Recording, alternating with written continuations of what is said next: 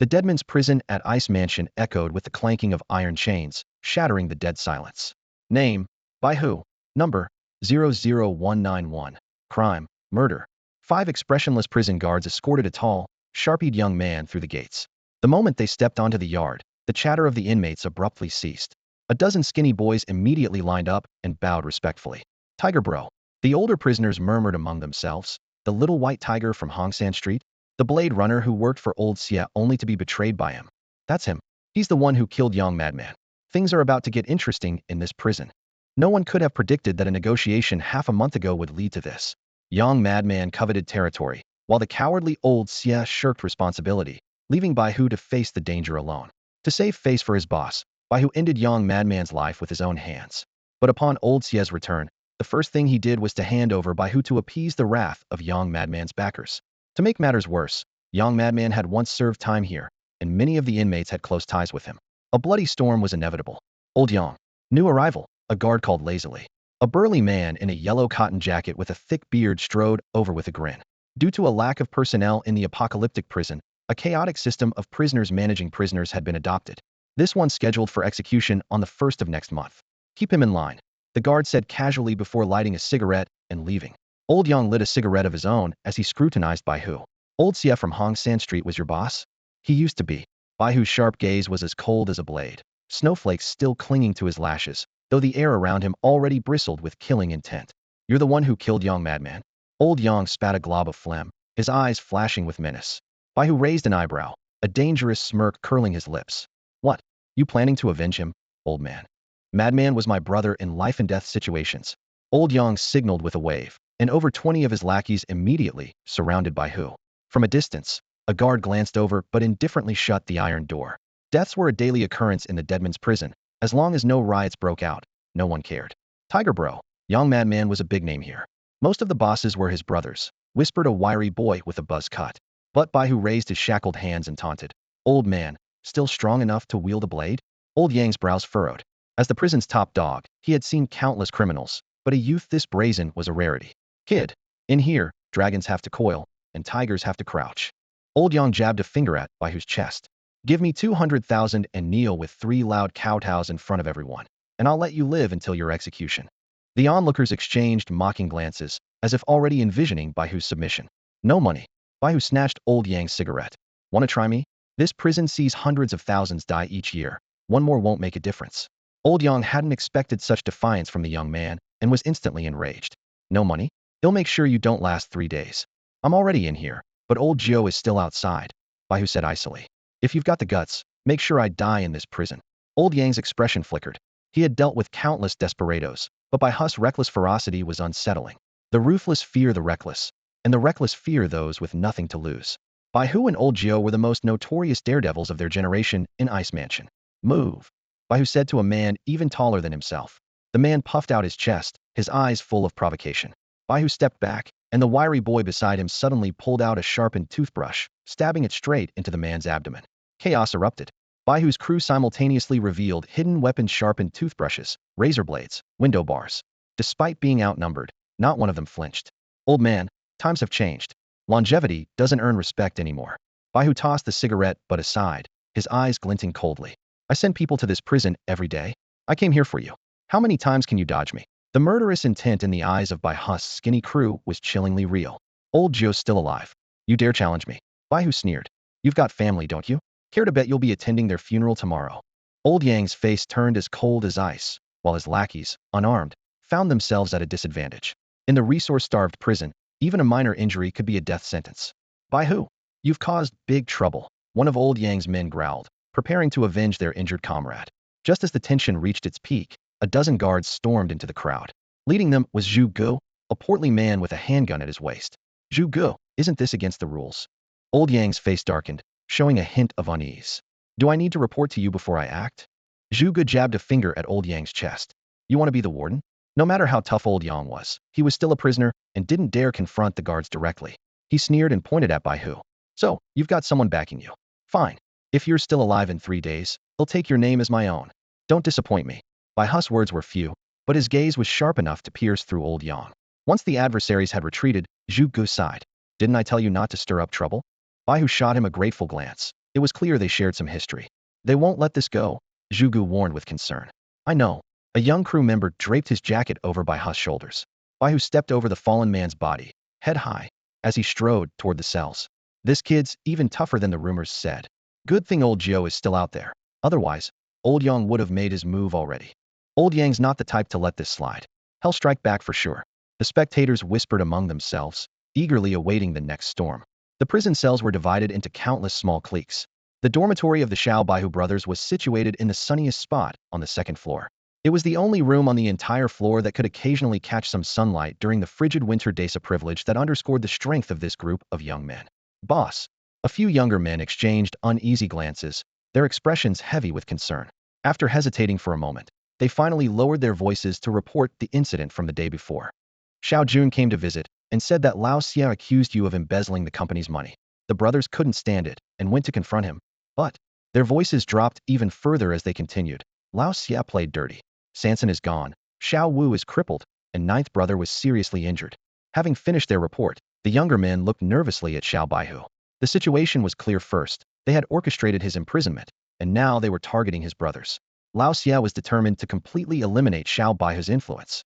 What about Lao Yang? Xiao Baihu straightened his back, his gaze sharp. If he wanted to take revenge, the first step was ensuring his survival in prison. Lao Xia had sent him to this death trap with the intent of letting someone else do the dirty work. Before you came in, they already put the word out that you wouldn't make it past 3 days, the younger man said anxiously. Lao Yang is the boss of the 5th floor. He's got over 40 men under him.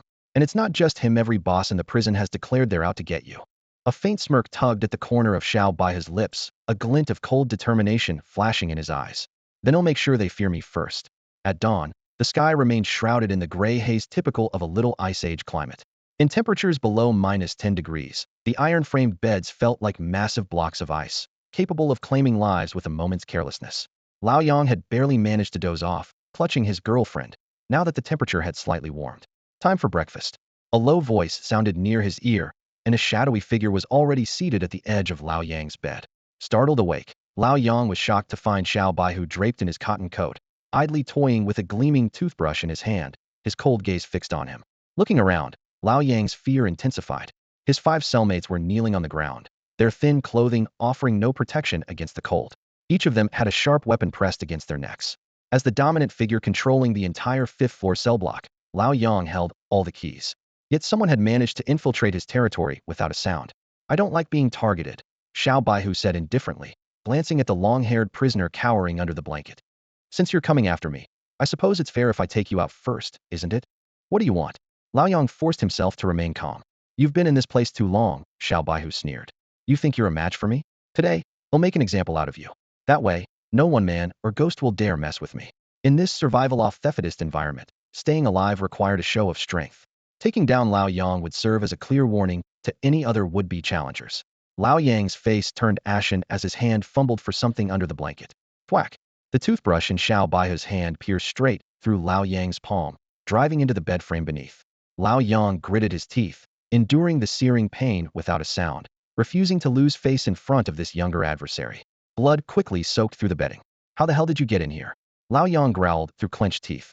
Xiao Baihu chuckled dismissively. Forgot what we used to do? Picking a lock, how hard could it be? Beneath the iron-barred window of the 5th floor of the prison, old Yang's tone softened slightly. He looked at the young man in front of him, a hint of hesitation creeping into his mind. Brother, we've only come to know each other through conflict. That bonus your boss put on the table? I wasn't the only one who took it. Every big shot in this prison wants your life in exchange for that money.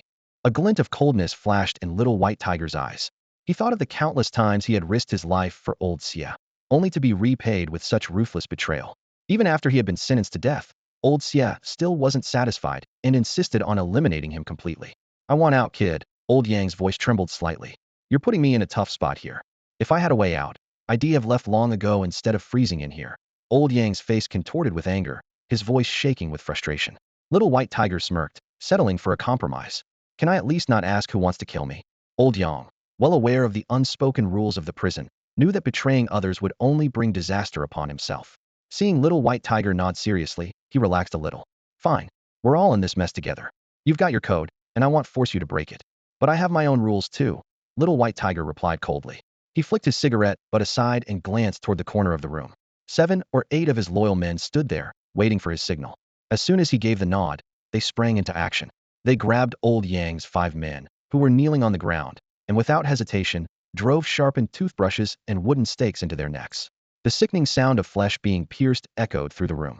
Within seconds, 5 lifeless bodies collapsed to the floor, their blood staining the entire space. These 5 were Old Yang's trusted core subordinates. Little White Tiger's ruthless move was a show of dominance, meant to send a chilling message to all the inmates on the 5th floor. "Old man, do you submit?" Little White Tiger asked coldly. Old Yang's eyes widened in fury. A bald-headed subordinate immediately stepped forward, driving a hollowed, sharpened bamboo tube viciously into Old Yang's thigh. "My boss is talking to you. Cat out your tongue." "I submit. Damn it, I submit." Old Yang finally broke. Little White Tiger's brutality had caught him completely off guard. Who would have thought that, surrounded by enemies, this kid would still dare to strike first? "Brother, I won't interfere with your business with Yang Mad Dog, all right?" Old Yang clutched his wound, groaning in pain. Little White Tiger rose slowly, his eyes glinting with mockery. Seeing the murderous intent in his gaze, Old Yang panicked and blurted out, "If you kill me, the other bosses in this prison won't let you off." "Old man, I grew up in the scrapyard. Since I was a kid, I learned that if you don't want to be bullied, you have to make people fear you." Little White Tiger stepped aside, his voice calm. "Rest in peace." The bald-headed subordinate yanked the thin blanket off the bed and threw it over Old Yang's head. 7 or 8 men surrounded him instantly, their makeshift weapons stabbing relentlessly into his body. "You can't kill me. I belong to Mr. Li." Old Yang screamed, his voice hoarse with desperation. "I don't care whose man you are. Today, I need your head to make a statement." Little White Tiger lit 3 cigarettes, placing them on the edge of Old Yang's bed. "I have to set an example, and you just happen to be in the way. Safe travels, old man." Old Yang's eyes widened in disbelief as the blanket over him turned crimson with blood. Even in his final moments, he couldn't believe that Little White Tiger would truly go through with it. "You Mr. Li will avenge me. The whole prison is his. You're as good as dead." "Brother Tiger, just got word old Xia has raised the bounty on Hua Hong to 300,000. A lackey burst through the iron door, panting as he delivered the news in the dimly lit cell. In this post-apocalyptic world, 3,000 was enough to buy a wife, and the average person's monthly salary was only a few hundred. 300,000 could completely change a family's fate. For the desperate outlaws in this prison, that kind of money meant a lifetime of luxury. Old Xia clearly couldn't wait to see Little White Tiger executed. He wanted him dead immediately. "Brother Tiger, bad news." Another lackey with a shaved head rushed in, his voice trembling. "Mr. Li has ordered you to be killed today. All the big bosses in the prison are bringing their men to surround us. Mr. Li is like a god in this prison, he even has the warden under his thumb," another lackey added. Before he could finish, the sound of heavy footsteps echoed from downstairs. Little White Tiger leaned out to look. The prison yard was swarming with a mass of people, all armed with makeshift weapons. There had to be at least a few hundred of them. The guards who usually patrolled the area were nowhere to be seen. "What the hell? You want to start a war?" Angry shouts erupted from Little White Tiger's brothers outside the door, but the corridor was already packed tight. They had no choice but to retreat into the room. Leaders from every level of the prison had surrounded them with their men. A man stood at the front of the mob, dressed in a clean, thick cotton coat, his hands tucked into his sleeves. He stared at Little White Tiger through the iron bars. "Brother, you've stirred up a hornet's nest. You just got here, and you already went after Old Yang. That's breaking the rules." "So what?" Little White Tiger wiped his nose, his expression cold and fierce. "If I didn't go after Old Yang, would you all let me off the hook? Dead is dead either way. I might as well kill my way through and gamble on a slim chance of survival." He knew full well that showing weakness would only lead to Old Yang squeezing every ounce of value out of him before killing him anyway. In this world, cowardice meant dying even faster. "Before you made a move on Old Yang, did you bother to find out who he was?" "We're all Mr. Li's men," the leader said, his eyes narrowing. Little White Tiger snatched the cigarette from the man's mouth and took a long drag. "I don't give a damn about your Mr. Li or anyone else. You want to come for me? You better think about whether you can handle my revenge. I'm getting executed in a month. Think I'm scared of you." He turned and took a rusty, sharpened piece of metal from one of his lackeys. Though outnumbered, the narrow doorway meant only one person could enter at a time. Anyone trying to force their way in would pay in blood. The standoff dragged on until a cough echoed from the end of the corridor. The leader hesitated, then stepped back into the crowd. "If we don't kill you today, we'll lose all respect from our brothers." "Cut him down," someone shouted. The prisoners outside the door tightened their grips on their weapons and surged forward in a frenzy. Little White Tiger's expression didn't change. He gripped the makeshift knife in reverse and stood firm at the doorway. Years of street fights had taught him how to inflict maximum damage with minimal effort. With a swift, precise slash, he cut a man's throat, then used the body as a shield. Each move of his blade claimed another life. "Push through. Stop crowding the damn doorway," the leader barked, kicking the corpse Little White Tiger held. The mob finally broke through his defense, forcing their way into the room. The little white tiger brothers in the room didn't waste a second. Grabbing the nearest weapons, they charged forward, trying to drive the intruders out. Unfortunately, the other side had the advantage in numbers. Soon, the entire block of prisoners surged into the fray. At first, thanks to their fearless resolve, the little white tigers group managed to hold their ground. But as time wore on, their disadvantage became evident. In just over 10 minutes, only the little white tiger was left standing, barely holding on, while his brothers lay in pools of blood. The leader of the attackers, seeing the bloodied but unyielding little white tiger, finally mustered the courage to step into the room. Damn it, taking on this job from old Sia was a huge loss. We lost so many men for just 300,000. What a joke, he spat on the ground, a flicker of unease in his eyes. No wonder your boss wants to get rid of you. You're too dangerous. If it were me, I wouldn't want to keep you around either. Got the guts to leave a name. Blood streaming down his body, little white tiger leaned against the metal bunk bed for support, panting heavily. Nyo-san, he said. I'm the boss of this floor, the leader grinned. I know your brother Lao Jio is outside, but I'm alone here in prison. If he dares to come in, he'll meet the same fate as you. He patted little white tiger on the shoulder, a hint of respect flickering in his eyes. Brother, rest in peace. Thanks for the 300,000. After Nyo-san turned and left, the dozen or so men under him surrounded little white tiger, but none dared to make a move. These hardened prisoners, accustomed to violence and bloodshed, found themselves hesitating. This kid was too ruthless. If he was going to die, he'd definitely take someone with him. Seeing through their hesitation, little white tiger managed a mocking smile. Dying at your hands would be too damn humiliating. Don't bother, I'll do it myself. With that, he raised his bent knife, ready to end it. Just then, a commotion erupted at the door. Mr. Lee, Nyo-san's arrogance vanished in an instant. He quickly took off his jacket and rushed forward to greet the newcomer. What brings you here, sir? The others in the room stepped aside to clear a path. Only then did little white tiger get a good look at the manum middle-aged gentleman in glasses and a sharp suit, looking completely out of place in this filthy prison. Judging by the deference everyone showed him, this man clearly held significant sway here. Little white tiger casually sat down next to one of the bodies, watching the man with interest. My name is Lee. Like you, I'm also a prisoner, Mr. Lee said, studying little white tiger in return. Seeing him covered in wounds yet still radiating defiance, Mr. Lee nodded approvingly. Do you know when a beast is at its most dangerous? He asked, turning to Nyo-san. Oh, when it's mating? Nyo-san scratched his head with an awkward laugh. Typical brute, Mr. Lee scoffed, his gaze never leaving little white tiger. A cornered beast is the fiercest just like him. Little white tiger remained silent, so Mr. Lee waved for everyone to leave. Once Nyo-san and the others reluctantly exited, Mr. Lee pulled out a box of imported cigarettes and offered one to little white tiger. The latter didn't hesitate, taking one and gesturing for a light. Mr. Lee paused for a moment before laughing. You're the first person in years who's dared to ask me to light their cigarette. Death is the great equalizer.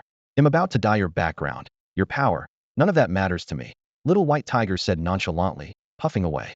By the time he finished the cigarette, Mr. Lee was certain this kid truly wasn't afraid of death.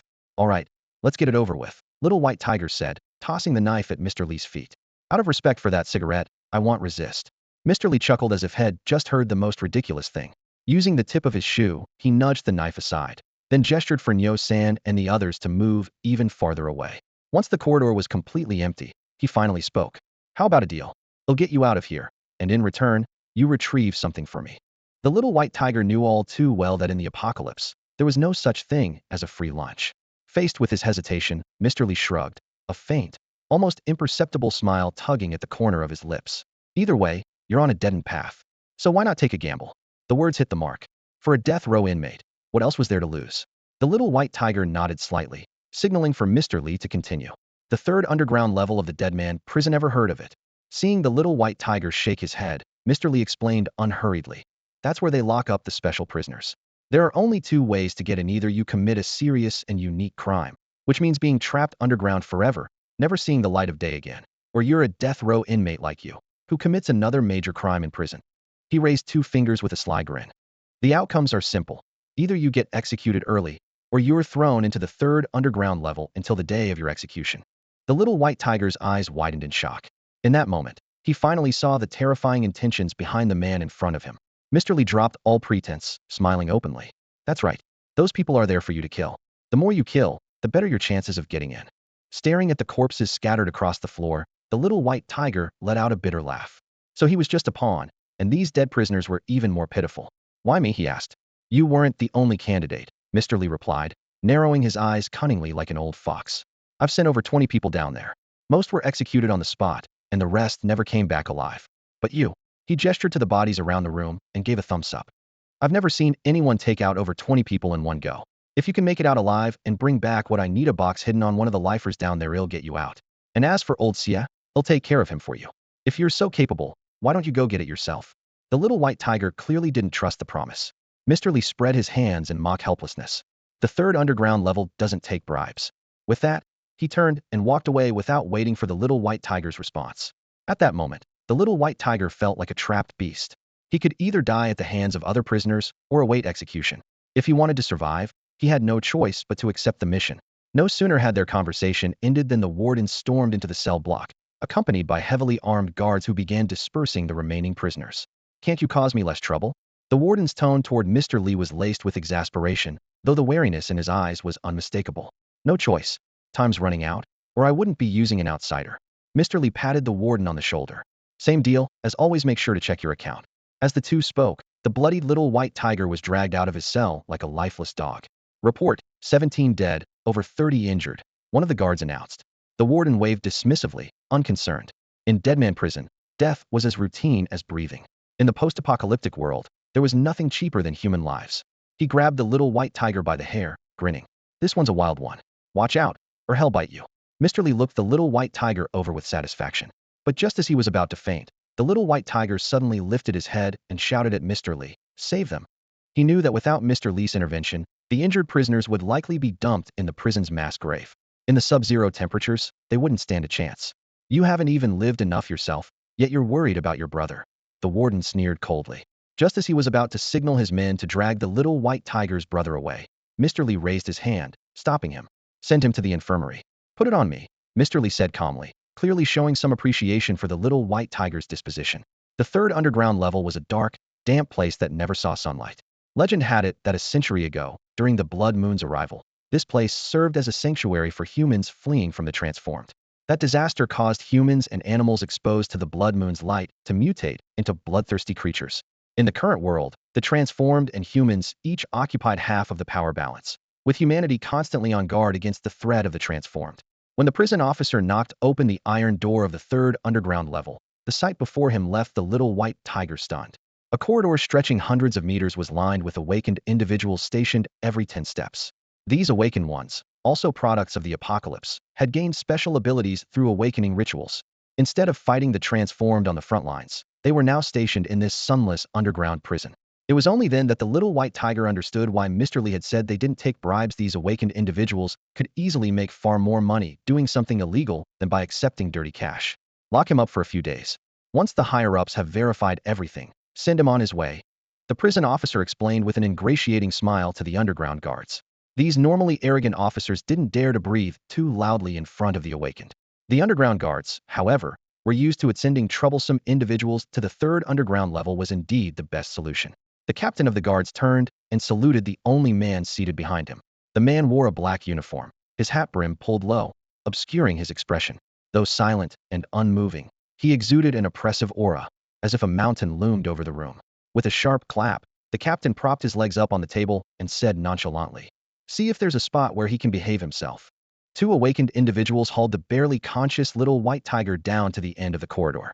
A young awakened man with burn scars on his face pointed to a room ahead and grinned. "Hey, kid, you're in luck. There's a single room available.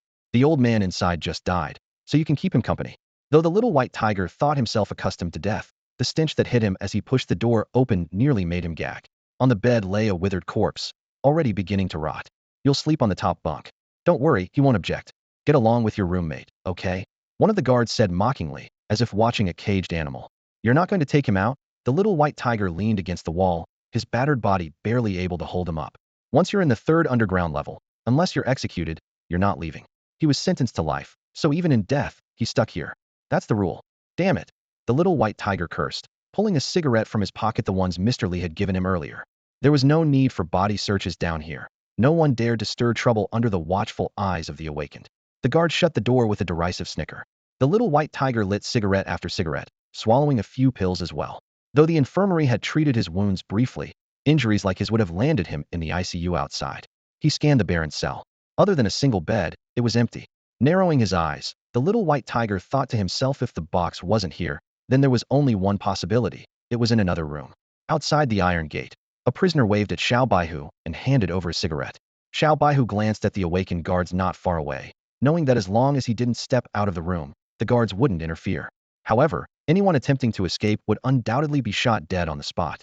The prisoner's cell was diagonally across from Xiao Baihu's, a lean young man. Through the dim corridor lighting, they could barely make out each other's features. Unlike the other prisoners, Xiao Baihu's cell was located at the end of the corridor, directly facing the captain's position. Hey, brother, are you here looking for something too? The lean young man fished out a string of roasted cockroaches from his cell and tossed it in front of Xiao Baihu through the iron bars. Trade it for a cigarette, even a butt will do.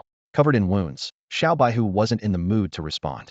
He casually threw the half-smoked cigarette to the man and then found a corner to lie down and rest. Brother, don't bother searching. The young man, seemingly starved for conversation, began talking incessantly. Half the people on the third underground floor are here looking for something. Every room's been searched countless times. Hey, don't fall asleep. Let's chat. Chat with your damn self. Xiao Baihu snapped impatiently. In this timeless third underground floor, the dim corridor light was their only companion. Xiao Baihu didn't know how long he had slept, but his unique physique began to work its magic. His extraordinary recovery ability, present since childhood, was helping his wounds heal noticeably. As long as he wasn't killed on the spot, he could always pull through.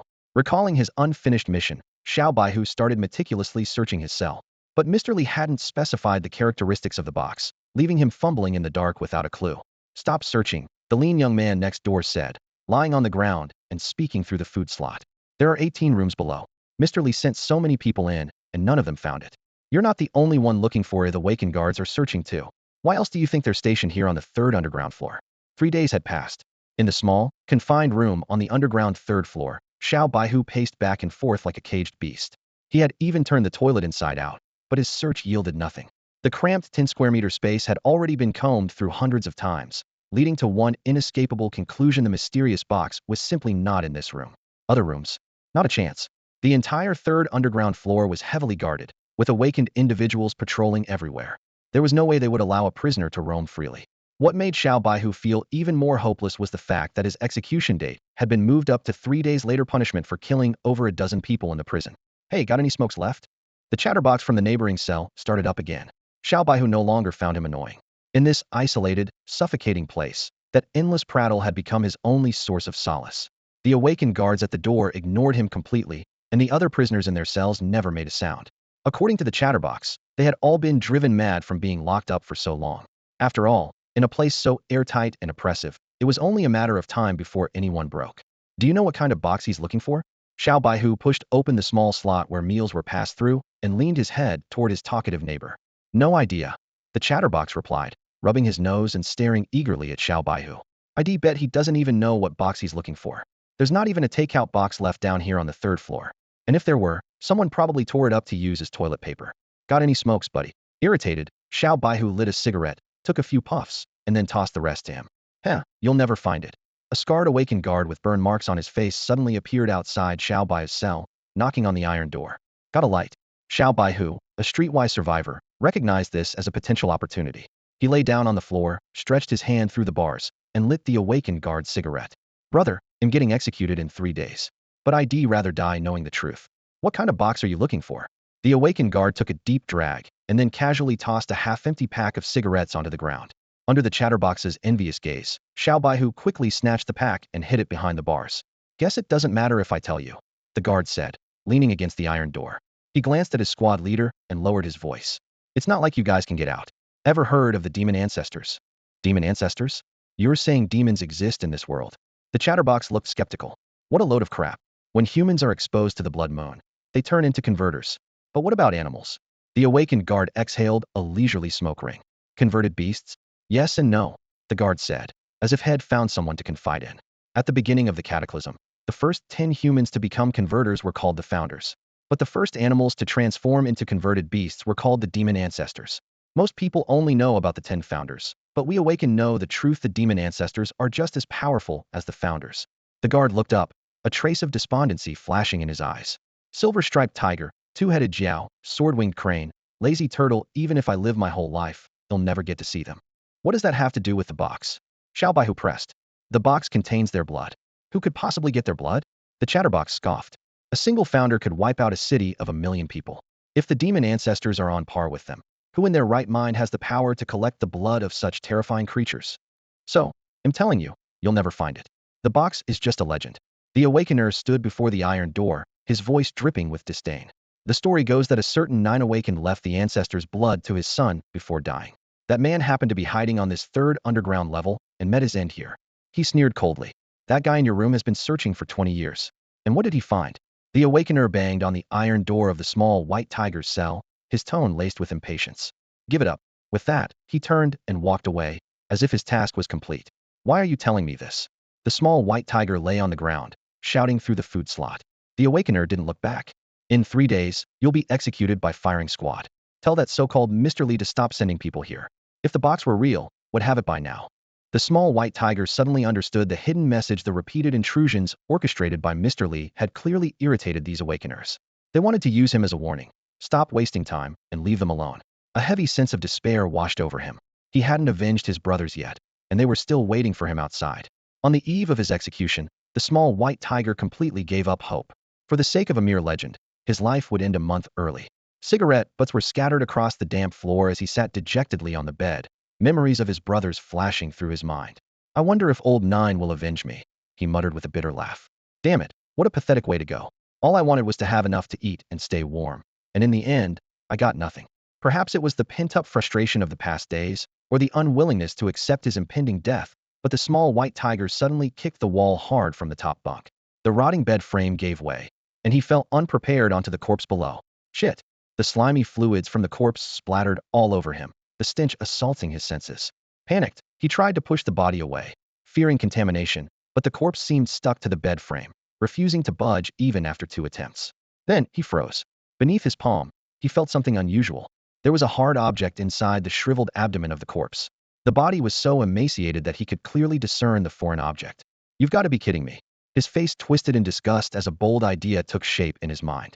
He reached out to close the corpse's lifeless eyes and whispered, Old man, don't tell me you swallowed the box. The slight bulge in the abdomen didn't look like ordinary food. While he couldn't be certain it was the box, the small white tiger, facing certain death, had no time to hesitate. He scanned the room and picked up a sharp fragment of broken bed frame from the floor. Sorry about this, old man, he muttered, lighting a cigarette and placing it in the corpse's mouth. Here, have a smoke and bear with it. If you feel wronged, come find me after I'm dead. I'll beat you up myself. With a squelching sound, he bit down on his cigarette and plunged the sharp fragment into the corpse's abdomen, enduring the stench as he reached inside to feel around. What the hell are you doing? The awakener outside, hearing the commotion, opened the food slot and shouted angrily. The small white tiger turned his head, his face smeared with blood and filth, and grinned. I'm hungry. Looking for something to eat. Want some? He held up a chunk of bloody flesh as he spoke. Ugh, what the hell is wrong with you, you freak? The awakener turned green, cursed loudly, and slammed the food slot shut. People often do outrageous things when facing death, but even so, the small white tiger's actions were beyond what the awakener could stomach. After confirming the awakened had left, little white tiger trembled as he reached into the corpse and pulled out 4 silver, tube-like objects, each as thick as a finger. The middle section of the tubes was made of transparent glass, and inside each was a drop of black blood swirling faintly. He clutched the cold tubes tightly, suppressing the surge of excitement in his heart. Though he hadn't found the legendary box, this was exactly what the awakened had mentioned: the blood of the demon ancestor, a black blood possessed only by converters. So, there was no box after all. This guy had swallowed the thing directly. Little white tiger studied the corpse carefully. Though the body had been dead for some time and was unrecognizable, he noticed an eerie circular symbol tattooed on its chest. Whoever managed to obtain the blood of the demon ancestor must have been someone of significant standing. Gently, he redressed the corpse and even removed his own clothing to cover it. At that moment, faint footsteps echoed from beyond the door. Little white tiger panicked, scanning the room, but there was nowhere to hide the tubes. Stuffing them back into the corpse was no option. He wouldn't have the chance to retrieve them later. As the iron door's lock clicked ominously, he gritted his teeth, hurriedly tore a thread from his clothing, and tied the tubes together.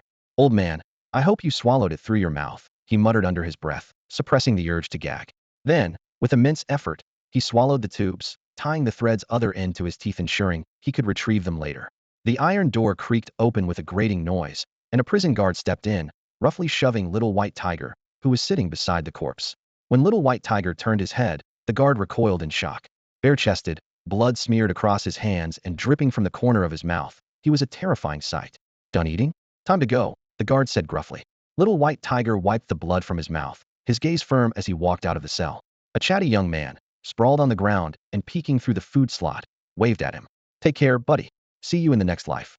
Little White Tiger, in high spirits, flipped him the middle finger. As he passed the awakened with the burned face, the man removed the cigarette from his mouth and shoved it into Little White Tiger's. Die well, he sneered. Thanks a lot. Little White Tiger replied sarcastically, striding confidently out of the third underground level. The biting cold wind hit him as he stepped outside. Taking a deep breath of fresh air, a triumphant smile spread across his face. The prison gate was crowded with inmates eager to watch the scene.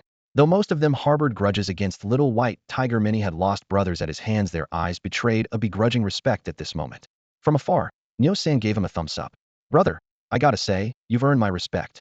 7 or 8 teenagers, their bodies wrapped in bandages, called out tearfully, Boss. Tiger bro. Though the guards kept them at bay, Little White Tiger smiled warmly at them. Scanning the crowd, his eyes landed on Mr. Lee and the warden, standing side by side in the distance. When they noticed he was shirtless and empty-handed, a flicker of disappointment crossed their faces. Seeing that Mr. Lee was about to leave, Little White Tiger suddenly let out an ear-splitting roar. Found it. Mr. Lee had been striding forward without a backward glance, but upon hearing those words, he stopped abruptly as if struck by lightning and spun around. His usually gentle eyes suddenly burned with the sharp intensity of a predator, locking onto Little White Tiger, who was being escorted to the execution ground by prison guards. As they brushed past each other in the corridor, Mr. Lee lowered his voice, each word cutting like a blade. Where is it?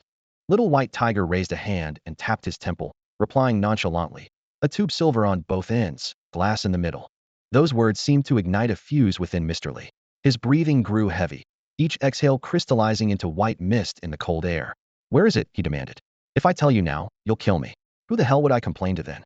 Little White Tiger shrugged, his tone resolute. I want out. Mr. Lee exchanged a glance with the prison warden, then began pacing anxiously. Without the warden's signal, the guards stood still, holding Little White Tiger in place. What if you're lying to me? Mr. Lee finally asked after a long pause. Little White Tiger casually asked for a cigarette and scoffed. To you, I'm nothing but a small fry. If I lie, you'll just kill me anyway. What's the difference, 1 bullet or 2? The polite and refined mask Mr. Lee usually wore shattered in that moment, replaced by a cold and menacing expression.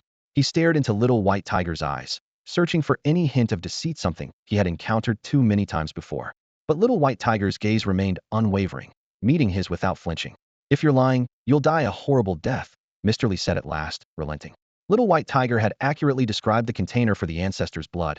A street punk like him couldn't have made that up. One more condition, Little White Tiger seized the opportunity. Get my brothers out too. It'll take time, Mr. Lee replied, not rejecting the demand. His belief that Little White Tiger held the truth only deepened. But I promise, no one will mess with them in the meantime. I need to make a call. Little White Tiger pushed further. Mr. Lee handed over his phone. In front of everyone, Little White Tiger skillfully dialed a number. On the other end, a low, youthful voice answered, Hello? Idiot bird. What the hell?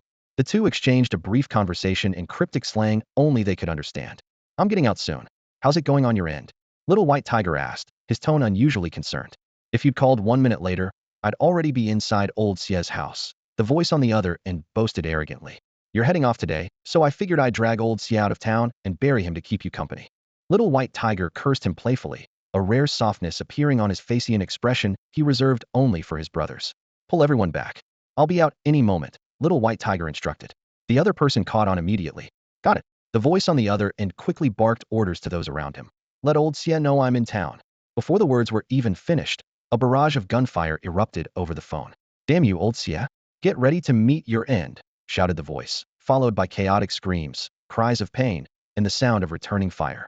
Fall back, the youth roared into the phone. If anyone dares to follow us, I swear I won't leave. Come at me if you want, but you'll all kneel and watch me walk away. The call ended abruptly. Mr. Lee reclaimed his phone, a glimmer of admiration flickering in his eyes. Old Nine's madness. Old Eight's recklessness, well-deserved reputations. The execution ground. The prison's makeshift execution site was nothing more than a barren plot of land, bordering a wild and overgrown graveyard. In this post-apocalyptic era, rules had long been simplified, and death sentences were often carried out directly within the prison. The executioner pulled a pill from his pocket and shoved it into Xiao Baihu's mouth. We still have to follow procedures, he said, patting Xiao Baihu on the shoulder. Brace yourself. It won't kill you. This shot will hit your abdomen, so don't move around. If it goes off target, it really could kill you. Xiao Baihu stood rigidly in place. The executioner, in a routine manner, announced, Prisoner Xiao Baihu, convicted of murder, will be executed by gunshot today. Identity confirmed. He raised the gun. Xiao Baihu tilted his head back to look at the sky, taking a deep breath. Bang! The bullet tore through his abdomen, and an overwhelming wave of pain surged through him. Xiao Baihu collapsed straight to the ground, blood gushing from the wound. From a distance, other prisoners watched intently. He clenched his teeth, suppressing the scream that almost escaped his lips, and shut his eyes tightly. Night fell. An old man responsible for collecting the dead rummaged through the pile of bodies and pulled out the unconscious Xiao Baihu, placing him onto a small cart. Outside the prison's back gate, a group of nervous men in black waited in a box van. As the hunched old man appeared, pushing the cart with the boy's corpse, they quickly opened the rear door. Inside the van, a black market doctor was already prepared. He efficiently hooked Xiao Baihu up to various instruments, but froze when he saw the data on the monitor. This isn't right. Are you sure he was shot? This kid's heartbeat is stronger than normal. Two of the men in black exchanged uneasy glances. Xiao Baihu's face was flushed, and despite the blood still seeping from his abdominal wound, he didn't look like someone who had just been shot. Take him back to the clinic. The boss is waiting, one of them said. They shared a quick nod and started the engine. The night in this post-apocalyptic world was bitterly cold, with temperatures falling below freezing, and the van's heater wouldn't last long. As the vehicle disappeared into the distance, no one noticed a vagrant huddled near a trash can, watching from the shadows. After the surgery, the exhausted black market doctor emerged from the bedroom, which had been converted into an operating room. In the living room, Mr. Lee was leisurely sipping tea and watching television. What took so long? One of the men in black asked impatiently. The doctor explained, the bullet was removed quickly, but this kid, he has 3 tubes in his abdomen. The bullet damaged one of them, and the fragments were embedded in his body. What? The refined Mr. Lee suddenly erupted in anger, grabbing the doctor by the collar with one hand. Say that again. He has 3 tubes in his abdomen, one of them was shattered, the doctor stammered, trembling. Mr. Lee's fury ignited like wildfire, silencing everyone in the clinic. Damn it, why didn't you say so earlier? One of those tubes could buy the lives of everyone in this city. His face turned ashen as he stormed into the operating room. Seeing the unconscious Xiao Baihu, he snatched up 2 of the intact tubes from the table and rushed out. Stay here and guard him. No one is to go near him. I'm going to report this to the big boss. Mr. Lee hurriedly rushed downstairs and got into a small sedan. After confirming that no one was around, he tremblingly took out an unregistered space card and dialed an unfamiliar number. Boss. Mr. Lee's voice was shaky and unsteady. As someone privy to the details, he deeply understood the significance of these few vials. Any damage or loss of even one could lead to countless consequences, even lives at stake. Calling this late, did you make progress? A deep, aged voice came from the other end of the line. Mr. Lee took a deep breath to steady himself. I've secured the demon ancestor's blood. Really? The old man's voice suddenly rose, filled with unmistakable excitement. But, Mr. Lee quickly added, that kid was too cunning. He swallowed the container into his body. Our men, unaware, shot and broke one of the containers, and another is currently unaccounted for. He now only has 3 left in his stomach. After finishing, he dared not even breathe too loud, sitting there like a prisoner awaiting judgment. On this freezing night, a thin layer of frost had already formed on the car door, yet Mr. Lee was drenched in sweat.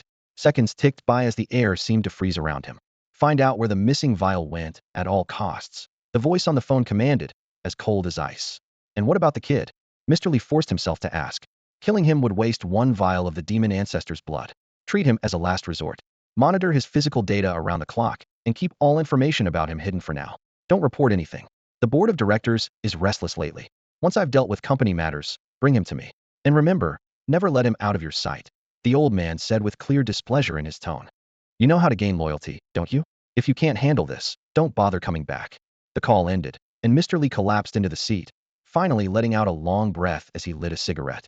In the faint glow of the lighter, he saw a group of teenagers with canvas backpacks walking past the car. The leader had a side-parted haircut with white-adied bangs and a cocky, defiant expression. Mr. Lee immediately noticed that all of them were armed, especially the leader, who brazenly carried a shotgun in one hand while holding a cigarette in the other. Suddenly, there was a frantic knocking at the clinic door. Who is it?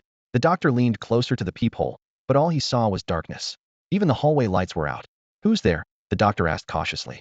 He knew all too well that most visitors to his clinic were fugitives from the surface, and he couldn't afford to be careless. Without warning, the peephole was pierced from the outside, and the black muzzle of a gun pressed directly against the doctor's eye. In the living room, 2 men in black immediately drew their guns and aimed at the door, only to see the kitchen door being kicked open as 7 or 8 young men stormed in, guns raised. Nobody move. Put your guns on the table, shouted a young man with yellow, curly hair as he jumped onto the coffee table, pointing his gun straight at the mouths of the men in black. Which gang are you from? The black market doctor asked, trying to suppress his fear. He knew these young punks were far more dangerous than seasoned gangsters. Gangsters had rules, but these reckless youths could kill on a whim.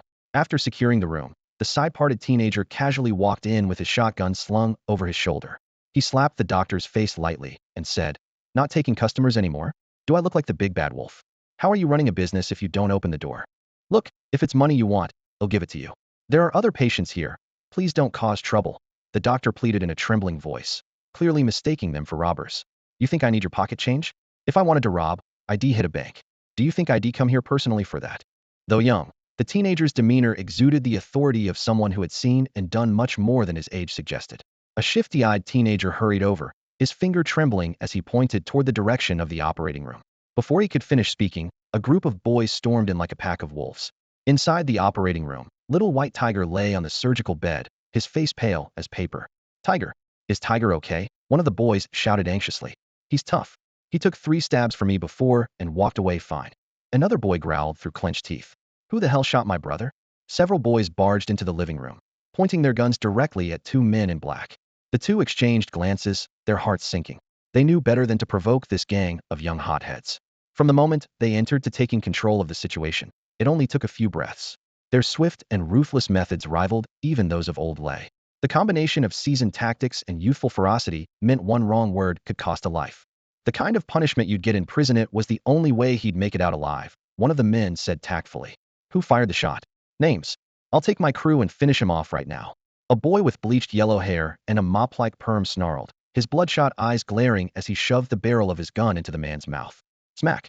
Old Joe kicked yellow hair aside, lit a cigarette, and calmly asked, "Which side are you with, brothers?" "Not your enemies, that's for sure," the 2 men replied, their necks stiff with defiance, bracing for the worst. Old Joe glanced at little white Tiger's treated wounds and guessed these men meant no harm. "All right, fair enough. Since you're not enemies, there's no need for bloodshed." He turned to the group. "No one leaves this room until my brother wakes up." "Doctor, when will my brother regain consciousness?" Old Joe asked. The black market doctor glanced nervously at the clock on the wall. "By tomorrow morning at the latest," he replied cautiously. Old Joe pulled out a wad of cash and tossed it onto the table. "Here's for the treatment and the stay. If it's not enough, point me in the right direction, and I'll go get more." "It's enough, it's enough." The doctor wiped the sweat from his brow, relieved the patient had survived. Otherwise, who knew what chaos this gang of brash youths might have unleashed? Suddenly, the sharp sound of a door opening pierced the room. A tall, lean figure appeared in the doorway, and the boys inside immediately aimed their guns at the newcomer. "Don't shoot," one of the men in black shouted urgently. The man who entered was none other than Mr. Lee. Old Jew looked him over with interest, a man who appeared refined, yet exuded an unmistakable air of danger. "You're the guy from the car outside?" Old Joe asked casually, though his gun never wavered from its aim at Mr. Lee. Mr. Lee was equally surprised. They had only brushed past each other for a fleeting moment in the glow of a lit cigarette, yet old Joe had remembered him. "This is Mr. Lee. He's the one who saved your brother," one of the men in black explained. Old Joe lowered his gun slightly and nodded in gratitude. "Thanks." Mr. Lee chuckled lightly. "Just a trade. He finds something I need, and I save his life." He stepped into the room, the light revealing the hallway behind him, where 4 or 5 boys lay sprawled out, unconscious. This encounter left both sides astonished. From the moment old Joe entered to when Mr. Lee opened the door, not a single sound had come from outside. This meant Mr. Lee had silently taken down 5 armed lookouts without alerting anyone. "Bring your brother inside. Don't let him catch a chill," Mr. Lee said casually as he seated himself on the sofa and lit a cigarette. "You're old Joe, right?" Smack. Old Joe picked up Mr. Lee's cigarette from the table, lit it, and said nothing. Mr. Lee's gaze carried a hint of approval as he quietly observed Lao Joe in front of him. "How old are you? What does age even matter? Am I your long-lost father or something?" Lao Joe curled his lips in disdain. "I know you're an awakened, but that's not the reason I won't mess with you. You saved my brother, and I owe you for that. From now on, if there's anything inconvenient for you to handle on the surface, I'll take care of it. I'll repay Tiger's debt of gratitude." Hearing those words come from Lao Joe's slightly youthful face, Mr. Lee couldn't help but chuckle. Though Lao Joe put on the airs of a seasoned veteran, at the end of the day, he was still just a kid. "Your brother won't wake up until tomorrow. Want to grab a late-night snack?" Mr. Lee pulled out a wad of cash from his pocket and handed it to one of Lao Joe's companions.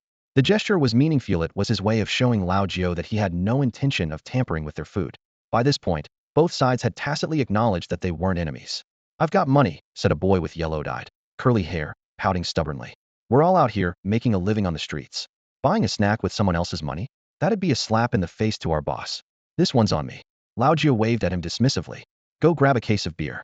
Yellow Hair and a few of his scantily dressed companions quickly left the room. Mr. Li, perceptive as ever, chose not to expose Lao Jio's attempts to maintain face. After all, a young man's pride is paramount. Before long, a commotion could be heard from downstairs, with Yellow Hair shouting angrily. If you're begging, at least give me something decent. Damn it, hand over the money. Mr. Li lowered his head, fiddling with his phone as if he hadn't heard a thing. The silence made the atmosphere a bit awkward. Mr. Li looked up and asked, "Are you all still following Lao Xie? Once our boss, always our boss. Why do you ask?" Lao Jio's response was clearly perfunctory. Mr. Li had already overheard Lao Jio firing shots at Lao Xie over the phone earlier. His current words were just a cautious front, given that he hadn't figured out Mr. Li's full intentions yet. Mr. Li found himself increasingly impressed by Lao Jio's wariness. On Hongsan Street, only Lao Jio and Little White Tiger had what it took to rise to the top, and it made sense. Little White Tiger was straightforward and ruthless, but Lao Jio was different.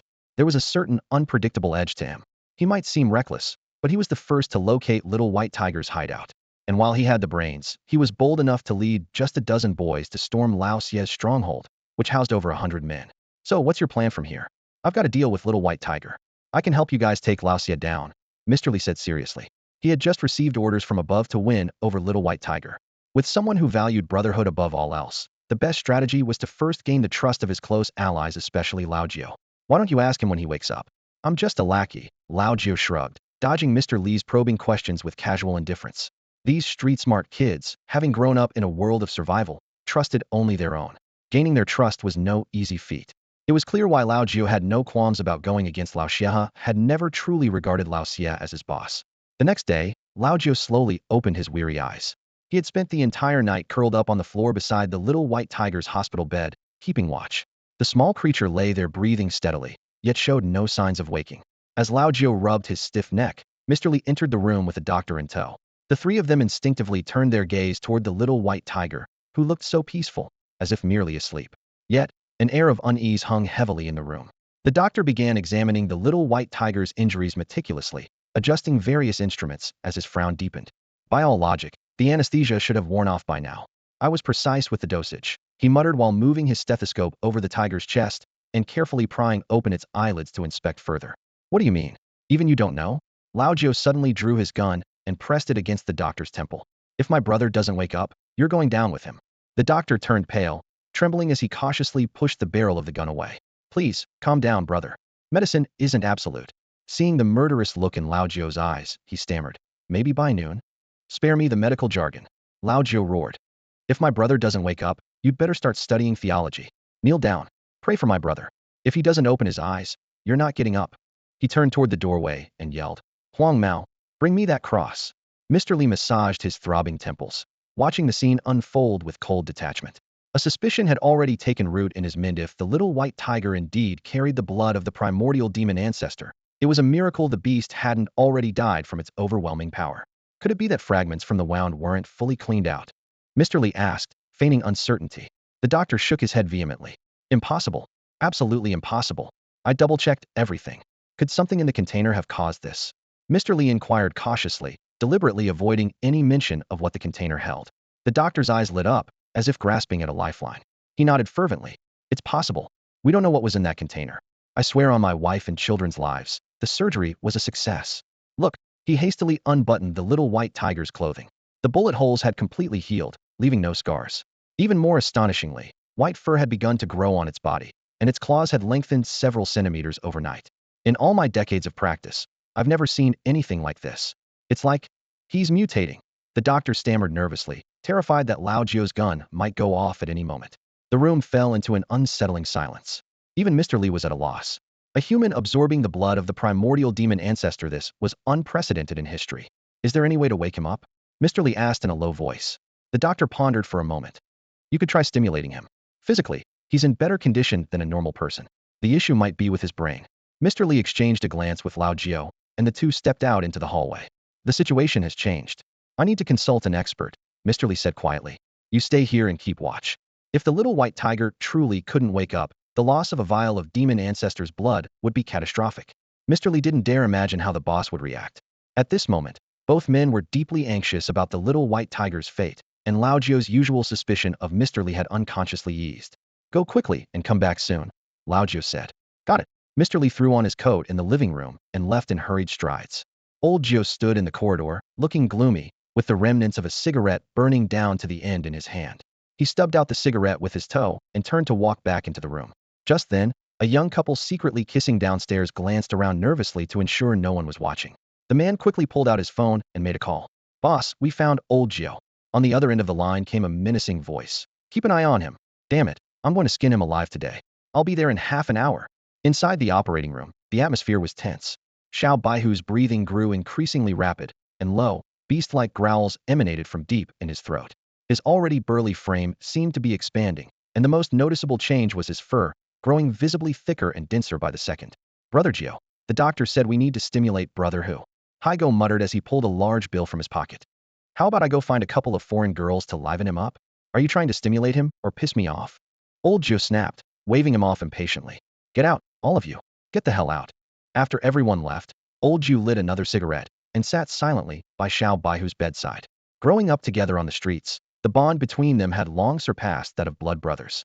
Everyone knew Old Gio was just as capable as Xiao Baihu, but he willingly played second fiddle to him. Their brotherhood was something everyone could see and respect. "TZ, you better hold on."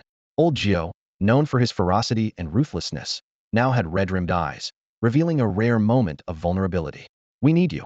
If you really leave us, I'll strap on some explosives and take Lao Xie down with me right now." He took a deep drag from his cigarette, his voice choking up. "We've clawed our way out of the garbage heaps, and now you want to give up? Xiao Xiao, Zhuang Zhuang, Lanrenthi were all killed. Are you not going to avenge them?" When the cigarette burned out, Old Gio exhaled heavily, rubbed his reddened eyes, and grabbed the shotgun on the table before heading out of the room. As the door clicked shut, two silent tears rolled down Xiao Baihu's unconscious face. He had heard every word Old Gio said, but he couldn't wake up because his soul had been drawn into a mysterious realm. It was a pitch-black cavern where not even a hand could be seen in front of one's face. The only sound was the faint drip of water hitting the ground.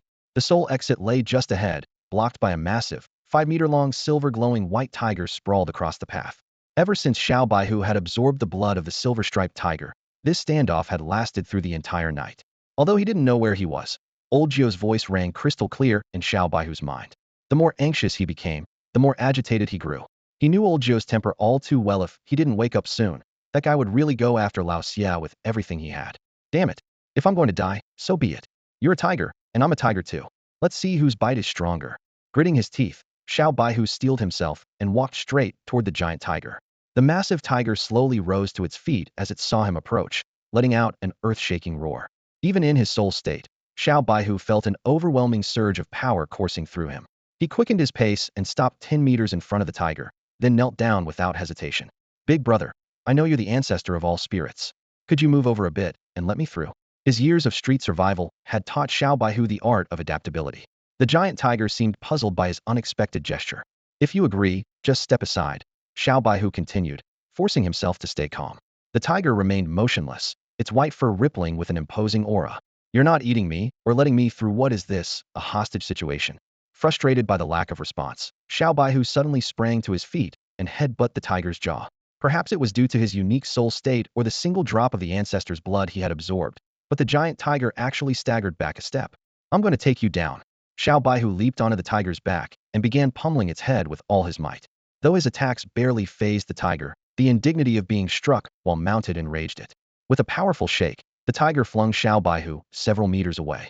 To his surprise, Xiao Baihu felt no pain as he got back up. Just as he was about to charge again, the tiger spoke. "I am Lianshan." The words froze Xiao Baihu in place. A tiger that could talk? Ancestor. Ancestor. Xiao Baihu instinctively assumed a defensive stance, cautiously retreating 2 steps. "Indeed, I am the ancestor of spirits. You may also call me the silver-striped tiger. You're the one who brought me to this lousy cave?"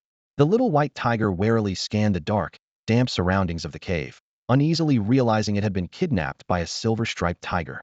"This is my sea of consciousness." The silver-striped tiger spoke slowly, a trace of sorrow flashing in its eyes. "My physical body has perished in battle. I can only connect with your mind by absorbing your blood." The little white tiger instinctively took a step back. Although the ancient beast was on par with the primordial ancestors and the strongest 9-sense awakeners of the human race, it was still a transformed beast. If it decided to devour him, things could get very troublesome. "Why are you looking for me?" he asked cautiously. "I need your body." The silver-striped tiger's voice was low and commanding, leaving no room for negotiation. "Stop right there." The little white tiger stiffened its neck, suppressing the fear rising in its chest. You could ask me to fight alongside you, and I'd consider it, but taking over my body? I'd rather die. The silver-striped tiger cast him a disdainful glance. If not for needing his help, that remark alone would have warranted the little tiger's death 100 times over. Young one, I suggest you mind your words. Before the words fully left its mouth, the ancient beast stomped its massive paw on the ground.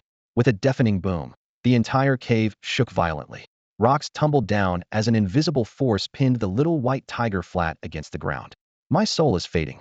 If I had any other choice, do you think I'd let such an opportunity fall to a mere mortal like you? The silver-striped tiger finally revealed the truth. If you agree to my terms, I'll help you become a human powerhouse, equal to the 9-sense awakeners. 9-sense awakener shamankin's strongest, beings nearly godlike. An awakener could go through 9 awakenings in their lifetime. The first awakening granted a unique ability, and each subsequent awakening enhanced that power. To achieve the first awakening, one only needed to participate in the annual awakening ceremony before adulthood, though the success rate was only about 1%. My lingering soul has been waiting for decades and is about to dissipate. The silver-striped tiger continued. But I cannot leave my daughter behind. Since you've already absorbed my blood, I need to use your body to nurture her. You want me to have a child? Just kill me already. Go ahead, I won't even fight back. The little white tiger bristled at the thought of nurturing the ancient beast's daughter. If his friend Lao Jiao ever found out he had a baby white tiger, he'd be the laughingstock for life. At that moment, the ancient beast opened its massive jaws, and a tiny kitten with dark eyes crawled out of its throat, curiously inspecting the little white tiger pinned to the ground. Go, child, the silver-striped tiger said wearily. The kitten reluctantly nuzzled its head against the ancient beast's paw before wobbling its chubby body over to the little white tiger. Young one, your friends are about to face danger, the ancient beast said, fixing its gaze on the immobile white tiger. If you want to leave, you must accept my daughter sharing your body. Once you reach the peak of 9 awakenings, she will use your strength to rebuild her physical form. The kitten leaned close to sniff the little white tiger's face, seemingly confirming that he was just an ordinary being. Then, with a look of disdain, it lifted a paw and unceremoniously urinated on his face. You just wait. When I get out of here, I'm making stew out of you. The little white tiger roared in fury. Before he could finish his rant, the kitten swatted him several meters away with a single paw. Before he could start cursing again, the kitten transformed into a beam of white light and dove into his body. Young one, take care of her, the silver-striped tiger said as its form began to fade. From now on, your lives are intertwined, your minds connected. If she dies, you die. With that, the ancient beast's figure dissolved into countless specks of starlight, vanishing into the air. After Sword Crane Demon Ancestor uttered his final words, a powerful suction force emanated from the cave entrance, forcefully pulling the little white tiger out of the demon ancestor's consciousness. Under the cover of night, a row of over a dozen vans silently parked in front of a black market clinic. Their doors opened, and men armed with knives and guns slipped out like ghosts, moving without a sound. A couple tasked with keeping watch hurried forward, bowing deeply to a man in one of the vehicles and reporting, "Boss, 5th floor. We don't know how many are inside, but Lao Jiao is definitely there." The man, with dark, weathered skin, looked far older than his 40-something years, appearing as if he were in his 60s. He glanced down at his bandaged left hand, a glint of malice flashing in his eyes. Damn it, those little wolves. I raised them, and they dared to shoot me. This was Lao Xia. Just yesterday, Lao Jiao had stormed into his home with his men, nearly killing him. And having Lao Jiao's attention was the last thing anyone wanted who knew if that lunatic would come back drunk and murderous. Run, take your men upstairs. Leave no one alive, Lao Xia ordered, his gaze fixed on the darkened apartment building, a hint of unease in his tone. Understood. Ren, the man addressed, pulled a knife from the car and armed himself with a gun in the other hand. After bowing respectfully to Lao Xia, he led dozens of men up the staircase with an intimidating air. These were Lao Xia's most loyal followers, raised by him since they were young to engage in petty theft and other shady dealings. Watching his men charge forward, Lao Xia confidently lit a cigarette. With their strength in numbers, they had no fear of Lao Jiao's dozen or so subordinates. Reaching the door of the clinic, Ren pushed through the crowd and kicked the door open. Lao Jiao, you son of a b, come out and face your death. Run, as Lao Xia's top enforcer, prided himself on being a match for Lao Jiao. Though he wasn't an awakened fighter, he had pushed the limits of an ordinary man. The group swarmed in, rampaging through the less than 100 square meter apartment. Run, there's no one here, his men shouted after a swift search of every room. Other than some bloodstains in the operating room, the place was empty. Escaped? What kind of surveillance were you running? Ren, furious, kicked over the coffee table in the living room. Search everywhere. They can't have gone far.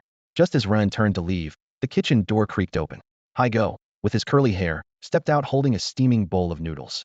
Ignoring the dozens of hostile gazes, he calmly set the coffee table upright and sat down on the sofa. Hey, Ren, have you eaten yet? Hygo asked, his tone mocking as he used his chopsticks to push away the gun barrel pressed against his forehead. Calling you Ren makes you think you're someone important, huh? Pointing a gun at me. Go ahead, pull the damn trigger. Before anyone could react, Hygo pulled out a remote control from behind the sofa and shouted, Everyone, look up. Instinctively, the group glanced at the ceiling. Taped to it were several square objects, 5 kilograms of explosives in total, all wired to the remote in Hygo's hand. His thumb rested lightly on the button. Lives a gamble, some win, some lose. Out here, we've all already bet our lives, haven't we, Rin? Hygo said, holding the remote in one hand while continuing to eat his noodles with the other. Lao Jiu said, anyone who walks out that door tonight will make me press this button. Though spoken softly, his words sent chills down everyone's spine. Those still outside the door scrambled to flee downstairs. Lao Jiu was notorious for his madness, and his men were cut from the same cloth. Hygo, also nicknamed Mad Dog, was infamous for his willingness to die just to take others down with him. Where's Lao Jiu? Ren's face was ashen, his palms clammy with sweat. In that moment, he truly understood the old saying, the reckless fear the ruthless, and the ruthless fear those who have nothing to lose. And Lao Jiu's crew? They were exactly the kind of maniacs who had nothing to lose. In the biting cold of the deep night, Jioga stood by the window and immediately recognized the couple downstairs who were tailing them. Hygo smirked mischievously, pointing out the window. -10 degrees out there, and they're making out in the open. What? Are they hoping their tongues freeze together? Who in their right mind stands in the freezing wind to kiss? Ringu cursed under his breath. For Jioga's crew, being tailed was routine. They could easily distinguish between real people and decoys with a single glance. Hygo turned towards the kitchen, his tone casual. There's still some noodles left. Want a bowl? At least let's fill our stomachs before we part ways. We've all worked under Lao Xie, after all. Ringu's gaze was locked on the remote in Hygo's hand. The button was already pressed. If he let go, the entire room would be obliterated. The thought of seizing the remote vanished, instantly taking so many lives down with him wasn't worth it. Hygo, noticing this, grew even more smug and continued to provoke him. Hugo said it long ago, your lot is only good for bullying merchants. Guns. You can't even hold them steady. He slammed the table suddenly and barked. Everyone stand at attention. The room was filled with tattooed tough guys, yet not a single one dared to talk back as the young man scolded them. Their shared history told them the difference between someone bluffing and someone like Hai Gaoho could take your life with just a glance. The only sound in the room was Hai Go slurping his noodles. You can dodge one bullet, but not the next, Ren Go muttered stubbornly, despite his apprehension towards Hai Go. Sure, we got played today, but Lao Xie could call up 100 or 2 men from Hong San Street with just a shout. In a heated fight, what are Jioga's dozen men? The more Ren Go thought about it, the angrier he got. He lit a cigarette and grumbled. If the people tailing them hadn't screwed up, we wouldn't be in this mess. So, what do you want to do about it? Hygo didn't even look up as he continued eating. Try again. You're not a video game character, there's no extra life. When Jioga came yesterday, who among you stopped him? Faced with the truth, Rengu had no response. He dragged a chair over, sat across from Hygo, and threatened. Lao Xie has hired an awaken this time. Let's see how long you all can keep acting tough. Just then, hurried footsteps sounded from downstairs. A subordinate who hadn't entered the room rushed up to Lao Xie. Boss, it's an ambush. Lao Xie's expression darkened. Rengu, bursting into the room without firing a shot, had already struck him as odd. He knew his own men too well. A sense of unease crept over him. Damn it, I should have listened to Ren and waited for the awakened to arrive before making a move. Lao Xie muttered as he scanned his surroundings warily, as if expecting Jioga to emerge from the shadows at any moment. Suddenly, faint footsteps echoed. Through the rearview mirror, Lao Xie caught sight of a man in a black raincoat approaching quickly. Shit, it's Jioga. Lao Xie's face twisted in alarm. His men immediately drew their guns and aimed at the figure. The raincoat's hood was pulled back, revealing the unmistakable side-parted hairstyle of a youth. Come out and take your bullet, Lao Xie. Jioga shouted. Without waiting for a response, he opened fire on the group of subordinates reporting downstairs. The rear windshield of Lao Xie's van shattered instantly, and his men scrambled to return fire. Gunshots shattered the silence of the street. Bang, bang, bang. Bullets rained down on Lao Jiu like a torrential storm, yet he remained unfazed, not even bothering to dodge. Instead, he ran straight into the hail of gunfire, alone, forcing the group of dozens on the other side to retreat step by step under his overwhelming presence. Damn it, Lao Xie, hiding behind cover, wiped the cold sweat from his forehead as he witnessed the scene. He knew better than anyone the extent of Lao Jiu's capabilities. Seeing his men paralyzed with fear, he hurriedly pulled out his phone and dialed a number while yelling at the driver. Hey, where the hell are you? What's the rush? I'll be at Bingfu tonight, came a deep, raspy voice from the other end of the line. Rush. Are you kidding me? I'm surrounded. Lao Xie's face darkened as he watched Lao Jiu single-handedly dismantle his group of dozens, regret flooding his mind. He should have waited for his awakened backup before making a move. The man on the other end of the line listened to the gunfire in the background, his tone calm and indifferent. If you die, the deposit's non-refundable. But hey, if you settle the remaining payment now, I'll make sure to take that guy down for you even if you're gone. You bastard. Lao Xia cursed and slammed the phone down in frustration. At that moment, Lao Jiu put 2 fingers in his mouth and let out a sharp whistle. Several doors on the first floor swung open simultaneously, and 7 or 8 of his little white tiger brothers rushed out, armed with guns. They took their positions on the steps and unleashed a coordinated volley at Lao Xia's side. In an instant, half of Lao Xia's men were down, and the rest scattered like frightened birds, abandoning him as they fled for their lives. In the nick of time, Lao Xia's van roared to life and sped off down the main road, plowing through the storm of bullets. Lao Jiu, flanked by his small group, chased after the van for hundreds of meters, riddling it with bullet holes before finally halting. Shit. Lao Jiu spat out his cigarette. If I knew how to drive, Lao Xia wouldn't have gotten away today. He pulled out his phone and dialed Lao Xia's number. What? Lao Xia, still seething after narrowly escaping, barked into the phone. Say that again, and I'll hail a cab and come finish you off. Believe me. Lao Jiu's voice carried a chilling certainty. You son of a. Lao Xia stopped mid-sentence. He wouldn't believe such a threat from anyone else, but coming from Lao Jiu, he knew better than to doubt it. Cover the cost of my bullets. Here's an account number 5 grand should do it, Lao Jiu said bluntly. He was genuinely broke. The cost of the weapons and ammunition had drained the little white tiger's savings over the years. After this fight, they didn't even have enough left for more bullets. You've got to be kidding me. You attack me, and then ask me to pay for it. Lao Xia couldn't believe his ears. I still have 2 or 3 dozen of your guys locked up in my place. If you don't pay up, I'll have Haegu take care of them all. Lao Jiu's shamelessness left Lao Xia speechless. Those men were his most loyal subordinates. If he didn't cough up the money, he'd have no one left to lead. Sitting in the van, Lao Xia's face twisted in anger. Fine. Just wait, he growled through clenched teeth. 10 minutes. Make it quick. Wu Ji's shop closes early tonight, Lao Ji reminded him. Wu Gu was a well-known arms dealer in the area. God damn it. Lao Xia finally lost it, smashing his phone in fury. But a moment later, he reluctantly picked up the pieces and used the driver's phone to arrange the transfer. He couldn't risk Lao Jiu making good on his threat to kill his men. This was still the city, post-apocalypse or not, and too many deaths would bring heat that even his connections couldn't handle. And so, the battle ended just 10 minutes later. Back at the makeshift clinic, Lao Jiu strode into the room, still reeking of gunpowder. The gangsters who had long haunted Red 3rd Street instinctively stepped back at the sight of him. Though young, Lao Jiu's reputation in Red 3rd Street was no joke. Ren Gu, seeing Lao Jiu return unscathed, immediately guessed that Lao Xia had suffered a humiliating defeat. Ren Gu, been a while, Lao Jiu said, a cigarette dangling from his lips as he collapsed arrogantly onto the couch. Pointing at the room full of gangsters, he sneered. We're all brothers here. Stop standing around, get on your knees to talk. 10 minutes later, Lao Xia transferred the money to Lao Jiu's account as promised. The tense atmosphere in the room immediately eased. Lao Jiu glanced around at the henchman, a meaningful smile playing at the corner of his lips. Lao Xia may not have been loyal to me and Little Tiger, but our bond still stands. Leave the guns behind, he said, then gave Haigo a subtle look. Take the brothers outside. The henchman, who had been on edge moments ago, sighed in relief and placed their weapons on the ground. Haigo, shedding his earlier arrogance, flashed a friendly smile as he approached the door. Brothers, my apologies. Let's grab a drink together another day. I'll see you out. Once everyone had left, the large room was left with only Ren Gu and Lao Jiu. As Lao Xia's second-in-command, Ren Gu understood the gravity of the situation better than anyone. The third-in-command, Little White Tiger, had already been ousted from the gang by Lao Xia, and now, Lao Jiu pulled a cigarette from his pack and offered it to Ren Gu, who declined. If you've got questions, just ask, Ren Gu said, knowing full well that Lao Jiu had kept him behind for a reason. Lao Jiu got straight to the point. Half of Hong San Street was carved out by me and Little Tiger.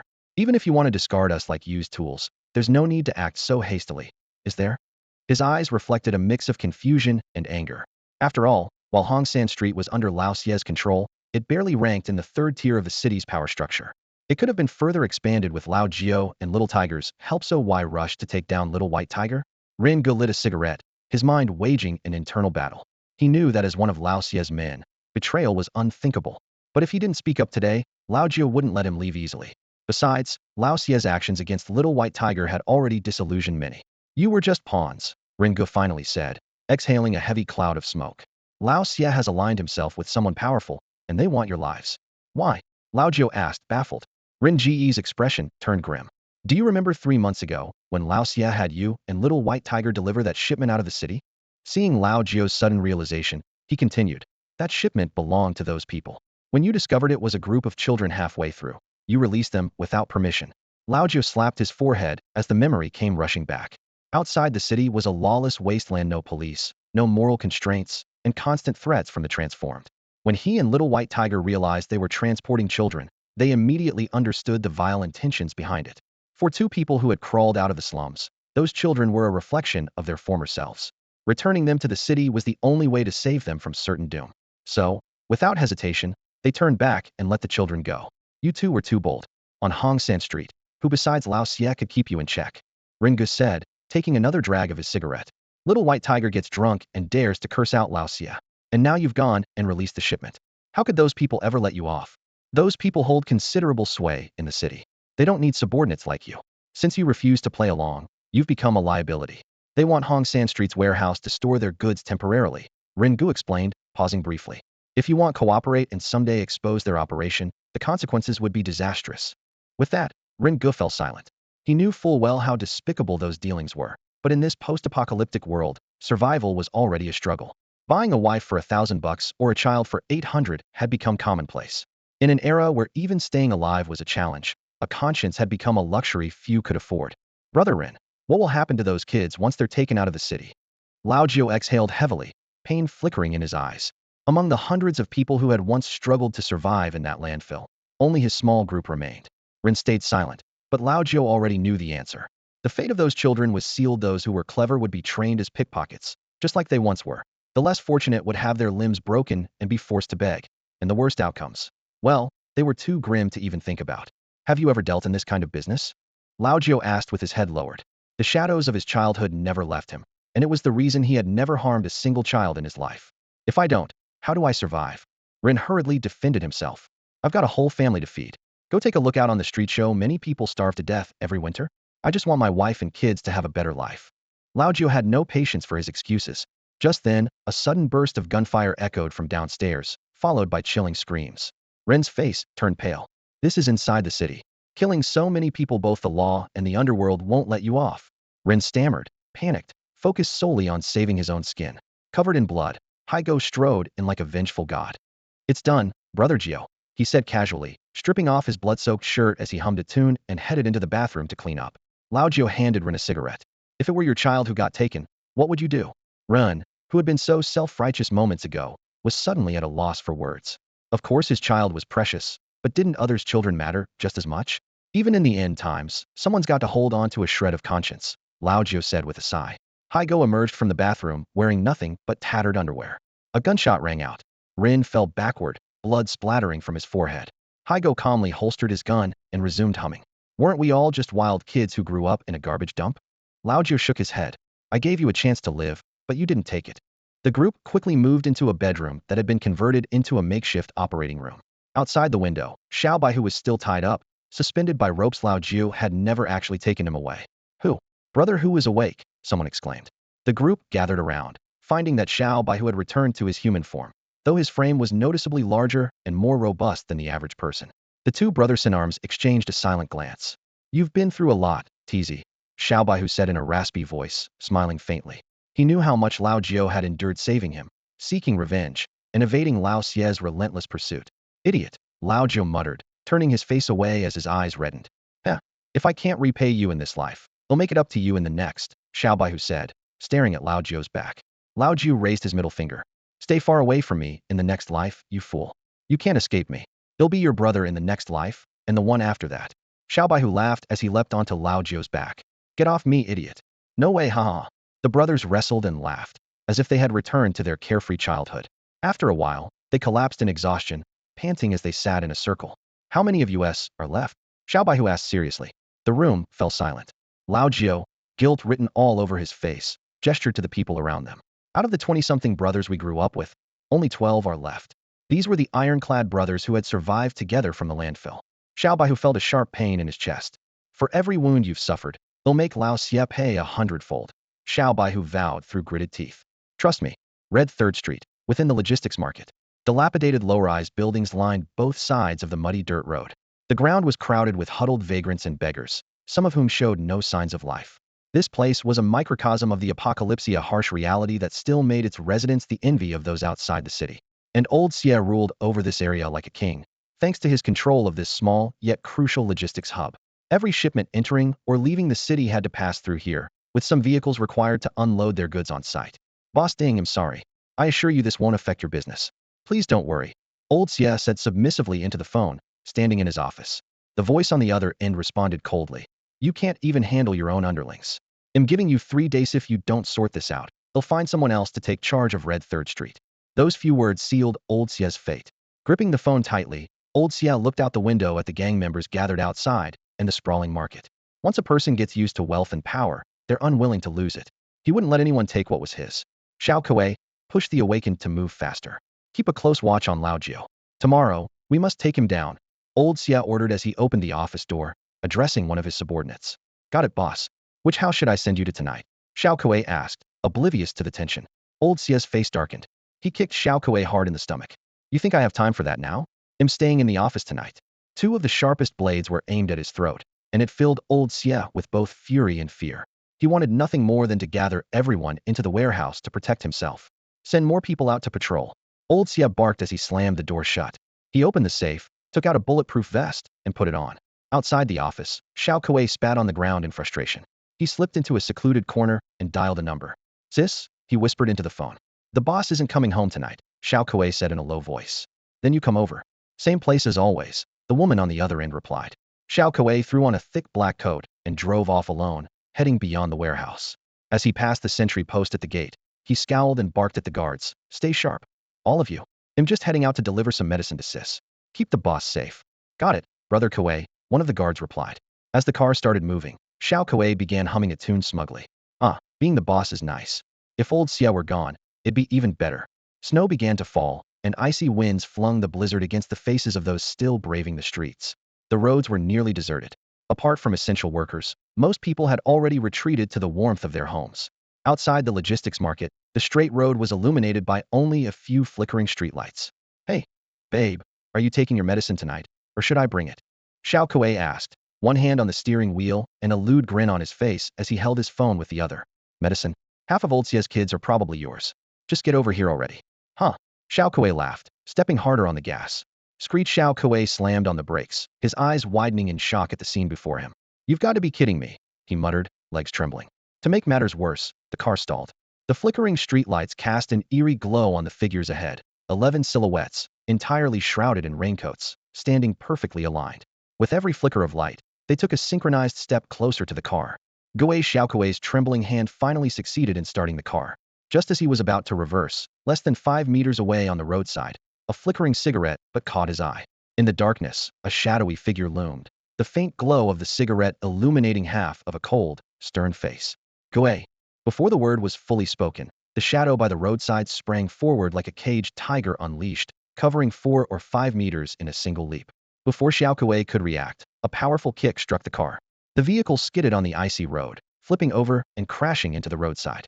Bang! A figure descended from above, landing heavily on the overturned car's roof.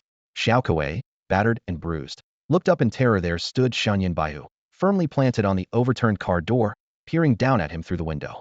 Who? Who? Who? The glass shattered under Baihu's forceful punch. In one hand, he held a blade. In the other, a wad of cash. The message was unmistakable. As one of Lao Xie's trusted men, Xiao Kuei immediately understood this life-or-death ultimatum and secretly breathed a sigh of relief. This killing machine had no intention of taking his life, for now. Brother Hu, you're alive. Xiao Kuei forced a cheerful tone. I heard you were executed. I was so upset. Before he could finish his flattery, a shotgun barrel suddenly thrust through the car window, cutting him off. Lao Jio's cold, menacing face appeared, silencing Xiao Kuei instantly. The streets had a saying, Lao Ba is wild, Lao Jio is mad. Better provoke Lao Ba than cross Lao Jio. With Lao Jio present, every word needed to be carefully measured. How upset. Lao Jio's face darkened as he pointed the gun at Xiao Kuei's crotch. Cry for me. Let's see it. Please, Brother Jio. If you don't cry, they'll pull the trigger. No, no, brother, big brother, I was wrong. Xiao Kuei wailed, tears streaming down his face. Only then did Lao Jiu lower the gun, satisfied. Baihu, standing outside the car, gestured for Xiao Kuei to come out. Not daring to make any sudden moves, Xiao Kuei obediently climbed out, knelt on the snow-covered ground, and clasped his hands over his head. Snowflakes fell thick and heavy, the dense curtain of white obscuring the outline of the distant logistics market. 13 youths in raincoats surrounded Xiao Kuei in a tight circle. There are over 100 people in the market. Xiao Kuei spilled before Baihu could even ask. 20 at the front gate, 30 at the back, and over 50 ambushed in the warehouse. Betraying Lao Xie came easily to him after all. If he wasn't afraid to seduce Lao Xie's wife, what else would he hesitate to do? I don't trust a word without some persuasion, Lao Jiu sneered, signaling his men to prepare to act. I have every reason to betray Lao Xie. Xiao Kuei raised 3 fingers in a vow. I slept with his wife. This declaration left Baihu and Lao Jiu staring at each other in stunned silence, their worldviews utterly shattered. Ha, you dog. One of the youths scratched his crotch and laughed. Damn, brother, we're just trying to take Lao Xie down, but you? You went for his wife. Enough. Baihu cut off the crude chatter, his voice sharp. Can you draw their people away? The guards at the front gate are all my guys. I can handle it, Xiao Kuei assured them. But you have to kill Lao Xie. If you don't, I'm as good as dead. Shit. Lao Jiu delivered a sharp kick to Xiao Kuei's face. You weren't scared when you were sneaking into his bed, huh? Lead the way. I was forced into it. Xiao Kuei cried, brushing his hair out of his face as he sobbed. By day, I was at Lao Xie's beck and call, and by night, I had to deal with his wife. Brothers, my life is pure misery. Xiao Kuei, where the hell are you? Snow was falling heavily, blanketing everything in white. The surveillance monitors displayed nothing but a blurry expanse of snow. Alone in his office, Lao Xie felt an ominous chill running down his spine, and cold sweat began to bead on his forehead. His voice, tinged with anxiety, called out urgently for his most trusted subordinate. There was a soft knock on the door, followed by a respectful response from one of the younger men outside. Boss, Brother Kuei went out to take care of something. What the hell? At a time like this, what could be more important than my life? Lao Xie barked, his eyes fixed on the snow-obscured surveillance footage, his brows furrowed. What about Sainer and his crew? Are they ready? Sainer and his team, much like Xiao Bai's group, were young men Lao Xie had mentored since they were kids. However, the two groups had always been at odds, constantly clashing. Back in the day, it was only thanks to Xiao Baihu and Lao Jiu's ruthless methods that Sainer's crew was kept in check. Now that Xiao Baihu was gone, Sainer had naturally risen to become Lao Xie's third-in-command.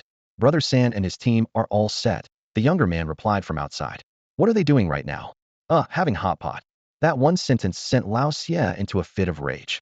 In a life-or-death situation, his trusted right-hand man was nowhere to be found, and his newly promoted third-in-command was leisurely eating hot pot. It was as if they didn't care whether they lived or died. In that moment, he couldn't help but reminisce about the days when Xiao Baihu was around.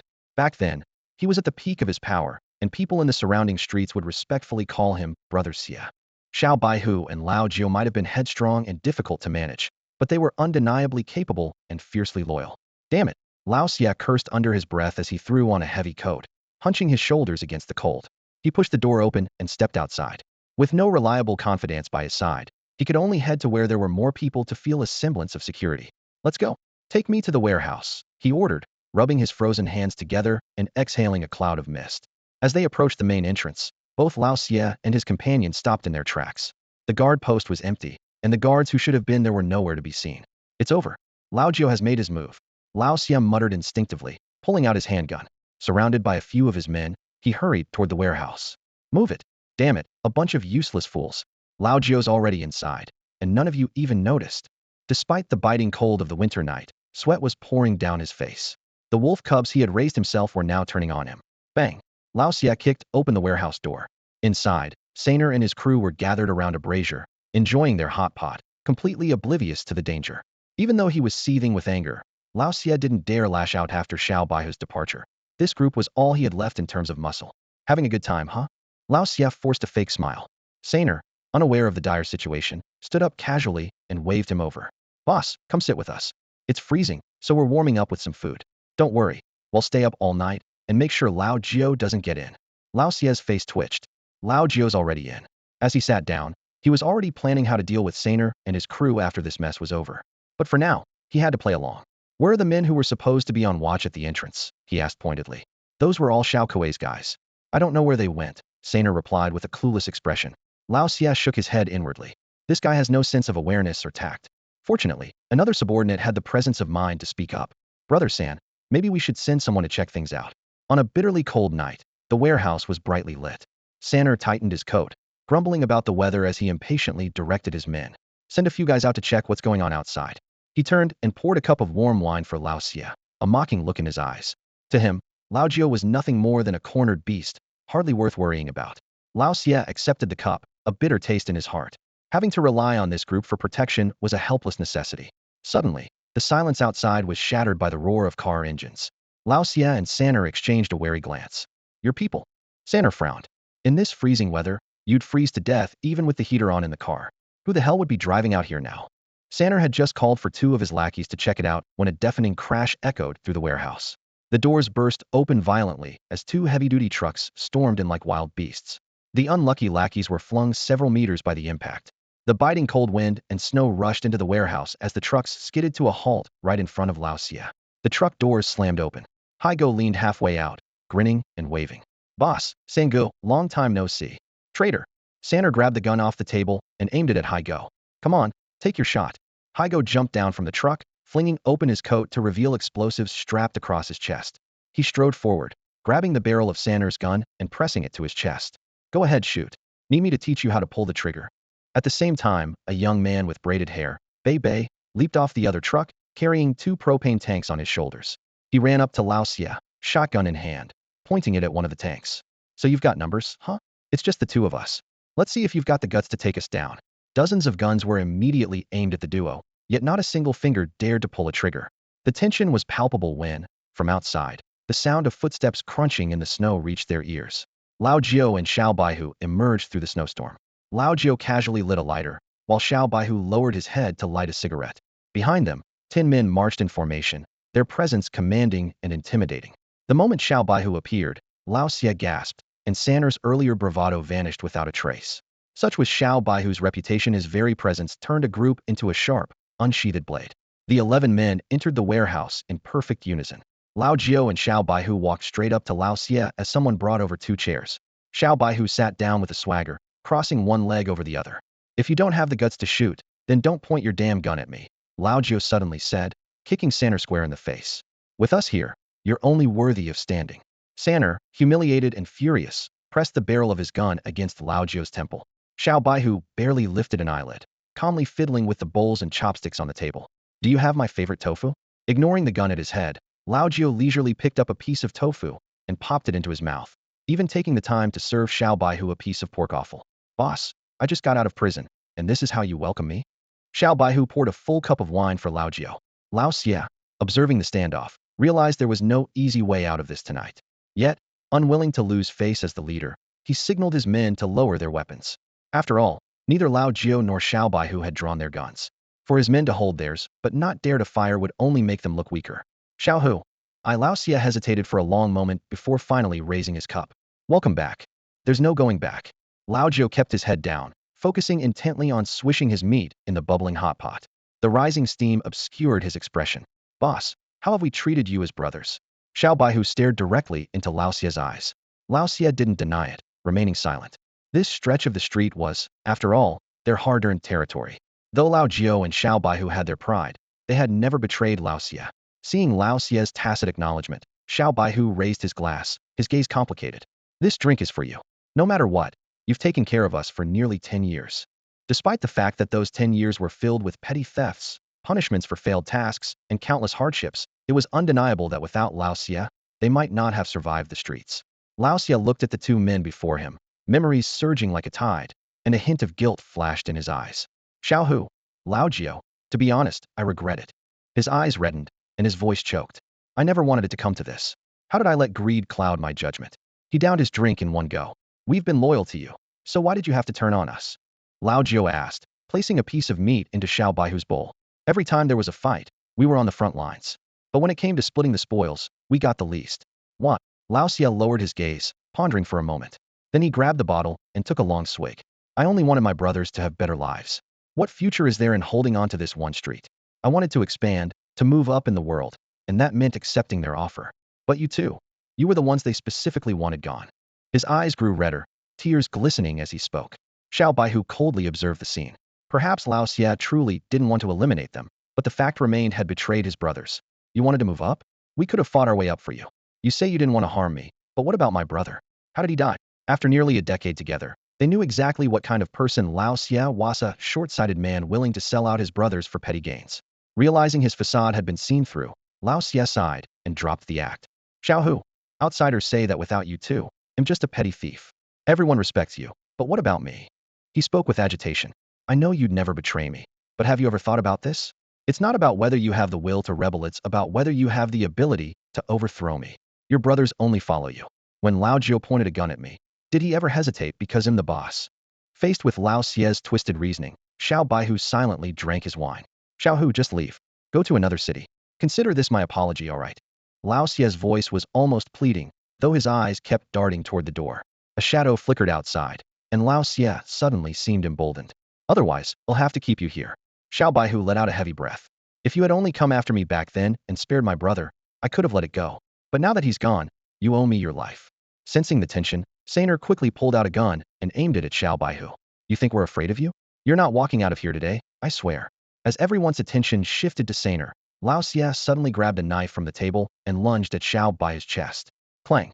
A sharp metallic sound rang out. The knife in Lao Xie's hand struck Xiao Baihu, but didn't penetrate an inch. The little white tiger's eyes gleamed as its pupils bizarrely split into two. This sudden mutation left Lao Xie momentarily stunned. How could the little white tiger, an ordinary person before being imprisoned, suddenly become an awakened one? Refusing to believe it, he slashed at it twice more, but the sharp blade only left faint white marks on the tiger's skin. Realizing the tiger had truly awakened, Lao Xie roared toward the door. What are you waiting for? Attack! Bang! Saner's gunshot tore through the air. The bullet hit the little white tiger square in the chest, but it only left a shallow blood mark before clattering to the ground. While firearms could harm awakened beings, they were far from lethal. Just as Saner prepared to fire again, Lao Jiu moved like lightning, grabbing a scalding hot pot and dumping its contents over Saner's head. Ah! Saner screamed in agony, clutching his face and rolling on the ground. Meanwhile, the little white tiger had already grabbed Lao Xie by the hair. You owe me for my brother's life, the little white tiger growled, slamming Lao Xie's head into the pile of burning coals without hesitation. The sickening scent of burning flesh filled the air as Lao Xie thrashed and screamed for help. Whoosh!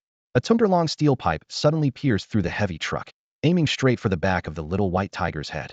In the nick of time, Lao Jiu shoved the tiger aside, taking the blow himself as the pipe impaled him. Someone's at the door. Lao Jiu bellowed. Chaos erupted instantly. Though Saner's gang outnumbered them at 50 men, the 12 on the little white tiger's side had the upper hand. Don't shoot the ones with bombs on them. Saner shouted from behind cover. If those blow, the whole warehouse goes up. High go, like a god descending from the heavens, leapt atop a wooden crate, single-handedly suppressing the enemy. Meanwhile, the little white tiger carried the severely injured Lao Jiu to the back of the truck before hoisting up Lao Xie. Lao Xie, we're even now. No, Xiaohu, I was wrong. Lao Xie begged in terror. Crack! With a knee strike and a brutal slam, the little white tiger snapped the spine of the infamous Red 3rd Street boss. Ironically, he died at the hands of the very wolf cub he had raised. Amid the chaos, blood gushed from the wound in Lao Jiu's chest. Leave me. There's someone outside. Lao Jiu muttered weakly before breaking free from the little white tiger's grip. He charged out of the truck, shotgun in hand. Bebe. Bebe instantly understood his intent, grabbing a propane tank and hurling it toward the enemy. Lao Jiu fired a shot, igniting the tank in a massive explosion that took out over a dozen enemies hiding behind cover. But the momentary victory was short-lived. Another steel pipe whistled through the air, piercing Bebe's chest. Jiu-gu, I'm so cold, Bebe whispered, curling up in Lao Jiu's arms. Her trembling fingers touched her wound. It's just like when I was 8, when you all took me in. Don't talk. You're not going to die. Lao Jiu held her tightly, tears streaming down his face. Jiu-gu, if I die, can I reincarnate and find you all again? Bebe's voice was faint, her eyes losing focus as blood gushed from her mouth. Damn it, don't die.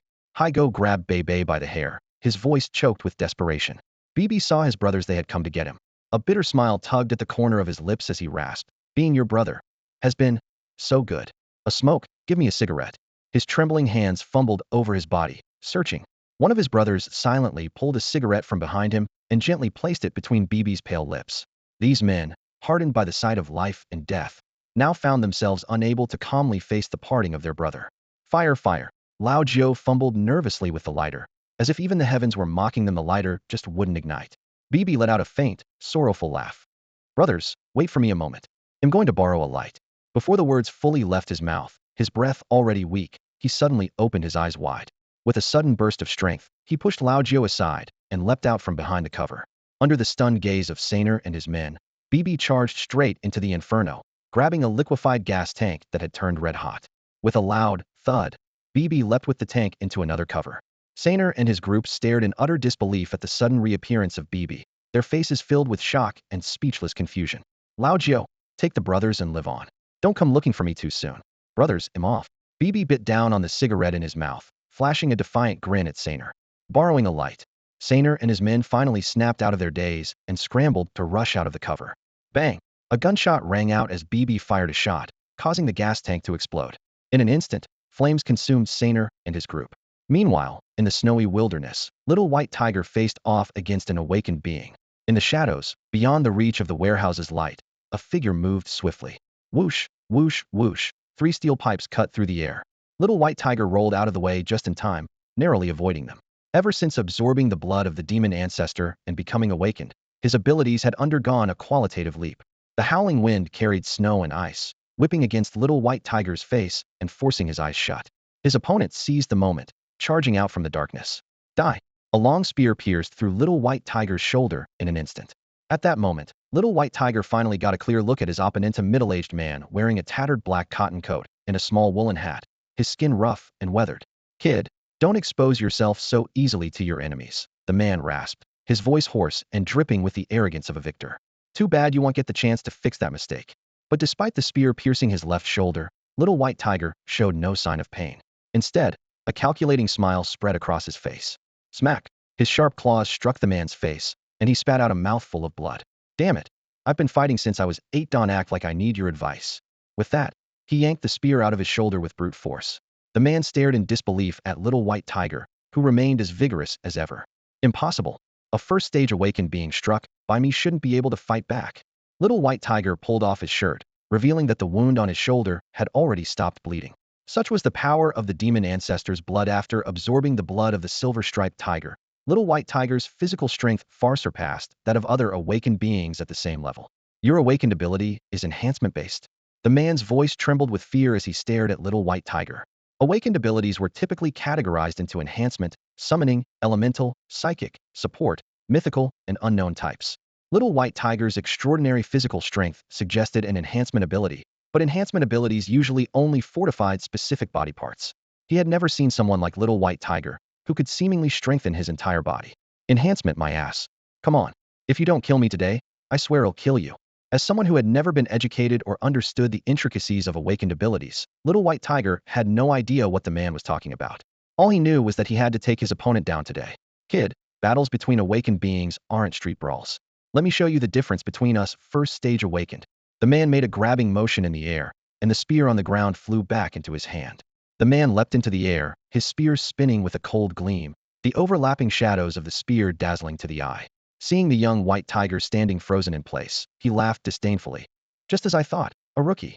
The spear shot forward like a venomous snake, piercing the young White Tiger's abdomen again. No way, you've reinforced your stomach too. The man sneered triumphantly, only to see a strange, sinister smile curl the young White Tiger's lips. I don't know how awakened ones fight, but I'm definitely tougher than you. Without waiting for the man to pull back his spear, the young White Tiger charged forward along the weapon's shaft. Despite his lack of combat experience compared to his opponent, he chose the simplest, most brutal strategy, trading injury for injury. The spear completely pierced through the young White Tiger's body, but he was already in front of the man, his iron-like arms locking tightly around him. You dare stab me? The young White Tiger roared. The man tried to retreat, but found himself unable to escape the incredible strength of his opponent. Let me show you how we fight on the ground. The young White Tiger's forehead slammed into the man's face like a battering ram, blow after blow, until half the man's face was a bloody mess. Though the man fought back with punches and kicks, he was horrified to find that hitting the young White Tiger felt like striking a steel wall.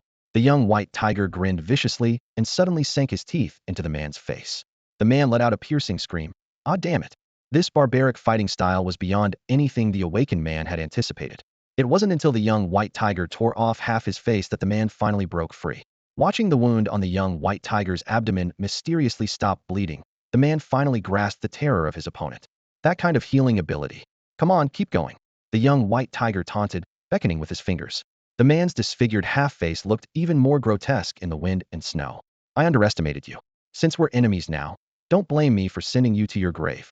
The man abandoned his earlier arrogance and summoned his life-bound spear. This is a skill I spent 200,000 to learn. Even if it's just one move, it's more than enough to deal with you. The man steadied his stance, and the life-bound spear began spinning rapidly in his palm. The surrounding wind and snow seemed to respond to its call, converging around the weapon. Spinning dragon spear. With a thunderous shout, he thrust the spear forward, now shrouded in a vortex of wind and snow, like a massive drill hurtling toward the young white tiger. Faced with this devastating skill, the inexperienced young white tiger inhaled sharply, only to realize his legs felt rooted to the ground, unable to move. At the critical moment, a childish voice echoed in his mind. Why dodge, you fool? Don't waste mom's blood. A deafening beastly roar suddenly shook the air, dispelling the wind and snow around the life-bound spear. A translucent, tumtor-long silver-striped tiger cub leapt from the snow, charging straight toward the oncoming spear.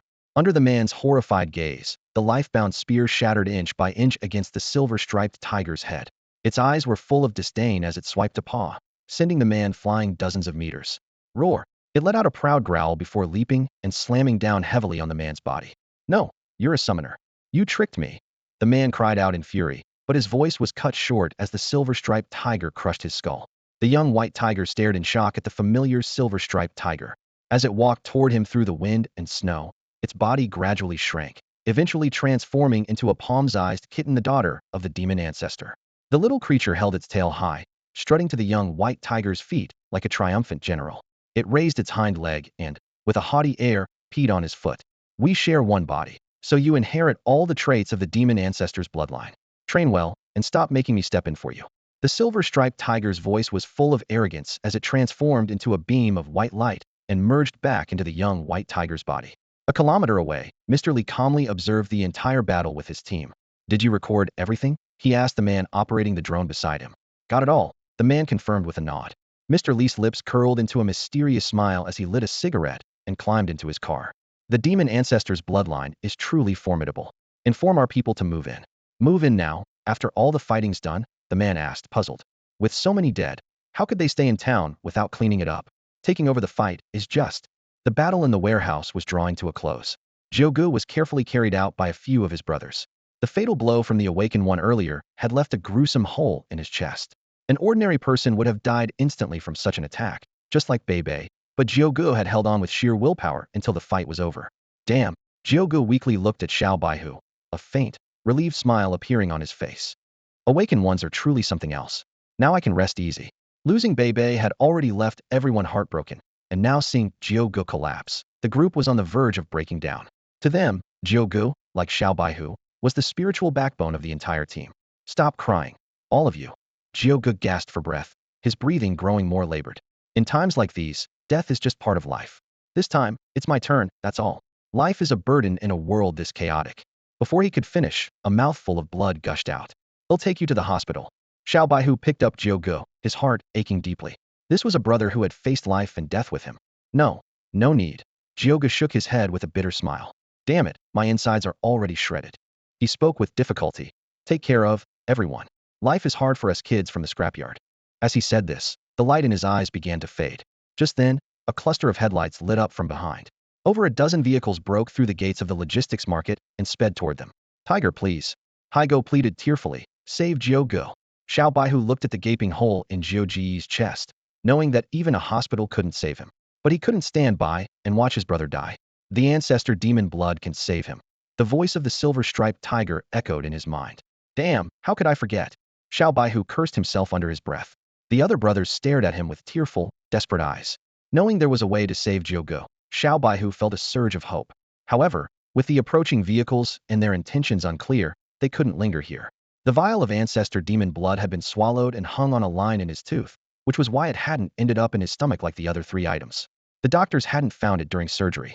He had been hesitant about whether to return it to Mr. Lee, but now it seemed it was meant for Jiogu.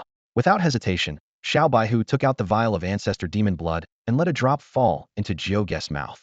As the convoy entered the area, Xiao Baihu and his group disappeared into the snowy night, leaving the logistics market behind. The next morning, the Bingfu Morning News reported. A major fire broke out late last night on Hong San Street in the western district of our city, resulting in 80 deaths and tens of thousands in goods damages. The owner of the Babeo Logistics Center was also tragically killed in the fire. The mayor urges citizens to remain vigilant about fire safety and has launched a month-long fire inspection campaign. The television broadcast framed the events of the previous night, the destruction of Lao Xie's Gangas, an official explanation of a fire, leaving Xiao Baihu and the others utterly baffled. After taking down Lao Xie, they had hidden in a back alley clinic, worried that the incident would escalate. But to their surprise, it was dismissed as a fire. The group exchanged puzzled glances, unsure of what to say. Seriously guys, come on. Can you not keep coming to me every time? The doctor who had once operated on Xiao Baihu looked exasperated. There are hundreds of back alley clinics in all of Bingfu. You don't have to single me out every time. Don't say that. We trust your skills. What, you think we want pay? Xiao Baihu instinctively reached for his pocket, only to find it empty. Haigo noticed his awkwardness immediately and understood the situation. At the moment, Xiao Baihu, leading two of his underlings and armed with weapons at their waists, was preparing to go out and borrow some money. Just as they were about to leave, the doctor from the shady clinic suddenly stopped them, looking distressed and pleading. Boss, I beg you. The last time you robbed someone, it was my brother-in-law. Please, stop causing trouble for the people in this building. How about not charging me this time? Xiao Baihu touched his growling stomach, a trace of guilt flashing across his face. He patted the doctor on the shoulder, coughed lightly, and said, we'll definitely pay you back what we owe. Let's write an IOU first. With that, he picked up the pen from the table but hesitated to start writing. The doctor, however, didn't really expect them to repay him since he had already contacted Mr. Li privately to settle the bill. Unexpectedly, Xiao Baihu handed the pen back to him, embarrassed, and said, I can't write. You write it, and I'll dictate. The doctor was dumbfounded and gave a wry smile. Why does it feel like I owe you money instead? Forget it, forget it. You don't need to pay me. Honestly, I'm afraid that after treating you, they'll end up owing you $1 million or so. Xiao Baihu pursed his lips and said no more. Having experienced this before, he wasn't too worried about Lao Jiu's treatment. Just then, there was a knock at the door. Mr. Li walked in hurriedly, snowflakes still clinging to his hair. Seeing Xiao Baihu, a faint smile appeared at the corner of his mouth. There's a 50,000 bounty on your head out there. You're getting more valuable, Mr. Li joked half seriously. The price for Lao Jiu is 80,000. Buffed Xiao Baihu choked on his tea, his face turning red. Mr. Li removed his gloves and thoughtfully rubbed the jade ring on his finger. You'd better lay low for now and wait until things settle down. After a brief pause, he added, what's your next move? I can't stay in the city anymore. Planning to head out, Xiao Baihu said bluntly. He was well aware of how dangerous the ruthless people outside the city were, those who even dared to rob police stations. But for that very reason, the big bosses in the city wouldn't easily seek revenge outside. Once you leave the city, you're no longer under anyone's protection, Mr. Li said, staring intently at Xiao Baihu with a meaningful expression. This was his last chance to recruit him, especially while Xiao Baihu was in trouble. How about joining me instead? I've got a bounty of tens of thousands on my head. Aren't you afraid of causing trouble for yourself? Xiao Baihu grinned. Mr. Li lit a cigarette, exuding confidence. A bunch of scumbags running dirty businesses aren't even worth my time. By the way, we've known each other for so long, but I've never properly introduced myself. My name is Li Yuxian, and I work for Yuan Xiao Group, overseeing the grain business in Bingqing. Follow me, and you'll walk a path of legitimacy. As one of the top 50 multinational corporations in Longhua, Yuan Xiao Group's power was indeed far beyond the reach of someone like Lao Xie. Mr. Li continued to persuade him. Xiao Hu, I have high hopes for you and your brothers. Choosing the right path can save you decades of struggle. My foundation in Bingfu isn't solid yet. If you join me, there will definitely be a place for you at the top in the future. And if I refuse? Xiao Baihu's expression flickered, clearly still haunted by Lao Xie's betrayal. Mr. Li's tone turned cold. You've consumed the blood of the demon ancestor. If you don't agree, the headquarters will send someone to take you back for research. Though his words were subtle, the threat was evident: either develop under their watchful eye or be taken to headquarters for experimentation. Mr. Li stared at the young man in front of him with a grave expression, his tone uncharacteristically sincere. Don't entertain any delusions. For the big boss, taking you down is as easy as snapping his fingers. He leaned forward slightly. Do you know what the big boss said about your actions yesterday? Without waiting for a response, Mr. Li continued on his own. The big boss said, it's been years since I've seen a young guy like this, bold, resourceful, and sharp. I watched your fight with Lao Xie. From the moment you stepped into the swift retreat, you moved with precision, taking on 100 men with just a dozen and getting out unscathed. Among your peers, you're the most ruthless operator. I admire that fire in you. You're young, but not reckless. I need someone like you to work with me. Words always sound nice, Haigo muttered with a sneer, a flicker of disdain in his eyes. Lao Xie said the same thing back then. If I have food, you guys will at least have soup. The distrust was evident in the eyes of the small crew. They all knew that in this world, survival depended solely on themselves. Relying on a boss, that could get you killed before you even realized it. Bang! Mr. Li suddenly pulled a handgun from his waist and slammed it onto the table. The pure gold weapon gleamed under the light, exuding an unmistakable sense of wealth and power. This gun has been with me for over 10 years. If I sell you out, you have every right to take me down, he said sternly, his gaze locking with Xiao Baihu's. Deep down, He didn't want to see this young man get dragged into headquarters. He knew all too well what awaited anyone who went there. Xiao Baihu's eyes lingered on the golden gun. He wasn't afraid of being taken to headquarters, but he couldn't bear the thought of dragging his brothers down with him.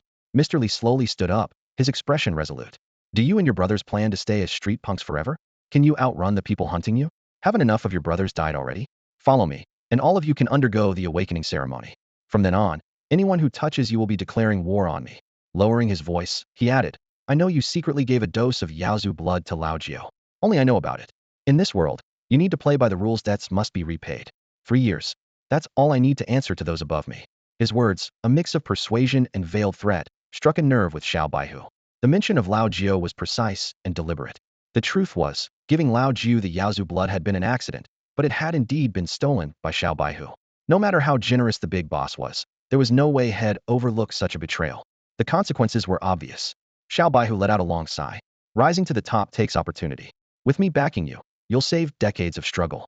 After 3 years, you can decide whether to stay or leave. The other brothers still eyed the well-dressed man warily, but Xiao Baihu understood. He owed a debt, and right now, they desperately needed a powerful ally to help them rise. Only by becoming strong enough could they have the freedom to choose their own path. 3 years. He'll repay this debt, Xiao Baihu finally said with a nod. Mr. Li smiled with satisfaction and grabbed his coat. Come with me. Where to? Xiao Baihu asked. To solve your problem. The problem clearly referred to the people backing Lao Xia. Hai Go and the others quickly retreated to the bedroom. Moments later, they emerged fully armed, standing behind Xiao Baihu, ready for action. It's just the two of us going not a fight, Mr. Li said with a chuckle, gesturing for the others to stay behind. Drop your street thug mindset. Start using your brain. Today, they'll teach you your first lesson: leveraging power. Leveraging power? Xiao Baihu asked, puzzled. You leverage my power, and I leverage the big boss's power, Mr. Li said, straightening his jacket and patting Xiao Baihu on the shoulder. Everyone knows the benefits of standing under a big tree for shade. The key is understanding why and how to use that tree. With that, the two walked out of the room. Hai Go muttered under his breath, leveraging power? If it were us, no matter what group they're from, they'd regret crossing us. By now, the winter had fully enveloped Bingfu, turning it into a true city of ice. There were already few vehicles on the road, and now even fewer.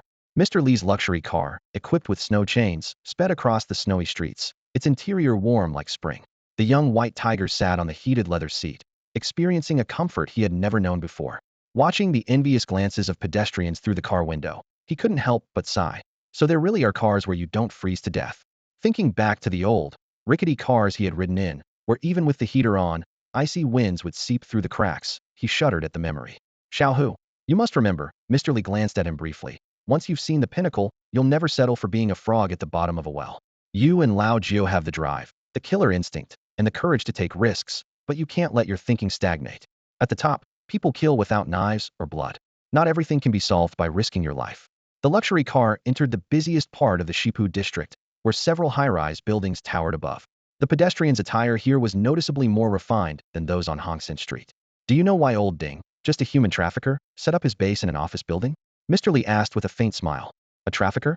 Why the need to show off? Xiao Hu responded bluntly. Because he wants to climb higher. Mr. Li opened the car door. Clothes make the man, and the same goes for power. No matter how big you get on Hongsan Street, you're still just a rat. But if you establish yourself here, then you'll have the qualifications to be someone else's glove. They entered the building. Inside, sharply dressed white-collar workers walked with an air of superiority, a stark contrast to the nearly frozen homeless people outside. A man who appeared to be a secretary hurried over and respectfully said, Mr. Ding has been expecting you. The top floor was extravagantly decorated, far beyond Xiao Hu's imagination, and even more luxurious than the most opulent establishments he had ever seen. The biggest underground boss in Shipu district, Old Ding, was a stout man weighing over 200 pounds.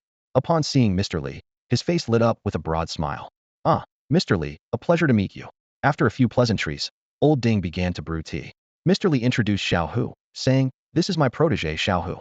Old Ding's hand trembled, spilling hot water onto himself. He set down the teapot and squinted as he scrutinized Xiao Hu. A true hero indeed, even at such a young age. You flatter me, Mr. Ding, Xiao Hu replied without a hint of timidity. It was his nature. He was born defiant. In his mind, if someone could sit in the boss chair, so could he. Old Ding's smile returned as he patted Xiao Hu on the shoulder.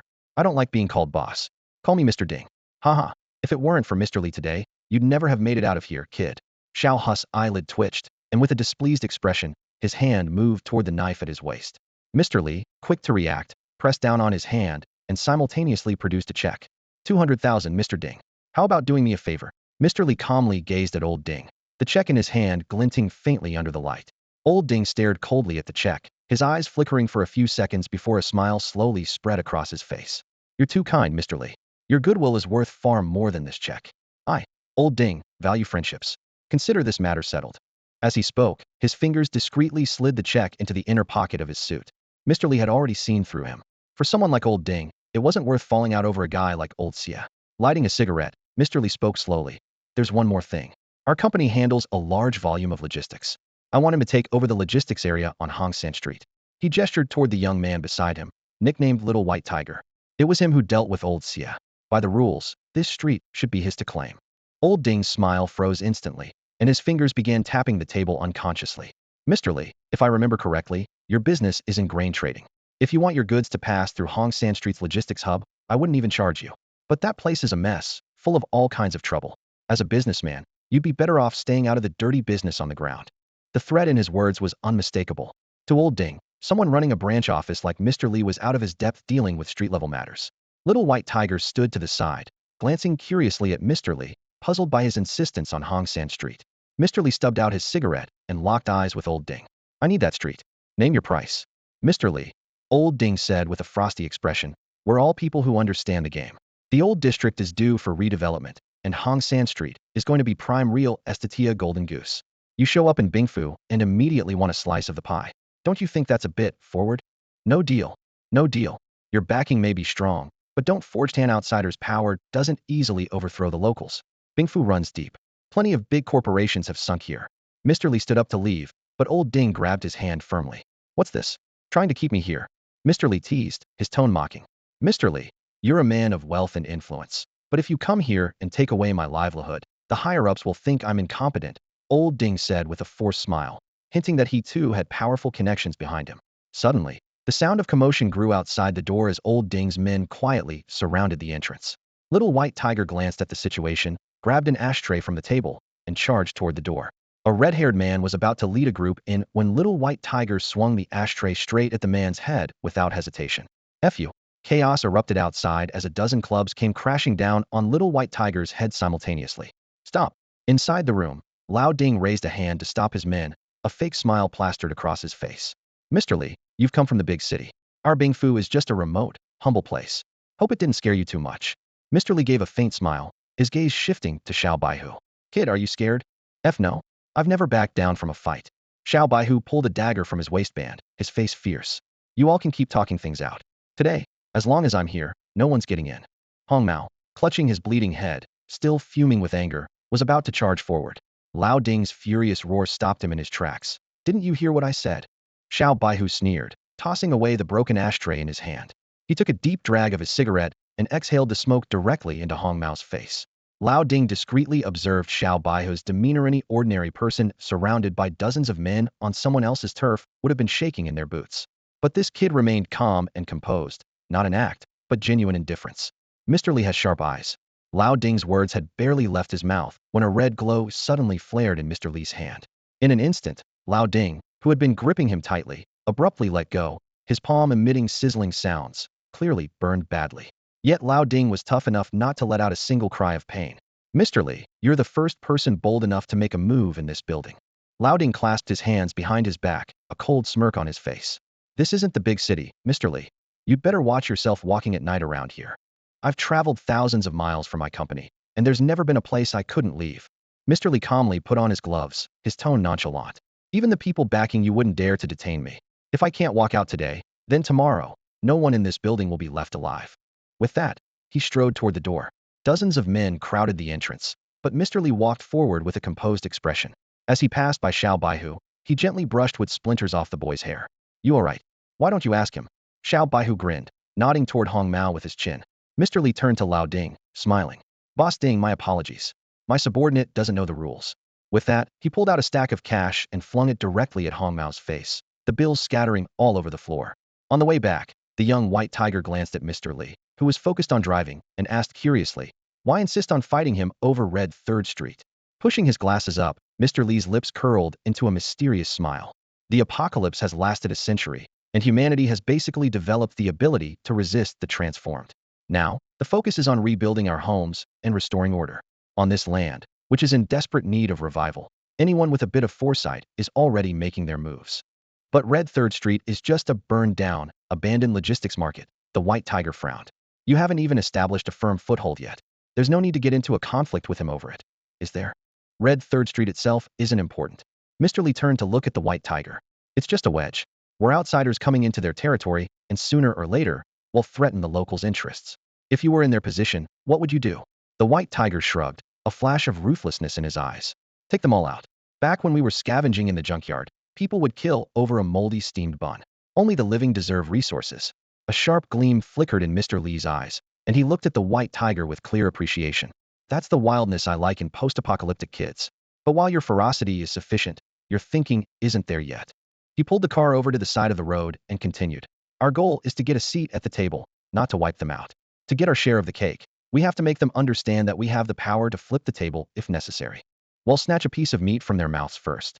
When they realize that fighting us would come at too high a cost, they'll naturally let us join the table.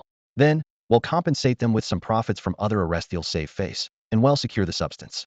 That's how the Bing Mansion will establish itself. Mr. Lee suddenly turned to the White Tiger, his expression serious. Remember, sharing the cake is a skill. You have to balance all sides. Never think you're strong enough to hog it all. Next comes the confrontation on the ground.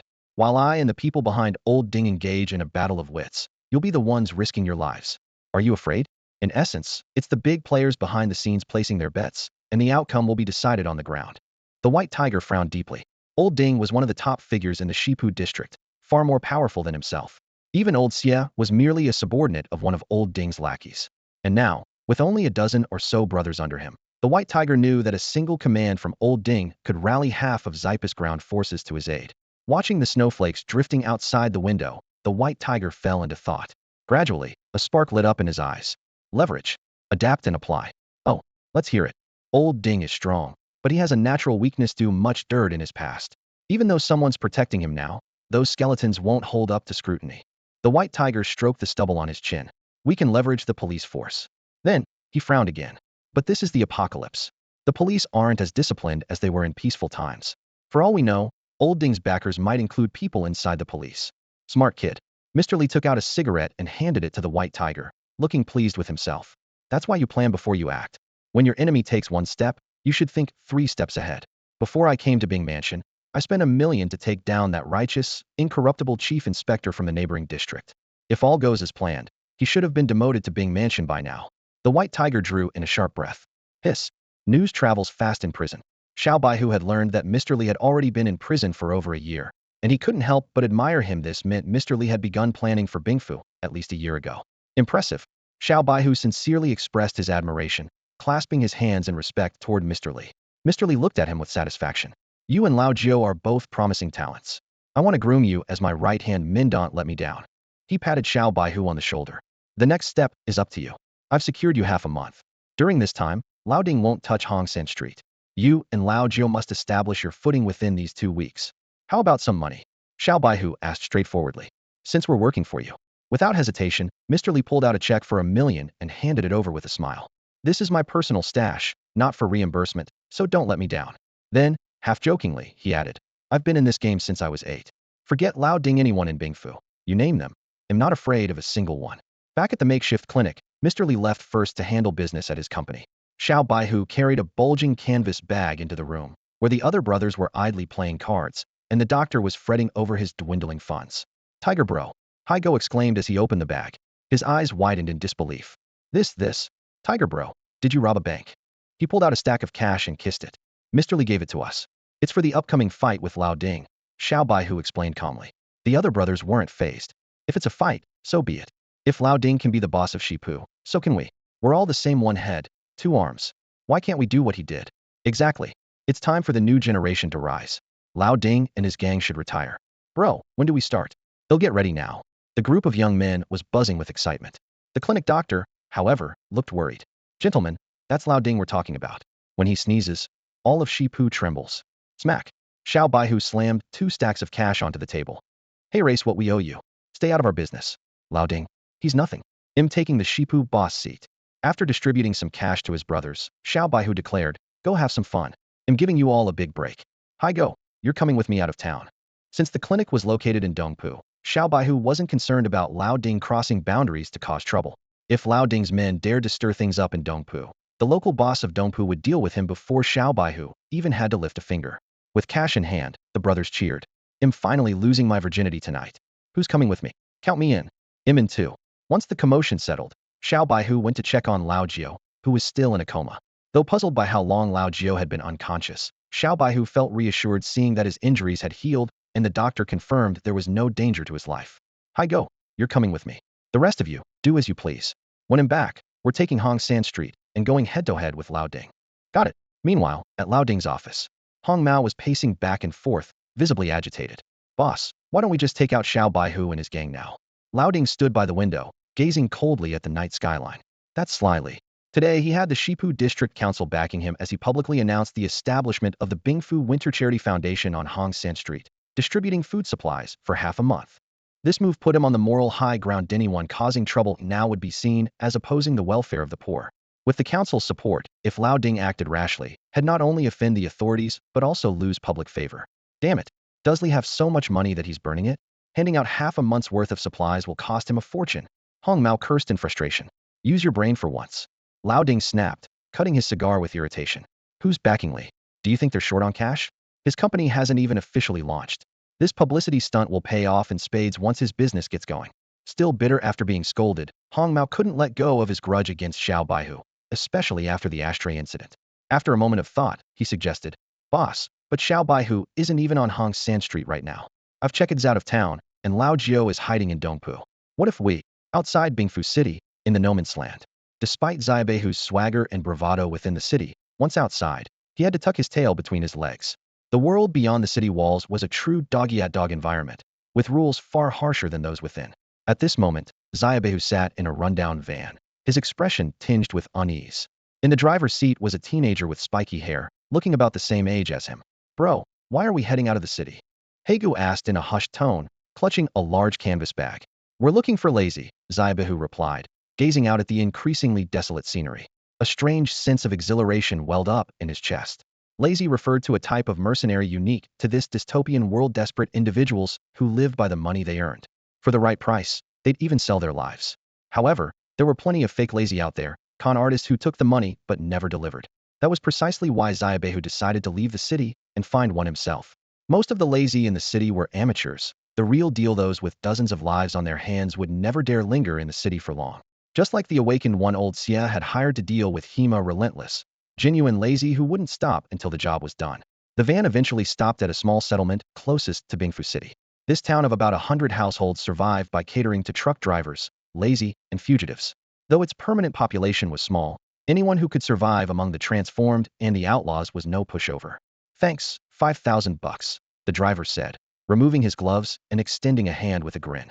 What? Didn't we agree on 200 in the city? Hago asked, dumbfounded. If ID asked for 5,000 in the city, would you have gotten in? The driver retorted confidently. How else am I supposed to survive? Fuel isn't free, you know. Before the words were fully out of his mouth, 4 or 5 middle-aged men had already surrounded the van, 2 of them holding guns. It was clear this scam had been rehearsed countless times. Without a word, Hagu swung a punch at the driver's face. The driver remained unscathed, spat on the ground, and grinned. At 1,000 for medical expenses, 6,000. Suddenly, the van door was yanked open, and a cold gun barrel was pressed against Xiaobei's temple. Heh, you've taught me a valuable lesson, Xiaobei said with a bitter smile. Facing a situation like this right after leaving the city, he realized there truly were no good people beyond its walls. 7,000 and extra 1,000 for the lesson, the driver said, jumping out of the van and casually relieving himself in front of everyone. One of the armed men gestured to Hague's canvas bag, signaling him to hand over the money. All right, you've got the numbers, you've got the power, Xiaobei said with a shrug, exchanging a glance with Hagu. Slowly, Hagu lifted the canvas bag and unzipped it, while Xiaobei pretended to reach for money. Hey, your buddy just got taken out, Hagu suddenly shouted, pointing at the driver. The armed man at the door instinctively turned to look, and in that split second, Xiaobei had already pulled a shotgun from the bag and pressed it against his face. At the same time, Hagu moved like lightning, grabbing another bandit outside the window and shoving a grenade into his pants. Move, and you'll lose your manhood. The situation flipped in an instant. Xiaobei snatched the gun from the middle-aged man and turned it on himself, pressing it against his chest. All right, let's do this. They'll count to 3, and we'll see who's the coward. 1. The middle-aged man swallowed nervously. 2. The middle-aged man instinctively glanced at the driver, a trace of panic flashing in his eyes. Suddenly, the little white tiger let out a deafening roar, startling the man so much that he flinched. All right, I give up. Just go, forget the money. The middle-aged man raised his hands, his tone clearly showing submission. Hygo grinned smugly, swiftly slinging a canvas bag over his shoulder. With one hand, he grabbed the belt of another middle-aged man holding a gun and arrogantly jumped out of the car. Hey, if you guys had guns, you should have said so earlier. The driver spread his hands in mock complaint. Just give me 400. If I'd known, I wouldn't have picked you up. Clearly, this thwarted blackmailer had no intention of escalating things further, his attitude surprisingly casual. After all, in his line of work, running into tough customers was just part of the deal. Outside the city, who hadn't encountered all sorts of characters. Pay up and leave already. What bad luck. The driver waved dismissively, his tone laced with exasperation. The little white tiger bared its sharp, white teeth in a grin, letting out a mischievous chuckle. Just then, Hygo suddenly pulled out a crumpled 10-yuan bill and lightly flicked it onto the car's hood. The driver stared in disbelief at the lone bill lying there. Normally, a single passenger would cost 100 yuan. What was this 10 yuan supposed to mean? It wasn't even enough to cover gas. Before the driver could finish voicing his complaints, Hygo tilted his head back and said in a matter-of-fact tone, "Give me the change." The muscles on the faces of the driver and the other middle-aged men twitched uncontrollably. These blackmailers had actually come across someone even more brazen. The little white tiger tapped the pitiful 10-yuan note lightly with its shotgun and said coldly, "Give me 5,000 yuan in change." The driver's face darkened, his tone sour. "Come on, buddy, let's not push it. We didn't even try to kill you. Right now, we're just charging the standard rate." The driver and the middle-aged men were dressed in tattered clothing. It was obvious they weren't well off. The little white tiger glanced at their sorry state and then changed its tone. "Forget the money. They'll just take the car." The driver nearly rolled his eyes in anger at this, glaring at the little white tiger with gritted teeth. "We're locals from Heishan town. Don't think for a second you can leave if I say the word." Bang! A gunshot rang out, shattering the silence as dust kicked up near the driver's feet. Without another word, the group exchanged glances and bolted. Impressive. Hygo gave the little white tiger a thumbs up, grinning smugly as he plopped himself into the passenger seat. Since they'd already offended the locals of Heishan town, staying there was no longer an option. They'd have to head to the next town to find Lazy. The little white tiger climbed into the driver's seat. The two of them exchanged glances, staring at the empty driver's seat. "Drive the car." "You drive." "I don't know how." "Neither do I." They looked at each other, momentarily at a loss. The little white tiger reluctantly began fumbling with the controls when the sound of hurried footsteps approached from behind. Turning their heads, they were horrified to see 200 or 300 people armed with various weapons pouring out of the town, led by the spiky-haired driver. They had stirred up a hornet's nest. Banding together was a survival tactic well known among the people living outside the city. If you didn't stick together, you couldn't survive. The little white tiger quickly scanned the crowd and estimated that most of the town's residents had turned out, including 7 or 8 snot-nosed kids. Bang! A gunshot shattered the rearview mirror. "Don't you dare shoot my car!" The driver yelled angrily as he turned to shout at his own people. "Damn it, step on it!" Hygo yelled in a panic. If they got caught, they'd be beaten to a pulp. The little white tiger didn't hesitate any longer, slamming the gas pedal to the floor. The van shot forward like an arrow released from a bow. Fortunately, the road outside the town was a straight dirt path, and though the little white tiger was inexperienced, they managed to keep the vehicle under control. The townsfolk chased after them for about 2 kilometers, but when the van disappeared from sight, they grudgingly gave up. "The car's gone, Xiaoyin. Let it go," someone advised. "I told you before, you should have teamed up with your big cousin and gone into the highway robbery business. Your whole family's been road bandits, but here you are driving a crappy little van. What, you want to go straight now? Spread the word to the other towns, find those guys no matter what." The townsfolk began chattering amongst themselves. The driver snatched an automatic rifle from someone nearby and slung it over his shoulder decisively. "I'm getting my car back, no matter what. You all head back, I'll chase them down myself." With that, he took off running down the dirt road. "That Xiaoyin kid's got a real stubborn streak," the others said, shaking their heads and sighing. "Forget it. There are some rich city boys in town right now. Let's go rob them instead. Their car can be modified into a cargo van for Xiaoyin. Let's move." The wilderness. Inside a small cave, Hygo leaned against the cave wall, his face swollen and bruised, with blood seeping from the corner of his eye. Xiao Baihu held a piece of dry food in his hands, his face full of guilt as he handed it over. Hygo slapped his hand away with a loud smack and shouted angrily, "You call that a straight road? Are you trying to send us to heaven? Eat it or don't." Xiao Baihu retorted, "I just lit a cigarette, and the car went off course. Who told you to jump out without wearing a seatbelt?" This had happened not long after they escaped the city. Xiao Baihu, driving recklessly, had crashed the car into a tree on the roadside, totaling it. The injuries on Haigo's face were from that accident. After grumbling and cursing for a while, Haigo, feeling bored, pulled up his pants and walked out of the cave to relieve himself. Suddenly, a sharp gunshot echoed across the wilderness. Both of them immediately tensed up. Out here in the wild beyond the city, one careless mistake could cost them their lives. What's going on? Xiao Baihu dashed out of the cave and saw Haigo crouching, his backside sticking out as he stealthily observed the commotion in the distance. Out here at night? Not afraid of being turned by the blood moon. Haigo murmured. In the wilderness outside the city, venturing out at night was taboo. Anyone exposed to the blood moon's light risked becoming a transformed one. Only the domes within the city could shield against the blood moon's curse. That guy looks familiar, Haigo said, picking his nose. Doesn't he look like that driver? In the distance, a lone figure was sprinting with a gun in hand, occasionally firing behind him. About 30 meters away, a terrifying humanoid beast over 2 meters tall, with only half a head remaining, was chasing him relentlessly. A transformed one, Haigo exclaimed, pointing excitedly at the monstrous creature. These beings, mutated by the blood moon, were infamous for their bloodthirsty nature and near invulnerability. The transformed one was closing in fast. The driver raised his gun and unleashed a burst of bullets. Blood sprayed from the creature, but it showed no signs of slowing. Instead, it became even more enraged. Shit! Out of bullets, the driver pulled a knife from his belt, ready for a desperate last stand.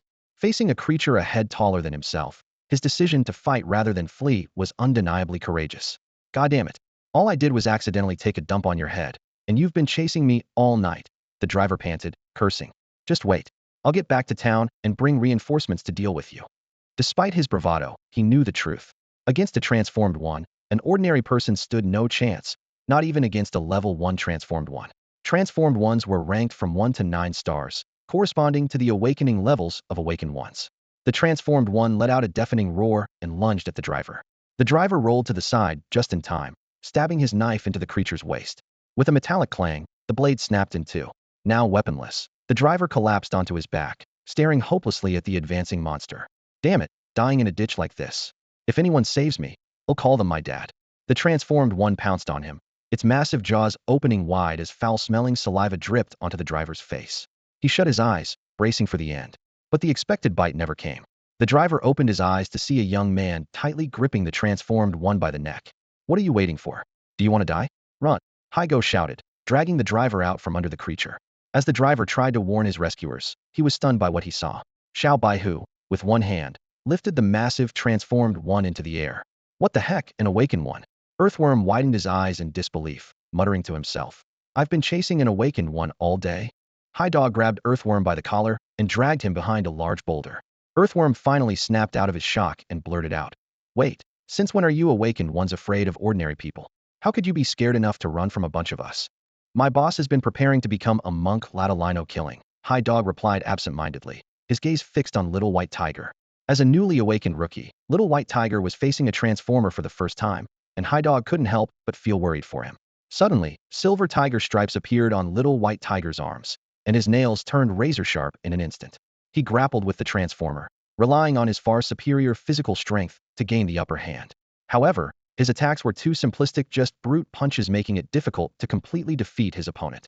You've got the genes of a silver-striped tiger in you, a voice from within him scoffed. The world's strongest offensive and defensive abilities are at your disposal, yet you have no clue how to use them. I can manifest myself as a power or merge with you temporarily.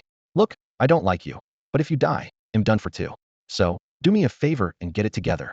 Annoyed by the nagging voice, Little White Tiger, while gripping the transformer by the neck, suddenly shouted, Get out here.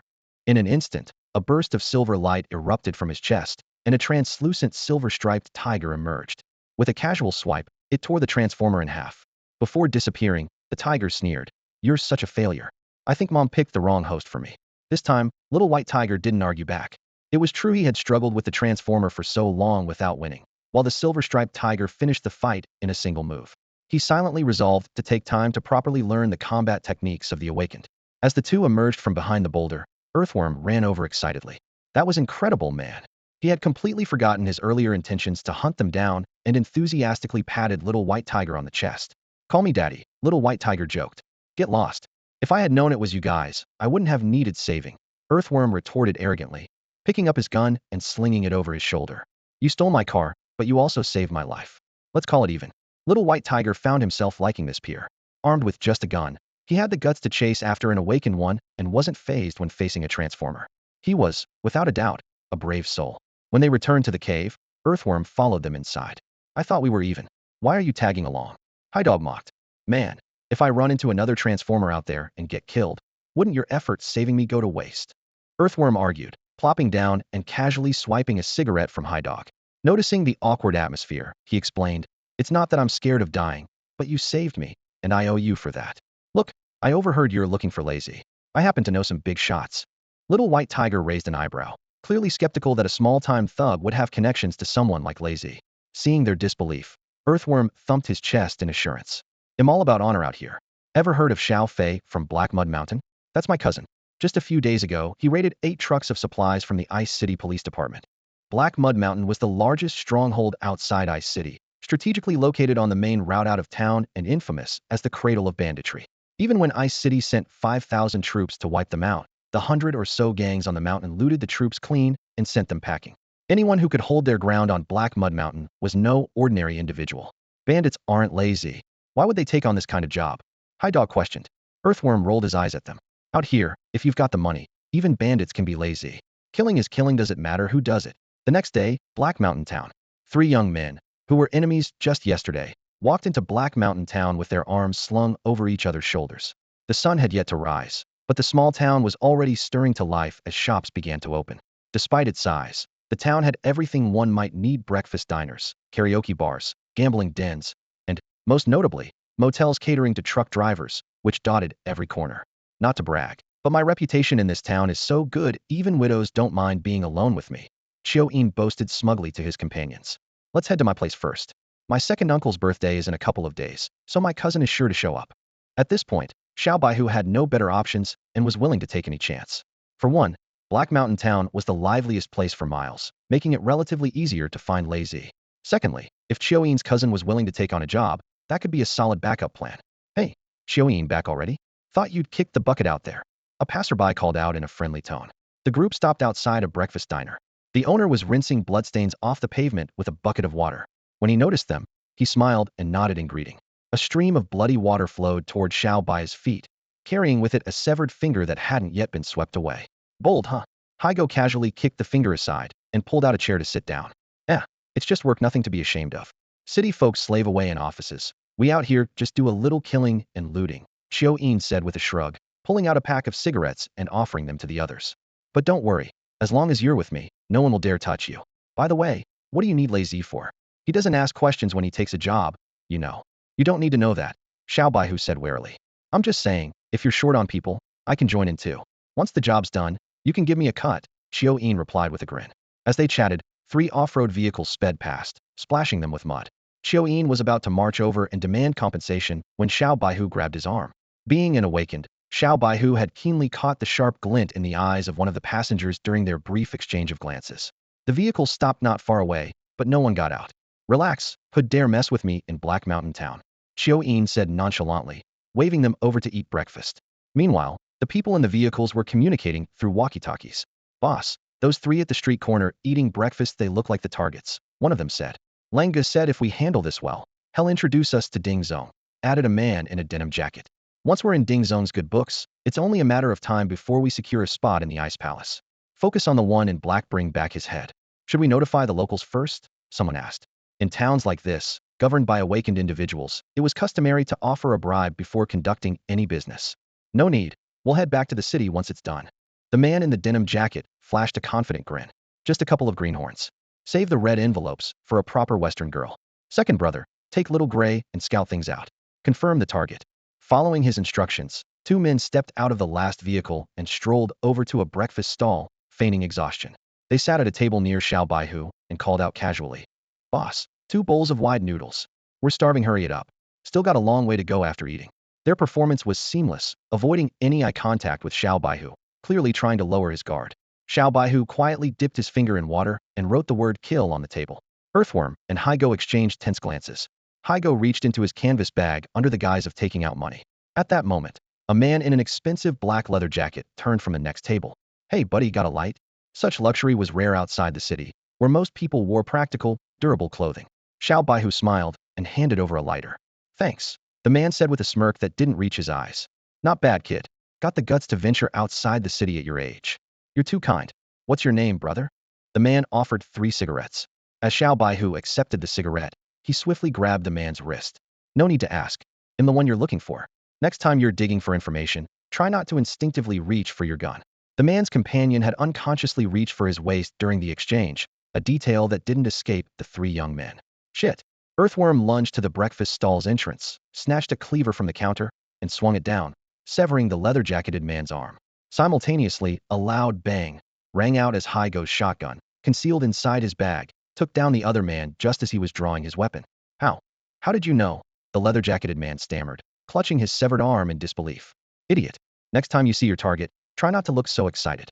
When they locked eyes earlier, the man's poorly concealed enthusiasm had given everything away. Anything else to say, bastard? Earthworm tapped the man's head with the blunt side of the cleaver. Suddenly, the man flipped the table and bolted into the breakfast stall, pulling out a radio. They're onto us. The targets, before he could finish, another bang echoed. He flew out of the kitchen, a bloody hole in his chest. A burly middle-aged woman, the stall owner, stepped out holding a shotgun. Damn it. Trying to pull a heist in Heishan town. The situation escalated in an instant. We've been exposed. Go loud. The man in the denim jacket leapt from the car, brandishing an automatic rifle, and fired 3 rapid shots at Xiao Baihu.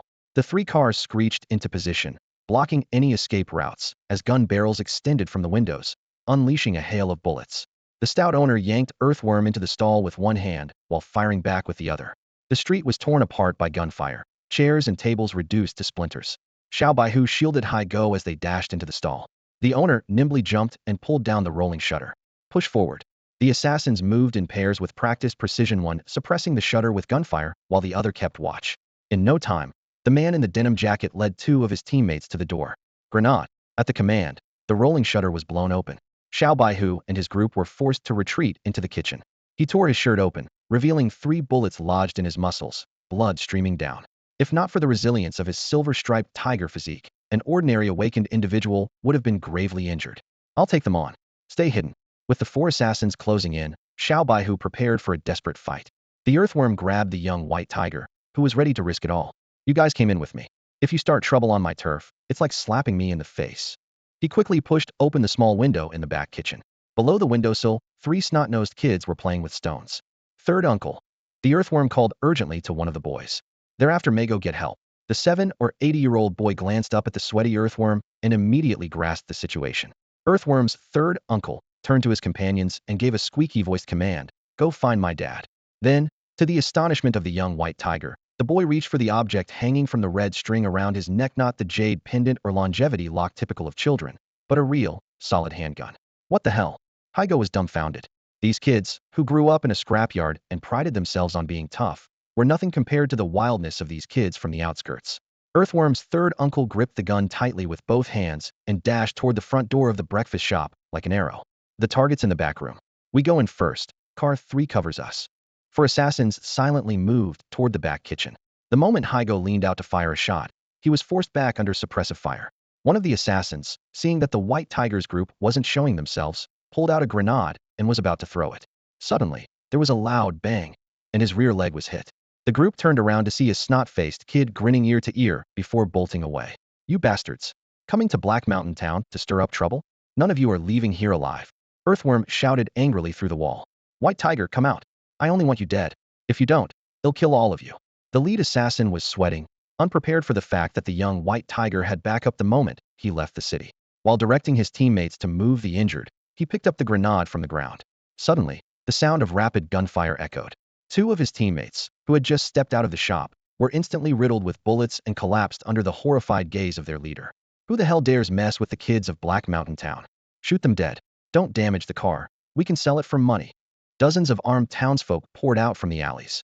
The town's loudspeakers crackled to life with the voice of a Black Mountain Town enforcer. Ahem.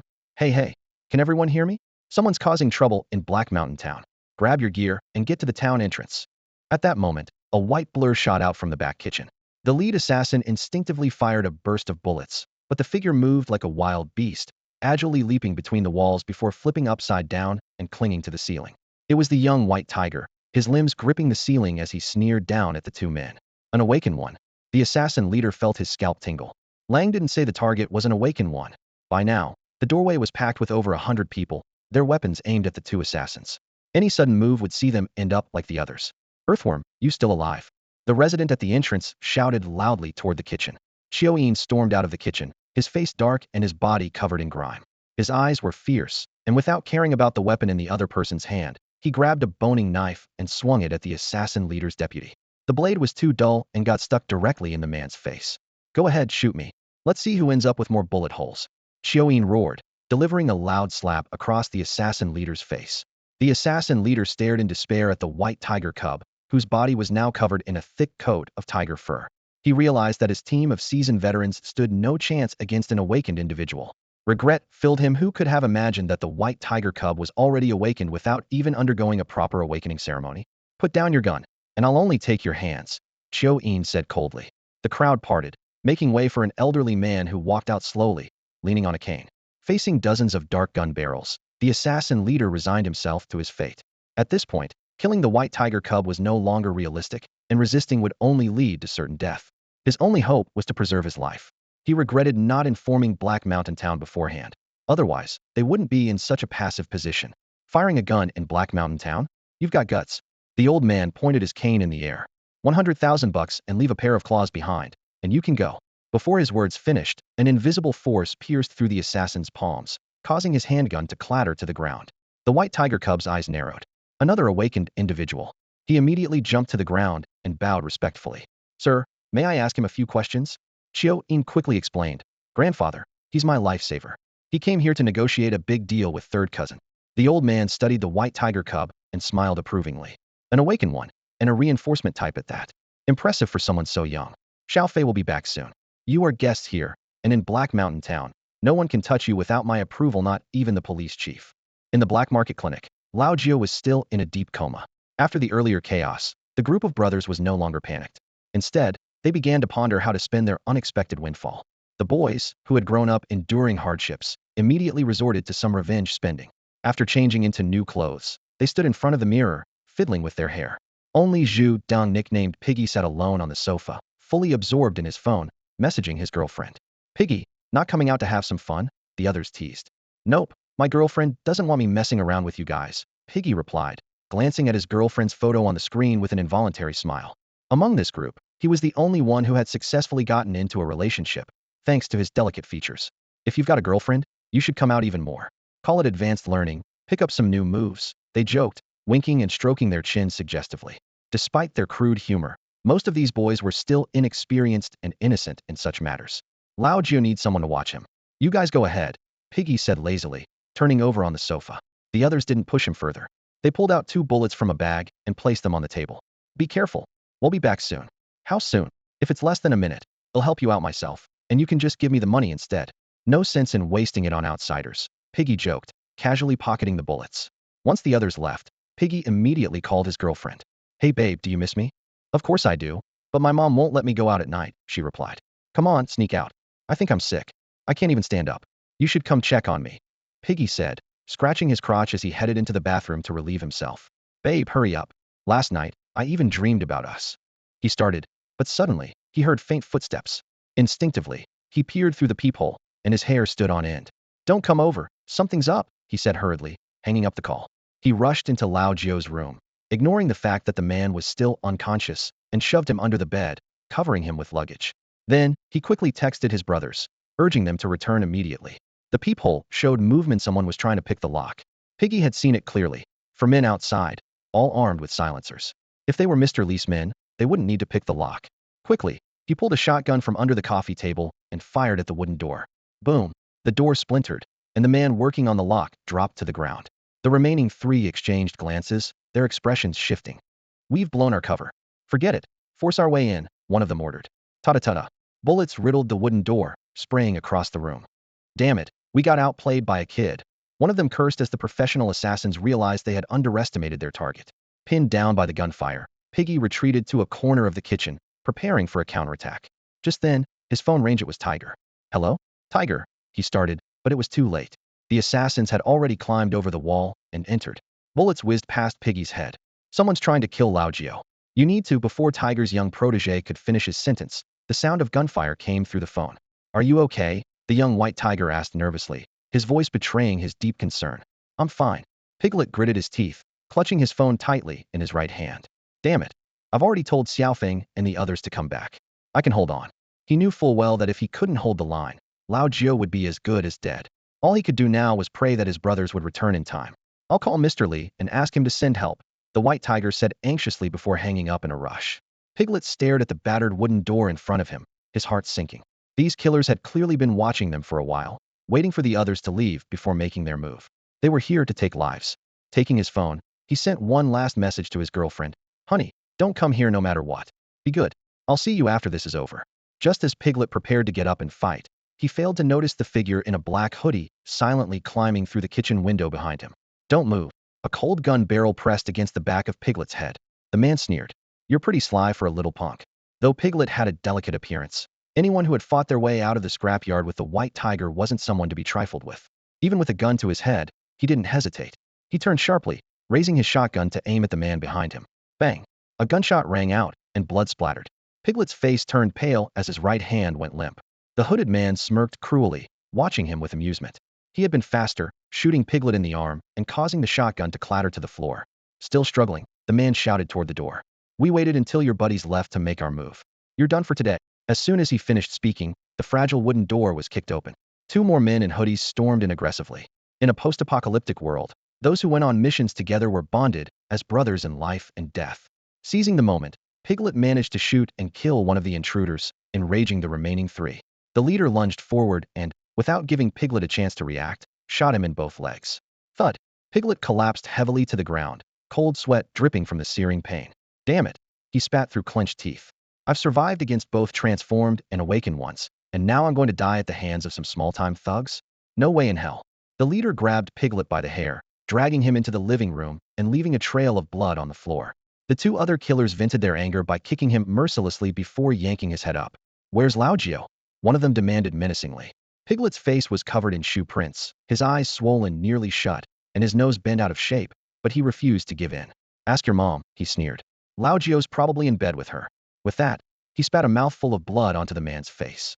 The killer who had come in through the window quickly searched the rooms and shook his head at the leader. Smack! The leader slapped Piglet hard, knocking out two of his teeth. Tell me where he is, and I'll make your death quick, he bellowed. Losing a brother and failing to find Lao Jiao had pushed him to the edge. Half opening his bloodied eyes, Piglet pointed a trembling finger at his own head. Go ahead, kill me. If I even blink, I'm your pet. Despite his small, battered frame pinned to the ground, his gaze burned with defiance and provocation. These guys are tougher than they look, one of the killers muttered, exchanging uneasy glances with the others. The leader pulled out a knife and pressed it against Piglet's ear. Not talking, huh? Go to hell.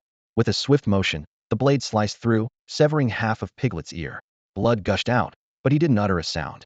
Under the stunned eyes of the killers, Piglet picked up the severed ear from the floor, stuffed it into his mouth, and swallowed it whole. There's still one left. Piggy turned his head fiercely, revealing another blood-soaked ear. His eyes burned with a chilling determination that sent shivers down spines. The assassins exchanged uneasy glances, their expressions tense. Though they had navigated the underbelly of the world for years and faced countless hardened individuals, they had never encountered someone like Piggy, someone willing to lay down their life so resolutely for a brother. For a moment, none of them dared to make a move. Just as the leader of the assassins raised his blade again, preparing to deliver the final blow to Piggy, an unexpected sound echoed from the room. Instantly, everyone's attention was drawn toward it. The three assassins instinctively raised their guns, cautiously advancing toward the source of the noise. Piggy's expression shifted to one of sheer panic. Seeing the imminent danger threatening Lao Jiao, he gritted his teeth and, with trembling hands, pulled a grenade from his pocket, yanking out the pin without hesitation. CNM, no one touches my brother Jiao. Despite his mangled arm and legs, Piggy summoned every ounce of willpower to struggle to his feet and latch onto the assassin leader's leg with a death grip. Brother Jiao, run, he roared, releasing the grenade from his grasp. Thud, thud.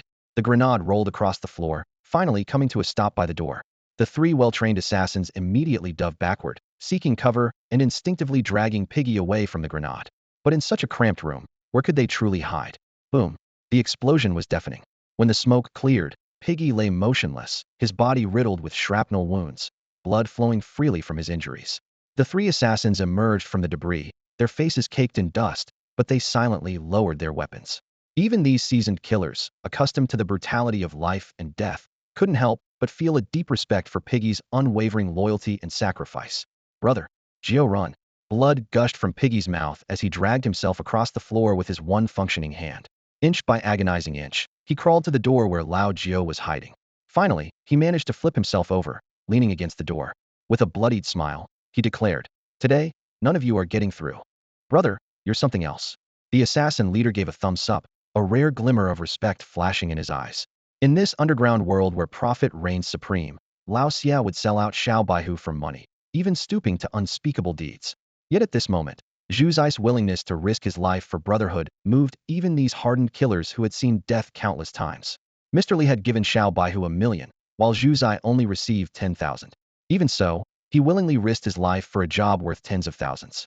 Blood flowed from his battered body, pooling on the floor in rivulets. "Brother Gio, go. Brother Gio, run." Zhu Zai's head hung low as he weakly repeated the words, as if this was his sole purpose now. A sudden explosion echoed through the room. The three assassins exchanged glances before the leader raised his gun, his voice carrying a trace of admiration. "Brother, I respect you. Let me give you peace." Zhu Zai's actions might seem foolish, sacrificing his life for brotherhood. Yet no one dared to mock him, for he had accomplished something most wouldn't even dare to dream of. Zhu Zai lifted his head, flashing a blood-stained smile at the assassins. Just as the gunshot rang out, the door was shattered. A crimson-scaled claw burst through, shielding Zhu Zai's face. The bullet ricocheted off the claw, clattering harmlessly to the floor. Standing in the doorway was a shirtless man. It was none other than Lao Jio, the one Zhu Zai had fought so desperately to protect. His waist-length hair moved as if stirred by an invisible wind, his body covered in dark red scales, and his eyes burned with pure killing intent. "Brother Gio, run." Sensing Lao Jio's presence, Zhu Zai uttered his final words before collapsing. Lao Jio's bloodshot eyes locked onto the three assassins, and with just one glance, even these seasoned killers felt their hair stand on end. "Old Dingsmen." Lao Jio's voice was rough, like sandpaper grating against metal, filled with menace. "We're here to kill you." One of the assassins replied as the three of them formed a triangular stance, guns aimed at Lao Jio. But Lao Jio seemed unfazed. He bent down, scooped up Zhu Zai, and carried him back into the room. One of the assassins started to pull the trigger, but was stopped by the leader. In silent agreement, the three lowered their weapons. "Thank you," Lao Jio said without looking back. From the medical kit, he retrieved a vial of adrenaline and injected it into Zhu Zai. Only then did he let out a small sigh of relief. "Hang in there, TZ. Don't die on me. If you do, your brother Gio will never forgive himself." Lao Jio gently stroked the unconscious Zhu Zai. When he left the room, Lao Jio closed the door softly, as if not to disturb the one inside. Taking out his phone, he calmly dialed emergency services. "Hey, Jiao Road, Old Dong Building, room 502. There's a man. Today, only the living will walk out of here." The assassin leader's face was grim. "But don't worry. Even if you die, we'll make sure your brother gets to the ambulance. He's earned it." In this line of work, everyone talks about brotherhood, but few truly live up to it. Lao Jio hung up the phone, his muscles bulging as his body began to transform. The eerie red glow in his eyes intensified. "An awakened one." The three assassins gasped in unison. "You didn't take the chance to kill my brother while he was down. For that, one of you gets to live today." Lao Jio bared his sharp fangs. "Now fight." Gunfire erupted, bullets raining down on Lao Jio. When the floor was littered with empty shells, Lao Jio stood unscathed. His thick scales had absorbed every shot, their resilience surpassing even Xiao Baihu's. A second awakening? The assassin leader could never have imagined that his bullets would be completely ineffective against Lao Jio. The torrent of bullets struck Lao Jio's body, only to spark harmlessly off his scales, not even scratching his skin. This was the despair ordinary people felt when facing an awakened one. "I hate it the most when someone hurts my brothers." Lao Jio roared, his voice booming as the tiles beneath his feet cracked instantly. He launched himself like a cannonball toward one of the assassins. The leader of the assassins reacted swiftly, firing his gun while shoving his companion out of the way. The assassin who was pushed aside barely regained his balance before witnessing Lao Jio's claws pierce through his leader's chest. The two leaders locked eyes. A flicker of admiration crossed Lao Jio's gaze. This human, willing to risk his life to protect his comrades, was not so different from himself. "F you." Two other assassins, their eyes red with fury, pulled the triggers of their guns in a frenzy. Bullets ricocheted off Lao Jio's scales in a shower of sparks. The assassin leader, despite the blood threatening to gush from his wound, clung tightly to Lao Jio's waist. "Run, boss, just run." The intel was wrong's a second stage, awakened one, the assassin leader shouted with grim determination. Clutching Lao Jio, he crashed through the window and leapt from the 5th floor. "Boss." The two assassins rushed to the window, tears streaming down their faces. The assassin leader hit the ground with a heavy thud, barely clinging to life. He stared up at his comrades above and rasped, Take, take Xiao Shizi and go. Live on. With that, he bit down on the cord of his collar, triggering the explosive strap to his waist. Lao Jiao broke free with ease and was about to turn back upstairs to continue his pursuit when the assassin leader clung to his legs like a desperate man, holding on to his last hope. I won't lose to you when it comes to brotherhood. Even if I can't kill you, I'll make sure you bleed. Xiao Air, go now. The assassin leader shouted in despair, lifting his head for one final farewell to his brothers above. You have your brothers, and I have mine.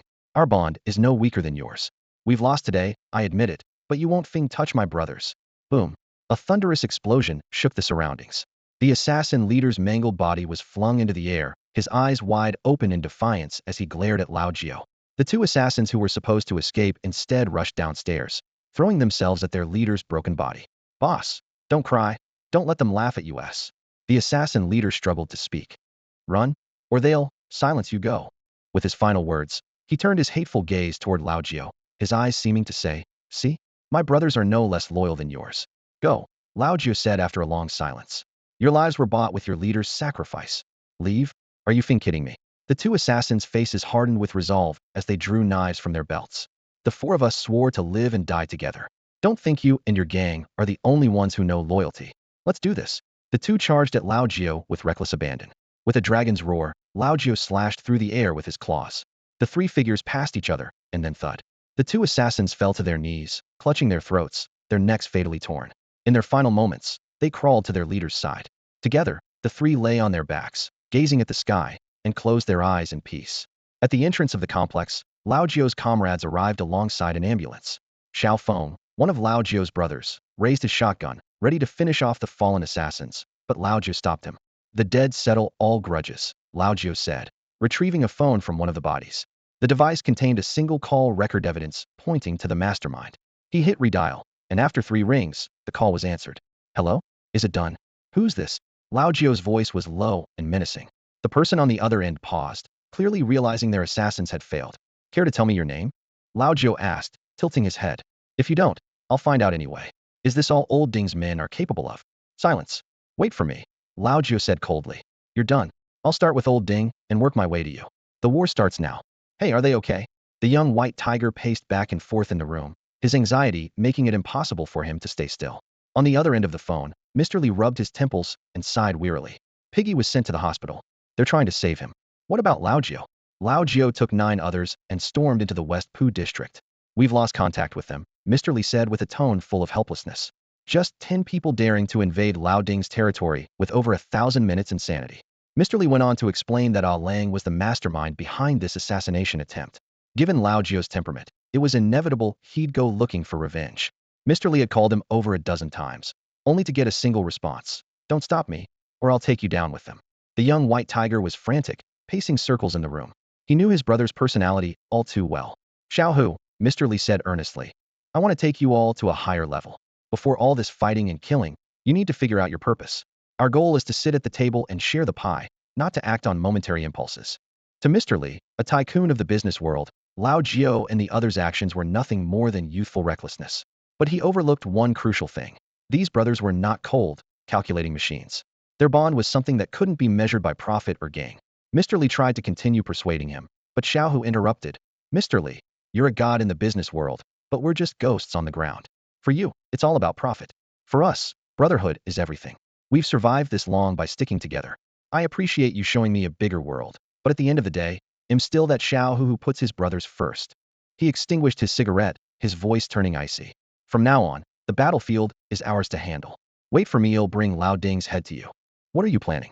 Mr. Li shouted in alarm. Have you ignored everything I said? I heard every word, but the moment they fired the first shot, the war had already begun. Mr. Li, I'll make sure to accomplish the task you entrusted to me. As for how I do it, you don't need to worry. That's all. Xiao Hu hung up the phone and stormed out of the room, shouting into the courtyard. Earthworm, earthworm, earthworm, yawning and groggy, emerged from the neighboring room, immediately stunned by the chilling determination in Xiao Hu's eyes. Take me to see the old man. When he met the old man of Heishan Town, Xiao Hu pulled out a bank card without hesitation. Old man, I need to borrow your men. Borrow men. The old man sipped his tea leisurely. What for? My brother is causing a storm like Nezer in the sea, and I need to send him the wind-fire wheels. Xiao Hu bowed respectfully. Old man, I need your men for a kill. Will you help? Seeing the barely contained fury shaking through Xiao Hu's entire body, the old man set down his teacup. I can lend you my people, but what can you bring to Heishan Town in return? The two locked eyes, one old and one young, neither backing down. After a moment, the old man spoke again. I know you've got someone powerful backing you. Two young guys daring to leave the city and approach Lei Zeit's not believable unless you've got a big figure supporting you. The old man had already seen through Xiao Hu's connections to someone influential. I need 100 residence permits for the city. As soon as he finished speaking, the old man let out a deep sigh.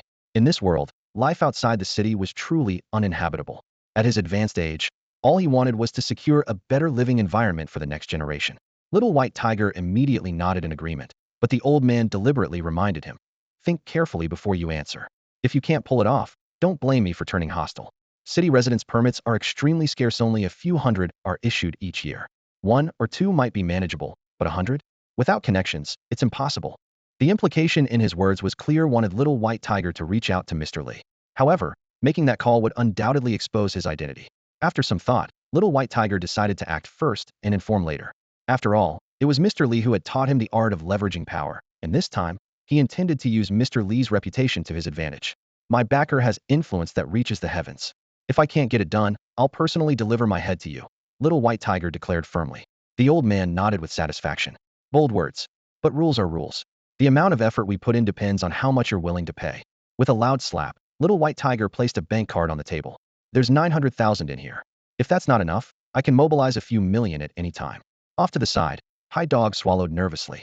He knew full well that this was all of Little White Tiger's assets, and whether Mr. Li would continue to back him was uncertain. The boast was audacious. If Mr. Li didn't step in, Black Mountain Town turning against them would be the least of their worries. But if they wanted Black Mountain Town's involvement, they had to show strength. Any sign of weakness now would ensure failure. The old man squinted, scrutinizing the young man in front of him, who showed no sign of fear. After a moment, he nodded reluctantly. The 900,000 was real, after all. He chuckled and said, Kid, Black Mountain Town will back you in this fight. The big shots in the city can target whoever they want. But if you step outside the city, as long as I'm alive, no one will dare touch you. As he spoke, he removed a jade ring from his finger and handed it to Little White Tiger. Take this and go to Black Mud Mountain to find Xiao Fei. Need manpower? Take as many as you want, as long as you can pay for it. If you want to storm the city, I'll join you. Consider this a token of gratitude for saving Earthworm. The old man picked up a satellite phone and dialed a number. Give me Red Ghost. Hey, sweep out Old Ding's outposts outside the city. Tell him it's Black Mountain Town's doing. And from today, his people are forbidden from stepping outside the city gates. Impressive. Little White Tiger clasped his hands in a show of respect. No more words needed. You can count on us to fight hard as long as you're willing to spend. Money is ammunition, and we city outsiders are willing to risk it all. He stood up eagerly. My brothers are fighting hard in the city right now. I'll bring them to visit you another day. Meanwhile, at the largest KTV in the West Slope district. Smack. Alung slapped one of his men across the head. You guys brag all day about being able to handle the mayor, but you can't even deal with two brats? I might as well start calling you my bosses, you useless loudmouths. The red-haired man sitting beside him interjected. Boss, we should focus on how to deal with Little White Tiger and Lao Jio. Our informants say Lao Jio entered West Slope armed to the teeth, a total lunatic. If he gets to Boss Ding, our reputation will be in shambles. This was about Old Ding's pride. Having his territory invaded by a few young nobodies would be disgraceful if word got out. The red-haired man added, Little White Tiger has already gathered over 100 people outside the city, and rumor has it that the lead guy might step in as well. Alung thought for a moment before ordering his men. Spread the word that I'm the one sending people to kill Lao Jio and Little White Tiger. The red-haired man's eyes lit up, instantly understanding Alung's strategy was diverting attention away from Old Ding. Damn it, are two brats really going to turn the world upside down? Alung muttered bitterly. Nightfall was approaching on Haney Mountain as Xiao Baihu's car, led by Chiu Yin, sped through the rugged terrain. In the middle of the winding mountain road, an eye-catching figure came into view, a man with two braided pigtails squatting in the center of the road, leisurely slurping a bowl of noodles. Is your cousin reliable? Xiao Baihu couldn't help but ask, staring at the flamboyantly styled, yet oddly behaving man. Not reliable most of the time, but he's rock solid in a fight, Chiu Yin said as he kicked open the car door and waved toward the man on the road. Bro. Just then, the sound of rustling footsteps emerged from all directions. The braided man slowly stood up as dozens of armed bandits poured out from the bushes along the roadside. These men were nothing like the petty street thugs from the city. Their eyes were lifeless, devoid of any spark, like walking corpses. Xiao Baihu instantly recognized that kind of gazite was the same dead, emotionless look he'd seen in the eyes of wanted criminals on TV, the kind only hardened killers could possess. You're the ones here to do business with us? One of the bandits broke the silence. Xiao Baihu stepped forward, his gaze sweeping over the rough-looking men. They were dressed in tattered, heavy coats, but their weapons gleamed as if meticulously polished. The money's already been given to the old man, Xiao Baihu said, extending his hand. The man with the braids tossed his bowl casually onto the road and shook Xiao Baihu's hand with a satisfied grin. I don't care who you're targeting, and I won't ask for relocation fees. But let's get one thing straight, 90 grand. Is that the full amount, or just a deposit? Make it 5 million, Xiao Baihu blurted out, gambling everything. At this moment, old Gio's phone was unreachable. Based on what he knew about old Gio, the man was most likely already staking out old Ding's place. This fight needed a definitive outcome. If they lost, survival was unlikely. If they won, someone would surely clean up the mess for him. The braided man grinned widely. Now that's a generous boss. Come on, greet the boss. Good evening, boss. The 100+ men shouted in unison, their disciplined display far more intimidating than the ragtag gangs in the city. You've got a way into the city, right? Xiao Baihu asked. Without a permanent residence permit, entering the city required applying weeks in advance. Most people resorted to using underground routes, like the toll tunnels beneath the city walls. The braided man lit a cigarette with an air of calm. We kidnapped the kid of a councilman from the Nanpu district. I'll call him later and have him personally open the city gates for us. Damn, Xiao Baihu grew even more uneasy and quickly reminded him. Focus on taking down Old Ding first when you're in the city. After all, Old Ding was a prominent figure in the city's underground scene. Like I give a damn who he is, the braided man sneered. Ask Old Ding if he dares cross this road without paying me a toll. All right then. Meanwhile, inside the city, Mr. Li was anxiously pacing in front of his desk, the ashtray overflowing with cigarette butts. Finally, after countless attempts, he managed to get through to old Gio. Hello. Damn it, you finally answered. Don't rush into a fight with old Ding. Wait for Xiao Baihu to come back so we can figure this out together, all right? Mr. Li felt a wave of exhaustion as he spoke to old Gio. It was a completely different feeling compared to dealing with Xiao Baihu. The biggest difference between Lao Gio and Xiao Baihu is that Lao Gio is a genuine mental patient with official hospital records. This makes his way of thinking completely different from ordinary people, rendering him unpredictable. My brother's in the hospital. I can't swallow this grudge, Lao Gio said after a moment of silence, his gaze firm. I can spare Lao Ding, but a Lang must die. Mr. Li scratched his ear and suddenly realized he couldn't make sense of Lao Gio's logic at all. Brother, I called because I was worried you wouldn't make it out, not because I was afraid you'd go after Lao Ding, Mr. Li said anxiously. Lao Ding is a 4-tier expert, and a Lang is at the peak of the 2nd tier. You're just a newly awakened rookie. Who can you possibly take on? But in Lao Gio's world, there was never a question of can or can't fight. For him, it was only a matter of should or shouldn't act. Mr. Li, Xiao Baihu promised you half a month of peace, but now Piglet's in the hospital, and he himself got ambushed outside the city, Lao Gio analyzed calmly. In this world, there are no rules.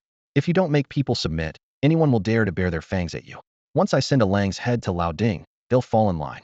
Can you just come back already? Mr. Li shouted angrily. Both sides are still laying their cards on the table, and you're flipping the whole board. Right now, neither I nor the people behind Lao Ding are ready for war. While both sides were still probing each other's strengths, Lao Gio had already thrown down the ultimate trump card. A Lang was Lao Ding's second-in-command. Touching him would force the other side into a fight, whether they wanted to or not.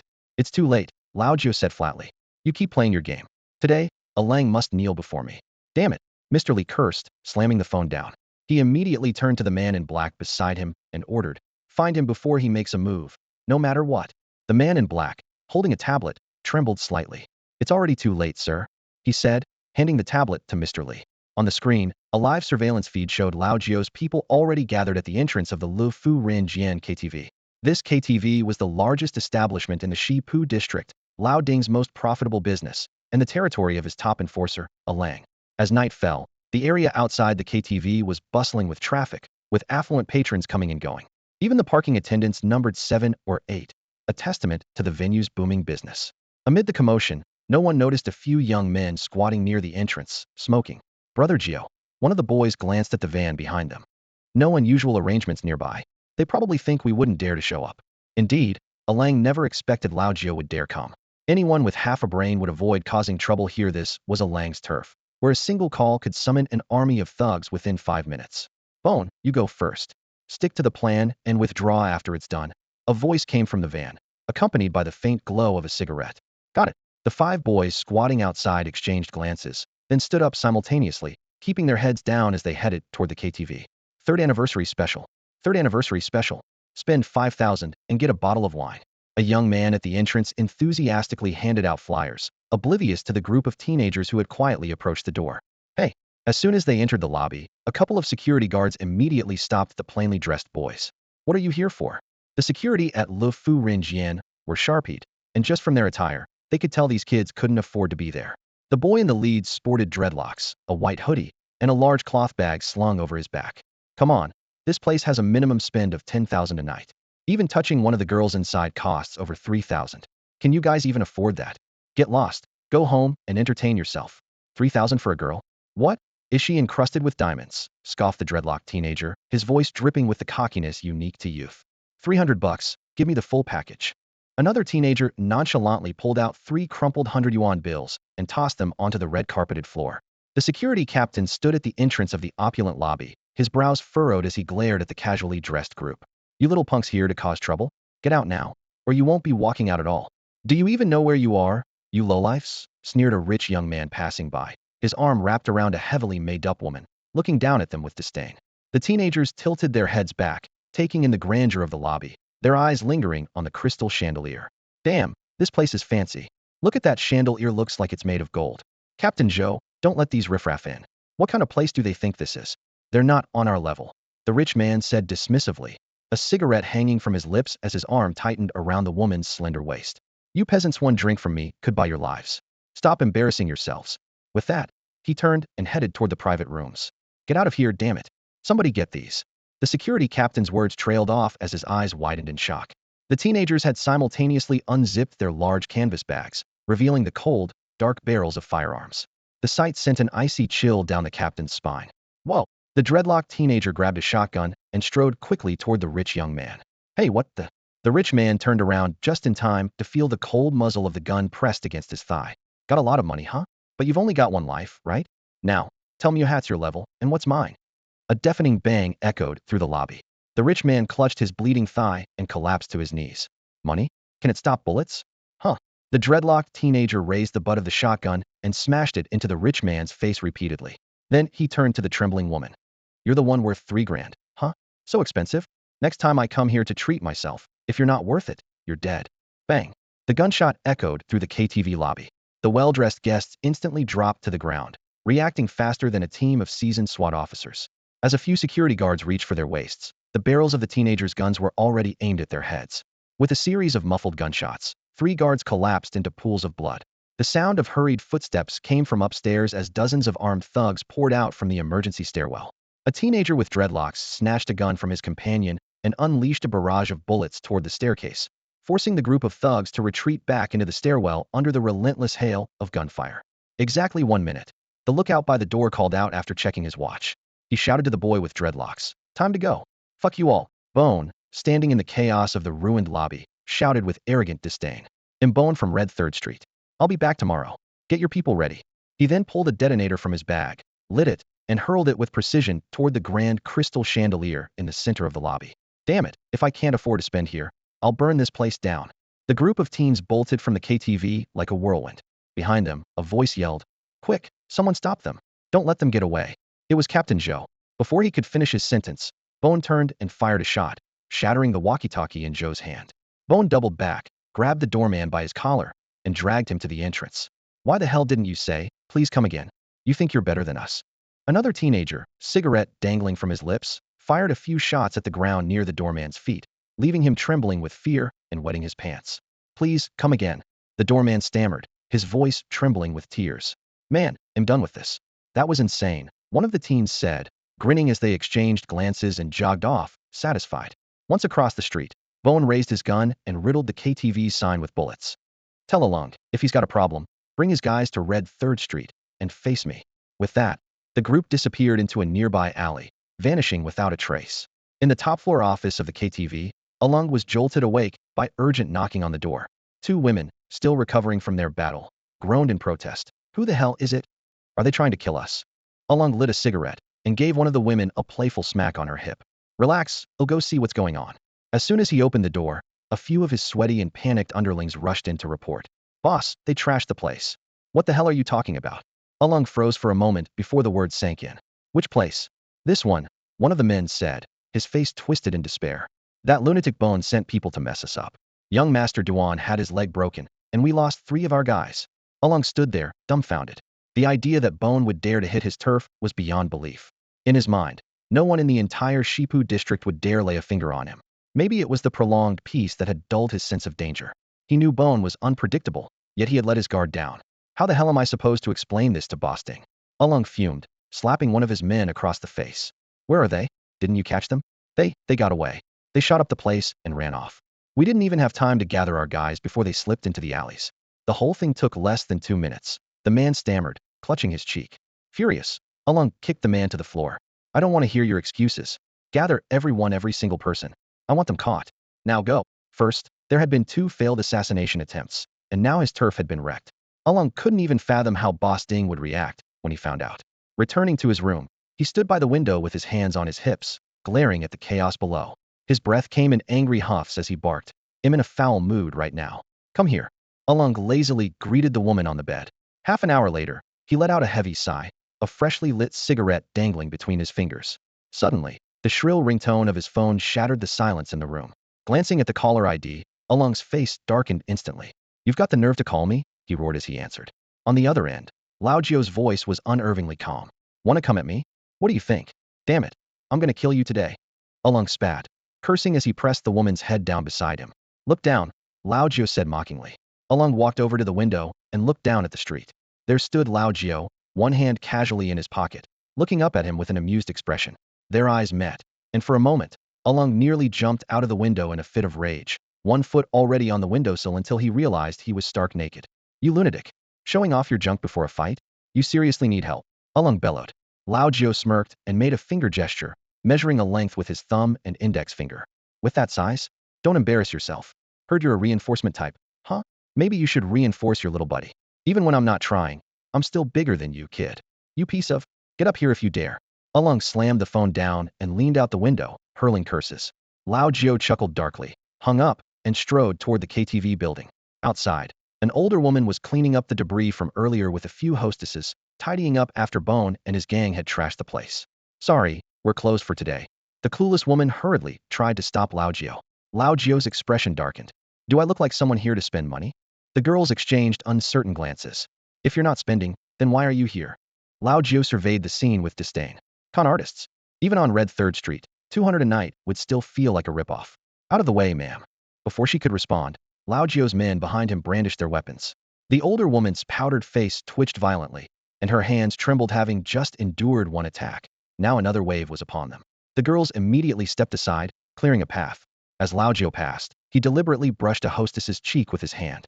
3 grand for a touch. Put it on Alung's tab, add another 3 grand for fun. His men followed suit, mimicking his actions. The group swaggered into the main hall. With most of Alung's henchmen outside chasing Bone's gang, the lobby was nearly deserted except for a few guests waiting for rides. As soon as the newcomers, armed to the teeth, entered, the seasoned regulars dropped to the floor in fear. The rich playboy who had been beaten by Bone earlier was curled up on a sofa, on the verge of tears. Listen up, you bastards. The place is closed. Lao Jio shouted, his voice echoing through the room. Get lost and entertain yourselves at home. If you don't leave now, I'll start charging. The moment his words landed, everyone scrambled to flee. These wealthy kids, for all their bravado, weren't about to mess with someone like him. I'm going up to meet this Alung. You all stay down here and hold the fort, Lao Jio instructed as he pressed the elevator button. Until I come back, not even the mayor gets in. If anyone tries, burn the place down. Got it, boss. The young men crouched behind the reception desk, guns at the ready.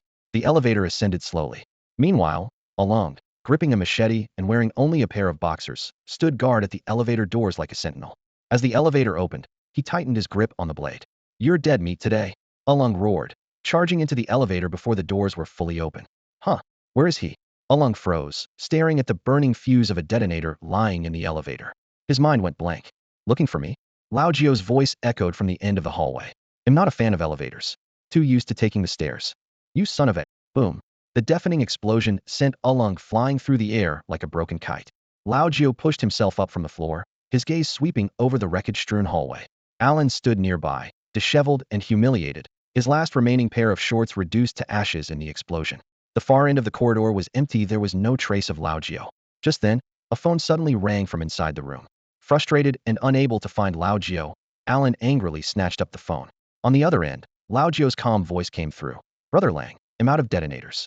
Retreating for now. I'll catch you next time. You son of a... Alan exploded in rage, rushing to the window to look outside. The street below was deserted. Where the hell are you? Come out and face me if you've got the guts. A once proud second-stage awakener, Alan was now utterly humiliated, played like a fool by Lao Jio. His composure shattered, his mind filled with nothing but the desire to tear Lao Jio to pieces. Suddenly, Lao Jio's voice came from the left.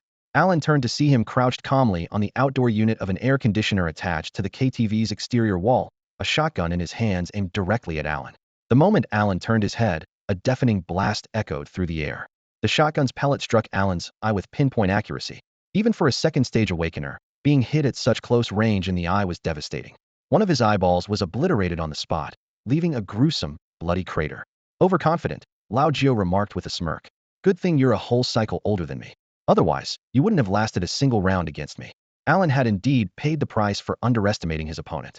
To him, Lao Jio was just an ordinary man, incapable of harming him even with firearms. But Lao Jio's calculated provocations, from crashing the scene with bones to the elevator explosion, had systematically dismantled his psychological defenses. When it came to killing, Lao Jio was a master, skilled enough to write a manual on the subject. Lao Jio.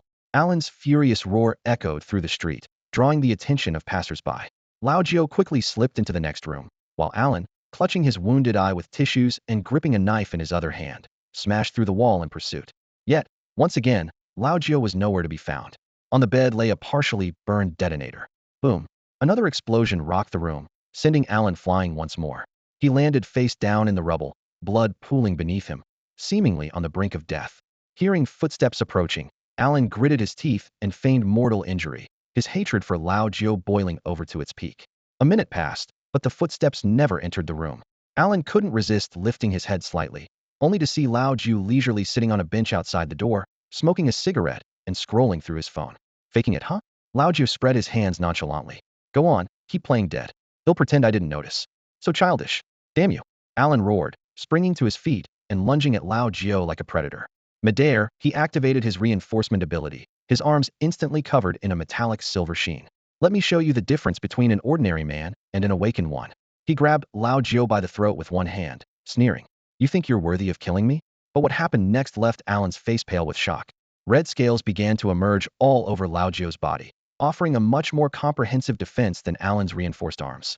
You're an awakener too? Alan stared at Lao Jio in disbelief. When did I ever say I wasn't? Lao Jio replied with an innocent expression. Alan tightened his grip, determined to crush Lao Jio's neck. Awakened or not, you're dead today. With his full second-stage strength, the scales on Lao Jio's neck began to crack under the pressure. Still not dead, huh? Alan laughed maniacally, excitement flashing in his eyes. But Lao Jio simply grinned. Did you ever wonder why I let you grab me? Alan froze, realizing too late what was happening. In a flash, Lao Jio's razor-sharp fingers darted forward, plunging into Alan's remaining eye. Blind but fierce, Alung clutched old Jio's throat, smashing through several walls before landing a heavy punch that sent old Jio flying. Blood trickled from the corner of old Jio's mouth as he slowly got to his feet, brushing off the dust, showcasing his formidable second-stage resilience. Despite his blindness, Alung relied on his sharp sense of hearing to pinpoint old Jio's position, assuming a defensive stance. Suddenly, old Jio turned and leapt from the rooftop. Without hesitation, Alung followed. Beep, beep, clear the way. Look, isn't that Brother Lang? Wait, he's not wearing pants. On the bustling streets, filled with cars and noise, Alung momentarily froze, disoriented by the chaos. Standing in the middle of the road, blood streaming from his eyes, he carefully listened to his surroundings. 10 meters away, old Jio stood amidst the traffic, casually smoking a cigarette. It's a trap. A chill ran down Alung's spine. Old Jio had never intended to flee. This opponent, with his monstrous combat instincts, knew better than to engage Alung Heedin in a clash of raw power. From the very start, every move Alung made had been within old Jio's calculations. Brother Lang, watch out, a familiar shopkeeper from Tianshangmen shouted. Alung performed a series of flips, narrowly avoiding a sudden stomp from ahead. Brother Lang, if you ever go completely blind, you could make a career as a stunt performer. Those flips were flawless, old Jio mocked from behind. Death coil. Old Jio's body twisted like a serpent, his arms coiling around Alung's neck like a python, locking him in place. His legs wrapped tightly, pinning Alung down in an awkward position on the middle of the road. Do you know how a python kills? It crushes every bone, inch by inch. Take a deep breath, it'll be over soon. Old Jio's grip tightened, squeezing Alung's body as if to shatter him entirely.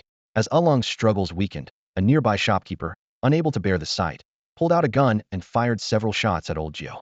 Seizing the moment, Alung broke free from the hold. immovable as a mountain. Along stood firm, pressing his palms together as a metallic silver sheen rapidly enveloped his body. Fang Dragon Strike. Old Geo lunged, his fingers curled like fangs, aiming for Alung's forehead. His hand clamped onto Alung's face, and the force of his attack began to crack the silver defense around Alung's head. Unstoppable force. Alung capitalized on an opening, landing a punch that sent Old Geo flying.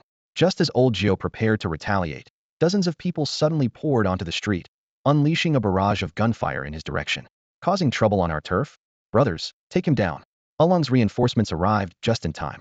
Faced with the relentless bullets, Old Geo was forced to take cover behind a car across the street. Old Geo, you're not leaving here alive. Damn it. I'm taking you down today. Alung shouted furiously, supported by his men. Don't let him escape, he's too dangerous to let go. More and more henchmen and shopkeepers joined the fray, surrounding Old Geo. The odds were stacked against him. But at that moment, the deafening roar of motorcycles echoed from the end of the street. 3 riders sped across car rooftops, their leader's hair flying wildly in the wind. Who the hell dares mess with my brother Old Geo? Brother Joe, we're here. Let's show Alung what a real entourage looks like. Bonehead, who had left earlier, returned with reinforcements, while Xiaofeng and his crew burst out of the KTV, weapons in hand. A dozen young men charged toward Old Geo without hesitation. Outnumbered and outgunned, these youths demonstrated the reckless courage of their age, running headfirst into the chaos, united in their determination to protect their comrade. Xiao Baihu. Who dares to mess with my brother Lao Jiao? With a furious roar, Xiao Baihu leapt gracefully from a high vantage point.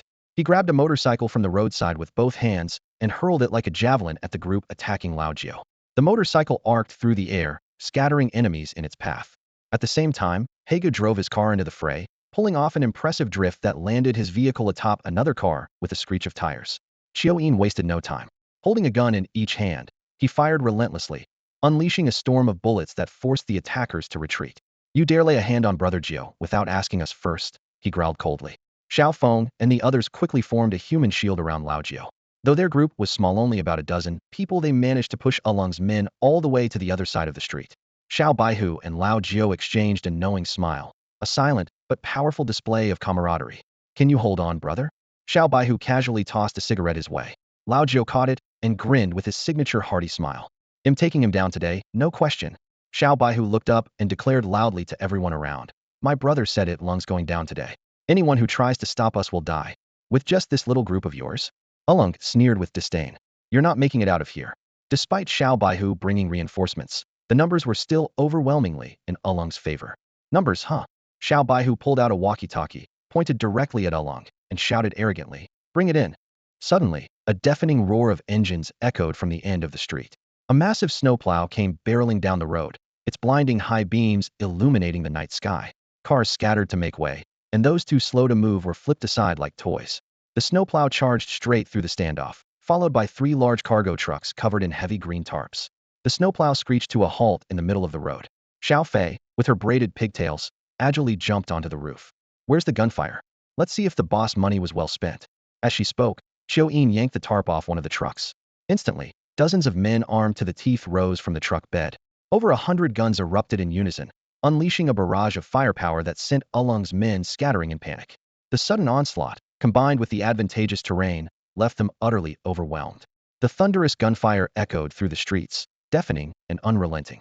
Xiao Fei lit a cigarette, watching the chaos unfold with a smirk. Within 3 minutes, Alung's forces were in complete disarray. Most were taken down in the initial exchange, and the few remaining were cowering under cars, trembling. The reinforcements from outside the city fought with ruthless aggression, not even bothering to take cover during the firefight. Alung's face twisted from anger to fear, his confidence shattered. Alung, you got any tricks left? Lao Jiao leapt onto a car roof, standing tall and steady. 10 of his brothers flanked him in perfect formation, their unity and resolve unshakable. The onlooker shopkeepers and bystanders alike were awestruck by the sheer intensity of the scene.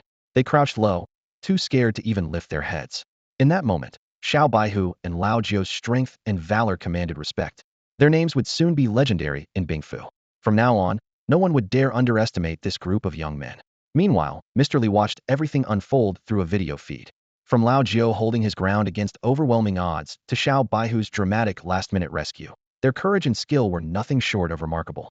Lao Jiao's clever strategy of luring the enemy into a trap, Xiao Baihu's unwavering loyalty and resourcefulness, and their seamless teamwork left him deeply impressed. True dragons and tigers, Mr. Li murmured, his eyes fixed on the screen. He couldn't help but admire them. With just one of them, Bingfu could be secured. He extinguished his cigarette, gently patted his secretary on the shoulder, and smiled faintly, a trace of weariness in his expression. Watch closely. If they survive, the next 100 years will belong to them. The secretary stared skeptically at her phone screen, her pupils narrowing slightly at the scene unfolding in the video.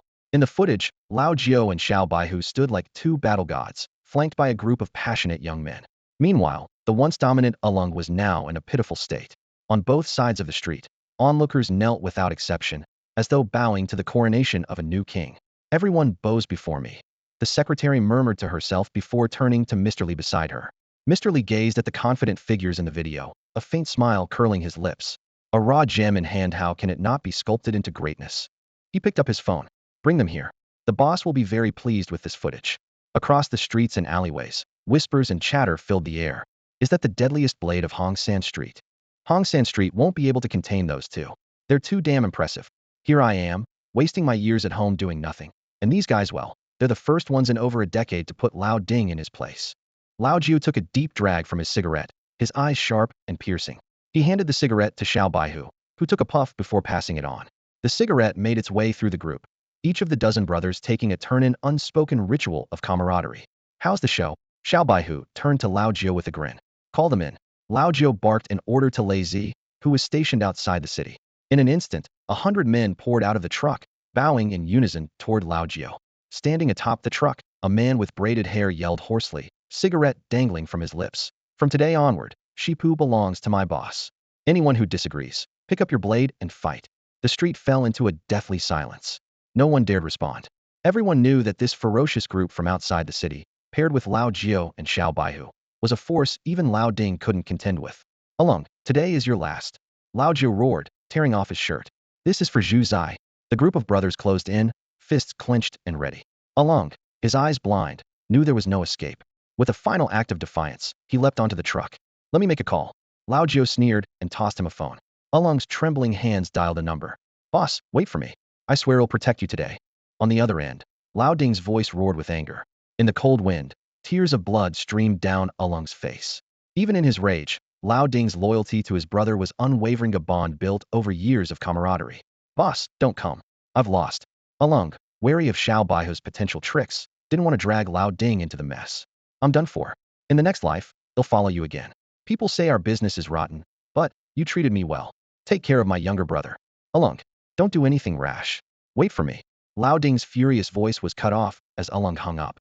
Throwing the phone back to Lao Jiu, Alung's body seemed to harden into gray steel. Come and fight. Lao Jiu and Xiao Baihu leapt into action simultaneously, with Hegu following close behind, wielding a curved blade. Deathly snares, silver tiger claws slashing through the air, their combined skills formed a deadly web. Alung took a punch from each of them, spitting blood but locking their arms in a vice-like grip.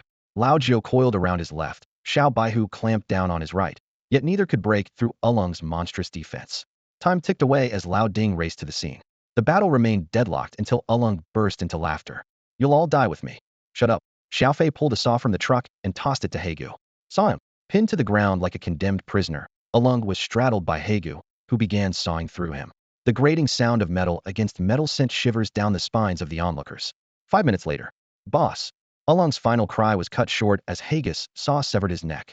Blood sprayed like a fountain, marking the end of a once feared leader. In this world, there was always someone new to replace the old. Today, it was Lao Jiu and Xiao Baihu. Tomorrow, it would be someone else. Amid the crowd's horrified stares, Lao Jiu lifted Alung's severed head. Xiao Baihu waved his hand, and the vehicles lining the street obediently parted to make way. This battle solidified Lao Jiu's reputation in Bingfu, left Lao Ding without his trusted ally, and etched Xiao Baihu's name into the annals of Shipu. 10 minutes later, Lao Ding finally arrived, standing in the middle of the street. He looked at the headless body of his loyal brother and let out a heart-wrenching howl toward the heavens. In the ice mansion, at the third private hospital, hospitals in the apocalypse were exclusively for the wealthy. The nurse on duty was dozing off at the front desk, propping her chin up with one hand. Suddenly, a chilling wind laced with the stench of blood swept in, flinging the doors wide open. She rubbed her drowsy eyes and was about to get up to close the door when she saw a dozen blood-soaked figures standing at the entrance. Her face turned deathly pale, and she screamed, "Ghosts!" before turning and running away. Old Gio and Little White Tiger exchanged glances with their bloodied brothers as they stepped into the hospital. Hygo rubbed his nose and muttered, "Is this place haunted?" Old Gio, holding a plastic bag in one hand and the other stuffed in his pocket, followed the address sent by Mr. Lee and made his way to Piggy's hospital room. Through the glass on the door, they saw Piggy lying silently on the hospital bed, just out of surgery. His body was wrapped in bandages and connected to various machines. The brothers clenched their fists in unison. Who could have imagined that the brother they were drinking and laughing with just yesterday would be lying here like this today? A doctor on duty was about to speak. "Excuse me, family visits are not allowed," but before he could finish, the sight of the blood-soaked, fierce-eyed young men silenced him. Earthworm stepped forward, flashing a gun. "Care to repeat that?" The doctor turned pale and stammered, "Please, go ahead," before fleeing in terror. Xiao Fei and Lei Zi, who had come from outside the city, stood guard at the door. Little White Tiger gently pushed open the door to the hospital room. The sharp smell of disinfectant made Old Gio frown. He pulled out his trophy, the severed head of a Lang, and placed it beside the bed. "Piggy, we brought you your enemy's head. Don't die on us now. You just got yourself a girlfriend. You haven't even had your fun yet." The brothers gathered around the bed, speaking softly into Piggy's ear in turns. "Brother, we've only just started to rise, and you're already planning to leave? That's not cool, man." To everyone's shock, a single tear slipped from the corner of the unconscious Piggy's eye. Old Joe patted Piggy's face, his voice choking. "Brother, wake up. You want me to carry this guilt for the rest of my life?" Piggy had taken such a severe injury for him. If he didn't make it, Old Joe would never forgive himself. Bones, his eyes red, slapped himself hard across the face several times. "It's all my fault. If I hadn't been out messing around, Piggy wouldn't have." Leaning against the wall, Xiao Fei listened to the sobs coming from inside the room and smirked. Outside the hospital room, Earthworm sighed. "Damn, on the streets they're all as fierce as little tigers, but in here, they're bawling like kids." Little White Tiger and Old Gio, ruthless and decisive in battle, even bordering on cruel, were like children in front of their brothers. This stark contrast only highlighted the deep bond they shared. Late at night, the brothers slept on the floor, keeping watch by Piggy's bedside. The next morning, Mr. Lee arranged for Piggy to be transferred out of the ice mansion. He was worried that Old Ding might come looking for trouble, and even more concerned that Old Jiu might lose control again. After all, this was the guy who stormed Old Ding's territory with just a dozen brothers. No one could predict what he might do next. In the penthouse of the largest hotel in Dongpu district, Mr. Lee stood by the floor-to-ceiling windows, watching the snow fall outside as he leisurely swirled the wine in his glass. "What you did yesterday was impressive. After this fight, no one in the ice mansion will dare underestimate you too. But you've completely provoked Old Ding now." Old Gio yawned and asked, "What's the next move?" Old Ding's lost it. One of his core men had his head sawed off. If he doesn't make a comeback, who's going to respect him in the future? Mr. Lee shrugged and calmly analyzed the situation for the group. In terms of strength, Lazy's crew alone is no match for Lao Ding. The win yesterday was purely a surprise attack. Lao Ding didn't even make a move himself. If it comes down to a heating confrontation, Xiao Baihu's men won't stand a chance. Why not just kill him and be done with it?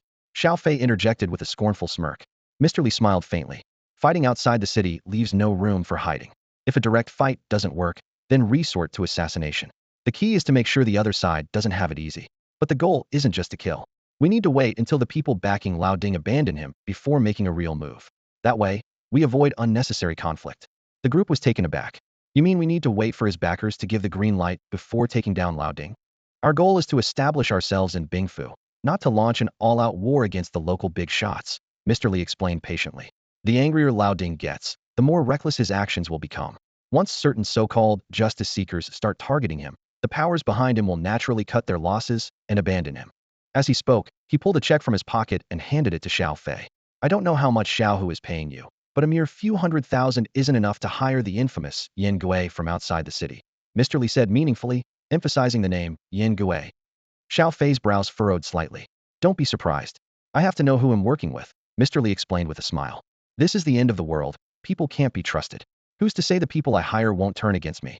Xiao Fei responded coldly. "Cut the act. My loyalty is to Lao Jiu and Xiao Baihu. If they ordered me to kill you right now, I wouldn't hesitate." Mr. Lee nodded nonchalantly, showing no doubt about Xiao Fei's resolve. However, Xiao Baihu and Lao Jiu looked shocked. "You're telling me you're Yin Gui?" they exclaimed. "I thought you two were braver than this, hiring someone like him. Turns out you just didn't know who he was," Mr. Lee said, rolling his eyes. In Bingfu, the name Yin Gui was practically taboo. If Xiao Baihu had known Xiao Fei's true identity, he might not have dared to hire him in the first place. If Lao Jiu is crazy, then Yin Gui is pure madness. If the police find out he's entered the city, they'll lock the whole place down, Mr. Lee said half-jokingly. "A lunatic, a madman, and one completely unhinged. Our team might as well be a squad of misfits." Bingfu's 5 overlords, Ming Wang, Hua Lao, Nalan, the dwarf, and Luan. Mr. Li said seriously. You nearly wiped out the Nalan family, and you still dared to enter the city? These 5 represent the strongest forces in Bingfu. From the system to the streets, they have people everywhere. Lao Ding is nothing more than a henchman to them. You buried 2 police chiefs from 6 districts outside the city. What were you thinking? Mr. Li continued. Most people have a reason when they kill. But with you, it's impossible to figure out. Neither the Nalan family nor those 2 chiefs had any major conflicts with the outside. Seeing the questioning looks from Xiao Baihu and Lao Jiao, Xiao Fei calmly lit a cigarette. 3 years ago, a girl from Heishan town came to me asking me to kill someone. She only had 1 kidney, 1 arm, and 1 leg all hacked off by someone. He said, taking a deep drag, his eyes bloodshot. Even the beasts outside the city wouldn't torture a child like that. But the Nalan family's young master did. The girl was coughing up blood as she handed me 5 yuan. If it were you, would you take the job? 5 yuan for the lives of over 100 members of the Nalan family, Mr. Li remarked with a meaningful smile. We live on the edge, robbing and fighting because we have no other choice. But even so, there are lines we don't cross, Xiao Fei said nonchalantly. It just so happened that over 100 of the Nalan family members were chasing her out of the city. So, I buried them all outside. The Nalan family didn't come after you outside the city? Xiao Baihu asked, handing Xiao Fei another cigarette, seemingly approving of his actions. There are rules. The city has its laws, and the outside has its code. Both sides have an agreement not to step into each other's territory without cause. Without the support of the other 4 overlords, the Nalan family wouldn't dare leave the city, Mr. Li explained. But now that you're in the city, the people from outside can't protect you anymore. I repay my debts, whether for revenge or gratitude, Xiao Fei said, looking at Xiao Baihu. You saved my cousin. They'll fight this battle with you to the end. Xiao Baihu gave him a thumbs up. You're a real man. In the Shipu district, inside Lao Ding's office, Lao Ding was drenched in sweat, gripping the phone tightly, his voice pleading. Huai, please give me 3 more days. Along was my brother through thick and thin, and now his head's been cut off. On the other end, Huai's booming voice interrupted him. I don't care if your head gets cut off. The new superintendent in Shipu is already watching you. Stop all the dirty work you're doing and keep your head down. Since Alung's death, Lao Ding's men had been frantically searching the Shipu district, turning the entire area upside down. This high-profile chaos quickly drew the attention of the authorities.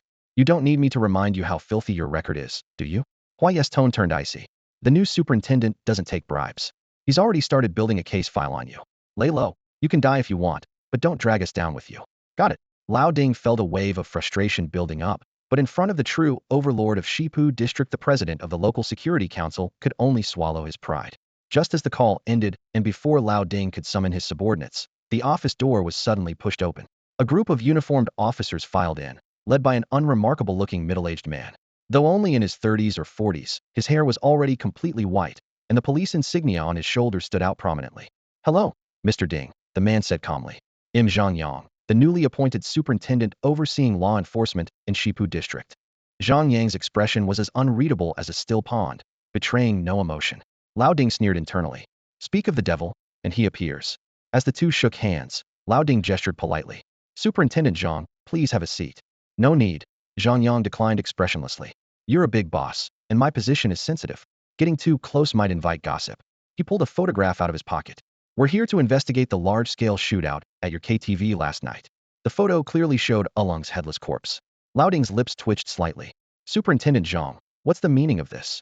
What was the deceased's relationship with you? Zhang Yang's eyes were fixed on Lao Ding. He was my brother. My investigation shows the deceased was a prominent figure in Shipu, with dozens of cases tied to his name in the police files. Zhang Yang's fingers tapped lightly on the desk. I'm curious, Mr. Ding, how did you manage to make all those charges disappear? Bang! Lao Ding slammed the table, his pent-up anger finally erupting.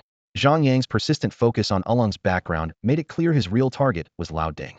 At the same time, Lao Ding couldn't help but wonder why Zhang Yang had gone after him the moment he took office. Superintendent Zhang, my brother is dead. Shouldn't you be focusing on finding the killer? Without understanding the deceased's background, how can I determine the killer's motive? Was it a power struggle or a vendetta? Zhang Yang replied coolly. If you refuse to cooperate, I have the authority to bring you back to headquarters for questioning. Damn it, Lao Ding roared. He's guilty, sure, but can you bring him back to life to put him on trial? The killer is in the Dongpu district at the Dongxing Grand Hotel. You want to catch the murderer? Go arrest them.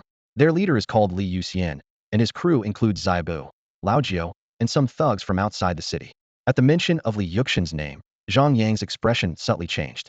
First, he was taken aback, then his brows furrowed deeply, and finally, a faint, enigmatic smile tugged at the corner of his lips. Dongpu District, Dongxing Grand Hotel. Mr. Li leaned back on the leather sofa, his eyes fixed intently on the latest headlines from the Bingfu News flash. In the same room, Lao Jiao and his crew lounged lazily on the beds, fingers swiping incessantly across their phone screens, completely engrossed in their games. A whole day had passed, and they had been hiding out in Dongpu District without a care, while Lao Ding made a grand show of his search efforts over in Shipu District. In truth, both sides knew exactly where the other was. Bingfu wasn't that big. Where could anyone possibly hide? But Lao Ding wouldn't dare cross into their territory or act recklessly. To outsiders, it might even seem like he was afraid of Mr. Li. The public commotion was nothing more than a performance for appearances. If Lao Ding truly wanted Lao Jiao dead, he'd discreetly send a small team for an assassination. Knock, knock, knock. 3 light taps echoed, and the door opened. Zhang Yang stepped inside, dressed in a crisp uniform and wearing a stern expression. Director Zhang. Mr. Li greeted him warmly, as if seeing an old friend. It's been a while. Thanks to you, I almost got wiped out. Zhang Yang shot Mr. Li a look of disdain before walking straight to the sofa and sitting down. Oh, what do you mean by that? Mr. Li feigned surprise as he sat across from Zhang Yang. Could there be some misunderstanding between us? Misunderstanding, my ass. Zhang Yang snapped, his voice sharp. Wasn't it you who transferred that million into my mother-in-law's bank account? If I don't take your dirty money, you think dragging my family into this is acceptable? His disgust for Mr. Li was palpable. While Zhang Yang maintained basic politeness with Lao Ding, he had no such restraint when dealing with Mr. Li. I can't stand hypocrites like you, Zhang Yang continued, his tone laced with venom. You're nothing but parasites, sucking the lifeblood out of society. Without people like you, this world would have far fewer starving souls. Business is about profit. We're here to make money, not run charities, Mr. Li replied calmly, pouring Zhang Yang a cup of tea with practiced elegance. But I assume you didn't come here just to lecture me, did you? Oh, I came here to deal with you, Zhang Yang retorted, his gaze locking onto Lao Jiao and his group. You 3 killed along, didn't you? The temperature in the room seemed to plummet. Zhang Yang's oppressive aura zeroed in on the 3 men. Before anyone could respond, the door swung open again. Hai Go and his crew strolled in, hands in their pockets. The bulges under their jackets betrayed the weapons they were carrying. Zhang Yang drained his cup of tea in one gulp, his expression unimpressed. What's this? Planning to make a move on me? Ask him, does he even dare sit when I tell him to stand? A bunch of rookies trying to pull something on me. Mr. Li quickly shot Hai Go and the others a warning glance, signaling them not to act rashly. This wasn't someone they could afford to provoke. Zhang Yang was a high-ranking official. Attacking him would be tantamount to declaring war on the system itself. No organization could withstand the crushing power of the state. Except for reckless individuals like Xiao Fei, no one dared to touch someone of Zhang Yang's rank. For someone like Mr. Li, a wealthy businessman with deep roots, fleeing wasn't even an option. Clink. Zhang Yang tossed 3 pairs of specialized handcuffs onto the table. These cuffs were designed to suppress the abilities of awakened individuals. Put them on, and come with me to the station. Don't make me use force. Lao Jiao and Xiao Baihu exchanged a glance before simultaneously extending their claws. Xiao Fei whistled toward Qiuyin, who immediately pulled out a sawed-off shotgun hidden under his clothes. Who the hell do you think you are, coming here to take our people? Why don't you go fly to the moon? Qiuyin snarled, stepping forward and pressing the shotgun's muzzle against Zhang Yang's temple. Mr. Li might tread cautiously around Zhang Yang, but Xiao Fei's crew, hailing from outside the city, had no such reservations. Outside the city was a lawless zone, where even police officials were fair game. Zhang Yang smirked coldly, glancing sideways at the shotgun. A faint crackling sound filled the air as frost rapidly spread over the barrel, encasing it in a thick layer of ice that crept onto Qian's hand. Clang. Unable to withstand the cold, Qiuyin dropped the shotgun, which shattered upon hitting the floor. If I dared to come here alone, it's because I'm not afraid of you making a move, Zhang Yang declared, his presence swelling as an invisible force bore down on everyone in the room. Hai Go and his crew were instantly forced to their knees, while Lao Jiao and Xiao Baihu turned red with the strain of resisting. Compared to Zhang Yang, Oolong's strength was negligible. Only Xiao Fei and Mr. Li remained unaffected, their expressions unchanging. Xiao Fei raised an eyebrow in defiance, his fighting spirit ignited. A 4th level awakened? Not bad. Care for a little spar? Smoke demon? Zhang Yang recognized Xiao Fei instantly, a smirk tugging at his lips. Looks like this trip was worth it after all. Xiao Fei dashed forward, and Zhang Yang simultaneously rose to confront him. In that instant, a bone-chilling cold collided fiercely with a scorching, violent heat in the air, sending shockwaves that tore the room into disarray. With a sharp, crackling sound, the room's temperature plummeted below freezing, and the walls and floor were instantly coated with a shimmering layer of frost. Xiao Fei let out a cold snort and stomped his foot, shattering the ice beneath him. The room's temperature swiftly returned to normal. Just as the tension between the two reached a breaking point, Mr. Li slowly stood up from his seat. Are you two planning to bring this building down? He said with a hint of annoyance as he walked between them, pulling out his phone and holding it up for Zhang Yang to see. Zhang Yang's pupils contracted sharply as he stared at the phone screen. It displayed a live feed from Lao Ding's warehouse. The cages didn't hold animals, but people, confined and awaiting sale like merchandise. The close-up shots of terrified children's faces pierced Zhang Yang's heart like daggers. His eyes turned bloodshot, his hair stood on end, and his fists clenched so tightly that his knuckles turned white. The murderous intent in his gaze was almost palpable. Is this real? Zhang Yang asked through gritted teeth. Mr. Li smiled calmly. We've known each other long enough. You know that every sin I earn can withstand scrutiny. Speculation, buying low and selling high, I admit to that. But blood money? I wouldn't touch it. As I've always said, if you have evidence, you're welcome to arrest me anytime. Zhang Yang hesitated. The evidence in Mr. Li's hand was too overwhelming. While Mr. Li operated in the gray areas of morality, he was a far cry from the sheer depravity of Lao Ding. Yet, letting people like Lao Jiao go unpunished left a bitter taste in Zhang Yang's mouth. Why did you kill a Lang? Zhang Yang asked coldly, directing his question to Xiao Baihu. Mr. Li cleared his throat lightly, and Xiao Baihu took the cue. Spend a few months in Shipu district, and you'll understand. Lao Jiao and I used to deliver goods for the Mulway's children. Being orphans ourselves, we couldn't help but feel compassion. If it weren't for Mr. Li, Lao Ding's people would have killed us long ago. Killing a Lang was revenge for ourselves and justice for those kids. Though Xiao Baihu's words were half-truths, Zhang Yang sensed the sincerity in his tone. He knew that Lao Xia had indeed killed many of Xiao Baihu's brothers. This was his unyielding grudge. Old Zhang, Mr. Li said with a regretful shake of his head. Being too pure isolates you. Being too rigid leads to breaking.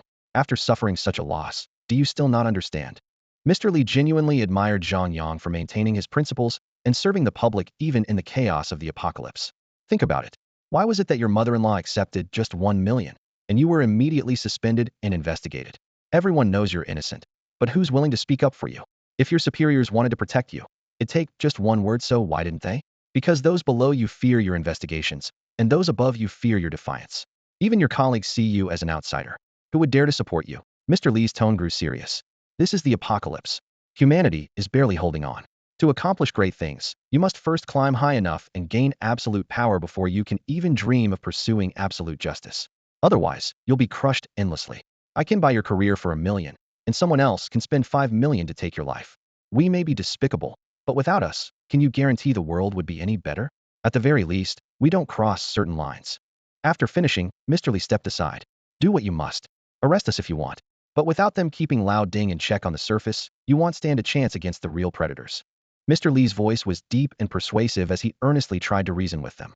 Little White Tiger and Old Jiao exchanged a glance, then slowly extended their hands, allowing the cold handcuffs to be snapped onto their wrists. This was a high-stakes gamble. They were betting that Zhang Yang would tolerate their presence in order to bring down the corrupt big shot behind the scenes, that he could see through the harsh realities of the world, and that he was willing to compromise with reality for the sake of an ideal world. The air in the room felt heavy, almost frozen.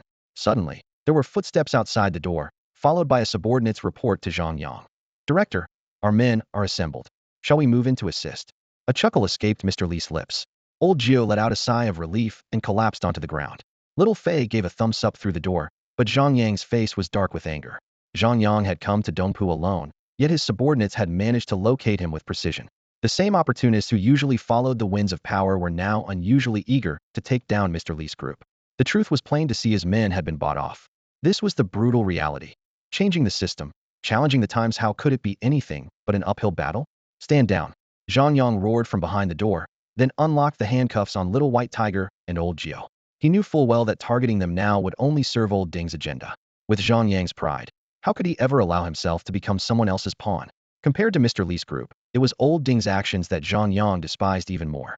You have 10 days to find where Old Ding is hiding his people in the city. Zhang Yang finally relented, fixing his gaze on Little White Tiger.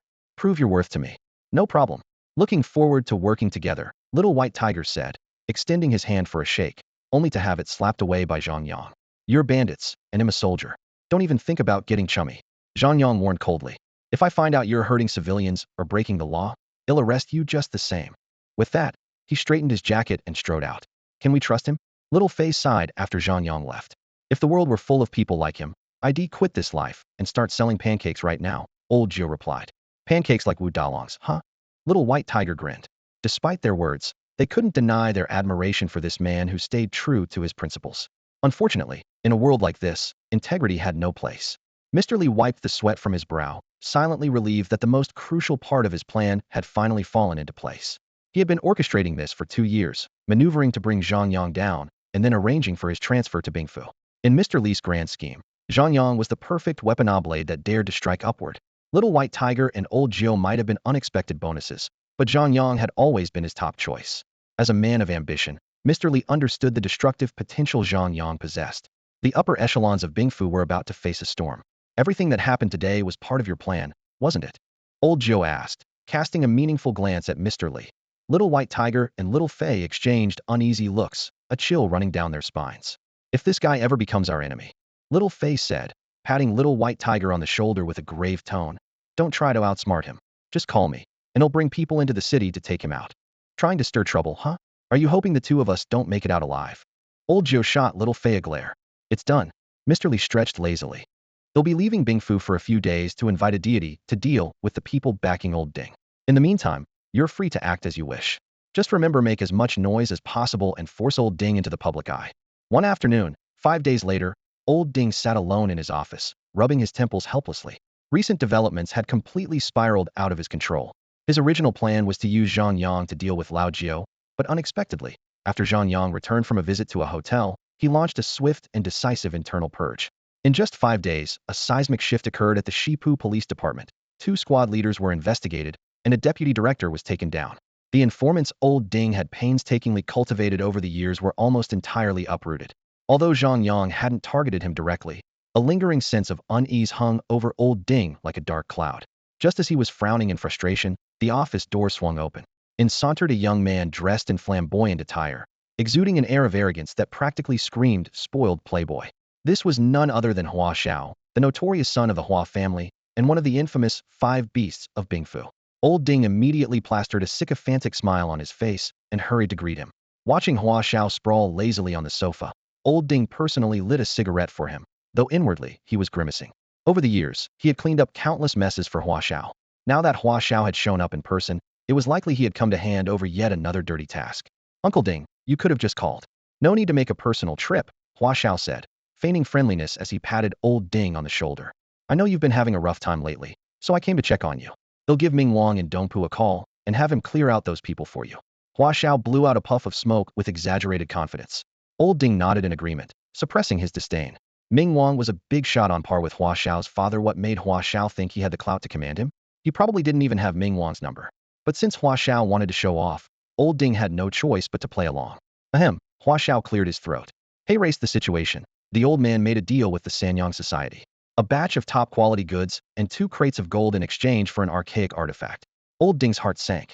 Archaic artifacts were unique to this era, treasures and divine weapons that had mutated along with humans and animals after the Blood Moon descended.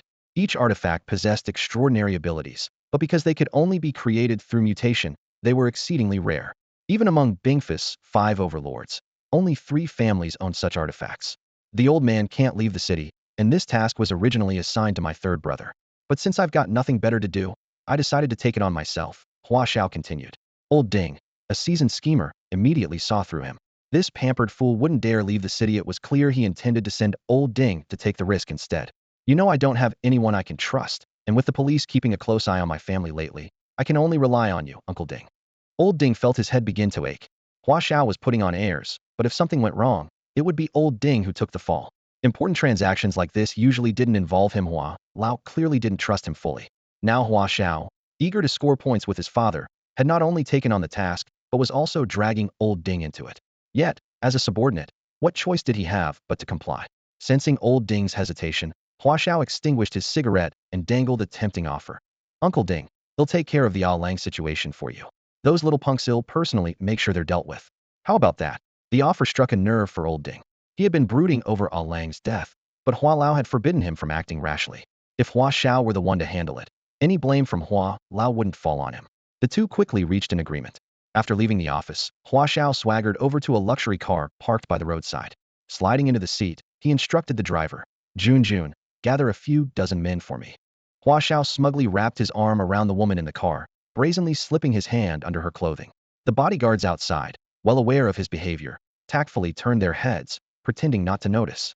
The car had been driving for less than 10 minutes when Hua Xiao suddenly had a whim and motioned for the driver to stop. Hey, babe, how about we spice things up right here on the street? Hua Xiao's eyes roamed lecherously over a homeless man nearby before he excitedly declared, this spot will do. The woman in his arms blushed deeply, her delicate fingers tracing his chest. Hua Xiao, you're so naughty. Haha, you little minx. I can be even worse. Hua Xiao laughed, abruptly pushing her down. He then shouted to the driver, you guys go find somewhere to eat, tossing out a wad of cash as he spoke. The bodyguards exchanged uneasy glances. Young master, does it have to be on the street? What about a hotel? Isn't this a bit rushed? It's for your safety. Hua Xiao, already straddling the woman, exploded in anger. Look around the entire Shipu district. Who the hell would dare touch me? Hua Yugui? Now get lost. If you're so curious, come and watch, I'll give you a free show. Reluctantly, the bodyguards glanced at the scene in the car, then awkwardly crossed the street to find a restaurant. 10 minutes later, they were squatting by the roadside, eating their meals, silently cursing their predicament. The boss gets his fun, while we get the sideshow. Damn it. At least he didn't ask us to help him out back there, one muttered. As they grumbled, a truck rolled to a stop in front of them. Boss, a bowl of noodles, please. A man who looked like the truck driver shouted as he jumped out. The truck conveniently blocked their view of the car. One of the bodyguards considered circling around to check. Forget it. What could possibly happen just across the street? Let's just deal with it. Another said, holding him back. The group harbored no small amount of resentment toward Hua Xiao, whose arrogant and reckless ways often left them feeling disrespected. Meanwhile, inside the car, Hua Xiao was in the middle of his fun when the door suddenly opened. A young man stuck his head in, a sly grin on his face. Tired already? Need some help back there? A gust of cold wind swept into the car, making Hua Xiao shiver. Before he could react, the other 3 doors swung open, and 3 more young men swiftly climbed inside. Who the hell are you? Do you know who I am? Hua Xiao's words were cut short when he felt the sharp press of a knife against his side. Still want to mouth off? How about I carve you up right now? The leader growled coldly. Sit still and behave. Swallowing hard, Hua Xiao obediently climbed off the woman. He glanced outside, hoping to spot his bodyguards, but the truck parked nearby completely obstructed their view of the car. One of the intruders, a boy with slicked back hair, shot him a warning look. Don't even think about moving. Hua Xiao adjusted his pants, realizing he was now squeezed between 2 of the intruders, his mind racing. Though he was a first-level awakener, he knew his only chance was to hold out until his bodyguards noticed something was wrong. He took a deep breath, preparing to shout for help while the spiky-haired boy in the front seat was distracted by fiddling with the car's ignition. But as soon as he opened his mouth, the leader's knife plunged cleanly through his cheek. The swift, brutal action destroyed any remaining will to resist. Hua Xiao clutched his bleeding face, trembling, too terrified to pull the knife out. I've been in the kidnapping business for generations, the leader sneered, slapping Hua Xiao's head. You think you can fool me with those little tricks? Open your mouth again, and they'll send you straight to hell. I know you're an awakener, but guess what? So are we. We can kill you long before your useless bodyguards get here. Hua Xiao nodded frantically. In Shipu district, most wouldn't dare challenge him, but anyone bold enough to make a move must be someone who feared nothing, not even the Hua family's power. Though arrogant, Hua Xiao wasn't stupid. He knew resistance would only provoke them further. His best chance at survival was to cooperate and wait.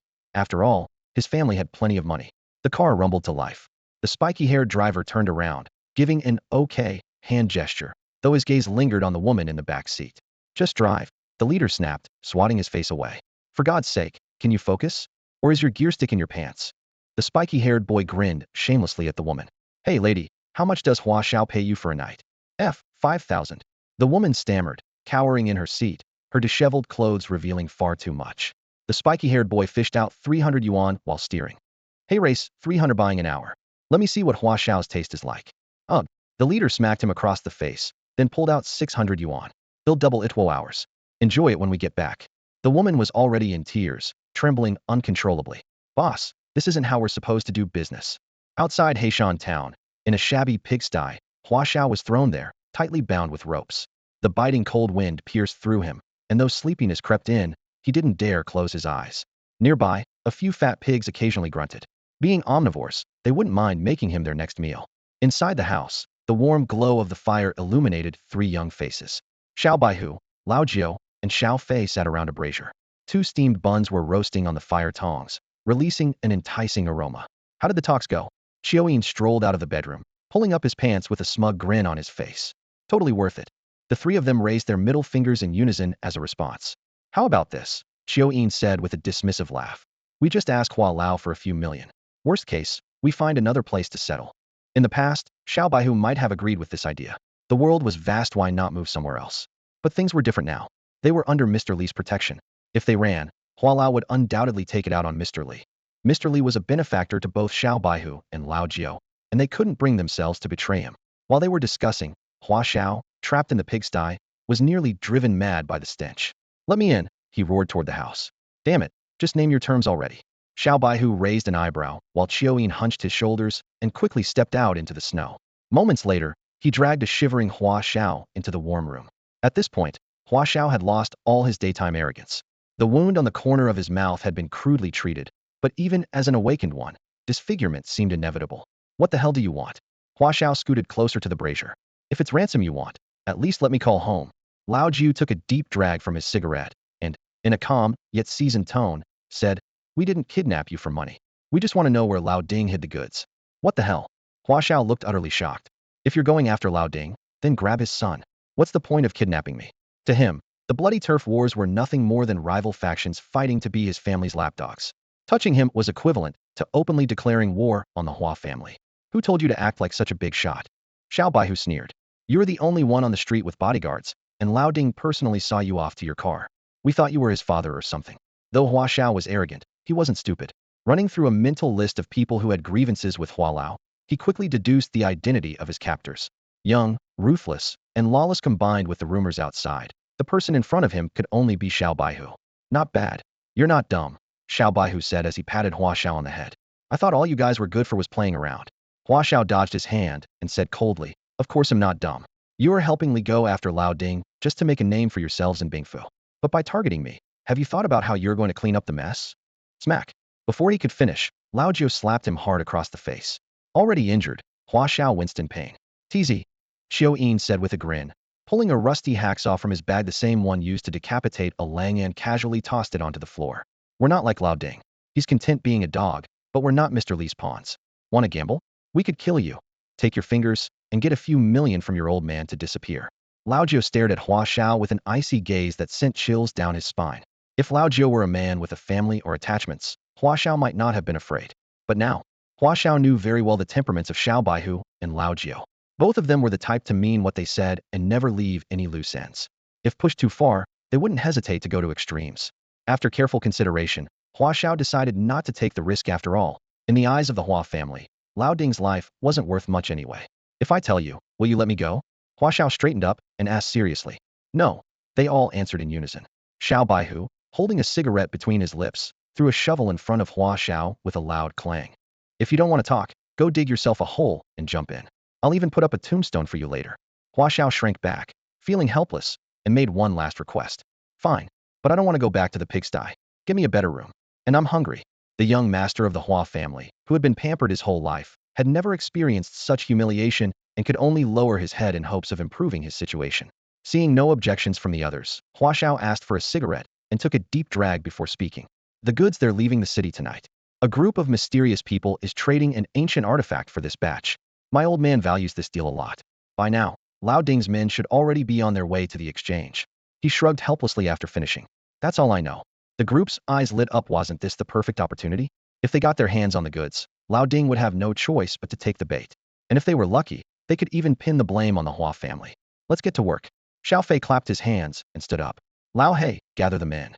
Meanwhile, outside the gates of Bingfu City, Lao Ding was overseeing 5 trucks as they slowly passed through the checkpoint. Although the city gates officially closed at 6, Lao Ding's sensitive cargo meant he always opted for nighttime transportation. The checkpoint captain counted the stack of cash in his hands and nodded in satisfaction. "Boss Ding, much appreciated. We're all brothers here. No need for formalities." Lao Ding gave the captain a friendly pat on the shoulder. "Once I'm done with this, let's stick to tradition, hit up Tianshang Rin Jian together." The two exchanged knowing smiles. A gust of cold wind blew past, lifting the tarp on one of the trucks. Inside, steel bars crisscrossed the cargo hold, and a group of emaciated children clung to them, their eyes filled with fear as they stared out at the world beyond. Hong Mao arrived with 3 or 4 dozen men in tow, driving a convoy of off-road vehicles. "Boss, let me handle this one," he offered. This kind of task had always been Ulung's responsibility, and Ulung had been the one to smooth out relations beyond the city. Now that Ulung was gone, Lao Ding had been planning to oversee the operation personally. Hong Mao patted the bag slung over his shoulder.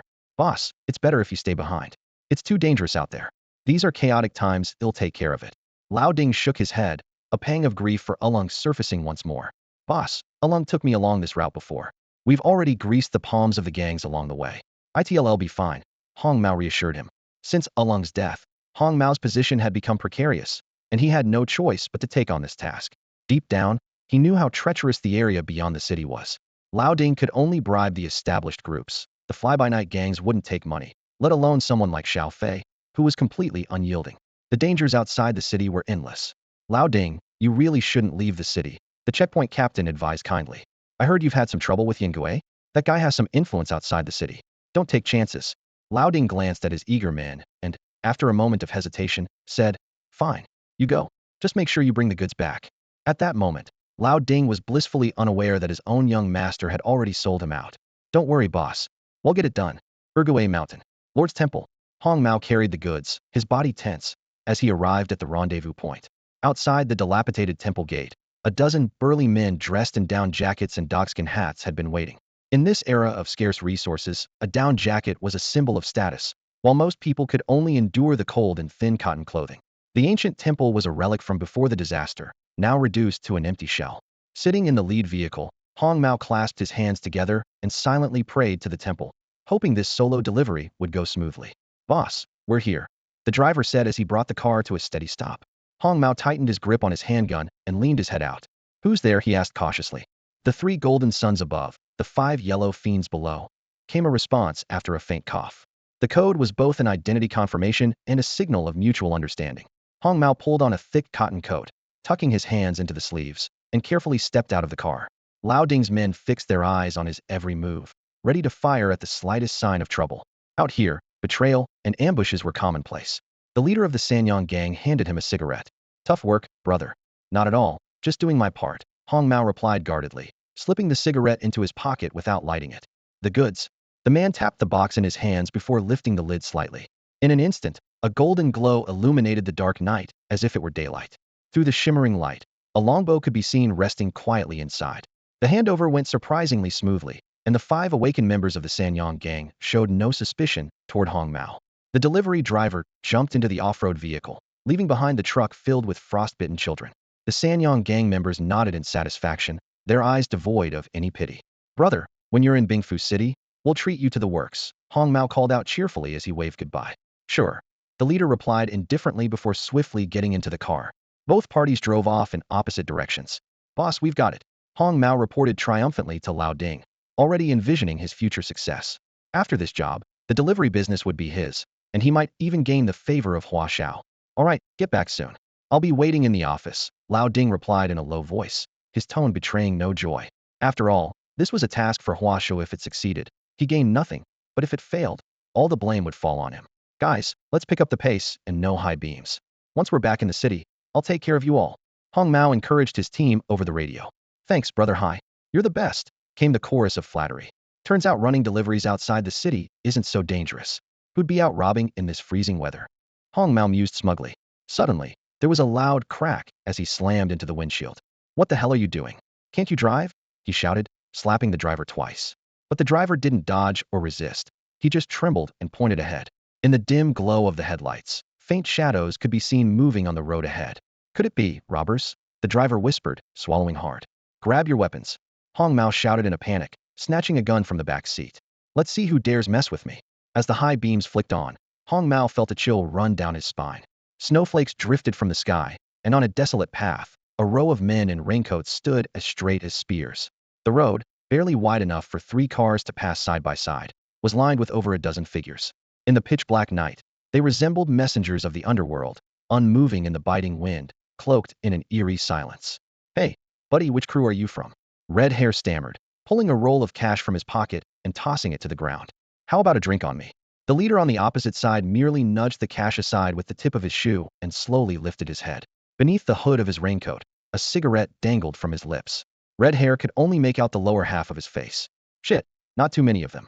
We can take M. Red Hair took a deep breath, gripping his gun tightly, ready to retaliate at a moment's notice.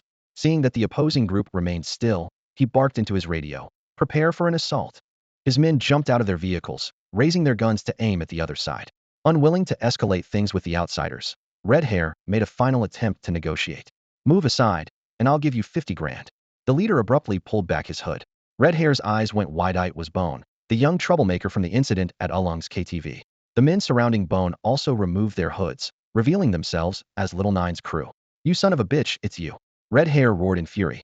Bone's response was to lift an RPG launcher. The old relic from before the Great Disaster had been meticulously maintained. Though it might misfire, it was enough to intimidate Red Hair. Brother Nine said, "Leave the goods, strip down, and run back to the city," Bones said, spitting out his cigarette. "Who the hell are you trying to scare? Just 10 of you against dozens of us. Do you even know what death means?" Red Hair jumped out of the car, feigning bravado as he jabbed a finger at his own head. "Go ahead, shoot me." Boom. The rocket whizzed past his temple, hitting the crowd behind him.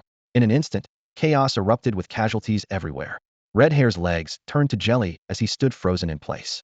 A mere inch off, and his head would have been obliterated. "Shit. These kids are completely insane," Red Hair muttered, too stunned to even return fire. "Where's the gunfire coming from?"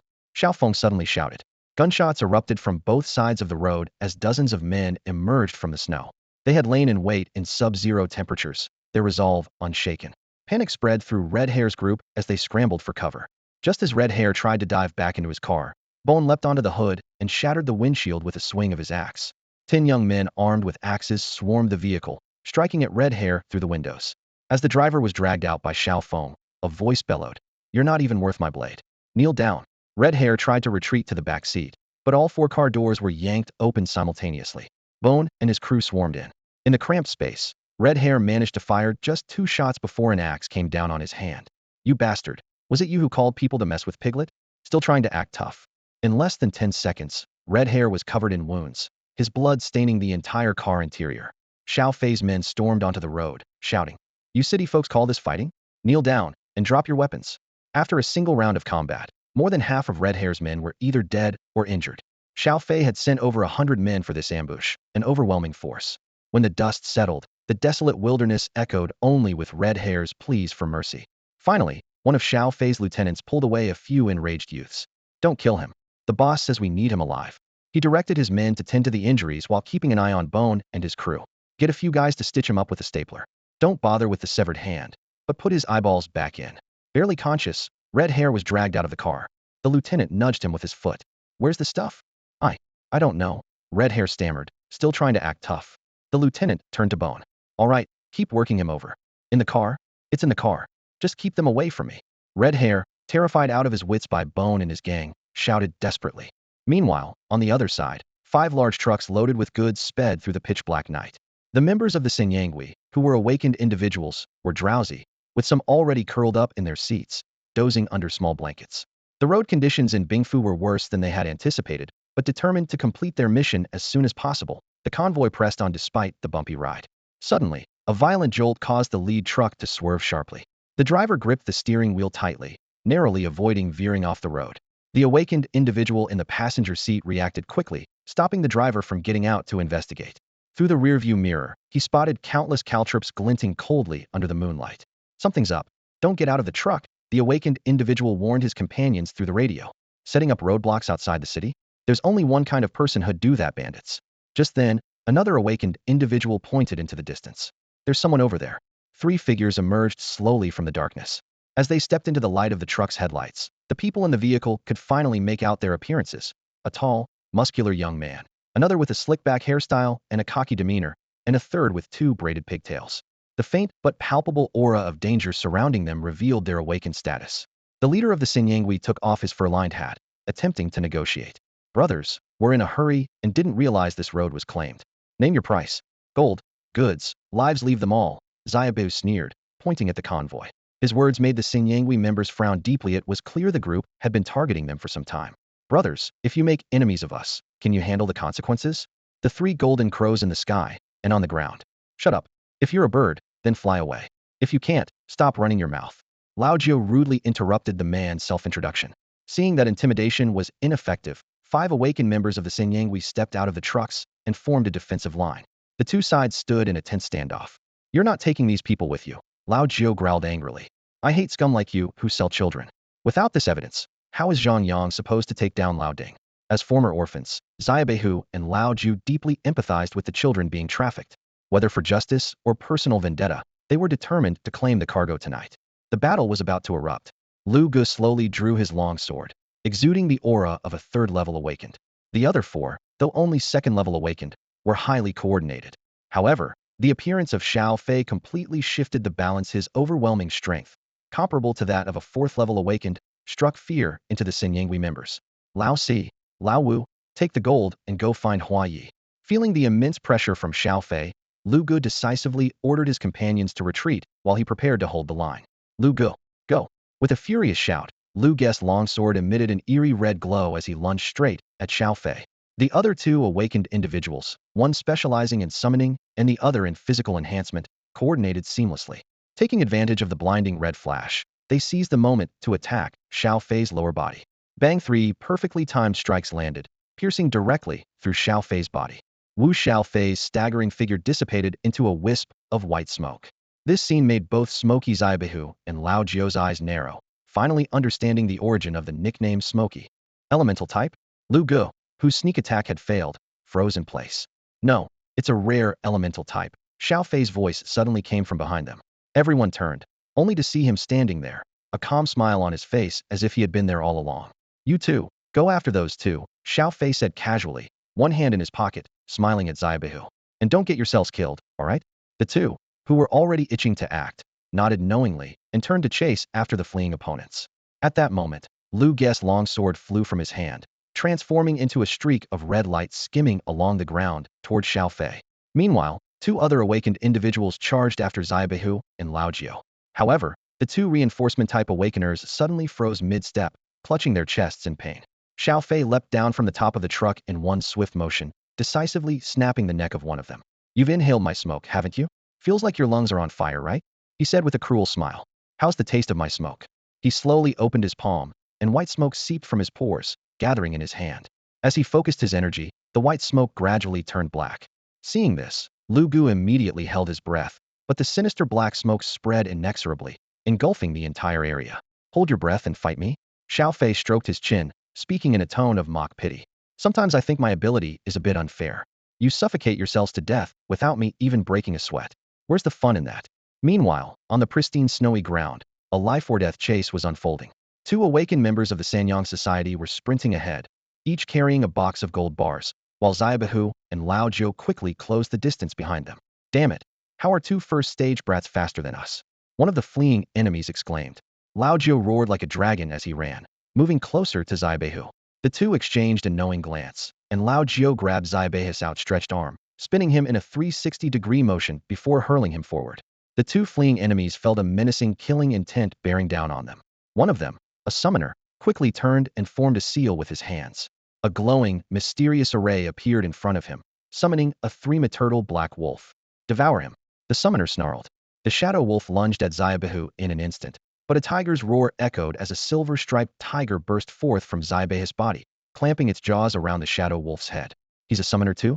The summoner from the Sanyang Society exclaimed in shock. The other awakened individual, an elemental type, clasped his hands together and unleashed a raging wave of fire, surging toward Zaibehu like an unstoppable tide. Zaibehu smirked and didn't even look back. Just as the flames were about to consume him, Lao Jiu appeared like lightning behind the elemental user, slamming him to the ground with a powerful throw. Burn my brother? You've got some nerve, Lao Jiu growled, his eyes glowing red as a sinister grin spread across his face. On the vast expanse of snow, a fierce battle was unfolding. Lao Jiu was locked in combat with an elemental awakener, while the young white tiger faced off against a summoner-type awakener. The two second-phase awakeners from the Sanyang Society initially held the upper hand, but were shocked to find their opponents growing stronger as the fight progressed. Lao Wu quickly deduced that the summoner's physical body was relatively weak and decisively chose to strike first. As he called out for backup, Lao Si turned to see Lao Jiu pinning the elemental awakener to the ground, mercilessly pounding his opponent. Suddenly, the subdued Lao Wu opened his mouth wide, unleashing a searing burst of flames from his throat, reminiscent of a legendary dragon's fiery breath, aimed directly at Lao Jiu's face. The young white tiger was alarmed, but the voice of the silver-patterned tiger resonated in his mind just in time. He'll be fine. The four great demon ancestors each have their strengths. The silver-patterned tiger excels in offense and defense, the old bird in speed, the turtle in vitality, and the two-headed snake in elemental mastery. But the mutated Jiao scales can absorb and transform all elements. Everyone watched in stunned silence as smoke began to rise from Lao Jiu's scales, turning them a fiery red before his entire body transformed into a hellish flame demon. Whoa, you can do that! The young white tiger exclaimed in disbelief. Lao Jiao turned back, equally puzzled. I just found out too. Both of them were newly awakened and knew little about their abilities, especially since the ancestral spirit within Lao Jiao had yet to fully awaken. Had enough? Lao Jiao sneered, shoving his hand into Lao Wu's mouth and ripping out his tongue. Blood splattered everywhere as the elemental awakener clutched his mouth in agony.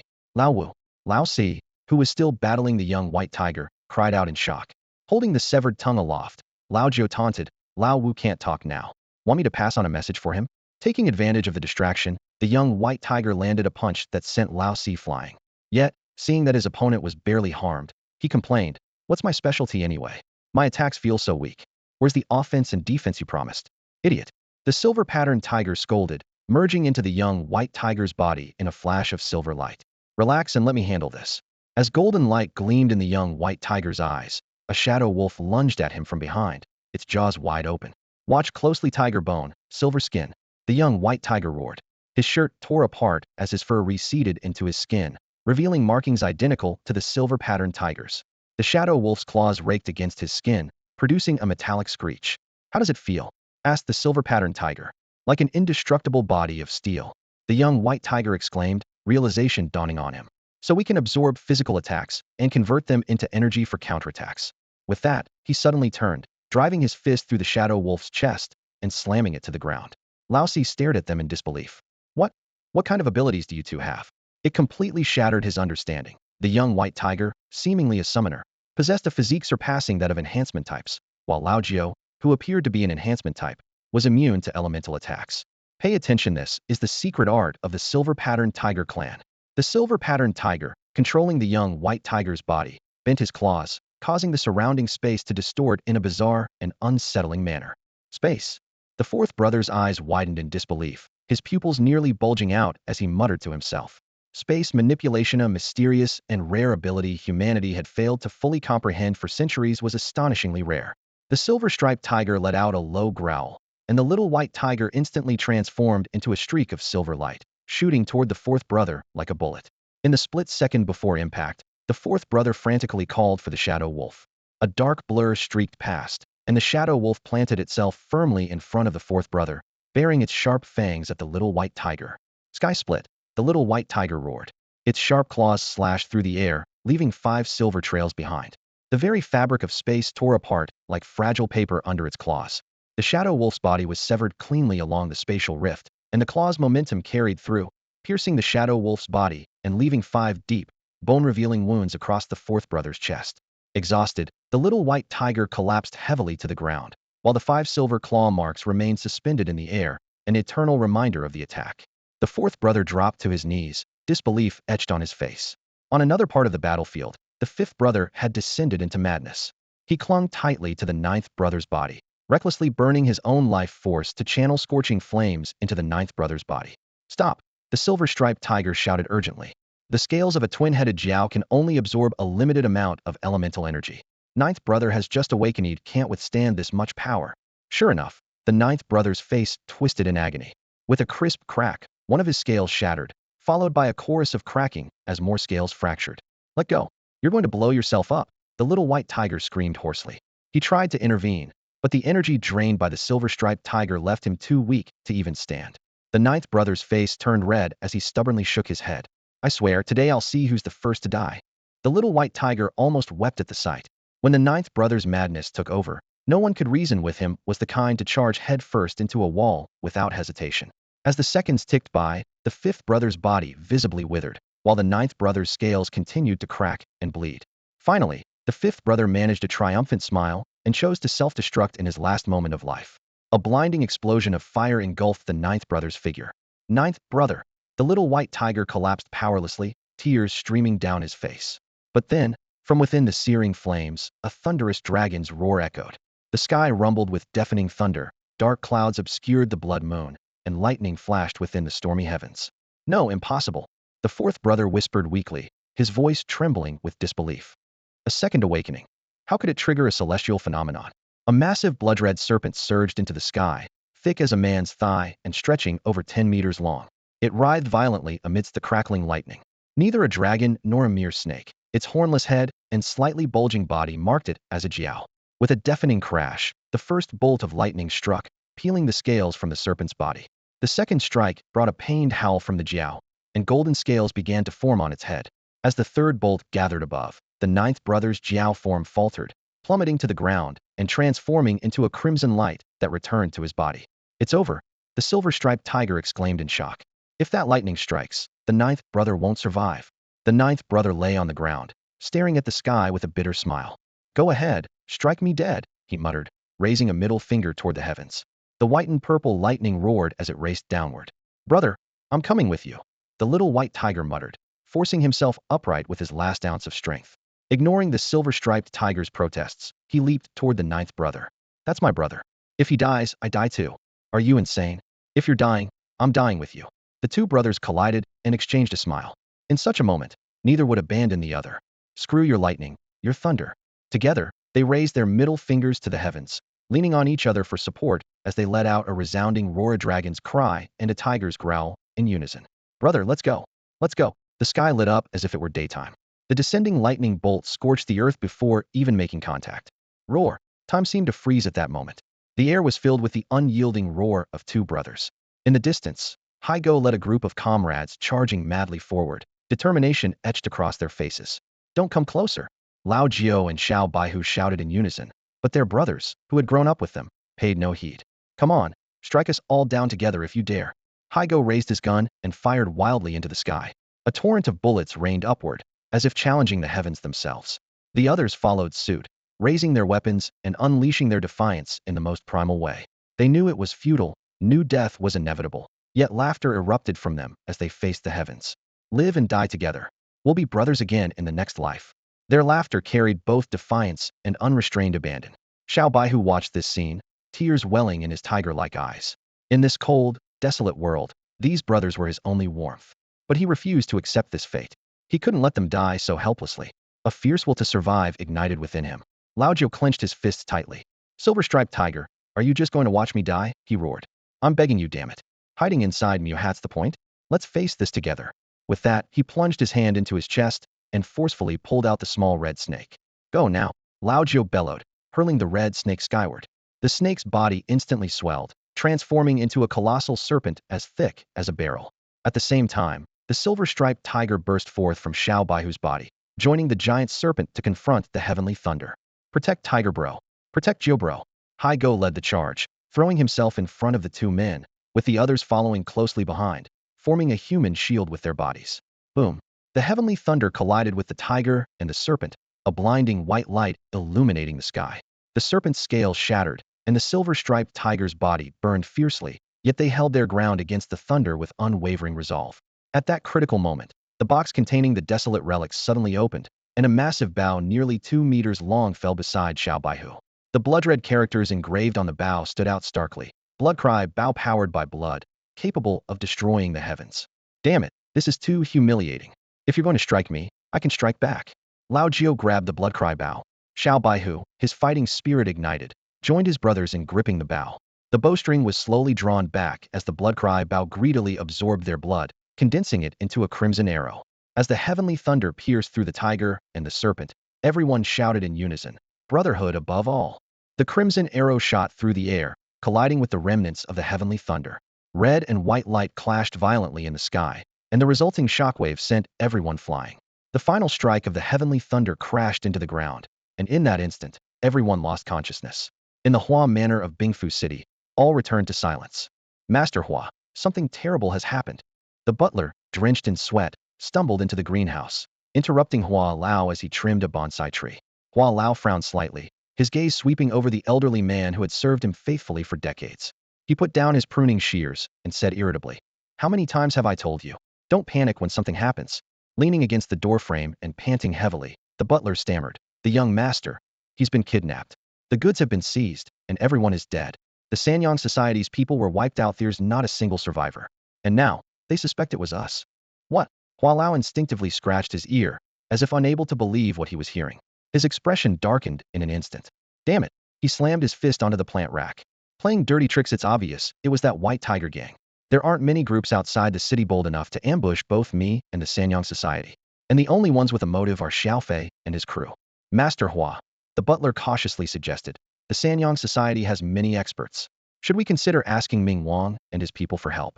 Hualao let out a cold laugh. The Sanyang Society, a group that had risen during the apocalypse, was originally formed out of humanity's longing for sunlight and their mission to fight off the transformed.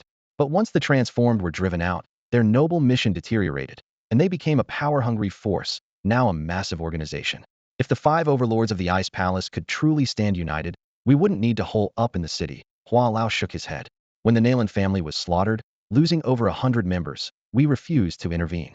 Do you think they'd help us now? He suddenly realized something. Wait, how did Yugue get kidnapped in the first place? The butler's face flushed red. Actually, the young master was kidnapped yesterday. The driver and bodyguards fled to avoid responsibility, and we only found out today. What? Hua Lao's eyes widened. My son went missing for an entire day, and none of you noticed? The young master often stays out overnight. The butler hung his head, avoiding Hua Lao's gaze. When he didn't come back yesterday, I didn't think much of it. It wasn't until the goods were seized that Hua Lao paced back and forth in the greenhouse before coming to a sudden stop. Now it makes sense. White Tiger must have kidnapped Yugue first, forced him to reveal details about the trade, and then ambushed the shipment. He frowned. But, if Yugue was kidnapped, who handled the trade?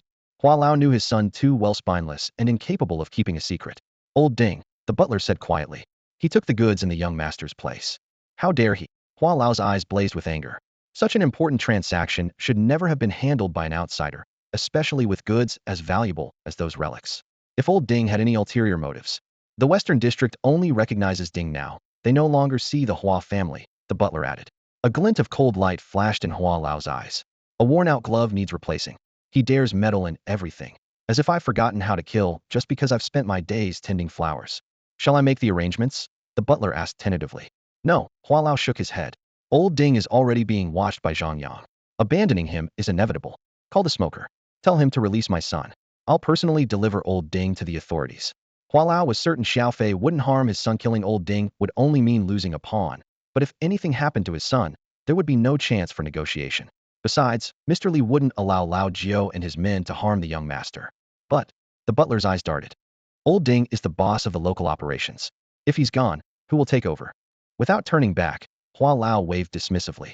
As long as they're obedient, even a dog can be the boss. Oh, by the way, I heard from the madam that your brother-in-law just returned from the military, and he's an awakened, right? Have him go to old Ding's place and get familiar with things. Preoccupied with the chaos caused by the Sanyang Society incident, Hua Lao failed to notice the faint, uncontrollable smile forming on the butler's lips. Inside the only clinic in Heishan town, a bizarre scene was unfolding. 6 individuals, Xiao Baihu, Lao Jiao, Haigo, Xiao Feng, Gudo, and Qiwan, lay neatly on hospital beds.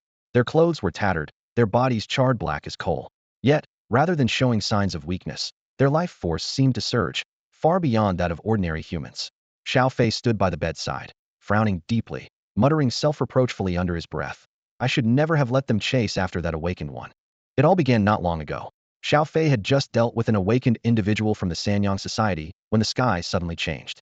Following the strange phenomenon, he arrived at the scene, only to witness a bolt of heavenly lightning striking down with a deafening roar. What's going on?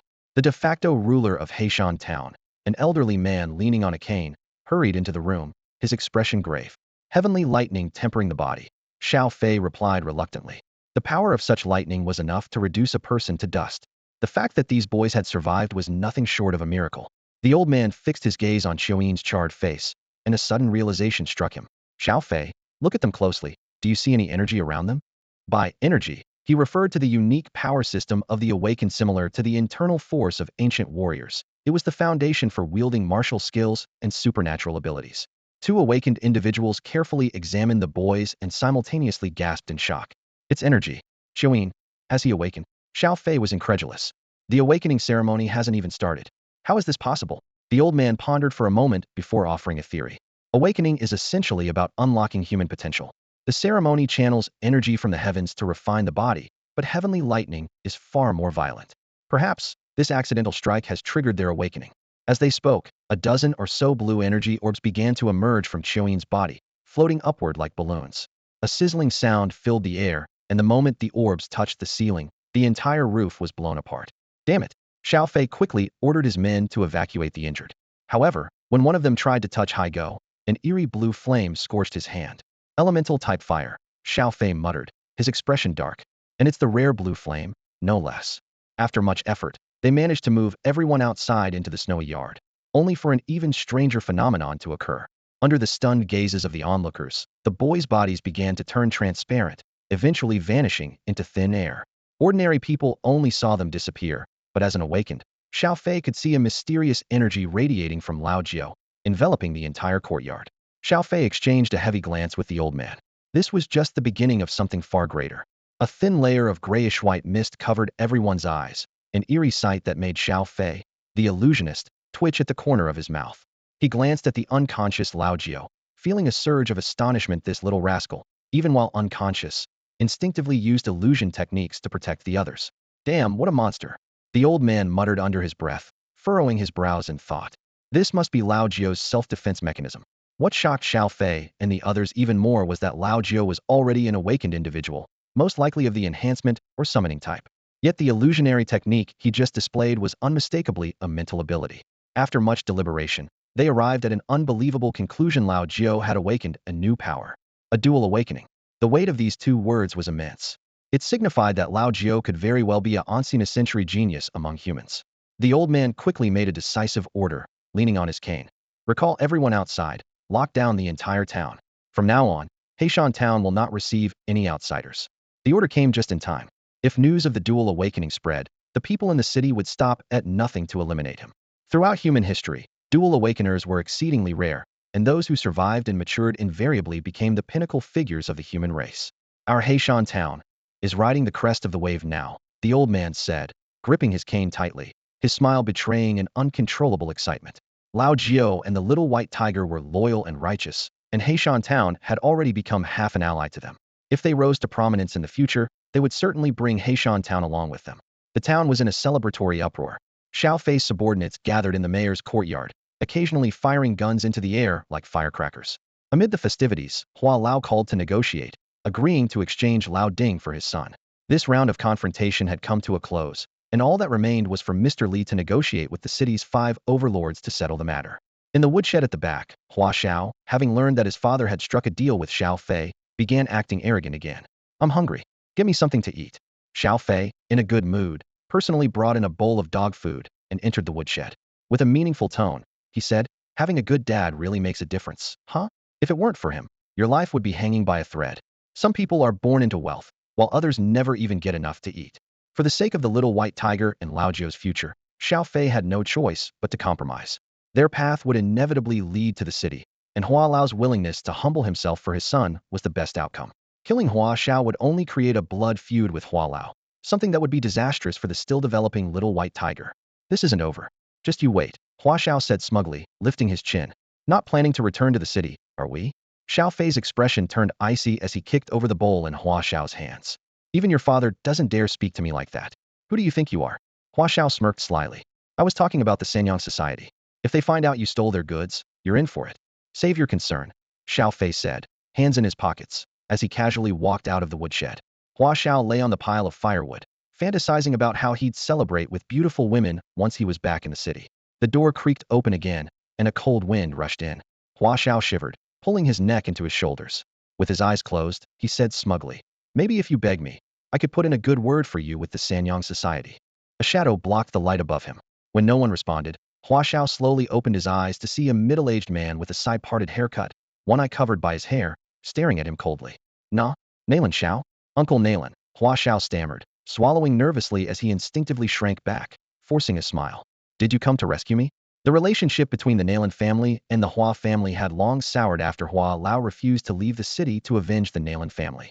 Hua Xiao knew full well that Nalan Xiao was not here to save him. Nalan Xiao glared at Hua Xiao, his eyes filled with bitterness. Why does my nephew have to die outside the city, while you get to go back?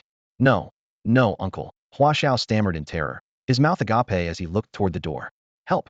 The next morning, a severed head was thrown into the Hua family home, followed by a furious roar that echoed throughout the ice mansion. The quiet of the late night blanketed Heishan Town in an eerie stillness. The little white tiger slowly opened its eyes, greeted by the excited faces of Lao Jiao and his companions.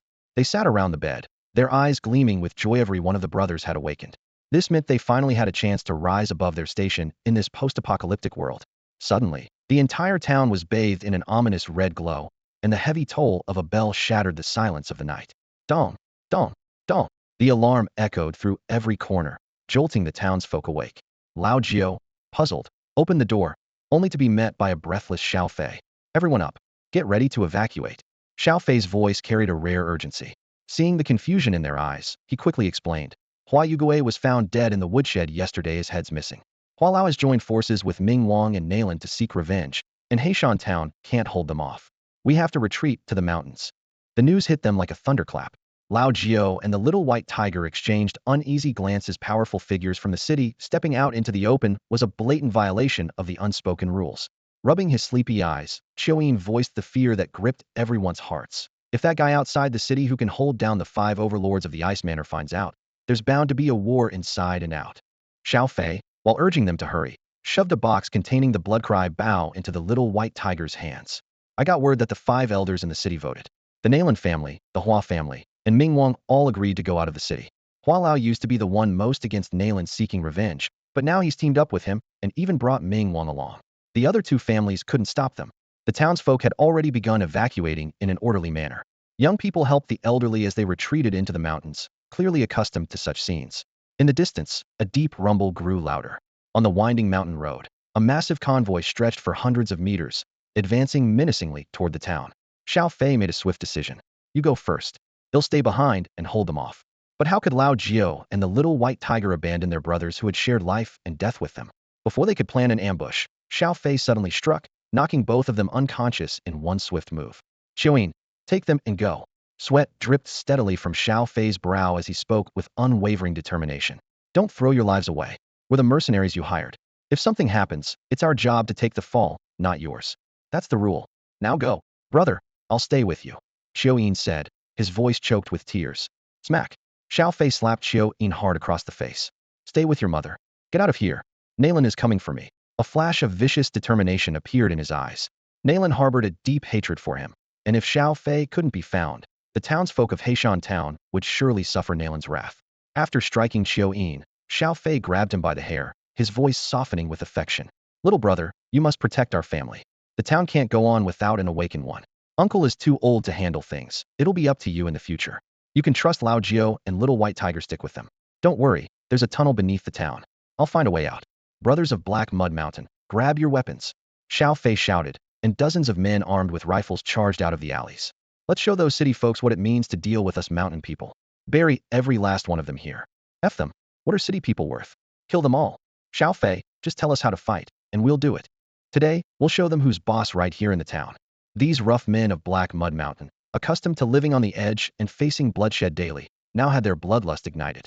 Their eyes glowed red as they eagerly watched the convoy approach. Xiao Fei pried off Yin, who was clinging desperately to his leg. Live well, and make something of yourself, he said. The young man sobbed uncontrollably, refusing to let go. Bone, take them and leave, Xiao Fei ordered, kicking Yin away again. He turned to Bone and continued. Tell little white tiger that Lei Zi always finishes the job. Forget about the final payment. I'll take the fall for this. Just take care of my family. These words carried the weight of a final request. Everyone understood that against 3 5th-level awakened warriors, even with reinforcements from outside the town, Xiao Fei had little chance of survival. His decision to stay was for little white tiger and for the entire Heishan town. Lei Zi had already gone above and beyond. Without hesitation, Bone knelt and bowed his head to Xiao Fei several times. Brother Fei, I'll deliver your message. Thank you. The other men followed suit, kneeling in solemn respect. Brothers, we owe you a debt of gratitude today, Bone said, his eyes reddened. On behalf of my boss, thank you. If you survive, I'll buy you all drinks tomorrow. If you fall, I'll avenge you. Xiao Feng drew a dagger. Brother Joe always said a man must have loyalty. Running today would make us traitors, but to protect Brother Tiger and Brother Joe, forgive our disloyalty. With that, he swiftly severed one of his fingers. By the rules of the underworld, betrayal demands 3 cuts and 6 stabs. Today, I cut 1 finger first. We owe you a debt, and we will avenge you. Within 3 years, if I don't take the heads of Hua Lao and Nailan, I'll come down to you myself to apologize. The others gritted their teeth and severed their pinky fingers as well.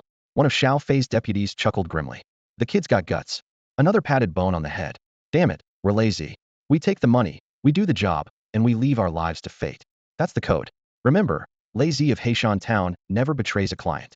Xiao Fei turned away without looking back. Go. Bone, holding back his pain, hoisted Qiu Yin onto his back and fled toward the mountains. The empty town was left with only Xiao Fei and his men. Xiao Fei lit a cigarette and asked calmly, scared? Scared of what? Life's a mess anyway. The sooner we go, the sooner we reincarnate. Haha, what's a scar the size of a bowl? Scared of nothing. Xiao Fei bowed deeply to his men, guilt written on his face. I'm sorry. I wanted to give you all a better life, but I failed. Without you, we'd have starved long ago. What's there to talk about? Let's walk this road together today. Right here in Heishan Town. Let's show those city folks it's not so easy to mess with us. With a wave of his hand, Xiao Fei sent his men into the buildings on either side of the road, ready and waiting for the fight to come. 3 7-seater cars slowly pulled up at the entrance of the town. On both sides of the road, security personnel in matching uniforms stood upright, exuding discipline and order. Old Ding quickly stepped forward, respectfully opening the car door for Hua Lao. Hua Lao's polished leather boots hit the ground first, followed by Nalan and Ming Wang.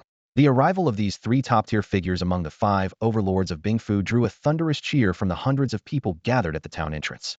Their subordinates carried themselves with an imposing demeanor, a display of the grandeur unique to city bosses. Ming Wang glanced over Hua Lao's men and praised sincerely, strong and well-trained.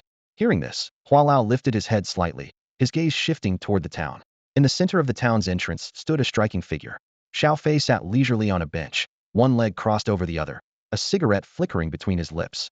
Surrounded by a dozen awakened individuals and hundreds of strong men glaring at him, his eyes locked directly onto Ming Wang as he asked, "You're getting involved in this? Doesn't seem like your style." Hua Lao had managed to bring Nalan along because of a shared enemy, but Ming Wang, who was known for staying reclusive, personally leaving the city this time carried significant implications. The fact that Hua Lao and Nalan dared to step out of the city was largely due to Ming Wang, the leader of the 5 overlords of Bingfu. His presence signaled that the city was prepared for an all-out confrontation with the outside forces. Ming Wang pushed past Hua Lao and walked forward calmly. "I'm not here for you. Where are those 2 kids?" he asked directly. Bingfu City isn't big enough for 6 factions. To maintain balance in the city, Li Yuxian has to be eliminated. If Mr. Li wants a seat at the table, he needs to kill Old Ding to prove his strength. On the flip side, if Little White Tiger and Old Juthos, 2 people put forward by Mr. Li, end up dead, then Mr. Li is out, Xiao Fei said with a mocking smile. Bingfu has 5 districts, each controlled by one of the 5 overlords. If Li Yuxian joins in, how will the territory be divided? It's bound to spark conflict, and it could end in rivers of blood. Let the underlings fight it out. The moment you personally step in, you've already lost. Ming Wang sighed. I can lose, but Bingfu cannot descend into chaos. Adding one more player will only bring disaster. Li Yuxian won't settle for just 1 district. Life in the city is already hard enough, and I must ensure its peace. Seeing Ming Wang's resolute stance, Xiao Fei said no more. Ming Wang had always prided himself on being the protector of the city, and his firm decision came as no surprise to Xiao Fei. At this moment, Hua Lao pointed at Xiao Fei and roared in anger. I've already agreed to swap people, and yet you still want to kill my Gui Gui? Are you out of your mind? Faced with the accusation, Xiao Fei chuckled bitterly. Hua Yugui had died outside the city in Heishan Town under mysterious circumstances. No explanation he gave would clear his name. Shrugging, Xiao Fei grinned and said, yeah, you were pulling shady stunts right under my nose. If I don't kill you, I won't be able to sleep at night. That was just Xiao Fei's nature. He never avoided confrontation. Even when falsely accused, he accepted it with composure. Damn it. Then come at me. What did my son ever do to you? Hua Lao's voice was filled with grief and rage. Out of his 8 children, 5 were already gone, and the remaining ones were his lifeblood. The pain of a parent burying their child is truly indescribable. Hua Lao was immersed in grief when Xiao Fei suddenly changed his expression. His voice carried a mocking tone as he said, did he spend the money you earned? If he bears the Hua family name, he must shoulder the karma of your family. You grieve for your child, but does that mean other people's children aren't lives too? Hua Lao's lips twitched, and for a moment, he was speechless. Meanwhile, Nalan stood shoulder to shoulder with his brother, Nalan Xiao, behind Hua Lao and Ming Wang. A glint of satisfaction flashed in the brothers' eyes. This scheme of using others to kill had played out exactly as they'd hoped. It turned out that Nalan Xiao was the true culprit behind Hua Xiao's death. Let's get this over with. Stop wasting time, Xiao Fei said as he slowly rose to his feet, his eyes shining with a resolve to face death without fear, undaunted by the 3/5 sense masters before him. Ming Wang scanned the surroundings and said in a deep voice, Yin Gui, tell me where those 2 boys are, and we can negotiate terms. Let me go, huh? Xiao Fei sneered. Why don't you ask that sissy behind you if he'd let me go? The remark hit Nalan like a dagger to the heart. Everyone in Bingfu knew about Nalan's shortcomings in that regard, but few dared to mention it to his face. Nalan's expression darkened instantly, his voice sharp and shrill like a eunuch's. You're courting death. Today, I will avenge my children no matter what. Your children deserved what they got, and your inability to have more is just karma. Xiao Fei was fully prepared to die, and his words showed no mercy. Ming Wang wanted to persuade Xiao Fei to hand over Lao Jiao and the little white tiger, but found himself at a loss for words. Just as Xiao Fei had said, they were here to kill Ming Wang to eliminate Lao Jiao and the little white tiger, Nalan to settle a personal vendetta, and Hua Lao to avenge his son and give an explanation to the Sanyang Guild. This was a deadlock, an unsolvable impasse. I'll make it quick for you. Ming Wang sighed, a hint of respect flashing in his eyes. In his view, Xiao Fei, barely in his 20s, had already reached the 4th sense level, showing extraordinary talent. Facing hundreds of enemies with unflinching courage demonstrated his boldness. For years, he had maneuvered under the noses of the 5 overlords and survived, proving his cunning. If not for his concern about innocent lives in Heishan Town, Xiao Fei wouldn't have been in such a desperate situation. Such a person was deserving of respect. You disregard other people's children as if they don't matter. Did you ever think your own son might face the same fate one day? Xiao Fei grinned. Today, I'm doing the heaven's will. Nalan couldn't wait any longer and struck first. Silver threads glittered at his fingertips, hiding lethal intent. Da bow, air bow, watch closely, your father is avenging you. His 5 fingers clawed forward, manipulating the silver threads to slash at Xiao Fei. The threads were razor-sharp, capable of shredding a person instantly. Xiao Fei fought while retreating, spewing green smoke from his mouth. As the smoke made contact with the silver threads, the seemingly indestructible threads were corroded completely.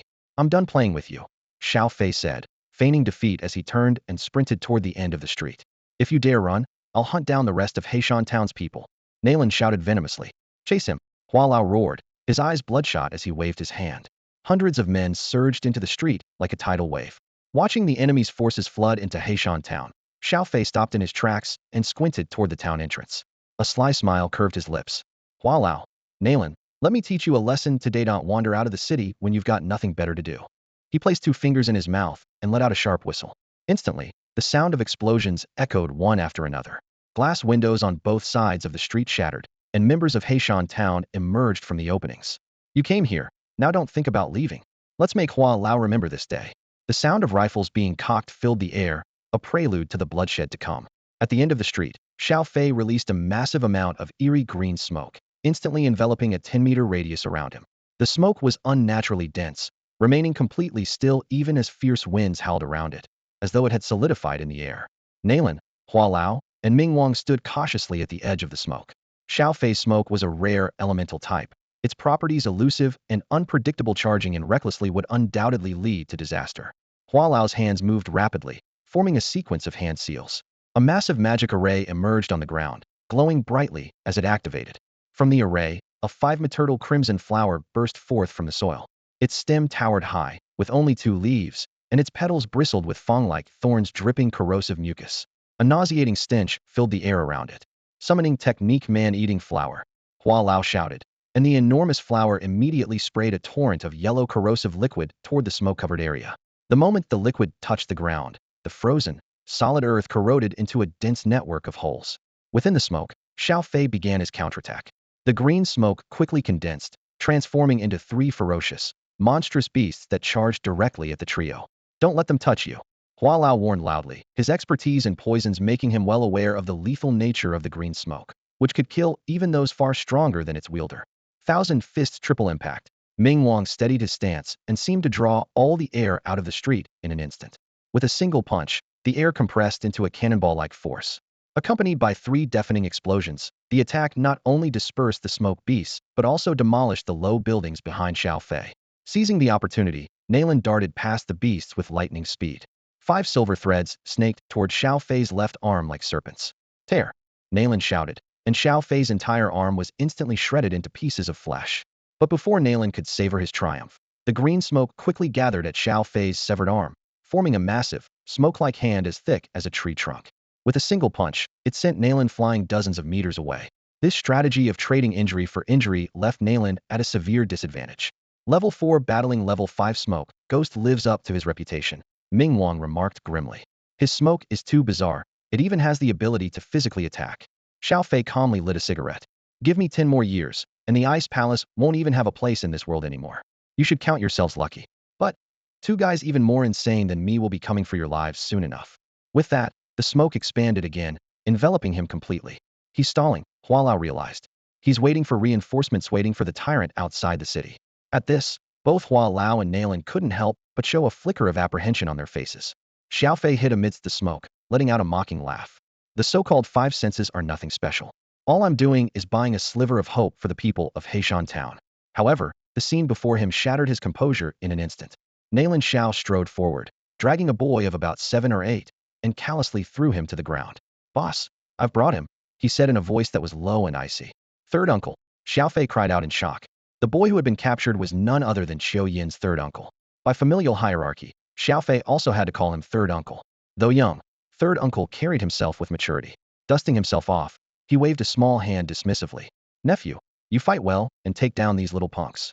Nalan snarled sharply, sending his silver threads flying toward the boy. But before they could reach him, Ming Wang stepped in, his fist shattering the threads. What are you doing? Nalan's shrill voice grated like nails on a chalkboard. Ming Wang glared at him furiously.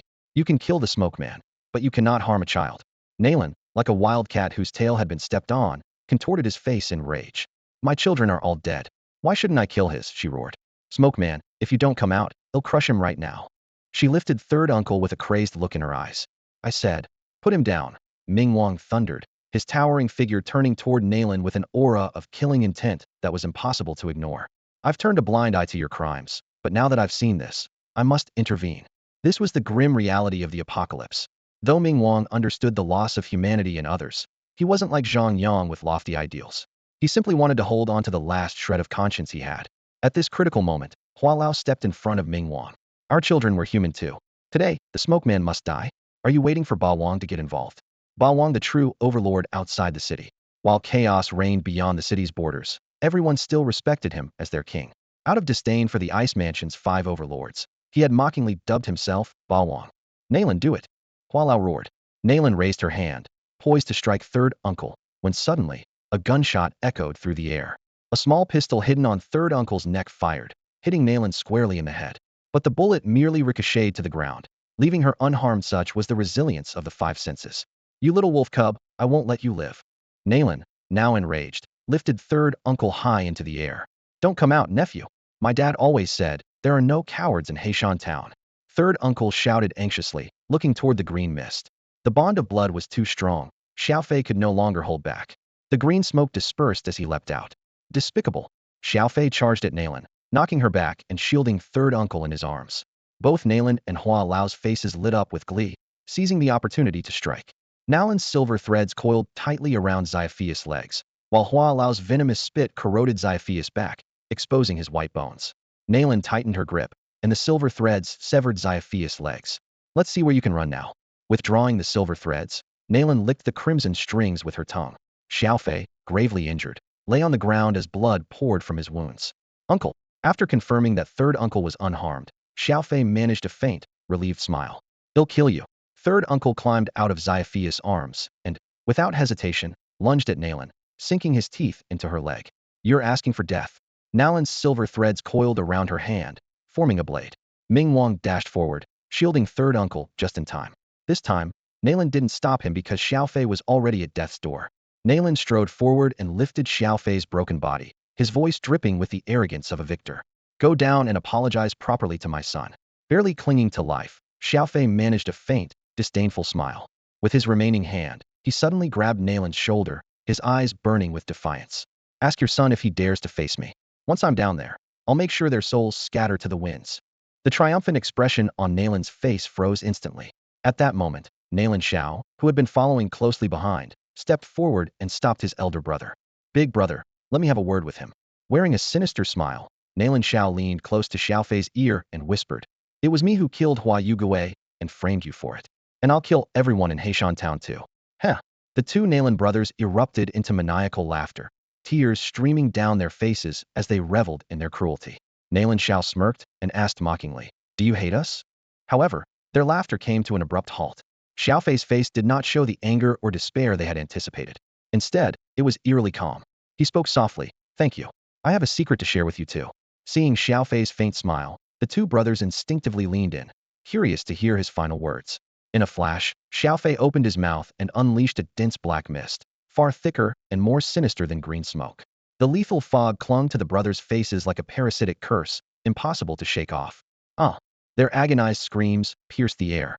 Within moments, Nalan Zhao's face was horribly corroded, leaving him unconscious on the spot. Nalan fared no better. Half of his face had been eaten away, exposing stark white bone. Ha ha!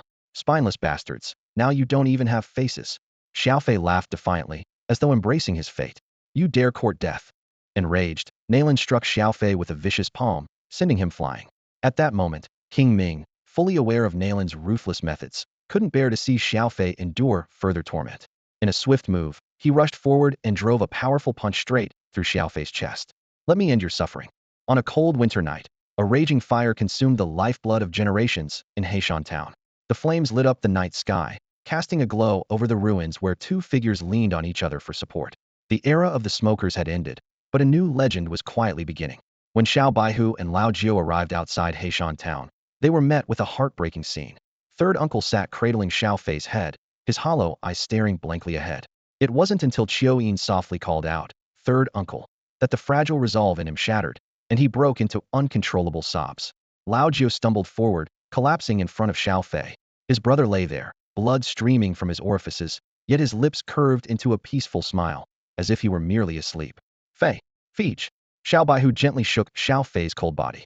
Where are the hands? The legs? Lao Jiu cried hoarsely, his trembling fingers brushing over Xiao Fei's mutilated limbs. Everyone knelt before Xiao Fei, tears streaming down their faces. He could have stayed out of it, could have avoided the conflicts of the city. Yet for Chiu Yin, he took on Xiao Baihu's mission. For his family, he chose to face death. His defiance and his life were pure to the extreme. Third uncle pulled a blood-stained phone from his pocket and played Xiao Fei's final words. On the screen, Xiao Fei leaned against third uncle, coughing blood as he spoke. Teasy, I'm afraid I won't make it to see you all, so I won't say goodbye in person. If I see you, I won't want to leave. Don't rush into revenge. I didn't kill the Hua family's child. It's Nalan pulling strings behind the scenes. Don't go into the city. You're too straightforward, no match for those scheming city folks. Wait until you're strong enough before seeking revenge. Don't act recklessly. Don't be sad. Endure and survive. I don't want to see you down here too soon. Bury me with my brothers. I'm leaving now. Don't you dare cry. I still wanted to fight alongside you all, but I've fallen, and I accept it. Take care of my family. As Xiao Fei's head drooped lifelessly, Lao Jiu threw his head back and let out a heart-rending howl. Grab your weapons. We're going back to the city. Xiao Baihu roared fiercely. If even the brutal death of a brother was to be endured, what was the point of living? Xiao Fei wasn't just their comrade. He was their sworn brother, bound by life and death. The group stood, their eyes filled with murderous resolve, and began marching toward the city. Suddenly, a small, frail figure blocked their path. Third uncle spread his arms wide, tears streaming down his face. Xiao Fei said, you're not to go into the city for revenge. If you're going, you'll have to step over my dead body. Under the darkened sky, the elder of Heishan Town approached slowly, leaning on his cane, followed by hundreds of townsfolk, each with tears in their eyes. Xiao Fei had been the hope of the town, their family. Their hatred for the city matched that of Xiao Baihu, but in their eyes, there was an unyielding patience and determination. First, we hold a funeral, the elder said, his trembling hand resting on Xiao Baihu's shoulder. Xiao Fei's death was fate. There's no one to blame. Children, weakness is the original sin. Remember today's pain, and let it drive you to rise stronger. Your journey is far from over. You are Xiao Fei's brothers, and that makes you the children of Heishan Town. This is your home. Come back home first. With a resounding slap, Xiao Baihu and his group knelt in unison, facing the townsfolk. Today, I, Xiao Baihu, swear if this vengeance is not fulfilled, I am no longer human. Though Heishan Town lay in ruins, the elder had already set up a simple mourning hall on an open field outside the town to bid farewell to Xiao Fei. The townsfolk, draped in white cloth, stood solemnly as snowflakes fell thickly from the sky, as if even the heavens mourned the passing of Yan Gui. News of Yan Gui's murder outside the city spread like wildfire, and forces big and small from beyond the city promptly sent their representatives to pay their respects. Inside and outside the mourning hall, the crowd was dense, a testament to Yan Gui's reputation beyond the city. Among the visitors, many cast curious glances at Lao Jiu and Xiao Baihu, who were kneeling before the memorial. Just as the hum of voices filled the air, a loud announcement suddenly came from the entrance. Master Bai is here. In an instant, the once bustling hall fell silent. Those unruly men from outside the city, infamous for their defiance, all rose in unison and respectfully turned toward the entrance. A tall, slender figure stepped through the curtain, holding a paper fan. Dressed in white, his every movement exuded calm and confidence. Master Bai, the crowd greeted in unison.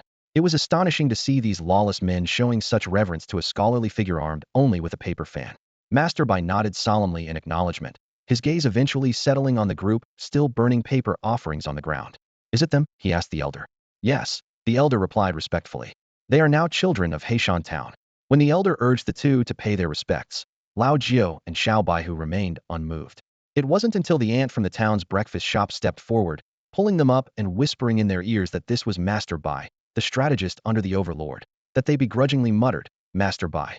Noticing the faint but unmistakable defiance in their eyes, Master Bai was not angered. Instead, he regarded them with a hint of intrigue. At that moment, Lao Jiao suddenly broke the silence, demanding, Can you avenge Xiao Fei? The question landed like a thunderclap, causing the crowd to stir uneasily. Some considered Lao Jiao's words audacious, while others seized the opportunity to echo his call for justice. Master Bai raised his hand lightly, and the room immediately fell quiet. The overlord is in the no man's land, Master Bai said slowly. He will return within a month. When that time comes, we will settle the score. The lives of those from beyond the city are not for the city folk to take as they please. His words were like a shot of adrenaline, igniting the crowd's fervor. Just then, the elder suddenly dropped to his knees, pulling the two young men down with him. Master Bai, the elder implored, they'll cast away my pride today and beg the overlord to accept these two young ones as his disciples. The hall erupted into a cacophony of whispers. All eyes fell on Lao Jiao and Xiao Baihu, each person wondering, what made these two youths so extraordinary that the elder would humble himself so deeply on their behalf? Bai Yi glanced at the two people in front of him, his eyes carrying a hint of scrutiny. The surrounding crowd cast envious looks, and an oppressive sense of anticipation filled the air. Joining the overlord's ranks is like ascending to the heavens in a single step. Someone in the crowd murmured in awe. Indeed, bearing the title of the overlord brought respect wherever one went. Even back then, if Xiao Fei had accepted the overlord's invitation, Ming Wang wouldn't have dared to touch him lightly. Now, the same opportunity lay before these two. Before the pair could respond, the breakfast shop owner had already fallen to her knees, her voice trembling yet resolute. They are willing.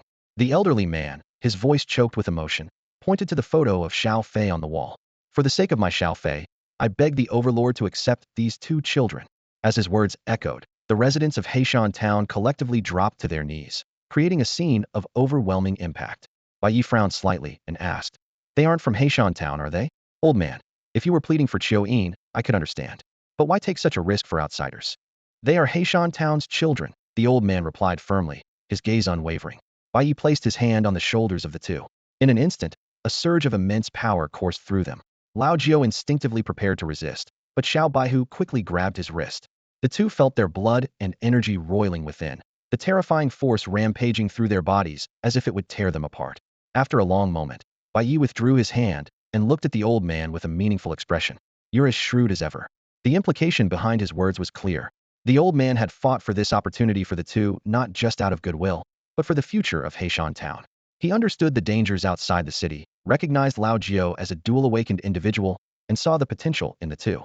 Without new awakened individuals, Heishan Town would eventually be swallowed by other factions. While the overlord could mediate conflicts within the city, he would not intervene in battles between external forces.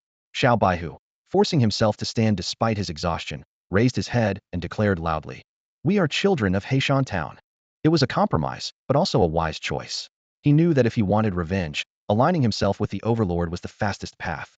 Without a powerful backer, avenging himself against Hua Lao on his own might take an eternity. Bai Yi nodded in satisfaction. Good seedlings. No wonder the old man values you so much. But the overlord is not at the ice mansion. In 1 month, come to the ascending mountain gate. I will introduce you. Whether you can impress the overlord will depend on your abilities. Before leaving, Bai Yi added with a meaningful tone, the world is full of talents, but fewer than 1 in 10 survive to reach their potential. You need a shield of protection and guidance from a skilled teacher. Without those, even with extraordinary abilities, you'll waste decades wandering aimlessly without martial techniques or proper direction. Every disciple under the overlord's banner is a rare talent. The opportunity is right in front of you, think it through carefully. With that, Bai Yi turned and left, leaving the two to contemplate deeply. After Bai Yi had walked far enough away, the old man let out a deep sigh, his gaze soft and kind as he looked at the two young people in front of him. Children, remember, pride means nothing. I know you're reluctant to become the overlord's disciples, but this is truly your fastest path to gaining strength. The young white tiger nodded silently. They both understood that Mr. Li, being a businessman at heart, wouldn't risk his life battling the 5 tyrants of the city. Finding an alternative path was their only option.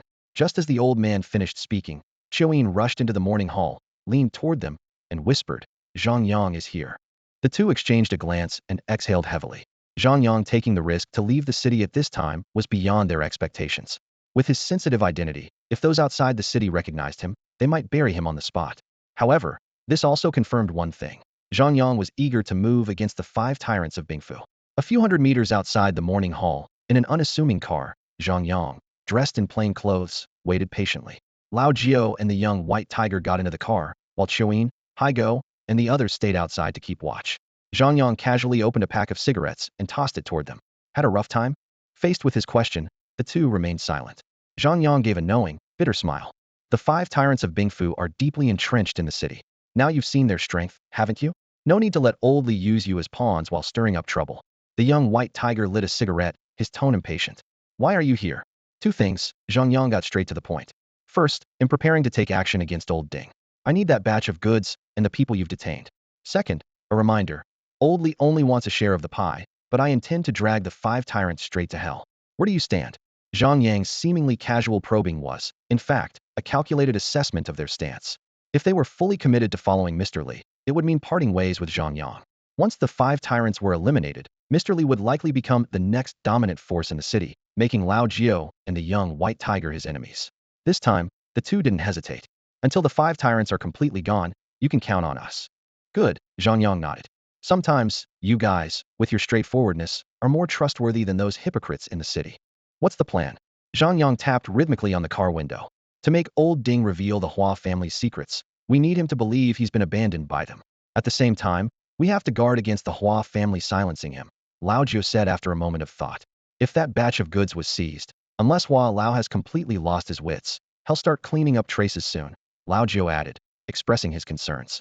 With Old Ding targeted by Zhang Yang, abandoning him would be the most logical move for Hua Lao. Of course, he might also choose to protect Old Ding at all costs. But that didn't matter. The key was to make Old Ding believe he had been forsaken. Only someone with no way out would betray their master. Got a plan? Zhang Yang asked with a half-smile. The young white tiger removed the white cloth from his head. We're heading back to the city.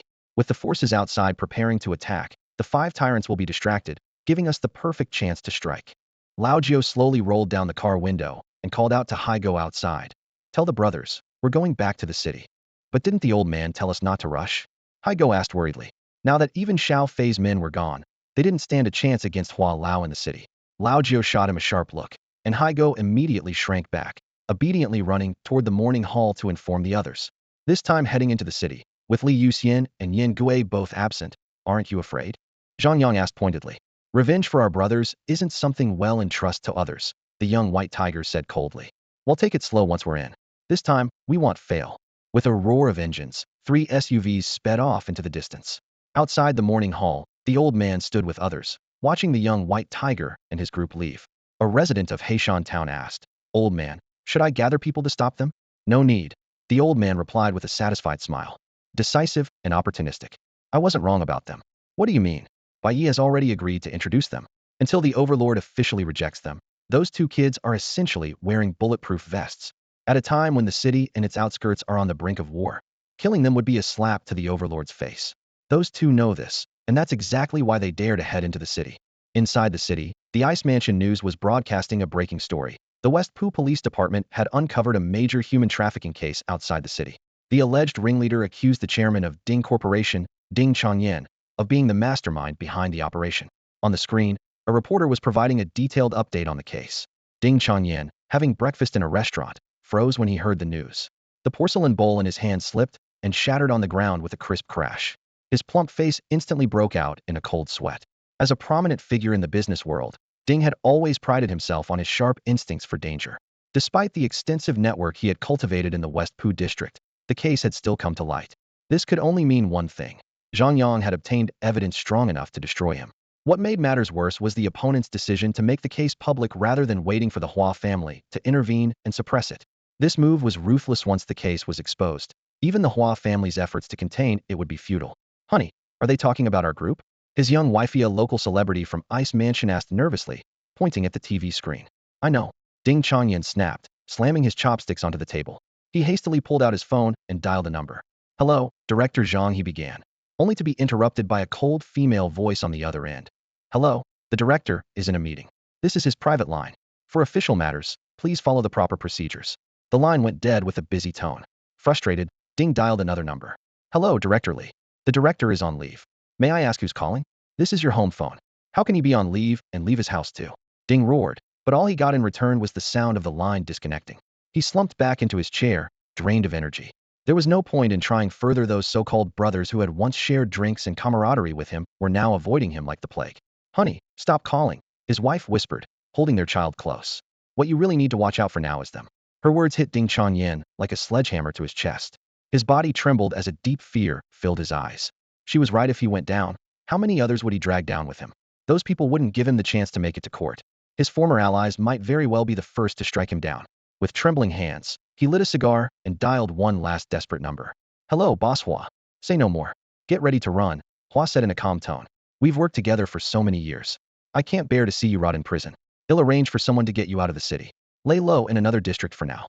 After hanging up, Ding Chongyun finally exhaled a sigh of relief, only to hear his wife say, Honey, you can't trust Boss Hua. Didn't you always say he's ruthless, that he chews people up and spits them out? Have you forgotten what happened to his last glove? Her words pushed Ding into utter despair. The fate of Hua's last glove was a grim reminder. After being abandoned, the man's entire family had allegedly committed suicide by carbon monoxide poisoning. But how could a level 4 awakened, someone with such extraordinary powers, fall victim to mere gas? Ding Chongyun collapsed into his chair. To the outside world, he was a powerful businessman who could command the winds and waves. But in reality, he was nothing more than a dog, leashed and powerless. Take the child and leave first. Lao Ding pulled a set of keys and some cash out of his pocket, his voice low and urgent. Don't use the bank card for now. Go hide at my old home. If I don't come to find you, you absolutely cannot contact me or trust anyone. He paused for a moment. And take the ledger with you. Remember, unless I call you personally, no matter who comes asking for it, don't hand it over. If you do, I'll be as good as dead. Lao Ding picked up his little daughter, giving her a firm kiss on her soft, rosy cheek. The little girl reached out her tiny arms, trying to hug her father around the neck in her sweet, childish voice. Holding back his reluctance, he handed the child over to his wife. Why don't we go together? His young wife asked, her eyes brimming with tears. Don't you know the city guard captain? Pay him 10,000, 20,000, even 100,000 if we must. Lao Ding shook his head with a bitter smile. Don't you understand? This has been going on for so long. The news is already out, yet we haven't heard a single thing. They're prepared. For all I know, I'm being watched right now. If I go with you, none of us will make it out.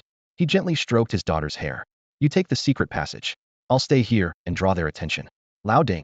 His wife choked on her sobs. After all these years of being the Hua family's dog, surely they wouldn't. Watching his wife and daughter disappear into the secret passage, Lao Ding exhaled deeply and looked around the luxurious villa as life's work and pride. Perhaps he regretted his choices at this moment. But there was no medicine for regret in this world. Half an hour later, the villa's front door was pushed open. The guards at the entrance lay sprawled in pools of blood. 5 masked men strode into the grand living room. Lazy. Lao Ding let out a faint laugh. These men were dressed in cheap canvas clothing, with 2 of them wearing shoes so worn they had holes. It was obvious they were from outside the city. Boss Hua said it's time to send you on your way. Lazy grinned, baring his teeth. When the cunning hare is dead, the hunting dog gets cooked, huh?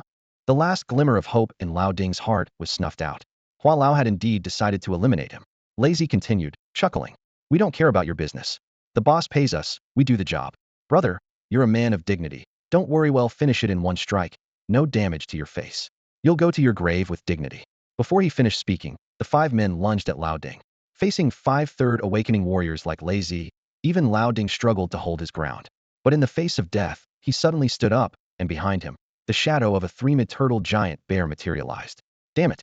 If Hua Lao shows no mercy, then don't blame me for being ruthless. Confirming that the path to the secret passage was clear, Lao Ding made a dash for the window. Lazy slashed at his shoulder, but Lao Ding's thick skin and resilience allowed him to endure the injury and leap into the courtyard. The ground was littered with the bodies of fallen guards as he ran. Just as Lao Ding climbed over the wall, an unmarked SUV was parked at the front gate. Lao Ding, get in the car. Hua Lao's butler leaned out of the car window, waving him over. Boss Hua sent me to escort you. Escort your mother. Lao Ding cursed loudly, not even glancing back as he ran off. The butler stared, dumbfounded, at Lao Ding's retreating figure. He pulled out his phone. Boss Hua, Lao Ding ran. Ran. Hua Lao, sitting in his son's morning hall, scratched his head. I went out of my way to send him out of the city safely, and he ran? Maybe he thought we were going to silence him? The butler suggested cautiously. Hua Lao looked blankly at his son's portrait. He had shown rare compassion this time, but Lao Ding still didn't trust him. Perhaps this was karma. At that moment, 5 blood-soaked lazy emerged from the villa, their knives dripping red, locking eyes with the butler. You are. The butler suddenly understood why Lao Ding had bolted at the sight of him. The lazy gang nonchalantly approached the luxury car, peering inside. Seeing only the butler, one of them pulled out a phone, scrolling through something. Whose men are you? The butler demanded sharply. Shoo. Lazy held a finger to his lips. Hua family's butler? TSK, your head's not worth much, just 50,000. Not even worth the effort. Cold sweat broke out on the butler's forehead. He knew the lazy gang's reputation. Once they set their sights on someone, they left no loose ends. Brothers, how about this?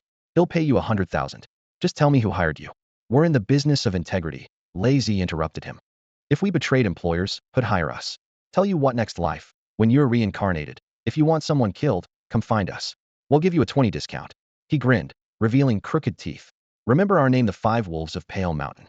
The rain poured relentlessly, the light in the duty office at the city gate glaring sharply in the darkness. A heavy-set figure stumbled inside. Covered in blood, it was Old Ding. Brother, 1 million, let me out of the city.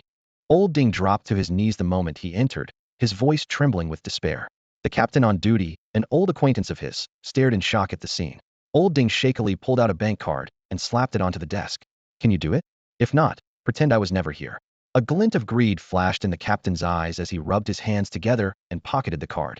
Just as Old Ding exhaled in relief, the captain broke into a sinister grin. Old Ding, we've been through a lot together. I can't just watch you walk to your death. Let me be straight with you. There's over 100 people waiting for you outside the city. He pulled up the surveillance footage of the city gates. Through the curtain of rain, a dense crowd under umbrellas could be seen, lined up in perfect formation. The glint of weapons in their hands was unmistakable. If you step out there, they'll beat the life out of you, no question about it. The captain chuckled, pointing toward the door. But I can show you another way. In the night, 2 cars slowly approached. A young man with a head of curly hair stepped out, holding an umbrella, and respectfully opened the car door. Out stepped old Gio, dressed in black, a white bandage wrapped around his left arm. He exuded authority as he emerged, with Haigo holding an umbrella for him and standing close behind like a shadow. Old Ding immediately realized he had been betrayed. He glared at the captain in fury. You sold me out. Brother, I need the money. The captain replied with a sheepish grin. If someone else sold you out, you'd be dead. At least with me, you've got a chance to survive. Don't worry, if the worst happens, I'll take care of your wife and kids. Your mother? Old Ding's heart sank. His last shred of hope was gone. Chioin approached under an umbrella and knocked on the door. Brother Gio wants to see you, he said coldly, staring at Old Ding as though looking at a corpse. Feel free to try running. The sound of footsteps grew louder. Dozens of city guards rushed into the rain, surrounding the duty office completely. Old Ding turned to the captain in confusion, who awkwardly scratched his nose. Brother, business is business. If you run, they won't pay me. Hope you understand. Outside, the city guards parted to form a pathway. Old Gio, cigarette in mouth and one hand in his pocket, strode forward with calm confidence. Old Ding looked into his predatory eyes and felt a chill down his spine, recalling Old Gio's brutal reputation on Hong 3rd Street. With a snap, Old Gio gestured, and Haigo tossed a bag of cash into the duty office. Old Gio then held up a pair of custom-made handcuffs, equipment only issued to the police force. Once locked on, even the most powerful awakened individuals would be rendered as weak as ordinary people. Put them on and come with me. At that moment, Old Ding had nowhere left to run. Just yesterday, he had been a man of influence, commanding respect and power. Now, he was utterly forsaken. He erupted into curses. F you all. A tiger fallen to the plains is prey to dogs. Even if I die, it won't be at the hands of you peasants. Old Gio raised an eyebrow slightly. Quit the tough guy act. I didn't come here to kill you. Let's talk. Don't push your luck. Your wife and kid are already having tea with Brother Hu. If you don't cooperate, we'll bury you and your wife separately. Haigo snarled with menace. Old Ding shuddered violently, feeling as though the blood in his veins had frozen. As someone who had committed countless misdeeds, he had long resigned himself to an inevitable grim fate. However, the thought of his wife and daughter suffering because of him was unbearable. In despair, he turned to the squad leader, a glimmer of hope lingering in his eyes. Old Ding, what's with that look? The squad leader barked sharply. Do you think I sold out your wife and daughter? Don't you even have that much trust in me? Damn it. Old Ding roared in desperation, his voice cracking. Come at me if you want, but leave my family out of this. Smart move. I won't touch your family, Lao Gio said coldly, tossing a pair of handcuffs to the ground before turning and walking into the rain. Old Ding stared at the handcuffs glinting under the dim light, rain soaking his clothes.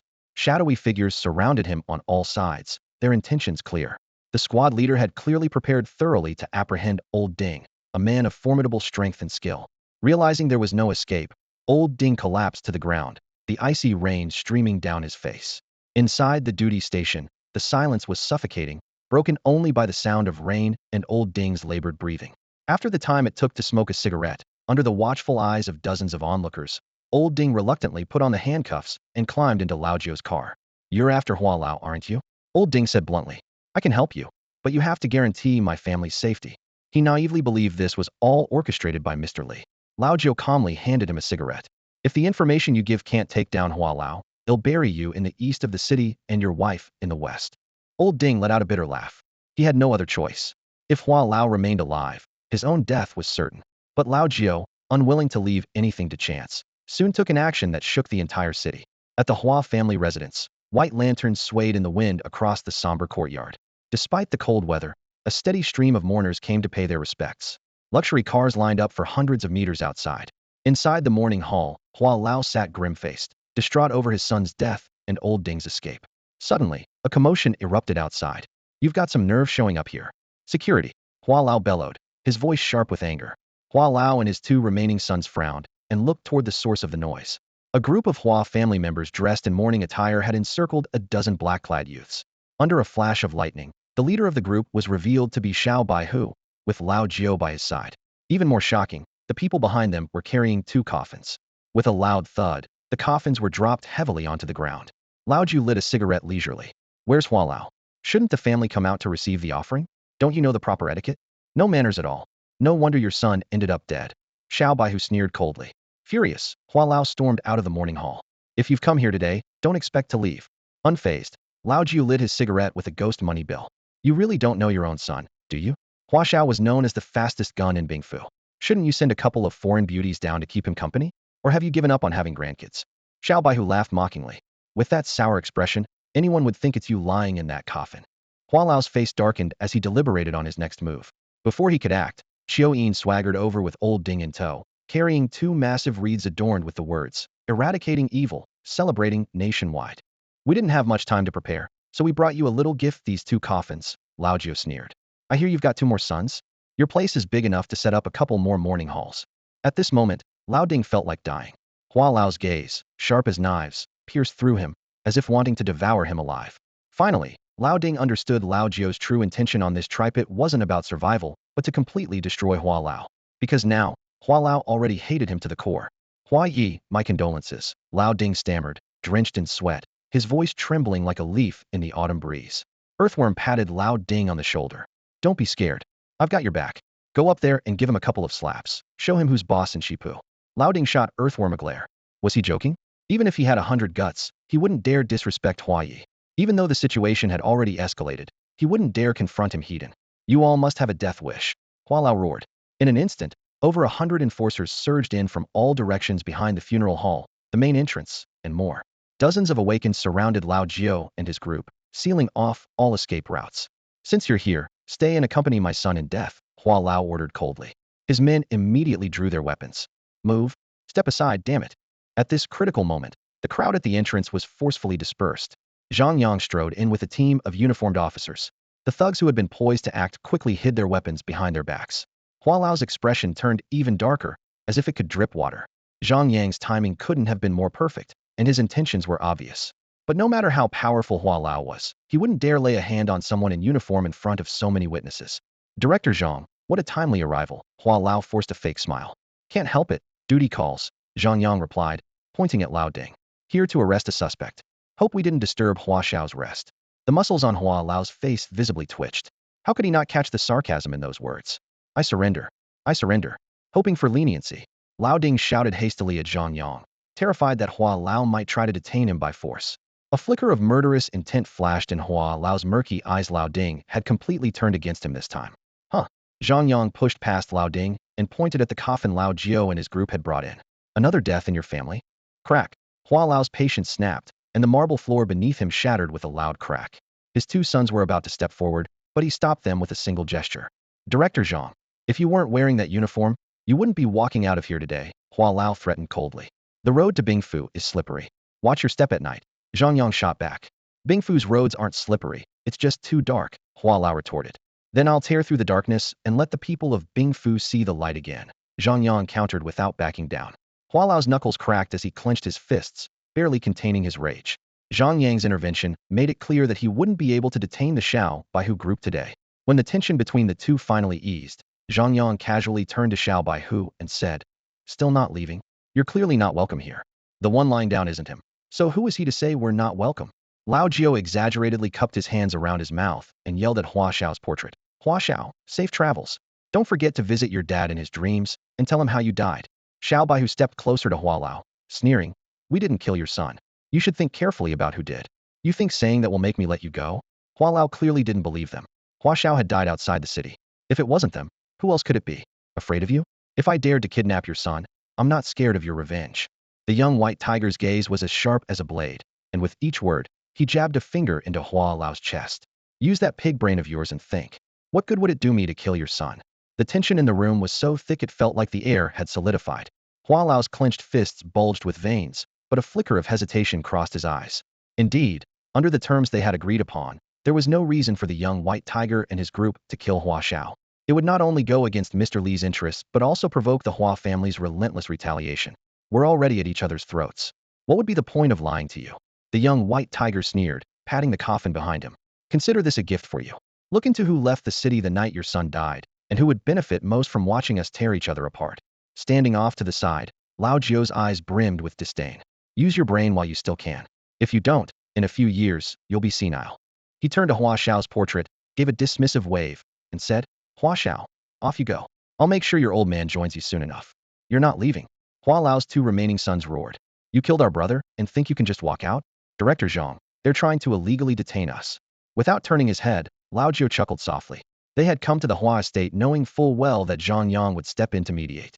Hua Lao was equally aware that making a move in front of police director Zhang Yang would be tantamount to walking into a trap. "I'm filing a report. He killed my brother. Are you going to arrest him or not?" One of the Hua sons shouted, his eyes bloodshot with fury. "If you don't, you're complicit with them."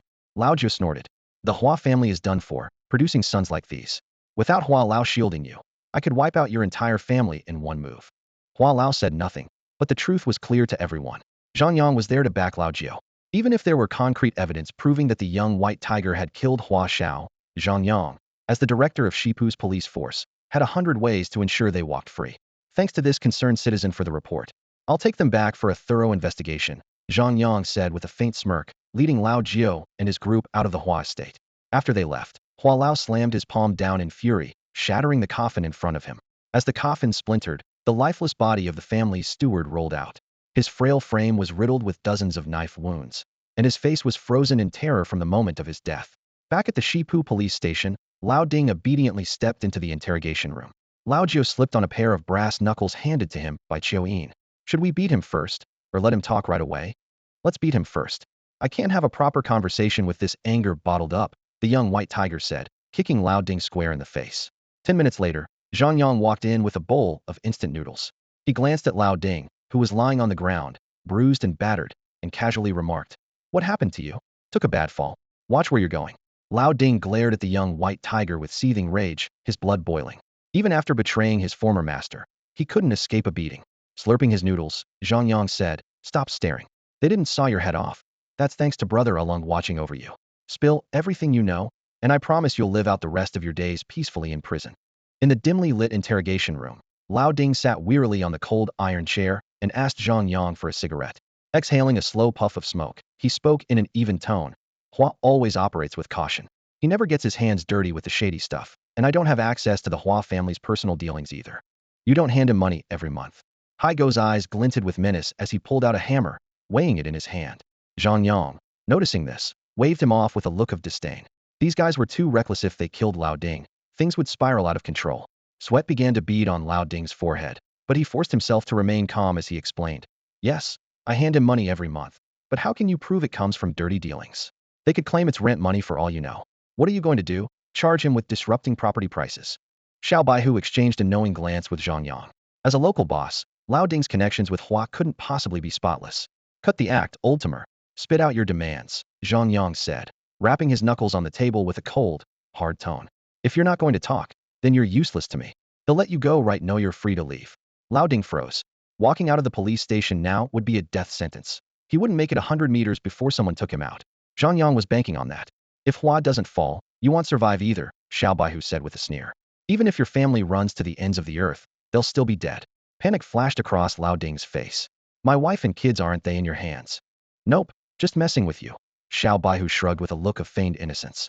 They had only been in the city for a day, too busy hiring Lei Zi and planning their next move to bother with Lao Ding's family. Lao Ding's face turned ashen. If Xiao Baihu didn't have his family, they were in real danger. Damn it, I fell for your tricks, he roared, lunging at Xiao Baihu. Lao Jiu moved like lightning, grabbing Lao Ding's massive frame and slamming him into the corner of the room. Get a grip on reality. You're in no position to throw a tantrum. Worst case, we'll kill you and find another way to deal with Hua. Lao Jiu snarled. At that moment, Lao Ding finally understood why Lao Jiu had insisted on taking him to Hua Xiao's funeral without leverage. They knew he wouldn't comply, so they'd cornered him in the most direct way possible. Tell us where your wife and kids are, and he'll send someone to get them if you're willing to cooperate, Zhang Yang said firmly.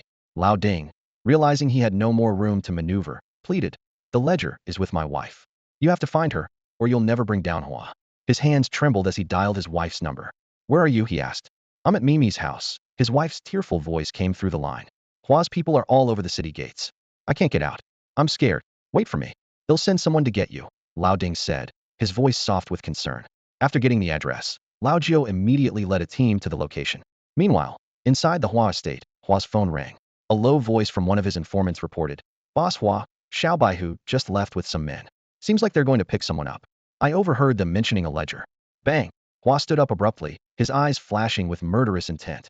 If Lao Ding's ledger fell into Zhang Yang's hands, the Hua family's position in the city would be in jeopardy. What's wrong, Dad? His two remaining sons asked, moving closer. Hua's gaze turned icy. If Xiao Baihu wants to die, so be it. They brought this on themselves. Tonight, he'll eliminate them. He barked an order. Gather the men. We're heading out. A few minutes later, Hua Lao led dozens of awakened individuals charging out of the Hua family estate. Nanpu District, the most economically developed area of Bingfu, stood out with its clean streets and towering skyscrapers, forming a sharp contrast to the other districts. This was the territory of Yuan, one of the 5 overlords and the only female among them. Known for her solitary nature, she rarely involved herself in surface-level affairs. In a small high-rise building designated for hosting special guests, the hallways on each floor were bustling with people coming and going. Xiao Baihu, wearing sunglasses and a face mask, weaved through the crowd with ease. The building's poor soundproofing allowed faint, suggestive noises to echo through the corridors. Hey, handsome, how about some fun? 300 a time, I'll give you a 20 discount. Cutie, wanna have a go? The idle women openly solicited customers near the stairwell. Though Xiao Baihu lacked the roguish charm of Lao Jiu, his raw, magnetic presence still drew frequent glances from the women. Reaching the 7th floor as directed, Lao Jiu lightly tapped Xiao Baihu's arm and whispered, something's off. Xiao Baihu scanned the hallway, quickly realizing the issue. While the people here were well disguised, the atmosphere lacked the suggestive vibe of the other floors. Feigning nonchalance, Xiao Baihu continued up to the 8th floor, sending a message to Lei Zi as he ascended. Lao Jiu, visibly anxious, muttered, what now? If Lao Ding's wife ends up in someone else's hands, Zhang Yang's plan will fall apart. Damn it! Xiao Baihu leaned against the stairwell wall on the 8th floor and lit a cigarette. It's no surprise there's a mole in the department. Hua Lao has been operating in Shipu for years, and his connections in the police force aren't something Zhang Yang can clean up overnight. As they spoke, the crisp sound of high heels approached. A seductive woman draped in a white fur shawl and wearing a high-slit cheap house stepped into the stairwell. Her eyes locked with Xiao Baihu's, momentarily widening before she flashed a flirtatious smile. What a handsome young man. Interested? Just 1,000 for you. The woman, in her early 20s, was stunningly beautiful, with sultry eyes, alluring red lips, and an ample figurine extraordinary sight in the post-apocalyptic world. Lao Jiu grinned and teased. Would you give me the same deal? She rolled her eyes at him, tossing her hair before turning her attention back to Xiao Baihu. Little brother, I haven't had any business today. Care to help me out? I'll pay you 10,000. Xiao Baihu pulled out a wad of cash and handed it to her. I need you to do something. Go to the end of the hallway on the 7th floor, knock on the door, and see who's inside. Deal. The woman squinted, scrutinizing him for a moment, before taking the money and tucking it into her low-cut neckline. A short while later, the woman returned, leading a frightened young mother clutching her child up to the 8th floor. Done, she announced. She leaned in close to Xiao Baihu, her ample chest pressing against his firm torso. He instinctively stepped back, only to feel the wall behind him. Taking advantage of the moment, she moved even closer, her breath warm against his face. You're so adorable, she teased, pinching his cheek playfully. Buddy, keep your distance. She's a walking trap, Lao Jiu warned, patting Xiao Baihu's shoulder with exaggerated seriousness. Then, turning to the young mother, he displayed Lao Ding's signet ring. Lao Ding sent us to get you. Thank you. The woman stammered, clutching her child tighter and casting a wary glance at the seductive woman. Let's go. Xiao Baihu, his face flushed, pushed the woman away and hurriedly led the mother and child out. As they passed the 7th floor, the men in the hallway glared at them menacingly. One awakened man pulled a short knife from his sleeve but was quickly stopped by a companion. Don't. Are you crazy? You want to start trouble in Sister Yuan's building? You'll never make it out alive. Outside the building, dozens of awakens surrounded the place tightly. Hua Lao leaned against a black sedan, a cigar slowly burning between his fingers, his gaze sharp and predatory like a hunter waiting for his prey. Inside the lobby, Hai Go and his group stood guarded, like cornered beasts, their eyes fixed on the encirclement outside. Brother Hu, Brother Jiao, and Little White Tiger were escorting Old Ding's wife down the stairs. Earthworm hurried over, his expression grim. We can't get out. Hua Lao stood outside, his very presence exuding a suffocating killing intent, an invisible pressure bearing down on Little White Tiger and the others. This feud was beyond reconciliation, even if Buddha himself intervened. Little White Tiger instinctively reached for the short knife at his waist, puzzled. Why aren't they charging indirectly? Indeed, with the strength of dozens of awakened on their side, the opposition could easily launch an overwhelming assault. Boss Hua, should we make a move? A level 3 awakened standing beside Hua Lao asked quietly. I can take them down myself, Hua Lao said, taking a deep drag on his cigar and shaking his head with a hint of regret. But not in Xiao Yuan's building. We wait for them to come out. Let's see how long they think they can hide. Suddenly, the sound of high heels echoed through the lobby. A seductive figure entered, her presence drawing attention. The woman cast a glance at Hua Lao. Their eyes met briefly. Hua Lao nodded slightly in acknowledgement, but she seemed indifferent. Little brother, she said teasingly as she passed by Little White Tiger, raising an eyebrow flirtatiously. I've got to go for now. Let's have a friendly match sometime. My little tiger isn't into your type, Brother Jiao replied in his usual roguish tone. I volunteer to take his place. I don't care for skinny little worms like you. The woman retorted with disdain, giving Brother Jiao a dismissive glance before walking straight out of the building. Earthworm looked confused. Does she know me? To everyone's surprise, the awakened outside reacted as if they'd seen a ghost, retreating at the sight of the woman. Hua Lao, without drawing attention, slipped away from the crowd inside and followed her. Xiao Yuan, what's the meaning of this? Hua Lao asked in a low voice after they had walked several dozen meters. His face was dark. Are you protecting them? Xiao Yuan gracefully tucked a stray lock of hair behind her ear, her movements elegant. I have no interest in your affairs, but my rule is clear. No fighting in my building. Anyone who breaks the rule will have to deal with me.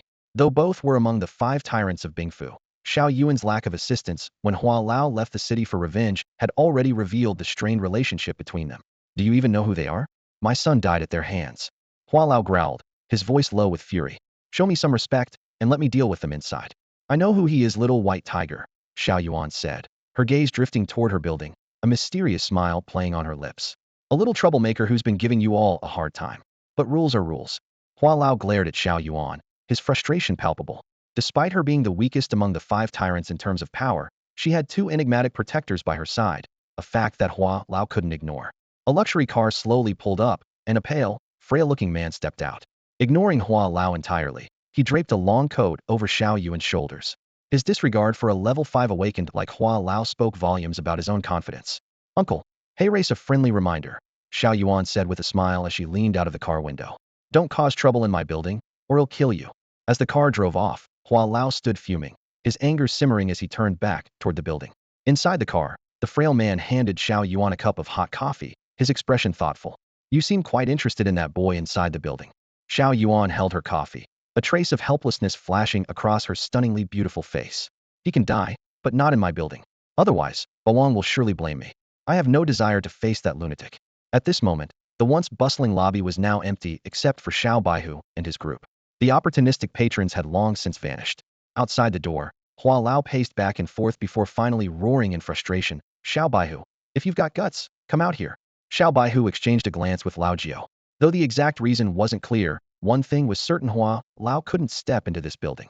This is Nanpu, Hua Lao sneered. Even Zhang Yang can't cross over here. Today you're all dead. No one can save you. He viciously stubbed out his cigar on the hood of his luxury car. Hand over that woman, and I'll make it quick for you. Damn it. Come out and face your death. Hua Lao's men brandished their weapons, shouting threats about tearing Xiao Baihu's group apart. Xiao Baihu's expression grew grim.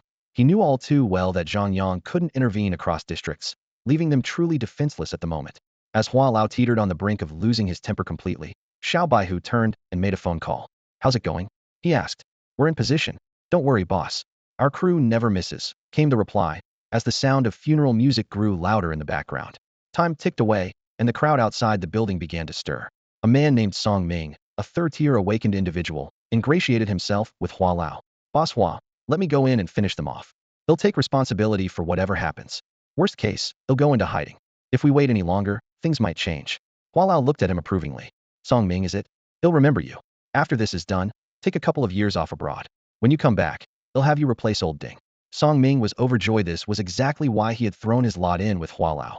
Killing Xiao Baihu would bring him one step closer to the pinnacle of his ambitions. Turning to his comrades, he shouted, "Brothers, how has Boss Hua treated us? Better than anyone." They roared in unison. Putting on a dramatic show, Song Ming bowed deeply to Hua Lao. "Boss Hua, I'm sorry, but I owe Hua Xiao a debt of gratitude I must repay. I'm officially leaving the Hua family now. Sister Xiao Yuan, if you're angry, take it out on me."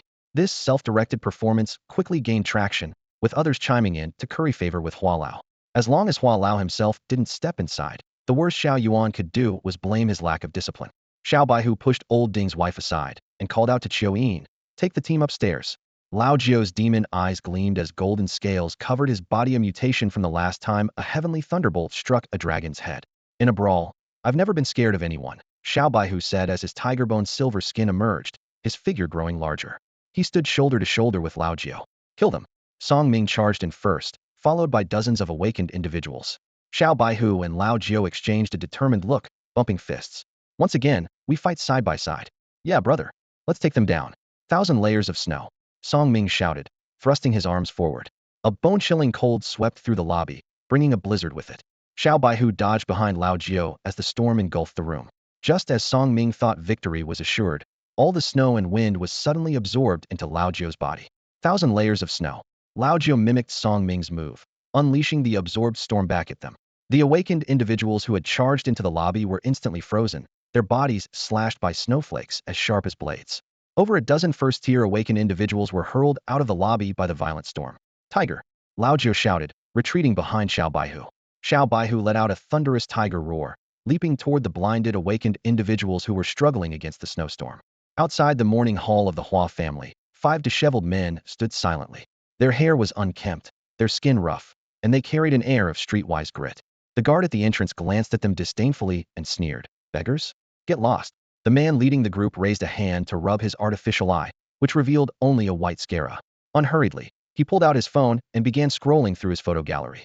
One of the guards, irritated by the sight, stormed forward and grabbed the leader by the collar. "Who do you think you are?" The man with the artificial eye calmly put his phone away and took a step back. At that moment, his companion, Lei Zi, suddenly sprang into action, raising an axe and striking the guard squarely in the face, killing him instantly. The timing was impeccable. Most of the awakened fighters in the Hua household were currently occupied hunting down a small white tiger, leaving their defenses at their weakest. Hearing the commotion, Hua Lao's son rushed to the entrance with a group of guards, only to be met by the calm, expressionless face of the man with the artificial eye. "Causing trouble at the Hua family estate? Tired of living, are you?" Hua Lao's son, enraged by the scruffy appearance of the group, shouted. "Cut them to pieces and feed them to the dogs." "F you. Lazy. Get to work." The man with the artificial eye suddenly roared. "The boss said Hua Lao still needs to lose another son. The coffin's already here. Tonight it's for you." The 5 men simultaneously drew their weapons. Hua Lao's son instinctively retreated behind his bodyguards, shouting defiantly. "Just the 5 of you? Third-tier awakened trash." After Hua Yogui's death, Hua Lao had taken extra measures to ensure his son's safety. While most of their awakened fighters had been deployed, he had left behind a 4th-tier expert and over a dozen lower-tier awakened guards. 5 adversaries like Lei Zi should pose no real threat. "Heh, the boss pays, we take the risks. If we were afraid of dying, we wouldn't be here," the man with the artificial eye sneered. "Whether we live or not today, you're as good as dead. That's just how we do things now. Attack." The 5 men charged into the group of guards like tigers unleashed, their ferocity unmatched. Meanwhile, fierce combat raged within the Xiaoyuan Tower. Xiao Baihu and Lao Jio were locked in intense battle against Hua Lao's forces. One was immune to elemental attacks, while the other had impenetrable defenses, making them nearly invincible against the awakened fighters storming the building. Hua Lao stood at the entrance, initially calm, but his composure began to crumble as frustration set in. How could over 30 awakened fighters fail to take down 2 young men? It was absurd. Using the staircase's advantageous terrain, Xiao Baihu and Lao Jio held their ground firmly, blocking all attempts to breach their defenses. First and second tier awakened fighters were completely ineffective, and elemental users could only stand by helplessly. Not only were their attacks useless, but they even inadvertently bolstered Lao Jio's strength. Get up there and wear them down. Song Ming shouted from the rear, sweating profusely. Though Xiao Baihu and Lao Jio remained unharmed, and lower-tier fighters couldn't break through their defenses, he couldn't afford to show weakness with Hua Lao watching from behind. Just then, Hai Go and the others arrived at the staircase after ensuring Lao Ding's wife was safe. The group of brothers cracked their knuckles and eyed the awakened fighters in the hall with predatory intent, awaiting Xiao Baihu's signal. Let Hua Lao see what a real brawl and true brotherhood look like. Even if 1,000 come, we'll take them all. Xiao Baihu roared, pulling the silver-marked tiger, Air Nyo, from his body. The tiger shot him a displeased glare before leaping into the fray. Standing behind Lao Jio, Gui Lei and Bao Pachio Yin hurled a dozen blue orbs into the air. Explosions erupted in rapid succession, leaving the hall in shambles. This was the cue for Xiao Baihu and his group to counterattack. Remember how we used to fight? Brothers united, take them down. Xiao Baihu shouted, leading the charge. He grabbed an awakened fighter and slammed him into the crowd. Brother Jio, use me as you see fit. The glowing sphere controlled by the earthworm drilled into Lao Jio's body. In a flash, he delivered a vicious knee strike directly to the groin of an awakened opponent. A sharp crack echoed as the man let out a blood-curdling scream, flying several meters away, his groin a mangled mess. The scene shocked everyone into silence, and the other underlings of Hua Lao instinctively clenched their legs tightly. Although Lao Jio and his group had never formally trained in martial arts, their street-honed dirty fighting skills were second to none. Groin strikes, eye gouges, throat jabs, every move was aimed at critical points. Xiao Baihu and Lao Jio worked together seamlessly. One took on the frontal assault, while the other targeted weak spots. The rest of the brothers waited for the perfect moments to strike. Incredibly, this group of newly awakened youths managed to force dozens of men back down the staircase, leaving Hua Lao's face twisted with fury. Hiding in the crowd, Song Ming watched their relentless defense with frustration. Quietly, he gathered his elemental power. Suddenly, he shoved aside a few of his underlings and darted forward, taking advantage of the moment when Xiao Baihu was occupied with others. In a flash, he thrust an ice shard directly at Xiao Baihu's eyes. At the last second, Hai Go threw himself in front of Xiao Baihu, and the ice shard pierced deeply into his body. I'm going to kill your brothers one by one right in front of you today. Hua Lao roared with glee. Push forward. They're falling apart. After landing his attack, Song Ming retreated to the back of the group with a cold smirk. Lao Jio, aren't you the one who always boasts about loyalty? How does it feel to watch your brothers die in front of you? The taunt hit its mark. Xiao Baihu and Lao Jio faltered, their coordination unraveling as they were forced to retreat under the relentless assault. Scales began to peel from Lao Jio's arms. Just as the two seemed ready to collapse, Hai Go, lying on the staircase, suddenly let out a thunderous shout. What are brothers? The group froze for an instant before the meaning of his words hit them. It was their childhood battle cry. Summoning every ounce of strength, Hai Go stood and bellowed hoarsely. What are brothers? Brothers are blades. I'll be the sheath, and you'll be the sword. One strike after another. Together we'll cut down our enemies. Brothers are mountains, shouted Gutu in response. You're the green mountain, I'm the tree. Deeply rooted, inseparable brothers for life, bound by loyalty. Hearing this, Xiao Baihu seemed possessed. His claws tore through opponents, leaving a trail of severed limbs and broken bodies. He no longer dodged attacks, allowing blood to flow freely as he pounded his chest again and again like a war drum, shaking the entire building. Brothers are wine. Hai Go rasped, leaning against the wall for support, his voice hoarse but unwavering. You take a sip, I take a sip. Fearless in life and death, we'll walk this road together and take vengeance in the next life. Though Lao Jio's arms were stripped of their scales, he stood firm at the staircase, refusing to retreat. Xiao Feng and Gu Tu exchanged a glance, wiping tears from their eyes as a resolute determination flickered within them. They all understood the unspoken truth. As long as Hai Go kept standing, none of them could afford to fall. The two leaped down with agility akin to that of leopards.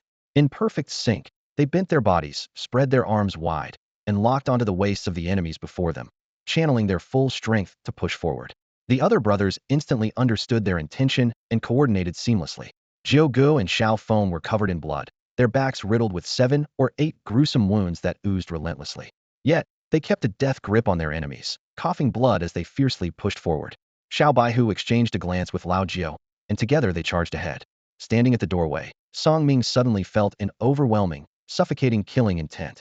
Looking up, he saw the bloodthirsty gazes of Lao Jio and the others locked onto him like a pack of starving wolves eyeing their prey.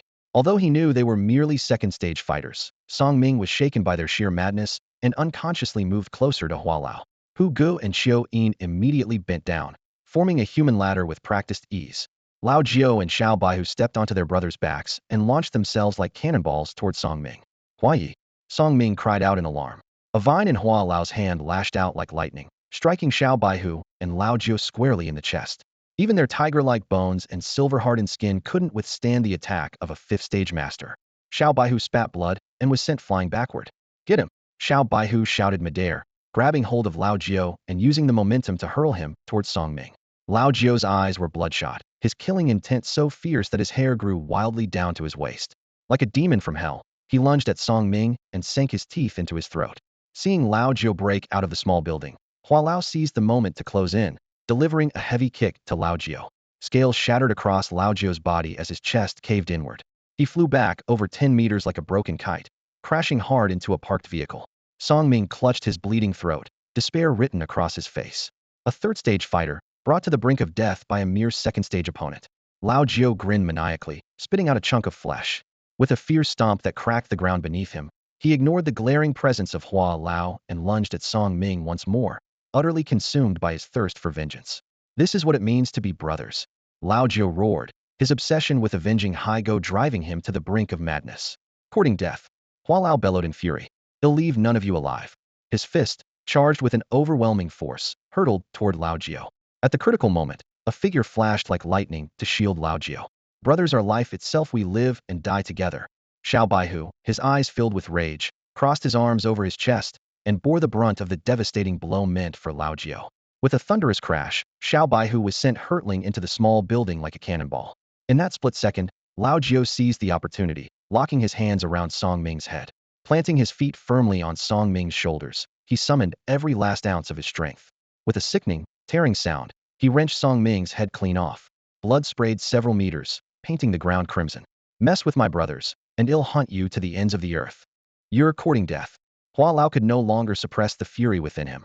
In front of everyone, he struck down Song Ming, an action that was nothing short of a public slap across Hua Lao's face. On the ground, barely clinging to life, Lao Jiao used his last ounce of strength to raise his middle finger at Hua Lao, a mocking grin etched on his battered face. Hua Lao's eyes flashed with a cold glint as he lifted his foot, ready to bring it down hard on Lao Jiao's hiata blow that would undoubtedly end his life. At this critical moment, Xiao Yin and the others pushed through the crowd with all their might, disregarding the blades and weapons aimed at them from all directions, and charged desperately toward Lao Jiao. Overwhelmed by pain, Lao Jiao coughed up blood and fell to his knees with a heavy thud. Everyone knew that rushing forward meant certain death, yet not a single soul hesitated. Haigo crawled on the ground, tears streaming down his face, inching toward Lao Jiao.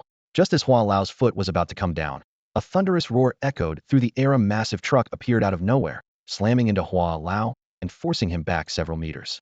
The truck's door burst open, and Zhang Yang jumped out, his face radiating murderous intent. I'm no longer a commissioner, and these people I brought aren't cops. Zhang Yang bellowed at Hua Lao, pointing a finger at him in rage. You son of a BH, today I'm here to protect him, no matter what. With that, he slammed his hand firmly on the truck's cargo compartment. At his signal, the tarps on 5 heavy trucks were thrown back simultaneously, revealing over 100 street thugs jumping down. What shocked Hua Lao wasn't just Zhang Yang's sudden arrival, but the fact that these men were his own subordinates, or more precisely, people who once belonged to Lao Ding. Red Mao limped off one of the trucks, his face twisted with fury as he pointed at Hua Lao. You piece of ass, Hua Lao? What did my boss ever do to deserve this? You think you can start a rebellion? Hua Lao, now facing the very people he had once looked down upon, was livid. What the hell are you doing? He barked. Red Mao grabbed a shotgun handed to him by one of his men and shouted. Tell Hua Lao whose men you are. Ding Lauda. Ding Lauda. The 100 men raised their weapons high and roared in unison. I only recognize my boss.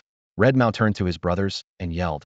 That bastard Hua Lao wants to kill our boss and our sister-in-law. What are we going to do about it? The crowd parted, making way for Lao Ding's portly figure to step forward. The man who had once been the most loyal of dogs now bared his fangs at last. Hua Yi, Lao Ding said with a slight bow, his voice calm but firm. I've done plenty of bad things in my life, but when it comes to my brothers, my conscience is clear, more so than your Hua family's.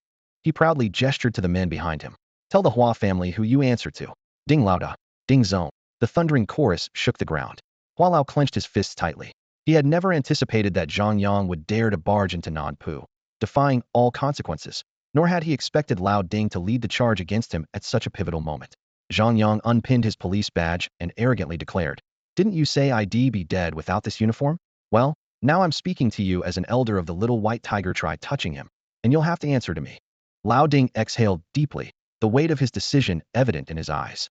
Though he hated it with every fiber of his being, he had no other choice for the sake of his wife and children.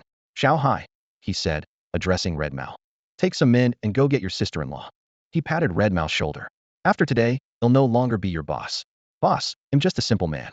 My brother, and I owe everything to you," Red Mao said. His voice choked with emotion as he knelt and kowtowed deeply. "If you go to prison, they'll bring you food.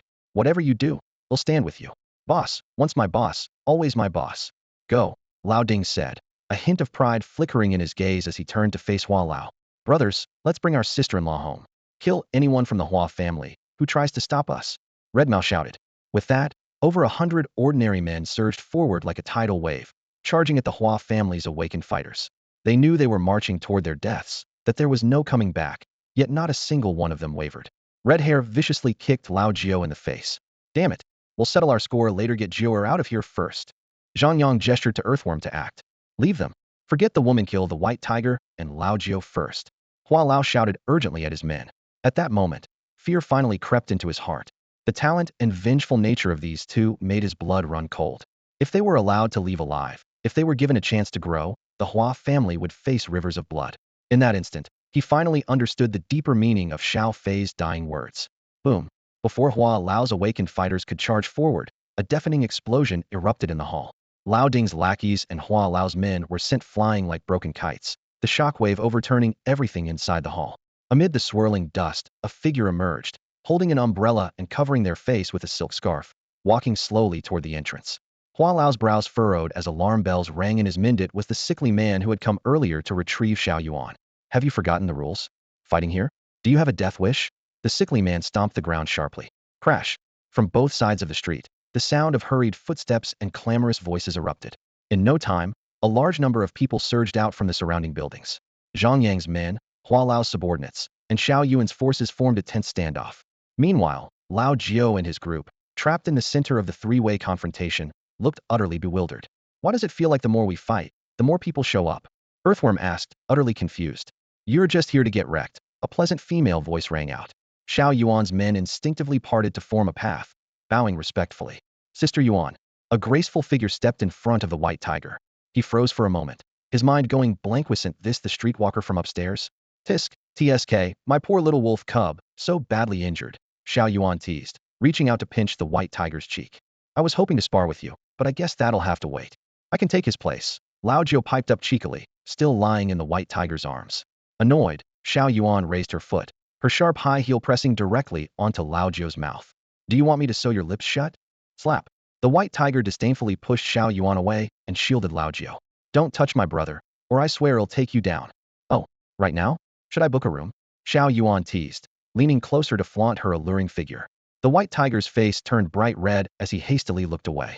"That's not what I meant by take you down." "Humph." Xiao Yuan's delicate finger traced over the white tiger's firm chest. "Then how exactly do you plan to take me down?" Ahem. Hua Lao and Zhang Yang couldn't bear to watch, and both spoke up to break the tension. The once hostile atmosphere had been completely disrupted by Xiao Yuan's antics, leaving bystanders wondering if she was here to flirt. "What's the matter? You old men can't stand to see young people pursue true love." Xiao Yuan's cold gaze swept over the two of them. The men exchanged glances, unable to decipher her true intentions. Could one of the 5 overlords of the Bingfu really have a romantic side? Who would believe such nonsense? Anyone who ruled in Bingfu was a master manipulator. Zhang Yang suspected Xiao Yuan was Hua Lao's ally, while Hua Lao was convinced she was here to protect the white tiger. After a brief silence, Xiao Yuan finally spoke, her tone turning icy. "You dare fight on my turf and think I won't kill anyone?" Bang! The sickly man casually pointed at the nearest awakened fighter, who collapsed instantly, a bloody hole in his forehead. Xiao Yuan's hair fluttered despite the absence of wind, her demeanor transforming into that of a decisive queen. "No one who started a fight here today is leaving this street alive. Master Hua, I've already given you enough respect. These people must bleed out on this street." Xiao Yuan stood in the middle of the street, her cold gaze sweeping over the group of Hua family's awakened ones. She knew very well that these people had already severed ties with the Hua family. "Xiao Bing, still not making a move? Clean up the mess for Master Hua." Her voice carried not a trace of warmth. Upon hearing this, Bing Gue acted immediately. The umbrella in his hand transformed into a sharp blade as he moved like a phantom through the crowd. In the blink of an eye, the Hua family's awakened ones fell one after another, their blood staining the street red. Master Hua stood rooted in place, his face ashen. The group he had brought with him was now entirely defeated, leaving him alone. As the last Hua family awakened one fell, he clutched desperately at Xiao Yuan's ankle, cursing with his final breath. You won't die a good death. With a sharp crack, the pointed heel of Xiao Yuan's high-heeled shoe mercilessly pierced through his skull. Blood splattered several meters high, some landing on her delicate face. She elegantly used her slender fingers to smear the blood on her lips, as if applying lipstick. Master Hua, no need to thank me. Keeping them around would only cause you trouble. Master Hua let out a cold laugh and pointed at the crumpled figure of Lao Jiao on the ground. Fine. They broke the rules, and I'll accept that. But what about them? If I take revenge for my son outside the building, you won't interfere, will you? A flicker of anxiety crossed Xiao Yuan's eyes. Protecting Xiao Baihu would mean opposing not only Master Hua, but also several other powerful figures. Yet failing to protect him would make it impossible to answer to the overlord. After a long silence, she seemed to make up her mind and stepped aside. As long as it's not inside the building, I won't interfere. Her icy gaze briefly rested on Xiao Baihu, a hint of guilt flashing through her eyes. Xiao Baihu gave a slight nod, showing his understanding. Thank you. Though he didn't believe Xiao Yuan held any special feelings for him, she had indeed helped him significantly disrupting Master Hua's plans and eliminating his allies. That was already more than enough. Zhang Yang took a swift step forward, blocking Master Hua's path. Bing Gui waved a hand. Clear the area. Instantly, all unrelated individuals swiftly evacuated the street, leaving only Zhang Yang and Lao Ding facing Master Hua. The overwhelming aura of a fifth sense awakener bore down on them as Master Hua unleashed his full presence, filling the surroundings with an oppressive force. Now, no one can save you. Zhang Yang won't stop me. Master Hua sneered viciously. You're the first youngsters to make me feel threatened. I'll crush you and your brothers one by one beneath my feet. As he spoke, he suddenly struck out with his palm, sending Chiu Yin flying several meters through the air. Ha ha! I'll shatter your brotherhood right in front of your eyes. Master Hua's maniacal laughter echoed down the street. Anything else to say? Lao Ding's lips curled into a mocking smile. At this moment, he had finally waited for his chance to take revenge. The situation was crystal clear. Zhang Yang and Lao Ding stood no chance of protecting Little White Tiger and Lao Jiao, unless the aloof Xiao Yuan in the car decided to step in, which seemed unlikely as she appeared determined to sit back and let the chaos unfold. Lao Jiao's trembling fingers gripped a lighter, producing a crisp, click sound. A few battered comrades gathered together, lighting cigarettes. White Tiger, Lao Jiao rasped, clutching his bloodied wound. Can we really count on Lei Zi and his crew? Lei Zi never leaves a job unfinished, Little White Tiger panted, glancing at his phone screen. As long as they're alive, they'll get it done. Hua Lao rolled up his sleeve, revealing a scarred arm, and sneered coldly. Your time is running out. Go keep my son company in the afterlife. Zhang Yang and Lao Ding braced themselves like cornered animals. Despite their tough talk, they were far from confident. Hua Lao's dominance among the 5 tyrants of Bingfu wasn't built on empty words. In the entire Bingfu city, only a handful of overlords dared to challenge him heathen. Suddenly, 2 piercing car horns shattered the tense night. A battered black sedan swerved into view, a door missing, windows completely shattered. Bang! The car crashed heavily into the roadside, coming to a halt about a dozen meters from the crowd. From the driver's seat, a blood-soaked man struggled to push the door open. Moments later, 3 more severely injured men dragged a well-dressed captive out of the vehicle. Yes, they crawled out. The driver clutched his bleeding neck with one hand, while his other hand and a leg dangled by mere shreds of flesh. The other 2 were in equally horrific states. One, nicknamed Fake Eye, had a gaping wound in his abdomen, with his intestines spilling out. Even so, his hand firmly gripped the handcuffs securing the captive. Come here. Fake Eye, lying on the steps, used his last ounce of strength to grab the captive by the hair and turn his face toward Hua Lao. Father! The captive let out a heart-wrenching scream. Hua Lao froze, his breath catching as if had been struck. Fake Eye was none other than Lei Zi, the man Little White Tiger had hired. They had stormed the Hua family estate and abducted Hua Lao's only son. Out of the 5 who went in, only 3 returned. No one could imagine the brutal battle they endured. Lei Zi's 2 comrades, their gazes already fading, had nonetheless completed their mission. Boss! The driver gasped, managing a weak smile at Little White Tiger. It's done. We never fail. Reliable, right? Reliable. Worth every penny. Little White Tiger gave him a thumbs up. The driver leaned against the car, trembling as he lit his final cigarette. This job was a bloody killer. He muttered intermittently. Dozens of them, hacking at us. Damn it. Old 3 and Old 4 didn't make it. I'm tired, gonna rest now. If there's more work, don't forget us. Before he could finish, his head slumped, and he closed his eyes forever. Through the car, Fake Eye looked at his fallen comrade's body, tears streaming down his face. But the mission wasn't over. Trembling, He pulled a stick of dynamite from his pocket. Don't move, the boss said. I have to hand him over personally. If you dare try anything. He locked eyes with Hua Lao, his gaze resolute. They'll take your son down with me. Hua Lao started to make a move, but froze at those words. No one doubted Fake Eye's determination. A man who could fight through hundreds for a mission wouldn't hesitate to deny Hua Lao any chance of saving his son. Dad, save me. Hua Lao's son, not an awakener, was utterly terrified by the explosives Fake Eye was using to intimidate him, and he burst into loud sobs. God damn it. You tied up my son again. Can't you come up with a different way? Hua Lao stood with his hands on his hips, yelling furiously at Xiao Baihu. Hua Xiao had already been taken by Xiao Baihu to the outskirts of the city, and now another son had been kidnapped. You still have one left. Don't you care if one dies? Lao Jiao, wincing in pain, still found the energy to mock Hua Lao. No, no more. Fake Eye shook his head. My brothers are dead. Someone has to pay with their life. I'll leave one son alive for the mission, but one must die for my brothers. Boss, I didn't break the rules, did I? Hua Lao's breath caught in his throat, and he leaned against the car behind him for support. With only 2 sons left, one dead, and one kidnapped, it felt like the sky was falling.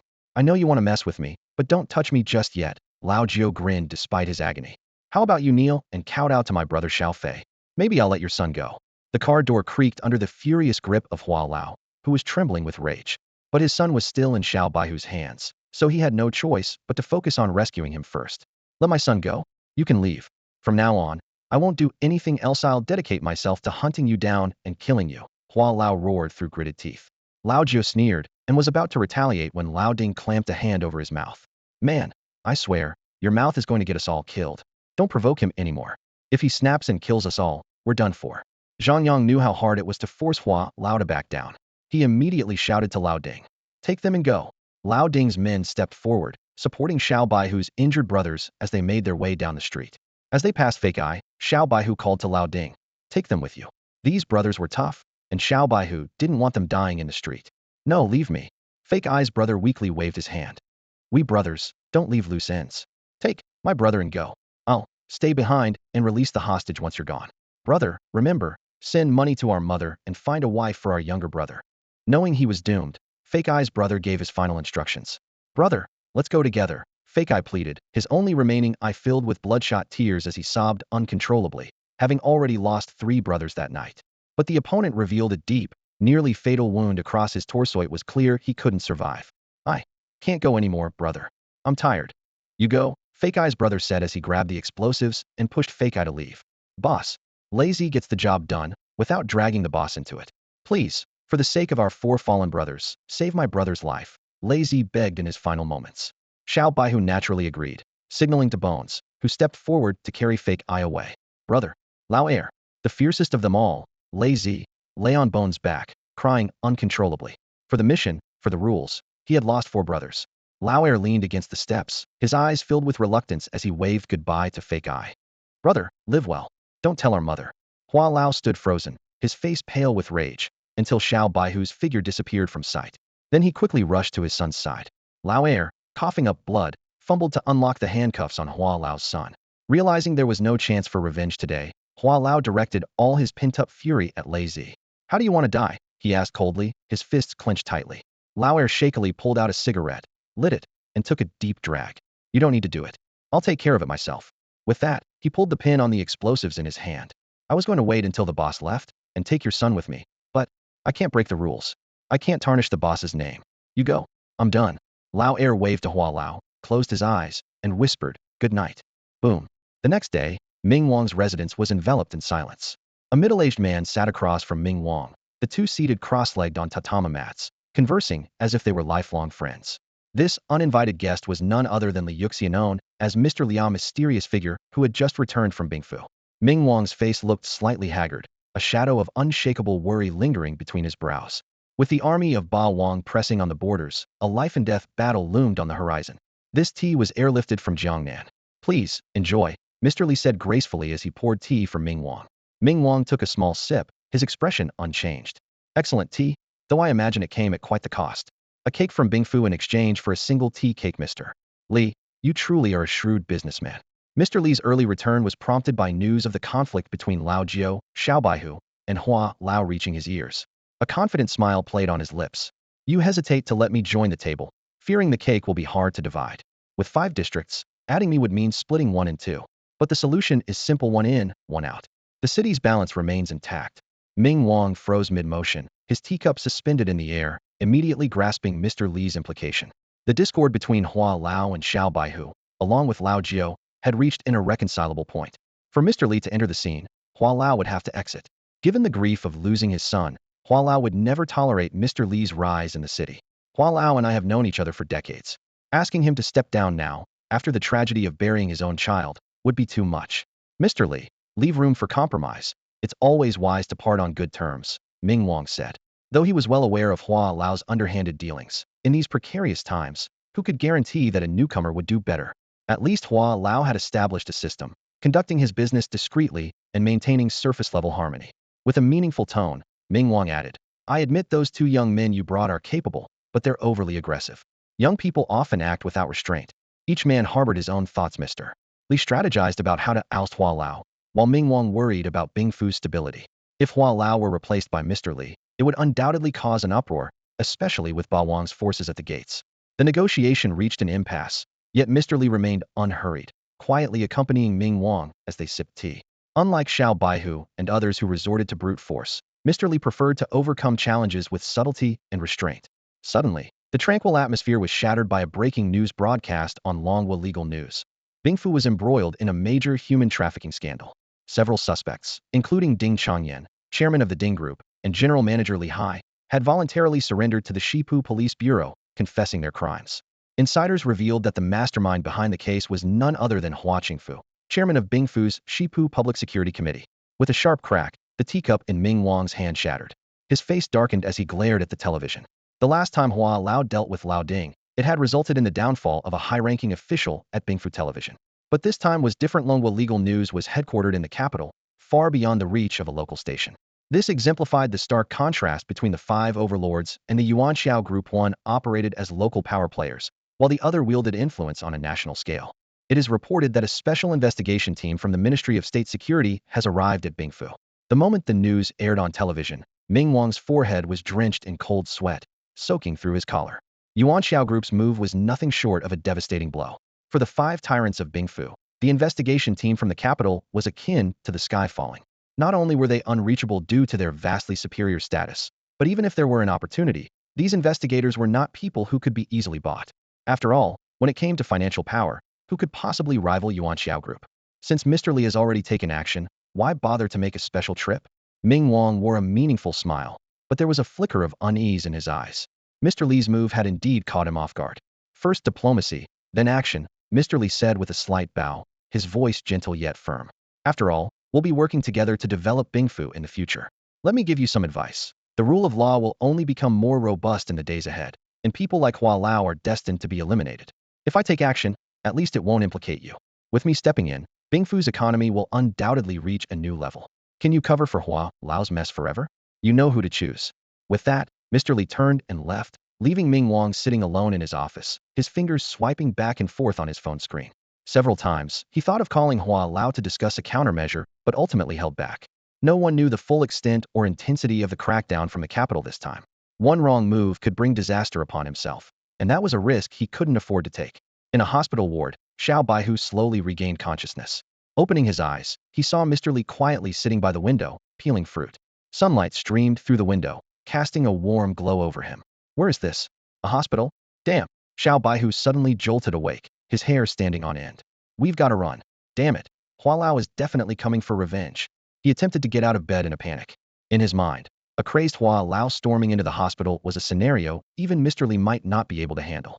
Just focus on recovering, Mr. Li said calmly, pressing Xiao Baihu back onto the bed. It's almost over. You just need to heal.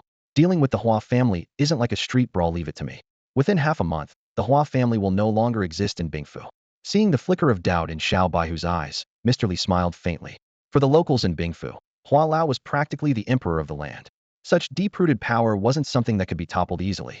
Remember what I told you about seeking the shade of a big tree? Mr. Li continued. This time, it's not me going after Hua Lao, it's the big boss. On my own, I couldn't shake the Hua family. But to the big boss, the Hua family is just a piece of meat on the chopping board, ready to be dealt with anytime. Originally, Mr. Li had planned to coexist peacefully with the five tyrants of Bingfu for mutual development. The current situation had already spiraled beyond his control. There's nothing more for you to do now. Just rest. Mr. Li's tone softened as he added, the big boss is very pleased with your performance this time and has arranged a promising opportunity for you. Where to? Xiao Baihu asked. How old are you this year? 17. Yeah. Do you know how many 9 awakenings have appeared among humans in total? Mr. Li suddenly shifted the topic. I don't know. Very few, Mr. Li sighed. Someone has discovered the unique skill left behind by the only 9 awakening powerhouse in the 3 northeastern provinces of Longhua.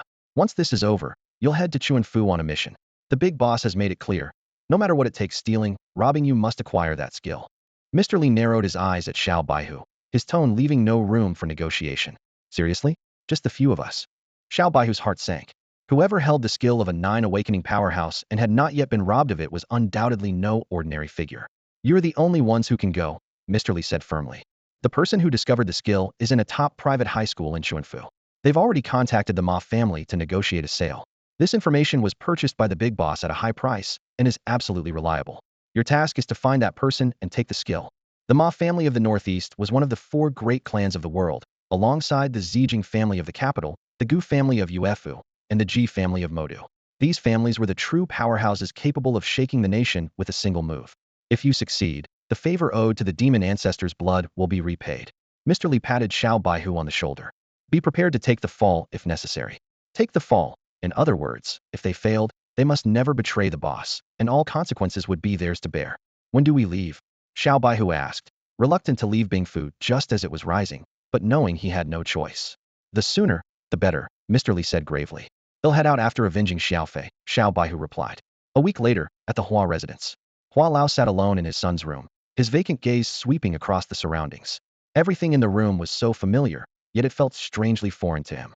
The once lively Hua residence was now eerily quiet, with only one son left to accompany him. The once grand estate now seemed desolate.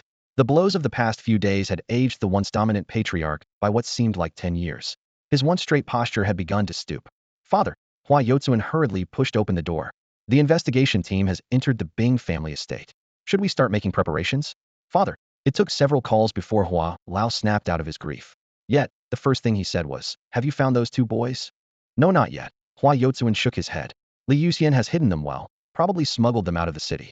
But right now, shouldn't we? Smack. Before he could finish, a sharp slap landed on Hua Yotsuan's face. Your brother's body hasn't even gone cold yet. Hua Lao's eyes burned red with rage. Yotsuan, avenging your brother should be our priority right now. He closed his eyes, memories of his 8 sons laughing and playing together flooding his mind. Back then, the Hua family was the envy of all Bing City. Who wouldn't admire them? I want to avenge my brother too, Hua Yotsuan said, clutching his stinging cheek in defense. But I want to protect you even more. They're coming after you, father. I don't want you to get caught up in this. Hua Lao's expression softened suddenly as he looked at his only remaining son with affection. My foolish child, life is full of ups and downs. Your father has weathered countless storms. He sighed deeply. You're not an awakener. You can't hold on to this family's legacy. Knowing when to retreat is the greatest wisdom. He understood all too well that in this apocalyptic world, power was everything. Without strength, subordinates would rebel, outsiders would covet, and against figures like Xiao Baihu, how long could Hua Yotsuan last? After his own passing, Hua Yotsuan wouldn't just lose control of the Hua family, but would likely face destruction himself. Let the investigators do their work, Hua Lao said as he slowly stood up. The Hua family has made too many enemies in Bing City. I'm old now and can't protect you for much longer. Take this chance to let the Hua family withdraw gracefully from the stage of Bing City. He placed a firm hand on his son's shoulder. Son, the wealth I've left you is enough for the Hua family to live in prosperity for generations. Leave Bing City. Go live the life of a carefree rich man. Lie low for a generation. When you have an awakener in the family, reclaim everything that belongs to the Hua family. I've thought it through over these past days. I've worked hard for half my life, and wasn't it all for my children? Losing the family fortune, I can bear. Losing you brothers, I cannot. Hua Yotsuan looked at his white-haired father, tears welling in his eyes. He wanted to argue but didn't know where to begin. How's the investigation going? Hua Lao asked. We've got information, Hua Yotsuan replied. The night my brother was killed, someone bribed the city gatekeepers and left the city under cover of darkness. It was Nalan Xiao from the Nalan family. A sharp glint of killing intent flashed in Hua Lao's eyes. Compared to Xiao Baihu, his hatred for Nalan ran deeper.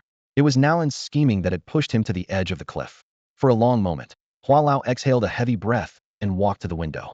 Invite your uncle Nalan over as a guest, and also invite Ming Wang, Li Yuxian, and the investigation team to our home. His figure seemed unusually lonely. Once everything is taken care of, leave Bing City and go to the capital. I've already set up a business for you there. Son, if Nalan and Xiao Baihu are still alive, you must change your name and live in anonymity. If I die, you must not come to pay your respects. If I am imprisoned, you must not visit me. Do you understand? Father, in the private high-level ward of Bing Manor Hospital, Nalan Xiao lay on the hospital bed. Half of his face had already been corroded down to bare bone. Were it not for his extraordinary strength, he would have long been taken away by Xiao Fei. Even so, his condition was pitiful. Xiao Fei's poisonous smoke had permeated his skin, destroying his internal organs. Though his life was spared, his strength had drastically diminished, and he endured the excruciating pain of the poison's erosion every day. Brother, be wary of Hualao. I have a bad feeling about this banquet, Nalan Xiao said weakly, looking at his elder brother. Don't worry, Nalan replied with his signature eunuch-like voice and a smile. Hualao must be scared of the investigation team, which is why he wants me and Ming Wang to stand against them together. I'll be back soon. You just rest. After Nalan left, Nalan Xiao clutched his chest, suddenly overcome by an inexplicable unease. Among the 5 overlords of Bing Manor, the Nalan family was in the most tragic state. Except for Yuan, the other families had sons and daughters, but the next generation of the Nalan family had been entirely wiped out by the smoker. A deafening crack of thunder tore through the night sky. A torrential downpour began under the late winter clouds, washing over the entire Bing Manor.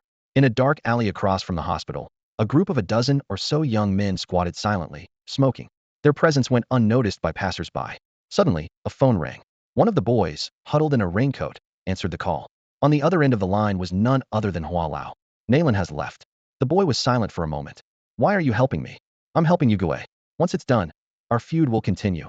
Hualao replied before abruptly hanging up. Nalan would never have imagined that Hualao would contact Xiao Baihu to kill Nalan Xiao. The 5 overlords had spies planted among one another. So for Hualao to exact his revenge while keeping it hidden from Nalan, he could only rely on this unexpected group of young thugs. Not only would Nalan fail to predict this, but even Ming Wang and Mr. Li would be caught off guard. Hualao understood Xiao Baihu's character well, knowing he wouldn't pass up the chance to avenge his brother. Even if he knew he was being used, even if the hospital was crawling with hundreds of guards, Xiao Baihu and Lao Jiu would still act decisively. Snap! Haigo opened his umbrella. The group of boys silently watched Xiao Baihu, who extinguished his cigarette, pulled back the large hood of his raincoat, and exchanged a glance with Lao Jiu at the end of the alley. Don't worry, TZ. Whatever you're doing, I've got your back, Lao Jiu said, making an okay gesture. Move. Xiao Baihu stood up abruptly. The group simultaneously removed their raincoats, drew weapons from their waists, and headed toward the hospital.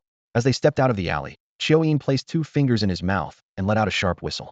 The doors of a dozen vans parked by the roadside swung open, and dozens of ruggedly dressed men jumped out. They exchanged knowing looks with Xiao Baihu and nodded lightly. Cover up, one of the leading men said, handing a mask to Xiao Baihu, who tossed it to the ground without a second thought. On the rain-soaked main road, the group of dozens stood defiantly. Passing vehicles were blocked, yet no one dared to honk at these intimidating thugs. Amid the sound of the pouring rain, Xiao Baihu and Lao Jiu stood shoulder to shoulder, facing the group of townsfolk from Heishan Town. The fire of vengeance burned in everyone's eyes. Everyone, Xiao Baihu began. Xiao Fei is watching us from above. He died for us, and he died unjustly. Let our enemy's blood bring peace to brother Xiao Fei's soul. Vengeance, the townsfolk of Heishan Town shouted, raising their weapons. A dark and stormy night, a perfect time for killing, Lao Jiu said as he tossed aside his umbrella, letting the rain drench his hair. Under the watchful eyes of the group, he tied up his hair and took the knife handed to him by Haigo. No more words. If our enemies aren't wiped out tonight, I won't sheath my blade. After we finish Nalan Xiao, we'll head straight for the Nalan estate. Anyone who has set foot in Heishan Town won't leave alive. An elder from Heishan Town, leaning on his cane, nodded approvingly. Good lad. Let's do this. Xiao Baihu led the charge toward the hospital. The hospital was eerily quiet in the dead of night, the sound of rain pattering against the windows, punctuated by sudden cracks of thunder tearing through the sky. The security guard at the entrance widened his eyes in alarm as a group of shadowy figures emerged from the downpour. Leading them was Xiao Baihu, gripping a blade wrapped in white cloth, followed closely by a band of menacing thugs, their rain-soaked clothing clinging to their bodies. With trembling hands, the security guard fumbled for his phone and dialed the police. Hello, a sweet voice answered on the other end. But before she could finish her greeting, Haigo surged forward like lightning, shattering the phone with a single shot. The cold barrel of his gun pressed against the guard's forehead. This isn't your business. You're risking your life for a few $100 a month, Haigo said icily. The guard snapped out of his daze, nodding frantically. Got it, bro. My shift's over anyway. You all take care. He yanked off his uniform and bolted into the rain-soaked night without a second glance. Inside the hospital's first-floor lobby, the on-duty doctor, the reception nurse, and the patients waiting to be seen all turned to stare at the unwanted visitors. The air grew heavy, charged with tension. What are you staring at? Never seen a handsome guy before. Lao Jiu barked, taking a swig from his flask. All of you down on your knees. Now, before the words had fully left his mouth, Haigo fired another shot into the ceiling. The crowd dropped to their knees en masse, like wheat felled by a scythe. Xiao Baihu remained silent, gripping his blade tightly as he strode toward the elevator. In a hospital room upstairs, Nayland Xiao gazed out the window at the rain, his expression troubled. The corridor outside was lined with Nayland family bodyguards, and two Third Awakening fighters stood watch at his side. Second brother, don't worry. In Bingfu City, who would dare touch the Nalans? One of the fighters reassured him. Nayland Xiao, his upper body wrapped in bandages, shook his head weakly. Is the pain worse again? Let me adjust the pain pump for you. The other fighter said with concern. Ding, the elevator chime shattered the quiet in the room. The bodyguards in the corridor snapped to attention, their eyes fixed on the elevator doors. The Nayland family had secured the entire top floor of the hospital, and at this hour, no visitors were expected. The elevator doors slid open, revealing a young man with curly hair, carrying a basket and grinning widely. Delivery's here, he announced cheerfully. One of the nearest bodyguards frowned. Who ordered delivery? He asked, puzzled. The others exchanged uncertain glances, but no one seemed particularly alarmed by the harmless-looking youth. No one here ordered anything. Get out of here, another bodyguard said impatiently, waving him off. Still smiling, the curly-haired boy shrugged. Well, since I'm here, I can't go back without making the delivery. Tiger Bro would think I didn't do my job. Come on, eat up. He lifted the lid of the basket, revealing it was packed with explosives. Boom, the entire building shook violently as an explosion tore through the top floor, plunging it into darkness and reducing it to rubble. Though most of the Nayland bodyguards were first and second awakening fighters and managed to survive the blast, the confined space left them disoriented and injured. Stumbling and dazed, they scrambled toward the emergency stairwell. In the hospital room, Nayland Xiao's eyes snapped open. The two Third Awakening fighters rushed into the corridor, only to find it riddled with gaping holes and filled with the acrid stench of gunpowder. Second brother, we're under attack. He'll go check it out, one of them said grimly. The Third Awakened hesitated for a moment, but ultimately decided to go out and check the situation. Before leaving, he solemnly instructed the other Awakened. Take care of second brother. Inside the room, Nayland Xiao struggled to sit up despite his weakness. His hoarse voice carried urgency. Quick, leave this place. He suddenly realized that everything happening was aimed at him. Ever since Nayland left, the lingering unease had finally been confirmed at this moment. In his current frail state, an unprecedented sense of danger made him restless. Tap, tap, tap, the sound of unhurried footsteps echoed from outside the door. Inside the room, the anxiety of the two heightened with each step. When the door was pushed open, 7 or 8 boys filed in with synchronized movements. The leader lit a cigarette, and a faint glow illuminated the dim room. Little White Tiger. Nayland Zhao's eyes widened in shock. He had anticipated that Hua Lao might retaliate, but he never expected that Little White Tiger would show up. By all accounts, Little White Tiger should have been busy fighting Hua Lao in the ring. How could he suddenly appear here? You're the one called Nayland Xiao? Lao Jiu waved away the dust in front of his nose with disdain. I thought you'd have 3 heads and 6 arms. What do you mean? Nayland Xiao stared cautiously at Lao Jiu. If it were Hua Lao or someone else, he might have been able to negotiate. But facing Lao Jiu, the craziest member of the Ice Mansion, Nayland Xiao felt a wave of helplessness. Lao Jiu cared nothing for profit or consequence. She was here solely to take his life. At this moment, Nayland Xiao felt like a defenseless scholar confronting a rogue soldier. Not 3 heads and 6 arms, huh? And you dare to mess with Fei Ge? What? You ate dinosaur guts. Lao Jiu rubbed his nose. You broke Fei Ge's arms and legs, so let's return the favor. With that, he turned and left the room. Moments later, the piercing roar of a chainsaw erupted from outside. Lao Jiu returned holding the roaring chainsaw, a sinister grin on his face. Relax, diesel-powered, strong and steady. It won't hurt a bit. Want to pop a painkiller first? Madman. Both Nayland Xiao and the other Awakened cursed inwardly. The Ice Mansion had its share of lunatics, but someone as unhinged and ruthless as Lao Jiu was rare. Seeing that Lao Jiu was about to make a move, Nayland Xiao suddenly rolled off the bed and kicked it away with force. Hold them off, he shouted. He wasn't willing to risk his life against this group of reckless young men. With a loud thud, Nayland Xiao mustered all his strength and leaped out of the top-floor window. The other Awakened sprang into action as well, wielding a long blade and striking toward Lao Jiu. A flash of silver cut through the air as a cane intercepted the blade with precision. An elderly man stepped into the room. Getting old, me legs aren't what they used to be. You guys go after him. I'll handle things here. Lao Jiu leaned excitedly on the windowsill, shouting at Nayland Xiao, who staggered to his feet in the rain. Run faster. The big bad wolf is coming, ha! Little White Tiger leaped out after him, while Lao Jiu called back to the others. Take him down. In the cramped hospital room, The 7 or 8 young awakened teamed up with the old man to attack the remaining awakened. Meanwhile, out in the rainy night, Nalan Shao stumbled out of the hospital and onto the street. The searing pain in his organs nearly caused him to faint multiple times. Help! Help me! Nalan Shao grabbed a passerby. I'll give you 100,000, call the police. Someone's trying to kill me. The passerby looked at Nalan Shao in terror, their gaze shifting to something behind him. Vroom, vroom, vroom. Chainsaw's roar grew louder. A boy rushed forward, swinging the chainsaw toward the hand Nalan Shao was using to clutch the passerby. Blood spattered everywhere as Nalan Shao pushed Lao Jiao away and ran for his life despite the pain. Lao Jiao, holding the chainsaw and gripping a cigarette between his lips, muttered in frustration, "Damn it. For awakenings really are tough. Ugh, why does it feel like the power's lacking? Hey, anyone know how to shift gears?" The chainsaw roared at full power, splattered with Nalan Shao's blood as Lao Jiao, wearing a simple and honest grin, extended the bloodstained tool toward a passing young woman. Taken aback by the gruesome scene, the woman rolled her eyes and fainted on the spot. Whoa, murder's happening. The horrified exclamations of bystanders echoed through the bustling hospital district. On the crowded street, people were drawn to the chaotic sound of the chainsaw, stopping to witness the shocking scene. 2 teenagers wielding deadly weapons, relentlessly chasing and attacking a man wrapped in bandages like a mummy.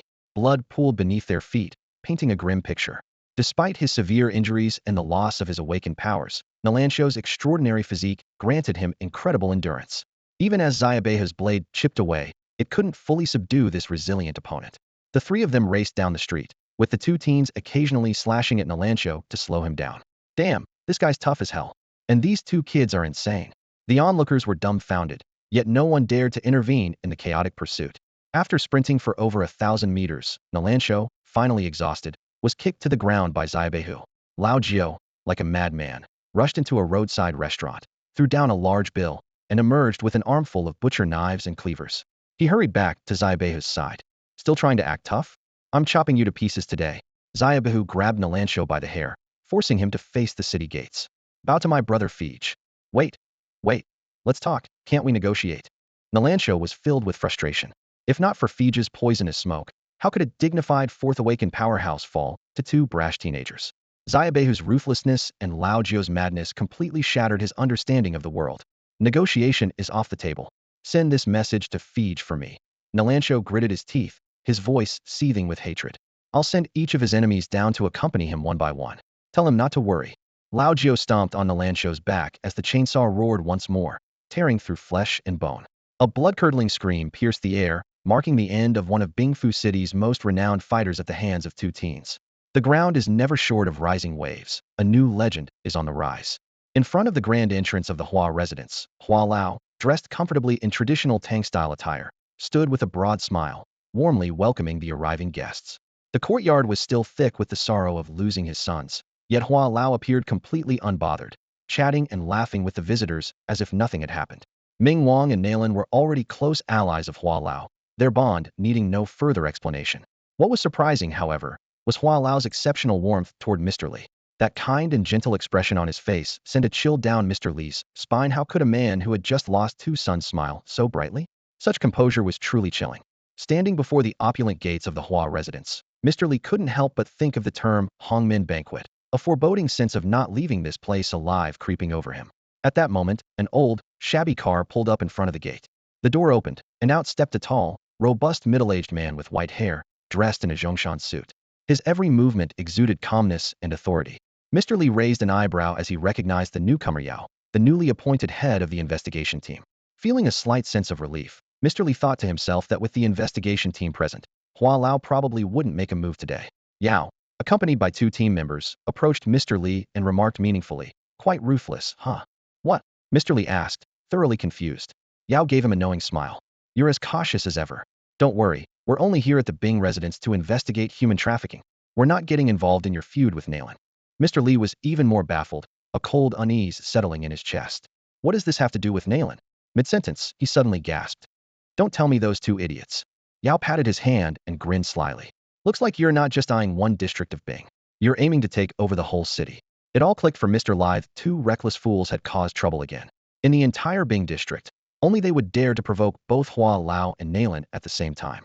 As the team members walked past Mr. Li, one of them pulled out a phone. Mr. Li's men really are sharp. On the pedestrian street, they chased Nalan Shao for over 1,000 meters with blades. I heard he nearly got finished off, with both his arms dislocated by Lao Jiu. A video on the phone showed Lao Jiu wielding a chainsaw in one hand and a long knife in the other, relentlessly pursuing Nalan Xiao, a scene that had already gone viral across Bing's networks. Mr. Li covered his face with his hand, finally understanding why Hua Lao had been so unusually cordial toward him today. This was a classic case of using someone else to do your dirty work. These top-tier figures were all master manipulators, with an uncanny grasp of human nature. Hua Lao's borrowed knife strategy had worked perfectly, and the reckless young tigers had fallen right into the trap. It really wasn't your doing? Yao asked, intrigued by the grim expression on Mr. Li's face. I've heard those two are wild and untamed. Other than you, who else could possibly command them? Mr. Li stood in front of the Hua residence, his brows furrowed deeply. He gestured for his companions to go ahead inside, then stepped aside and pulled out his phone to call Xiao Baihu. Hello, where are you? Mr. Li's voice carried a hint of gravity. At the Nalan residence, Xiao Baihu replied nonchalantly. Weren't you sending me to the Chun family? I have to finish my tasks first. Mr. Li's temper flared instantly. What the hell are you doing at Nalan's place? Are you family or something? Not family, just good friends. A lazy voice suddenly interjected. It was Lao Jiu. Mr. Li glanced toward the brightly lit Hua residence in the distance, a chill running down his spine. He had already seen through Hua Lao's scheme. The once powerful figure was orchestrating a calculated plan. If Mr. Li chose to protect Xiao Baihu and Nalan, Hua Lao would align with him against Nalan. If Mr. Li stood by and did nothing, Hua Lao would team up with Nalan to take down Xiao Baihu. Even if the plan failed, the seeds of enmity between Xiao Baihu and Nalan had already been sown, an irreconcilable grudge bound to escalate. Stop whatever you're doing and wait for me at the Hua residence entrance, Mr. Li ordered, his tone more commanding than ever. If you still see me as your leader, you'll listen to me this time. Do you even realize how precarious my position is right now? Mr. Li, I know Hua Lao is using me, Xiao Baihu said calmly. He knows his time is running out and wants revenge. He's trying to spark conflict between us and Nalan. This will all come to a head tonight. Please, stay neutral and don't intervene in Hua Lao and Nalan's matters. Leave it to me. Trust me. After hanging up, Mr. Li's emotions were a turbulent mix. Xiao Baihu and Lao Jiu were the most promising of the younger generation under him, yet they were both headstrong and difficult to guide. Entering the Hua residence, he found a meticulously arranged banquet waiting. The round table was laden with delicious, home-style dishes, but no one had picked up their chopsticks. Everyone was silently speculating about Hua Lao's true intentions. Hua Lao sat at the head of the table, cheerfully pouring drinks for his guests. He first stood and filled a glass of rich, fragrant wine for Group Leader Yao. Group Leader Yao, I'm truly honored by your visit. It's more than I expected. No need to be so formal, Yao replied with a practiced official tone. The investigation isn't over. You are just a suspect for now, so there's no reason for us to sour relations. The seasoned individuals at the table all understood Yao's visit was merely to probe Hua Lao's position and gather evidence to bring him down. Hua Lao then turned to Ming Wang, raising his glass in a toast. We've known each other for years. This one's for you. Ming Wang's brows knitted tightly. Hua Lao's demeanor today was strange, a mix of eccentricity and detachment, as if he had made peace with life and death. Heh, old Hua, Ming Wang said, glancing meaningfully at Group Leader Yao. It's all in the wine. Rest assured, as long as you've done nothing wrong, the Bing Bureau can't touch you. His words served both as a reassurance to Hua Lao and a declaration of his own stance. As the leader of the five overlords, failing to take a position now would undermine his authority in the future. For the third toast, Hua Lao turned to Mr. Li. Mr. Li, I've been in discussions with a director from Yuan Xiao Group about the acquisition of Hua Corporation, he said, adding with deliberate emphasis. We're all in the same boat now. After finishing the three toasts, Hua Lao sat down. Nalan, sitting to the side, looked on in confusion. He had been deliberately ignored throughout the dinner, clearly a cold shoulder from Hua Lao. Combined with the earlier insinuations toward Mr. Li, it seemed Hua Lao might have already reached an agreement with Yuan Xiao Group and reconciled with Mr. Li. Beneath the facade of harmony, the dinner was rife with tension. Mr. Li remained grim-faced throughout. Hua Lao was clearly trying to drag him into the fray. Even more troubling, if Hua Lao truly offered up his entire family's assets in exchange for survival, Yuan Xiao Group might very well accept. After all, the Hua family, as the leading enterprise in Bing Bureau's territory, had businesses spanning numerous industries. For a group like Yuan Xiao seeking to establish a foothold in Bing Bureau's domain, the Hua family was an irresistible prize. Mr. Li furrowed his brows, his fingers unconsciously tracing the surface of the table. He was caught in a dilemma. He had no authority to represent Yuan Xiao Group. His explanations would hardly be convincing. And, to make matters worse, Xiaobehu had specifically instructed him to remain silent tonight. Amid the tense atmosphere, Team Leader Yao spoke up, breaking the silence at just the right moment. The Hua family needs to fully cooperate with the investigation. Hua Yi, don't make our job harder than it already is. His seemingly casual remark subtly hinted to everyone present that the decision-making power regarding the Hua family's acquisition did not lie with Hua Yi or Yuan Xiao Group. However, his words did little to alleviate Nalan's grim expression. Hua Lao, unperturbed, picked up a piece of food with his chopsticks and ate slowly, a seasoned smile playing on his lips. Team leader Yao, the Hua family is vast, and all our legitimate businesses are managed by my son. Once your investigation is done, everything will eventually return to him. He set down his chopsticks, a glint of shrewdness flashing in his eyes. Now, I have a deal to discuss with you. Are you interested? Team leader Yao froze, having expected to witness an entertaining drama, only to find himself drawn into the plot. Seeing his hesitation, Hua Lao continued, "You don't need to investigate me. In 10 days, I will turn myself in voluntarily. He'll confess to everything whether you sentence me to death or allow me to live. He'll accept it. But I have one condition." He paused for emphasis. "During these 10 days, your investigation team must not interfere with the internal affairs of the Bingfu, nor should you come to disrupt me." Yao's fingers tapped rhythmically on the tabletop as he pondered. He had anticipated it might take a year or more to bring down such a powerful figure. Yet here Hua Lao was, surrendering of his own accord. To throw yourself into the fray, what are you after? A flicker of sorrow crossed Hua Lao's eyes. Justice. A great deal of justice. My 2 sons may have been unruly, but they had some sense of propriety. Surely, they didn't offend anyone present here? Their deaths were unjust. At these words, Nalan shot a meaningful glance at Mr. Li, who returned it without flinching. Ming Wang let out a heavy sigh.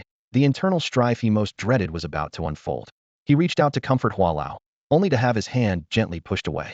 "Ming Wang, you're a good man. But this matter, you'd better stay out of it." An eerie silence settled over the dining table. Everyone understood the true purpose of Hua Lao's banquet tonight: revenge. His deal with the investigation team was merely a ploy to buy time. Hua Lao calmly poured himself a drink, his gaze landing on Mr. Li. "Mr. Xian, Yuan Xiao Group's acquisition of the Hua family, surely you'll speak a few kind words on our behalf." At that moment, one of team leader Yao's subordinates discreetly illuminated their phone screen beneath the table. The Hua residence's signal had been jammed. A chill ran through Mr. Li as he realized Hua Lao was forcing him to take a side. If he refused, Hua Lao would undoubtedly lift the signal blockage, revealing to Nalan that his brother's death was at Xiaobei's hands. In that case, facing the combined wrath of Nalan and Hua Lao, protecting Xiaobei would mean declaring war on 2 powerful forces simultaneously. Even someone as seasoned as Mr. Li felt beads of sweat forming on his brow. Hua Lao's strategy was meticulously calculated: either abandon Xiaobei and allow Hua Lao to collaborate with Nalan for retribution, or side with Hua Lao, eliminate Nalan, and assist in his revenge. 2 choices, no third option. Nalan sat at the banquet table, watching with great interest the tense standoff between Hua Lao and Mr. Li. The other powerful figures at the table were silent as the atmosphere grew so heavy it seemed tangible. Shadows flickered outside the door, but those attending this Hongmen banquet tacitly pretended not to notice. Mr. Li, his hands trembling, pulled out a cigarette and wiped his sweaty palms on his trousers before taking a deep drag to steady his nerves. Hua Lao's eyes gleamed with confidence, and seeing that Mr. Li remained silent, he turned to Nalan. "Brother Nalan, surely you understand my difficulties, don't you?" "Of course," Nalan replied, a faint, sinister smile curling his lips. "But my revenge has already been taken. Sometimes, Brother Hua, you've got to let go a little." The 3 old foxes exchanged words, each adeptly dodging and parrying. Hua Lao leaned intentionally closer to Nalan, attempting to pressure Mr. Li. But Nalan saw through it all. Hua Lao was a cornered beast, while the Nalan family remained unshaken. Nalan had no intention of offending Mr. Li without cause. "I don't have a say in the corporation's affairs," Mr. Li stated firmly, refusing to budge. "Don't be fooled by my position as branch manager. I don't even know where the boardroom is." "Is that so?" Hua Lao narrowed his eyes. "Mr. Li, you're indeed a businessman. Your words are flawless. But sometimes, you can't stay above the fray no matter how much you want to. Wouldn't you agree?"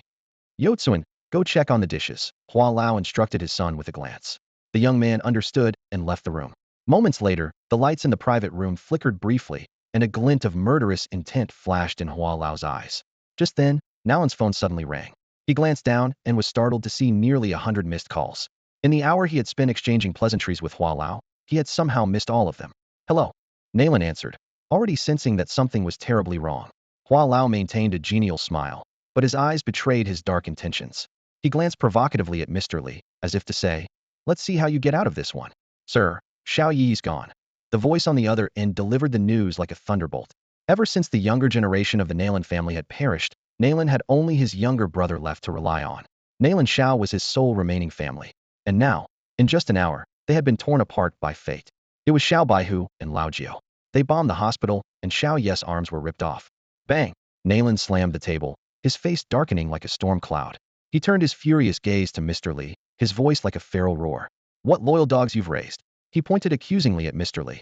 Hua Lao stood up at that moment as well, his voice icy. Mr. Li, let's settle old scores along with new ones today, shall we? The Ming King surveyed the room. On one side stood Hua Lao and Nayland, both members of the Five Overlords. On the other side was Mr. Liao, local tyrant facing off against an invading dragon. Meanwhile, Captain Yao, who had been silently observing, slowly rose to his feet and positioned himself beside Mr. Li. A Hongman banquet in front of me? Old Li, I've got your back today. Anyone who dares touch him will answer to me. Just as tensions reached their peak, the voice on the phone, choked with sobs, added, Sir, Xiao Baihu and Lao Jiao are already dead. Another thunderclap. The masterminds behind the entire ordeal were gone. Hua Lao's face turned to utter confusion. If Xiao Baihu and Lao Jiao were still alive, Mr. Li would have no choice but to confront Nayland Heaton to protect them. But now that they were both dead, Mr. Li could completely extricate himself from the situation, washing his hands of any involvement. Nayland, wary of Mr. Li's influential background, dared not act rashly without concrete evidence. A glint of cunning flashed in Hua Lao's eyes as he seized the moment and added fuel to the fire. Faking death to escape? Quite the clever trick. Just as Mr. Li was about to defend himself, a voice from the other end of the phone interrupted. After killing Laughing Master, Little White Tiger and Old Nine went straight to the mansion to kill, claiming they were avenging the opium ghost. But now, we've already surrounded and taken them down. The words landed like a heavy blow on the hearts of the three present. Hua Lao's face changed drastically in disbelief. Nayland furrowed his brows, his expression puzzled. Mr. Li exhaled deeply, as if relieved of a tremendous burden. Mr. Li, Nayland's silver wire traced a sharp arc through the air as his voice turned icy. I don't recall ever offending you. You haven't, Mr. Li replied calmly, his gaze pointedly shifting toward Hua Lao. Which is why I have no reason to send them to kill your brother. I had no idea about this. Little White Tiger is impulsive and fiercely loyal. If someone gave him your brother's address and provoked him just a little. For the first time, cracks appeared in Hua Lao's composure. The deaths of Little White Tiger and Old Nine had thrown his meticulously crafted plan into chaos. Originally, he had intended to incite a conflict between Mr. Li and Nayland, so he could profit from the chaos. But now, the voice on the phone continued, each word driving nails into Hua Lao's heart. We found a phone on Little White Tiger. On it, there's a recording of a conversation between him and a stranger. With a sharp crack, the wine glass in Hua Lao's hand shattered. He had deliberately used a disposable space card to ensure no trace was left, making only 2 calls. Who would have thought Little White Tiger had started recording the very first call? Had he already seen through this scheme to sow discord and manipulate others into doing his dirty work? The recording says Laughing Master killed the opium ghost and his son, and the voice, it sounds like, Hua Yi. Bang. The sound of the phone smashing to the ground had barely faded when Nayland and Mr. Li's piercing gazes pinned Hua Lao in place. Staggering, Hua Lao collapsed into his chair, cold sweat streaming down his face. He had calculated every step meticulously, yet in the end, it was Little White Tiger and Old Nine who turned the tables on him. Hua Lao let out a sigh, a faint trace of relief appearing on his face. He looked at the situation before him and spoke calmly. Forget it. At least Xiao Baihu and Lao Jiu are gone. I suppose I can give you Gui an explanation now. At this moment, Hua Lao dropped all pretense and made his stance clear. Xiao Baihu and Lao Jiu were set up, but they were still my people. Nayland, give me the bodies. I won't get involved in your matters. I'm a businessman, and I value peace above all. Nayland's eyes were bloodshot, his fury almost erupting uncontrollably.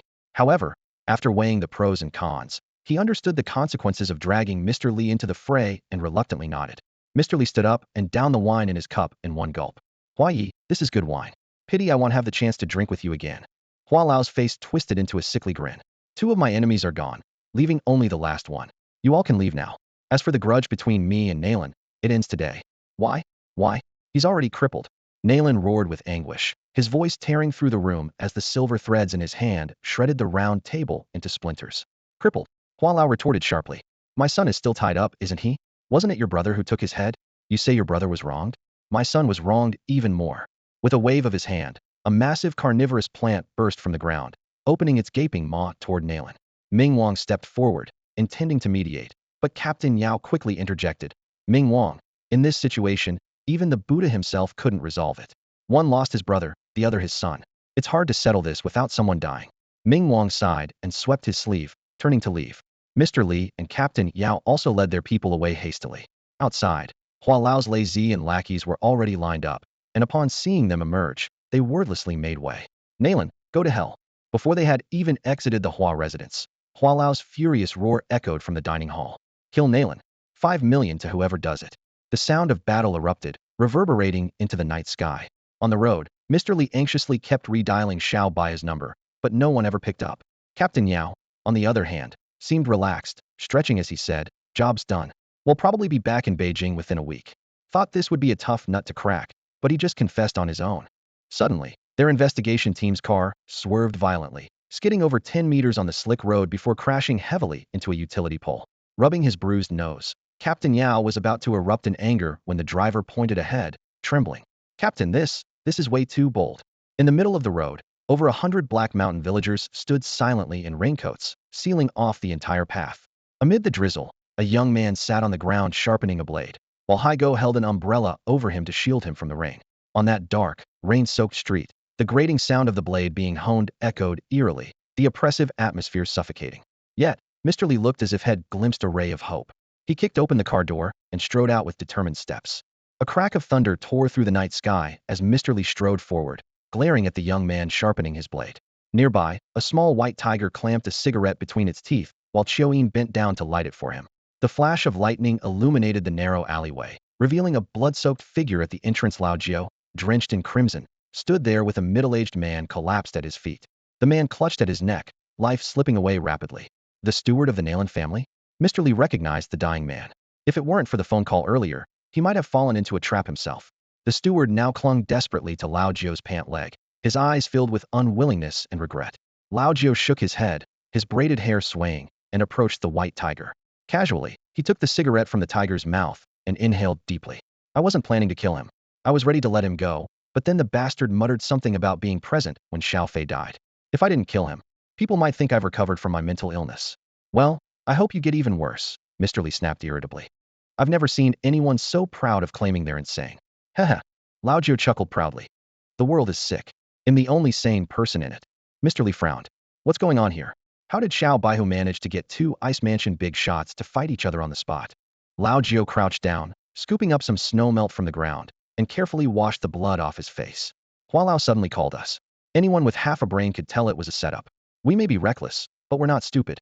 You know, we've been looking for Nalan Xiao for a long time. Hua Lao told us to kill him and even volunteered to distract Nalan for us. It was obvious he wanted to use us to do his dirty work, so we decided to play along." "How did you ensure Nalan would answer your call?" Mr. Li asked thoughtfully. "What if he picked up someone else's call first? Your fake death plan would fall apart." Lao Jiao shrugged. "We didn't plan on faking our deaths. We were ready to run, but we thought we'd send Hua Lao's incriminating recording to Nalan and let them tear each other apart. We only grabbed Nalan's steward outside his house because we didn't have Nalan's contact info. We figured we'd borrow his phone to send out the recording. But when we realized that neither Nalan, Hua Lao, nor you could be reached, we guessed Hua Lao was up to something, probably planning to pin Nalan Xiao's death on you. So we decided to have the steward help us stage a little show." Mr. Li marveled at their cleverness but cast a worried glance toward the distant Hua family estate. Right now, plenty of people are probably calling Nalan to report that his steward's been kidnapped and that Nalan Xiao's been killed. Your fake death plan might unravel. You should leave the city immediately. "It won't," Lao Jiao replied with a smug grin. "I had Zhang Yang organize a bunch of street thugs to replace all the phone numbers on nightclub restroom ads with Nalan's number. His phone should be blowing up by now." Xiao Baihu rose slowly, tilting his face up to let the rain pour over him. In the distance, the sounds of battle echoed closer. He sneered. "Looks like Nalan doesn't have time to answer his phone. Today's a good day to send both Nalan and Hua Lao off." With a sudden clatter, 100 men simultaneously flung off their raincoats, the glint of their blades catching the dim light of the street lamps. Lao Jiao flicked away his cigarette, stripped off his shirt, and wrapped his knife in it. "Mr. Li, leave this dirty work to us. By tomorrow, you'll be the boss of 2 districts." A deranged smile spread across his face. "By the way, is Ming Wang in there? I've already got a chainsaw prepped just for him. Buy one, get one free," Xiao Baihu added with a grin. Mr. Li felt his head throb. Lao Jiao was even planning to take down Ming Wang. The two turned to face the grim townsfolk of Heishan. Xiao Baihu raised his voice. "Once the fighting inside stops, we go in and kill everyone still breathing. They destroyed Heishan town, so we'll destroy the Hua family the same way. We'll soak half of Ice Mansion City in the blood of the Nalan and Hua families." He lifted his hand high. "Xiao Fei, watch closely tonight. Our enemy's blood will flow heavier than the rain." Bang, bang, bang. The streetlights went out one by one. In the pitch-black night, Xiao Baihu and his men stood silently in the pouring rain, waiting for the battle to begin. The next morning, The warm sunlight pierced through the walls of the ice mansion. The bloodstains in Hua's courtyard were especially striking under the morning glow, and the air was thick with the stench of blood.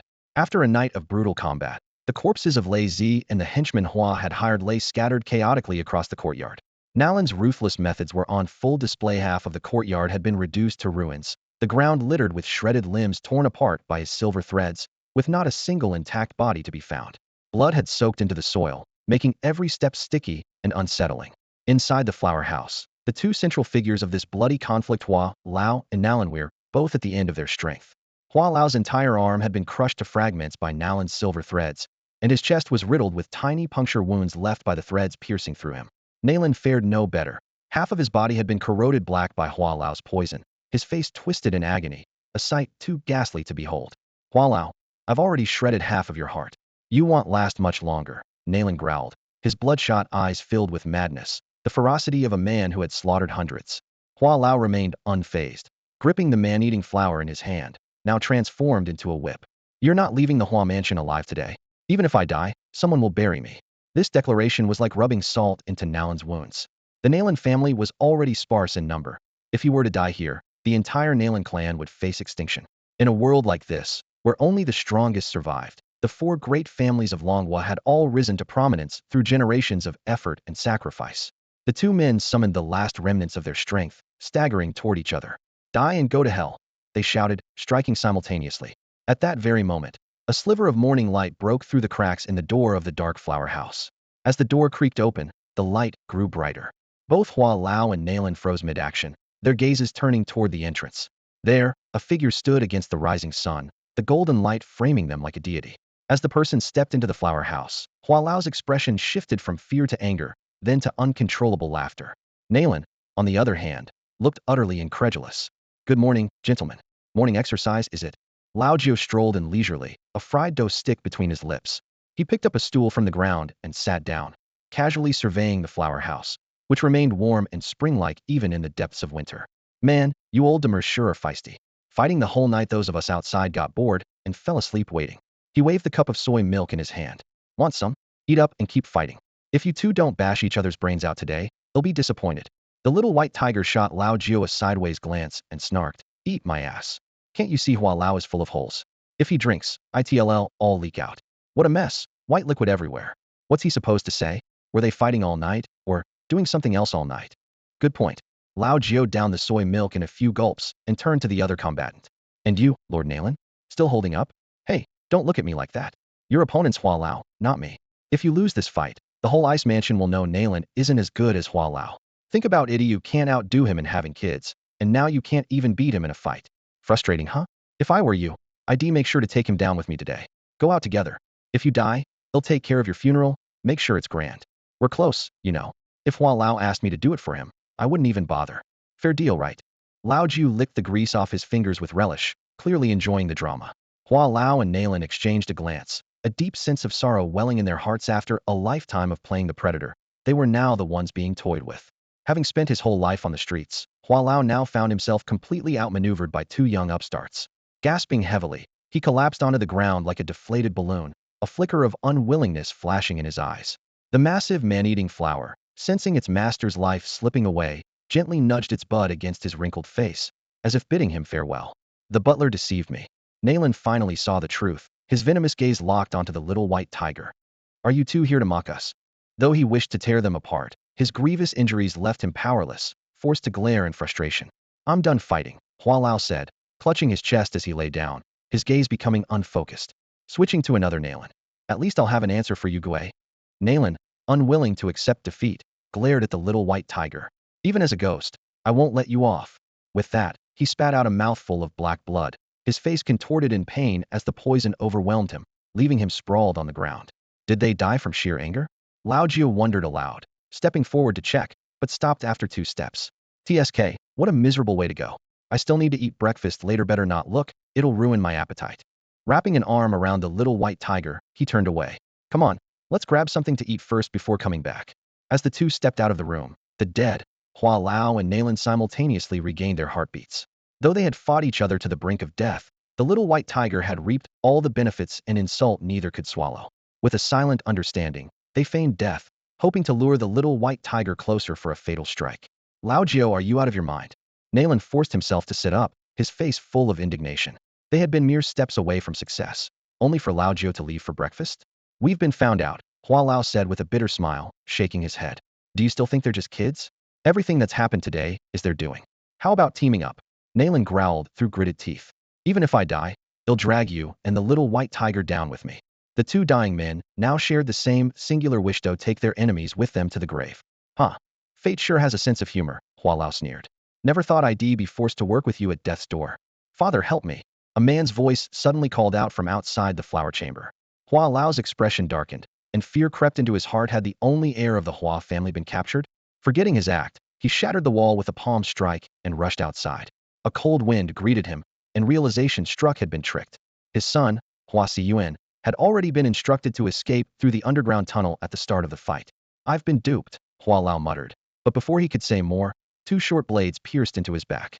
Lao Jiao wrapped an arm around his neck from behind and whispered mockingly in his ear, Old man, if you want to play dirty, I'm your master at it. The little white tiger appeared at Hua Lao's side, exuding a murderous aura.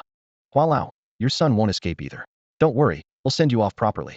The two withdrew their blades and struck again, only to hear a metallic clang. As their weapons snapped, Hua Lao had activated his chi to shield his body. His seemingly lifeless form straightened, and his fading life force surged in an instant. A last burst of strength? Or were you pretending all along? The little white tiger stared at Hua Lao in disbelief. Moving faster than the eye could follow, Hua Lao struck, landing two heavy palms on Lao Jiao and the little white tiger. Experience triumphs over youth. Hua Lao sneered as he prepared another attack, his overwhelming aura targeting the little white tiger. With no way to dodge, the little white tiger retaliated, taking Hua Lao's second palm hidden. The floor shattered under the force, and the little white tiger coughed up blood but stubbornly clung to Hua Lao's remaining arm. Now, at the command, Hai Go and the others, who had been lying among the corpses, sprang into action. They had been lying in ambush in the courtyard, feigning death. With Hua Lao and Nalan's attention on the little white tiger, they never saw it coming. Chiao Yin seized the opportunity, throwing a handful of pungent powder into Hua Lao's eyes. 7 or 8 youths swarmed him, grabbing his legs and waist, attacking with the crude ferocity of a street brawl. Hurry up, the little white tiger urged through bloodied lips. Lao Jiao and the others picked up discarded weapons and furiously stabbed at Hua Lao. But with his chi shielding him, even artillery would struggle to penetrate his defenses. With a thunderous roar, Hua Lao unleashed his aura, sending everyone flying. I intended to save my last bit of strength to kill Nalan, but since you insist on courting death. Hua Lao's domineering presence swept over the group, his energy unleashed without restraint. The little white tiger cursed under his breath. What a cunning old bastard. At the entrance of the flower house, Nalan's figure appeared like the embodiment of death itself. His twisted, menacing face radiated a suffocating killing intent. With his back to the door, Hua Lao curled his lips into a cold smile. I knew you'd be holding something back, just like me. We're no different. Nalan's icy gaze swept over little white tiger and his group, his murderous intent palpable. Let's send them on their way first. Little white tiger let out a furious roar, leading his brothers in a charge toward the door. However, despite their injuries, the two old men stood like unyielding beasts, their ferocity undiminished. When they fought with their lives on the line, little white tiger and his men were utterly helpless to resist. Just as little white tiger reached the doorway, a chilling, eerie wind swept in, carrying countless pieces of funeral paper. The ancient sound of a swana horn mingled with mournful chanting, sending shivers down everyone's spine. Lao Jiao froze in place, staring in disbelief at the Black Mountain townsfolk who were supposed to be guarding the perimeter. At the forefront of the crowd was third uncle, holding a portrait of Xiao Fei high in his hands. Behind him, the old man leaned on a cane, scattering funeral paper as he led the townsfolk, all clad in mourning attire, slowly forward. Run!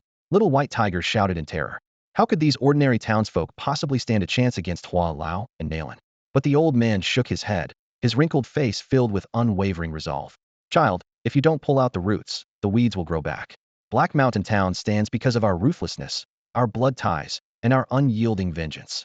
If we don't avenge this today, we'll never be able to hold our heads high outside this town again. Suddenly, his cane splintered apart, revealing a gleaming longsword. I watched Xiao Fei grow up. Our children were slaughtered. How can I, as the head of this town, not fight to the death? The townsfolk behind him stood firm, their rugged faces filled with determination and unflinching bravery.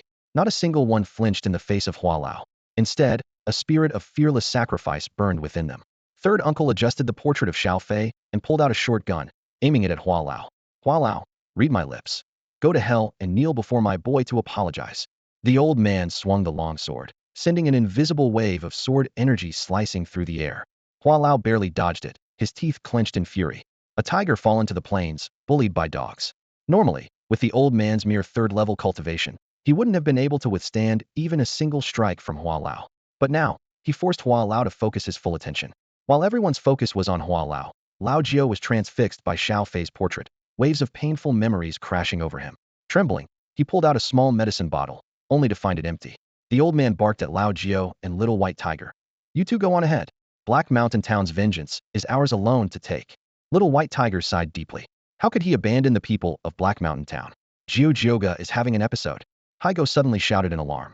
Outsiders only knew Lao Jiao as eccentric, but in truth, he suffered from genuine mental illness. Before Little White Tiger could search for medicine, Lao Jiao was already breathing heavily, his chest heaving like a wild beast's. He pointed at Xiao Fei's portrait, his voice hoarse and filled with rage. Damn it! What are you staring at me for? I didn't run. Don't look at me like that. Little White Tiger's scalp tingled. Only those who had grown up with Lao Jiao knew how terrifying he became during an episode. If you don't come out, they'll shove you where the sun doesn't shine. Get out here. Lao Jiao raised his hand and let out a thunderous roar. The sinister serpent hidden within Lao Jiao's body could no longer be contained and burst forth. The evil creature, as thick as a child's thigh, had half its body still within Lao Jiao, while the other half tightly coiled around his right arm. It let out a thunderous roar, as if voicing its resentment towards Lao Jiao. Arnhem, Hua Lao Nalan. Lao Jiao tore off his shirt, revealing a body covered in grotesque scars. Who's dying first? Aren't you all so tough? Come on, kill me. If you can't, no one's getting out of here alive today. His madness seemed to infect the little white tiger, which let out an earth-shaking roar. Aaron Yo's translucent figure emerged behind the tiger and slowly merged with it. Haigo and Earthworm immediately pressed themselves against Lao Jiao's back, channeling elemental power into him without pause.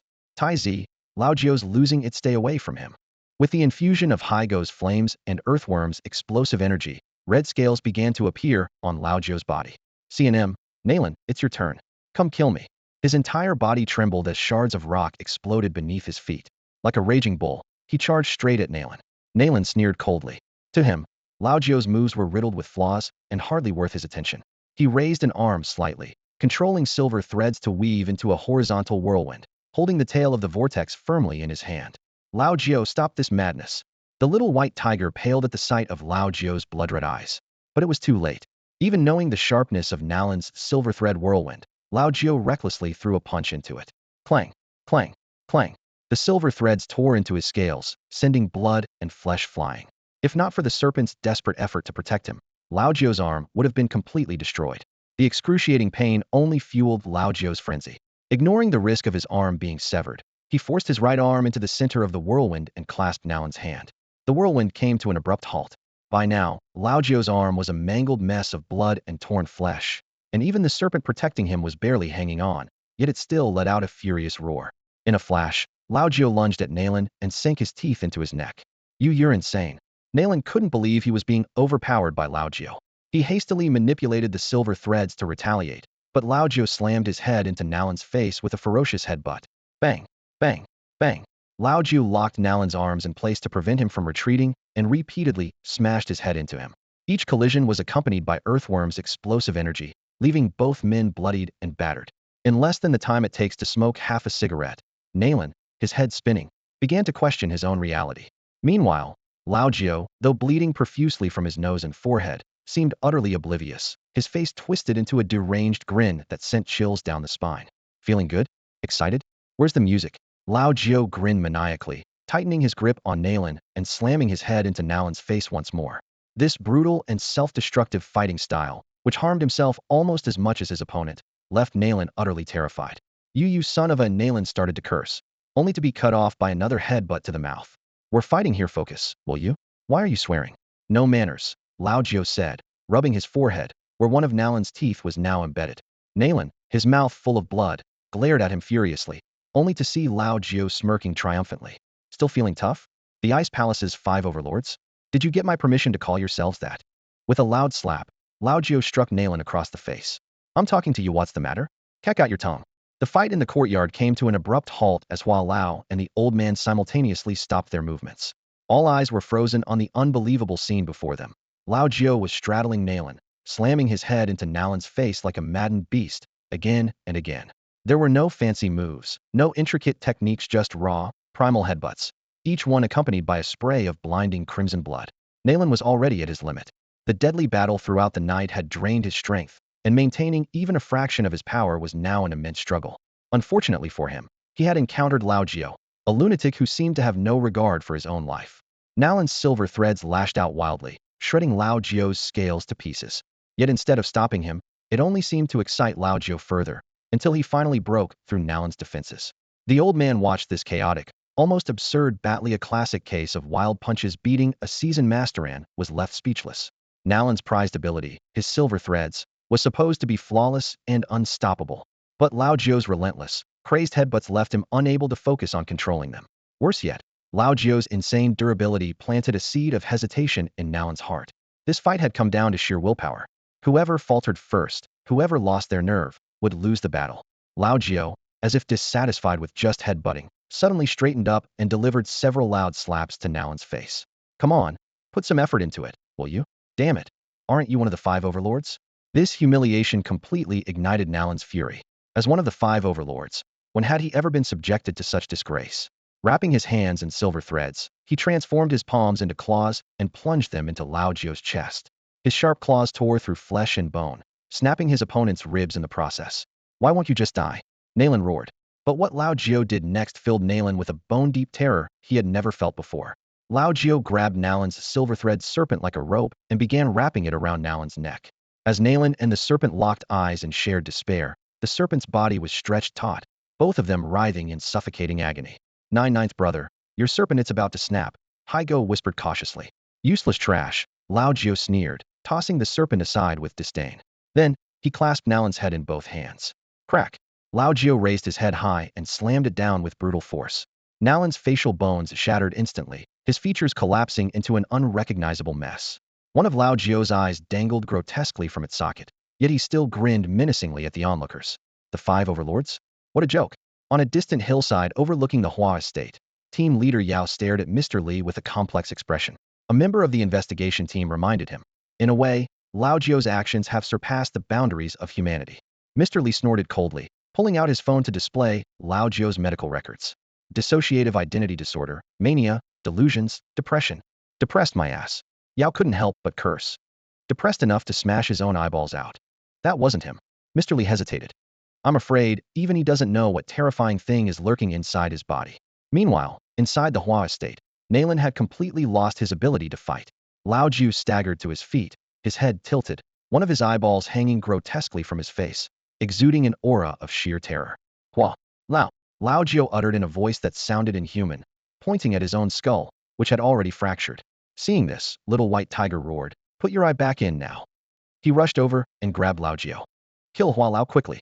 Who knows what he'll do next if we hesitate? The battle erupted in an instant. Old Master Thorn's swordsmanship was as swift as lightning, striking straight at Hua Lao's face. Little White Tiger followed closely behind, unleashing his ultimate move, Sky Splitter. Hua Lao hastily raised his carnivorous plant to block, but the silver-striped tiger's sharp claws effortlessly tore the iron-hard plant into two. Hua Lao's face was filled with shock. His carnivorous plant, which could withstand even Nalan's silver threads, had been ripped apart by a single swipe from Little White Tiger. Watch out! The old master reacted quickly, kicking Little White Tiger aside. The severed carnivorous plant suddenly sprouted new flowers at the broken ends, spraying corrosive liquid. He's making a desperate last stand. He won't last much longer, the old master warned. Hold your ground.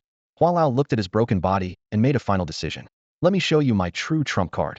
Pressing one hand to the ground, blood surged from his arm and poured into the earth. In an instant, the plants inside the greenhouse began to grow wildly. Withered trees transformed into towering giants that blotted out the sun, and the entire Hua estate suddenly teemed with vitality. Accept your death. Hua Lao cackled, but before he could finish, he was sent flying several meters. It was Lao Jiao, wielding Haigo's leg like a weapon, who had struck him. Haigo clutched his head, crying in pain. 4 or 5 people worked together to restrain the rampaging Lao Jiao, but he still swung Haigo around like a club. Hold him down, damn it! Little White Tiger yelled anxiously. You're courting death. Enraged, Hua Lao slammed his palm onto the ground. With a deafening rumble, countless vines burst from the soil, instantly impaling those who failed to dodge in time. Beneath the ground, the vines writhed and surged, creating a rolling, heaving terrain. It was as if every plant in the Hua estate had come to life, attacking every living thing in sight with relentless fury. In the Hua estate, even the king of hell is no match for me. Hua Lao laughed maniacally. Do you fools really think I'm called Hua Lao just because I like gardening? Ha ha ha, pathetic. Here, even the overlord himself wouldn't scare me. The old master attempted to close the distance several times, but was repeatedly blocked by the vines. By now, the plants from the greenhouse had spread throughout the entire Hua estate, making it the only patch of green in the otherwise desolate Bingfu city. When it comes to scheming, Hua Yi is unmatched. It had been hiding such a deadly trump card all along. Run! The old master's pupils shrank in alarm as he instantly saw through Hua Lao's intentions. This madman is feeding his life essence to the planches, trying to take us all down with him. But it was too late. Hua Lao let out a maniacal laugh, his fingers clawing like hooks as he plunged them mercilessly into his own chest. In an instant, countless bloodthirsty vines erupted from the ground, surging upward and wrapping tightly around his body, greedily drinking his blood. I've long stopped caring about life and death, all for the sake of avenging Hua Yugue, Hua Lao declared, his bloodshot eyes blazing as his hand dug deeper into his chest. Come, my precious, devour me, and let us become one. Before his words even faded, he ripped out his own heart. With a deafening roar, a colossal carnivorous plant, over 100 meters tall, burst out of the ground. Its massive stalk coiled like an ancient tree. A serene smile spread across Hua Lao's face as the enormous flower engulfed him within its petals. Ah! A cry, a mix of human and beast, pierced the night sky. On the thick trunk of the monstrous plant, a distorted human face emerged. It was undeniably Hua Lao's. He had fused completely with the carnivorous plant. Ha ha ha! Hua Lao's laughter echoed throughout the Hua estate. No one's escaping.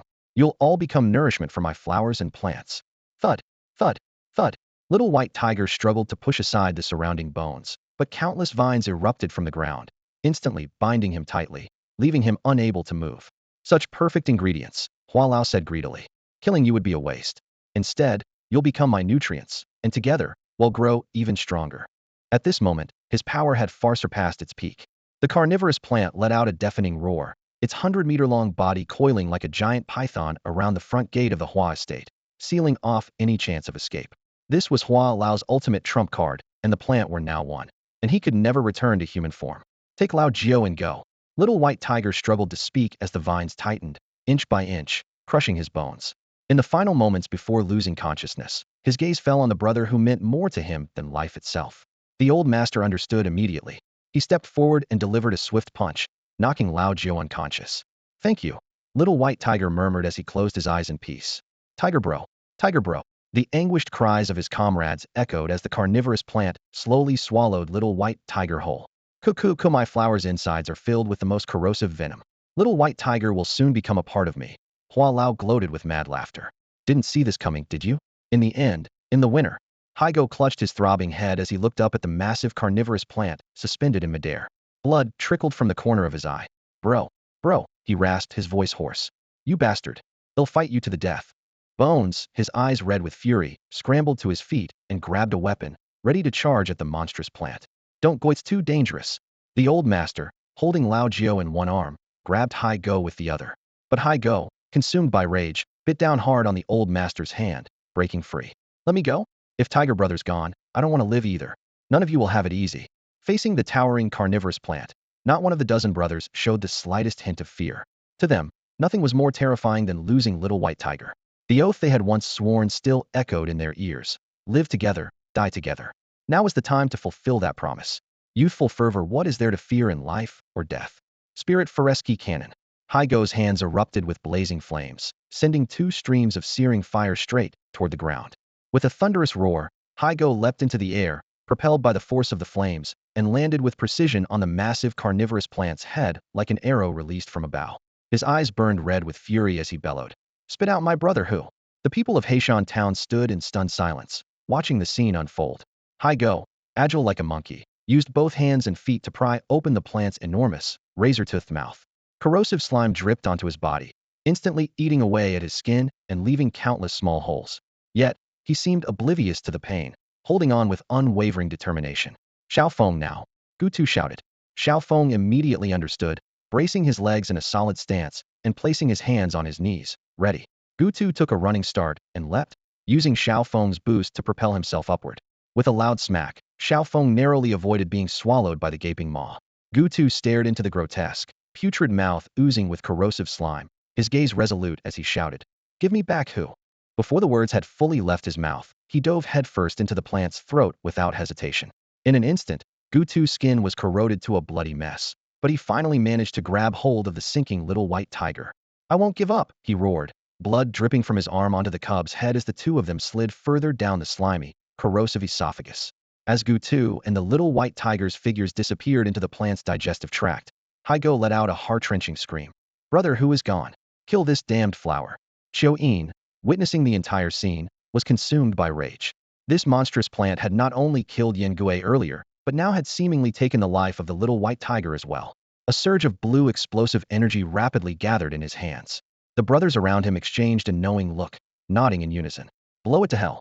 Brother Hu, you won't be lonely on the road to the afterlife. Old man, take care of yourself." Believing the little white tiger had perished, the group poured every ounce of their energy into Xiao-yin. A massive energy force erupted from him, embodying the unyielding spirit of the brothers. "To hell with you. If this doesn't kill you, I'll make sure you bleed."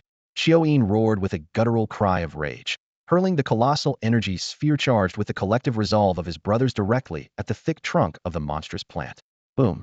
A violent explosion flattened the entire Hua residence, leaving nothing but ruins. The shockwave sent a massive cloud of dust into the air and blasted a gaping, horrifying crater into the ground. Over a dozen brothers were thrown into the air like broken kites, their fates uncertain. The body of the man-eating flower was torn open by the blast, revealing a grotesque, gaping wound from which green, viscous fluid poured like a waterfall. "Damn it!" Hua Lao roared in fury. "Devour them all." At his command, the man-eating flower opened its bottomless maw, aiming in Lao Zhou's direction. "None of you are getting away." Inside the flower's body, Gutu dragged his injured form to Xiao Baihu's side, using every ounce of strength to hold him tightly. He shielded Xiao Baihu with his own flesh and blood, protecting him from the corrosive fluids spraying everywhere. In just a single minute, Gutu's body was corroded beyond recognition, his skin and flesh stripped away, exposing stark white bones.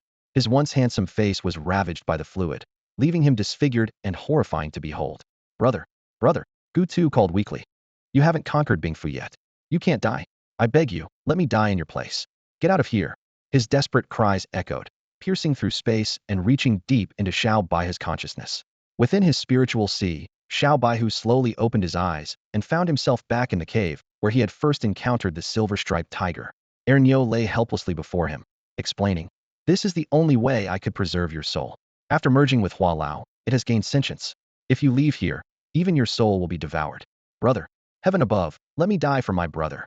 I'll endure the 18 levels of hell if I must. Please, don't let my brother die." Gutu anguished cries continued to echo, tearing at Xiao Baihu's heart. "My brother is calling for me." Xiao Baihu roared. "If you go out there, your soul will be utterly destroyed." Ernyo sighed. "It's now a demon at the 6th awakening stage. What can you possibly do if you go out there?"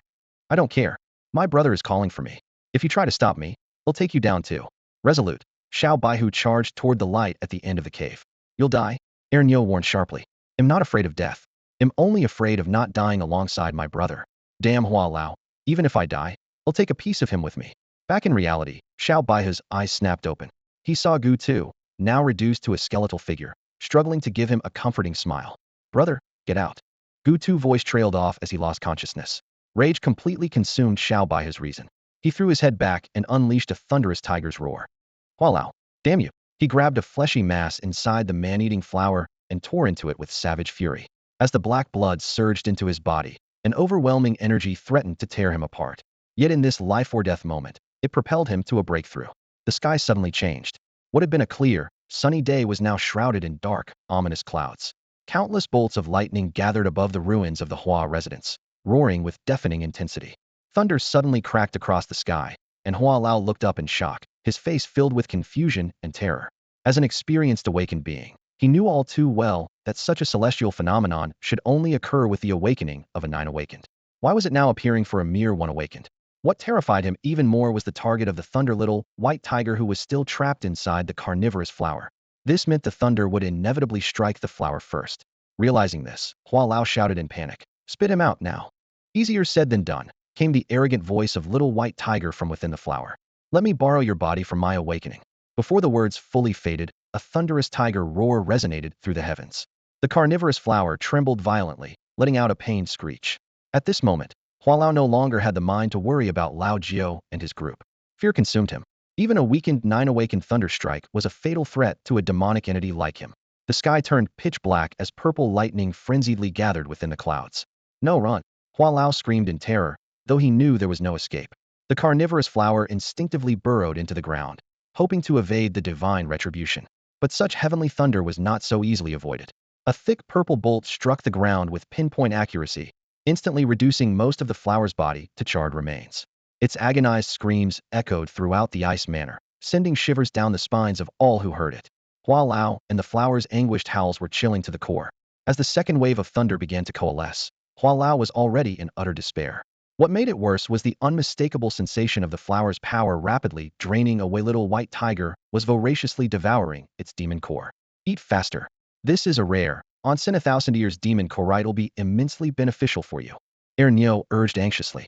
Little White Tiger buried himself in the task, unaware that the liquid seeping from the shattered core was healing his wounds and mending his bones. I can't eat anymore. It's awful. Little White Tiger complained, clutching the enormous, fleshy orb that was larger than himself. That's just the protective blood essence around the core. The real demon core is inside. Dig it out. Nyo's words were cut short as the third wave of thunder formed. This time, the purple lightning was 100 times more powerful than before, its ferocity shaking the entire ice manor. Unfair heavens! Why strike me? Strike him instead. Hua Lao roared in despair. The carnivorous flower attempted once more to burrow deeper, but an excruciating pain suddenly shot through its body. It realized its demon core had been swallowed by Little White Tiger. After a deafening explosion, the Hua estate was reduced to a 100-meter deep crater, the shockwave rippling throughout the ice manor. When the thunder finally dissipated and sunlight broke through once more, the carnivorous flower's body lay shriveled and lifeless, as dry as dead wood. Hua Lao and the flower, once formidable forces driven by vengeance, had met their end. Little White Tiger crawled out of the flower's remains with great difficulty, his body covered in blackened blood. Yet, he had completed his transformation. What a pity! Nyo gazed at the corpse of the man-eating flower, a trace of regret flickering in her eyes. She knew very well that it was precisely because the flower had gained sentience that it attracted the second heavenly lightning strike, which was dozens of times stronger than the first. The first strike had been aimed at the Little White Tiger, but the second directly targeted the man-eating flower. Other than the 4 great demon ancestors, you're the first demon I've seen to awaken intelligence, Nyo murmured softly. It's so rare for a demon to achieve this, such a shame.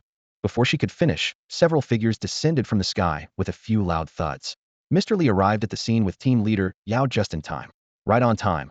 The Little White Tiger sneered, a hint of sarcasm in his grin. Mr. Li awkwardly rubbed his nose. In truth, they should have reached the battlefield earlier, but the power of the second lightning strike was so overwhelming that even they didn't dare approach recklessly. The Little White Tiger, not bothering to press the matter, gestured for Mr. Li to help rescue his comrades. These young ones had first been blown away by the energy blast from the earthworm and then caught in the aftermath of the heavenly lightning, leaving their survival uncertain. He quickly dragged a massive fleshy orb out of the man-eating flower's body, tore it apart, and stuffed pieces into the mouths of his injured brothers. You seem different, Mr. Li said, carefully observing the Little White Tiger. Apart from his more muscular physique, the most striking change was the emergence of dual pupils in his eyes, giving him an aura that was both sinister and otherworldly. Different as in more handsome? The Little White Tiger rolled his eyes in exasperation. For the first time, a glint of greed appeared in team leader Yao's eyes. This kid's physical strength is already comparable to the peak of a third-stage enhancement type. What kind of freak is this? He hasn't even started training in martial techniques, yet his body is already this domineering. He spoke urgently. Hand him over to me. I'll take him back and train him. In less than 10 years, this kid will be unstoppable in close combat. Only Nyo watched silently. She understood that the Little White Tiger had devoured a demon core and was now half human, half demon. In this post-apocalyptic world, demons were renowned for their unmatched physical prowess. Coupled with the terrifying constitution granted by the silver-striped tiger bloodline, the extent of the Little White Tiger's physical strength was likely beyond imagination. 3 days later, the investigation team swiftly shut down all of the Hua family's businesses, like a strong autumn wind sweeping away fallen leaves. With the final piece of evidence in place, Hua Lao's crimes were definitively confirmed. The once fearsome overlord of the Bingfu Empire saw his reign collapse overnight. The fall of the Hua family triggered a domino effect. Forces that had once relied on them crumbled one by one. Some fled in fear, some ended their lives in despair, and many more lost everything in a single night. Of the Bingfu's 5 overlords, 2 were now gone, and the names Hua Lao and Nalan became relics of the past.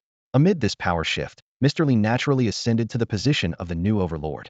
Meanwhile, the key players in this transformation, Xiao Baihu and his companions, had been unconscious in the hospital for 3 days. He's awake. He's awake. In a high-end hospital room, a handsome caregiver exclaimed excitedly. Damn it, back in the hospital again, Lao Jiu muttered as he slowly came to. One of his eyes was wrapped in gauze, both arms were in casts, and he looked utterly battered. Suddenly, the door to the room swung open, and a group of well-dressed businessmen swarmed in, each holding an expensive gift and plastering fawning smiles across their faces. Master Tiger, you're finally awake. Master Jiu, that eye patch makes you look even cooler. Master Tiger took down Hua Lao, and Master Jiu single-handedly fought the Nalan brothers, truly unmatched in history. This unexpected scene left the two newly awakened men utterly baffled. These wealthy elites, who once wouldn't have spared them a glance, were now groveling at their bedside like sycophantic lapdogs. In just 3 days, they had transformed into the most sought-after figures in Bingfu, the right-hand men of the newly crowned overlord, Mr. Li. Ahem. A light cough interrupted the flattery. Zhang Yang, dressed in uniform and carrying a fruit basket, strode confidently into the room. The group of obsequious businessmen immediately fell silent and stepped aside. Master Jiu? Master Tiger. Zhang Yang gave them a knowing smile. How does it feel to be the big bosses now? Not bad, Xiao Baihu grinned. Zhang Yang offered a word of advice. These gift givers were all part of Hua Lao's old network. Every one of them has skeletons in their closet. They're cozying up to you now to use your influence to avoid scrutiny. Damn it, give me a phone. Lao Jiu pointed at Zhang Yang's phone. I'll tell Haigo to take care of this lot. If they're dead, it's robbery at most. No one can call it bribery, right? Your brain. Zhang Yang shook his head with an exasperated laugh. All right, enough nonsense. Let's get down to business. In the hospital room, Zhang Yang sat upright, his expression grave. His gaze shifted back and forth between Little White Tiger and Old Jiu as he slowly delivered a significant piece of news. Li Yuxian has reached an agreement with Ming Wang. He wants Beipu. The atmosphere in the room grew tense instantly. Zhang Yang elaborated further, explaining that Li's initial target had been Shipu. However, due to a series of actions by Little White Tiger and Old Jiu, 2 of the 5 overlords were eliminated, leaving both Beipu and Shipu unclaimed. In light of this, Li ultimately chose Beipu as the company's base. Do you know why? Zhang Yang asked, a cryptic smile forming on his lips. Little White Tiger glanced at Zhang Yang thoughtfully and cut straight to the point. Because of you. He reasoned that Zhang Yang's initial collaboration with Li was aimed at taking down Hua Lao. Now that Hua Lao was dead, given Zhang Yang's personality, if Li were to expand his operations in Shipu, conflict would inevitably arise. After all, in the post-apocalyptic world, businessmen were rarely clean, and Zhang Yang was not the type to tolerate any dishonesty. Zhang Yang silently lit a cigarette and posed a critical question. So, who do you think should take over Shipu? The question left Little White Tiger momentarily stunned. He began to ponder. Ming Wang, in an effort to maintain balance, would never allow any single overlord to control 2 areas. As a result, Shipu would likely descend into chaos, becoming a battleground for various factions vying for power. Before Little White Tiger could fully process this, Old Jiu suddenly spoke up. You're not thinking of having the 2 of us take over, are you? We're just Li's subordinates, we. Zhang Yang raised a hand to cut him off, beginning his analysis of the situation. Your position shapes your perspective. You may not realize your own strength yet. Outside the city, you have Heishan Town as your backing, and Bawang would likely take you under his wing, allowing you to act in his name. Any of the other bosses would think twice before coming after you. Inside the city, you have Li Yuxian's support, and me. Narrowing his eyes like a cunning old fox, Zhang Yang stared at the 2 of them. Shipu must remain under my supervision.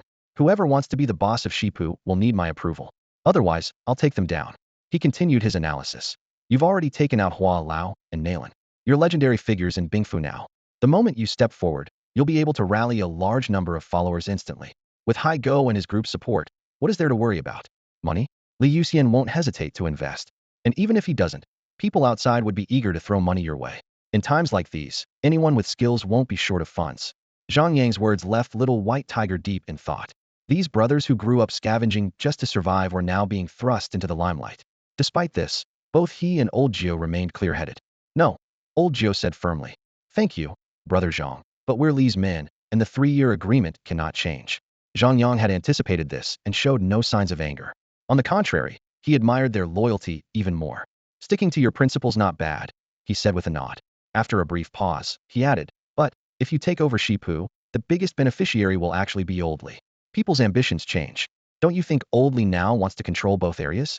The fact that I'm here talking to you means Li Yuxian is already aware of this. He's a businessman. The stronger your influence, the more stable his position becomes. Not giving them a chance to refuse, Zhang Yang pressed on. If you become the kings of Shipu, Li Yuxian will essentially become the supreme ruler. He won't object. As for Ming Wang, that's even easier to handle. Compared to you, he's more concerned about Ba Wang. If you formally join Ba Wang's ranks, you could potentially convince him to abandon his plans to attack the city. That's your bargaining chip. Surviving in this post-apocalyptic world isn't easy. You have to learn to leverage every possible advantage. Even if you refuse, I'll still push you onto the game board. Shipu cannot afford to see another Hua Lao. Zhang Yang had already made the decision for them. In this world of chaos, people were often powerless to fight against the forces that shaped their paths. Before leaving, Zhang Yang raised his voice toward the door. Before you're discharged, I'll finalize the arrangements with Li Yuxian and Ming Wang. As for those people outside, if you're going to be the kings of Shipu, you'll need their support. I'll leave them for you and won't touch them. Little White Tiger gave a bitter smile. So we don't have a choice, do we? No, Zhang Yang replied, patting Little White Tiger on the shoulder with a heavy tone. You killed Hua Lao and Nalan, which means you're already part of this game. You either rise to the top, or you die. After Zhang Yang left, the crowd outside the door rushed in, eager to offer their gifts. Master Geo, here are the keys to my villa in the Western Hills. Just a small token of appreciation. Brother Tiger, I heard your crew still doesn't have cars? My company just brought in a new batch of luxury vehicles. How about we let your men use them? Inside the Ming King's residence, an ancient brazier cast a warm glow across the room. For seasoned foxes sat around it, their seemingly harmonious conversation concealing an undercurrent of tension. Mr. Li, Yuan, and Zhang Yang had arrived almost simultaneously, all vying for the vacant Shipu district. In the territory of the Bing Mansion, anyone attempting to claim new ground had to first secure the Ming King's approval. The Ming King, draped in a crumpled white shirt, wore an expression tinged with melancholy over the deaths of Hua Lao and Nalan. Sitting at the head of the table, he got straight to the point. You're all here. Let's talk business. The group exchanged glances. Mr. Li gestured politely for Yuan to speak first, but Yuan shifted her gaze to Zhang Yang. Despite their hidden agendas, they all feigned courtesy. Eventually, Zhang Yang, unable to tolerate the pretense, broke the silence. What's the plan for Shipu district? Mr. Li sipped his tea leisurely before replying. Who said I want Shipu? I'm here on behalf of Little White Tiger to claim this spot. And you, as his boss, won't handle it yourself, but won't let me step in either? Zhang Yang sneered. Bang. Mr. Li slammed his teacup down, his face darkening. Little White Tiger was his subordinate, and Zhang Yang's words clearly crossed the line. The Ming King frowned. Is this his own idea? Killing Hua Lao and Nalan, and now staking a claim for territoriate, seems a bit audacious. Zhang Yang lit a cigarette and smiled.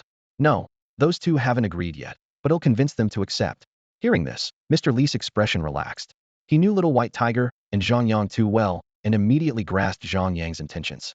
Using my people as your pawns, does that seem fair to you? He asked in a low voice. Unless you plan to swallow 2 districts yourself, do you think he'd agree to that? Zhang Yang retorted bluntly, laying his cards on the table. I don't trust anyone else moving into Shipu. Little White Tiger and I get along. Shipu needs stability, and I choose him. Little White Tiger is young and easy to control, the Ming King remarked knowingly, seeing through Zhang Yang's plan. Choosing Little White Tiger, a young and inexperienced figure, meant Zhang Yang could assert dominance over the district through him. The Ming King cast a meaningful glance at Mr. Li. But don't forget what happened to old Xie. That kid may be young, but he's wild and unruly. You might not be able to keep him in check. Mr. Li's eyes flickered as he quickly shifted the topic. They're all my people. Since you're bringing this up, I might as well speak openly. Shipu district can't remain vacant, or the Bing Mansion will descend into chaos. They'll make it clear if they take over Shipu. I won't object. Of course you want, the Ming King scoffed. Everyone knew Little White Tiger was Mr. Li's weapon. More importantly, Zhang Yang speaking on behalf of Little White Tiger had already made Mr. Li wary. Little White Tiger just got out of prison, and in under a month, he's already killed old Xie and wiped out the Hua and Nalan families. You're seriously considering letting someone like him take over? The Ming King shook his head firmly. The brutal deaths of Hua Lao and Nalan had left a deep impression on him. With Little White Tiger's ruthless nature, his first move after rising to power would likely be targeting the Ming King himself. After all, the death of Xiao Fei was something the Ming King couldn't completely distance himself from. Bang, bang, bang. Zhang Yang slammed the table forcefully while extinguishing his Ming Wang cigarette. His sharp gaze locked onto the person across from him. It seems you've misunderstood me. I'm not here to negotiate. Let me be clear, anyone you send to Shipu district apart from those 2 won't last. Send 1, I'll take 1 down. He exhaled a slow plume of smoke. All I want is peace in Shipu, not another troublemaker like Hua Lao. Mr. Li chimed in at the right moment. Surely you don't think Xiao Baihu only has me and Old Li backing him? If the one outside the city decides to step in, you'll have to move aside and let Xiao Baihu take your spot. This will not only appease Ba Wang's anger, but also give the people outside the city a proper answer. They're young and pose no threat to us. What do you think? The coordination between tough and soft approaches was evident. Zhang Yang and Mr. Li shared the same goal to elevate Xiao Baihu to power. For Xiao Baihu to solidify his position in Shipu, he needed Mr. Li's financial backing and Zhang Yang's protection. This would ensure stability in Shipu under Zhang Yang's control while allowing Mr. Li to maintain influence over the district. Ming Wang turned his head toward Xiao Yuan and found her casually taking selfies with her phone, completely ignoring the heated discussion. Her behavior baffled not only Ming Wang, but also Zhang Yang and Mr. Li. A day later, in Xiao Baihu's hospital room, Lao Ju leaned against the wall, scratching his backside restlessly while teasing a nurse. Hey, beautiful, I'm about to be discharged, but I still don't know your name. Why do you need to know my name? The nurse rolled her eyes at him, blushing slightly. Lao Jiu unabashedly stared at her chest. No reason, just thought I'd put your name in my household registration when I get a chance. I've been malnourished since I was young, maybe you can help me make up for it. You're so annoying. The nurse's cheeks flushed even redder as she lowered her head. Though Lao Jiu wasn't exceptionally handsome, his roguish charm carried a distinct masculine allure. Bang! A flying kick sent Lao Jiu sprawling several meters away. Xiao Baihu, with one arm still in a sling, cursed angrily. Do you even have a household registration? Should I just leave so you two can get it on right here? As the trio bickered, Haigo pushed the door open. Behind him stood a dozen men in sleek black suits. Despite their neatly combed hair, their menacing aura clashed starkly with their formal attire. Tiger bro, everyone's gathered outside. It's time to get discharged. Haigo handed over 2 suits. Congratulations, boss. Congrats, Tiger bro. Congrats, Joe bro. The group cheered in unison. Walking out of the hospital would mark their rise as the new rulers of Shipu. As Lao Jiu changed into his suit, his muscular, scar-covered torso left the young nurse blushing uncontrollably.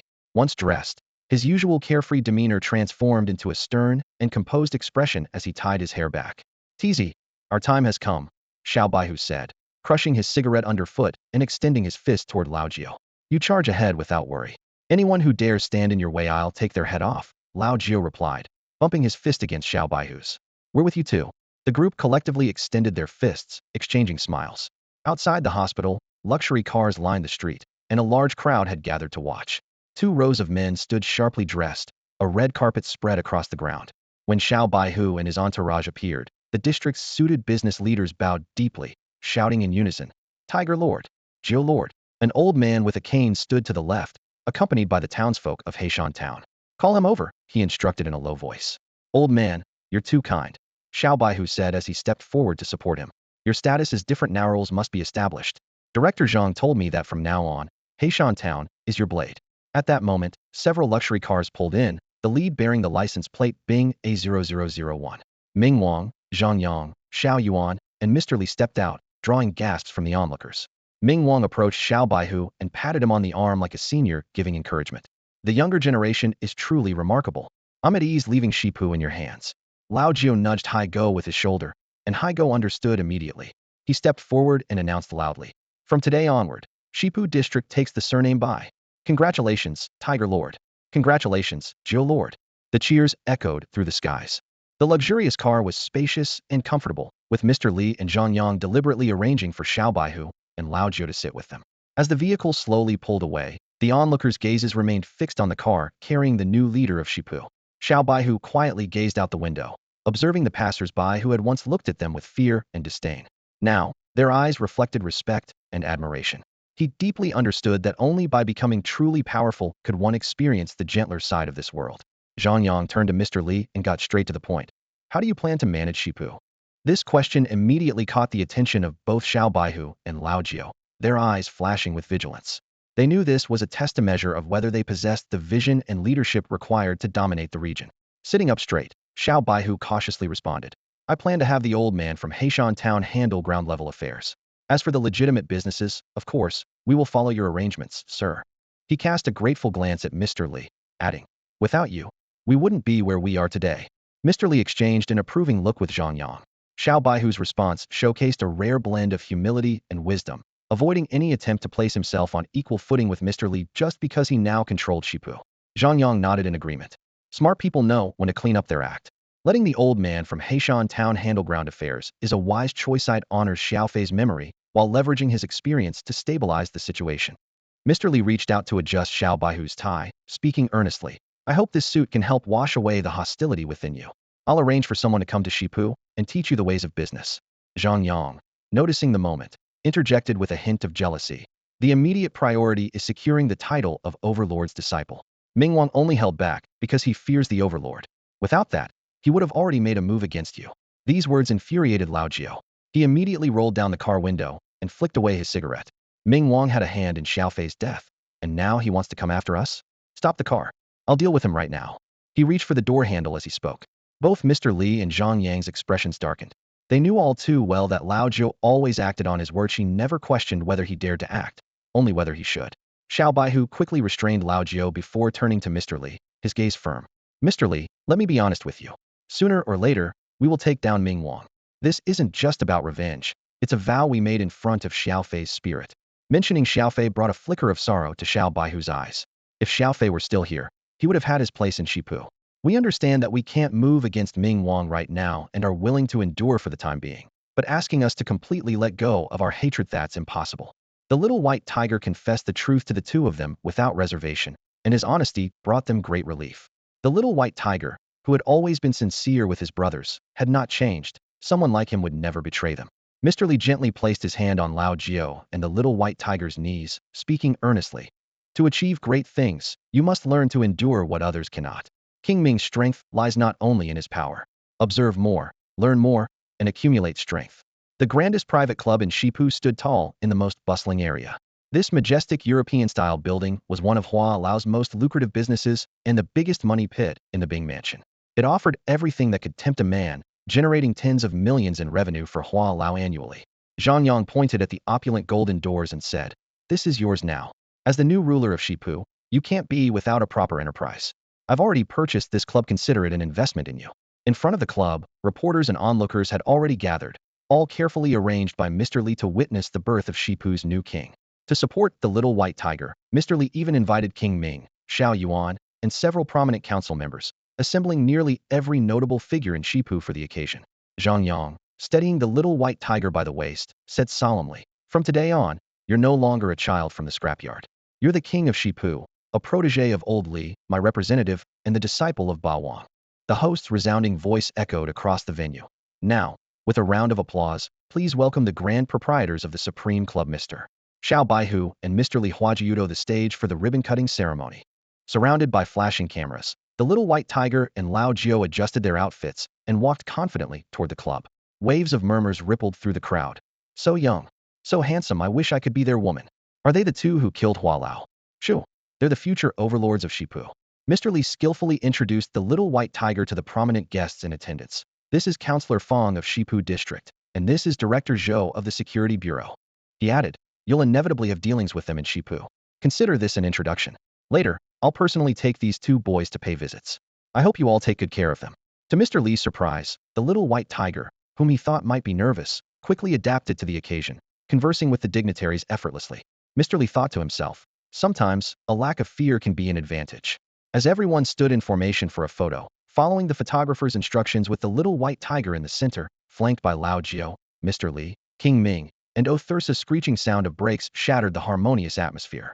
A black luxury sedan aggressively pushed through the crowd, stopping abruptly just half a meter from the little white tiger. A burly man with curly hair jumped out of the car. He wore a black shirt and had a mocking smile on his face. "Huh, what a lively scene. Congratulations, Boss Bai and Boss Jiao," he said insincerely. "Ah, my lousy car almost hit someone.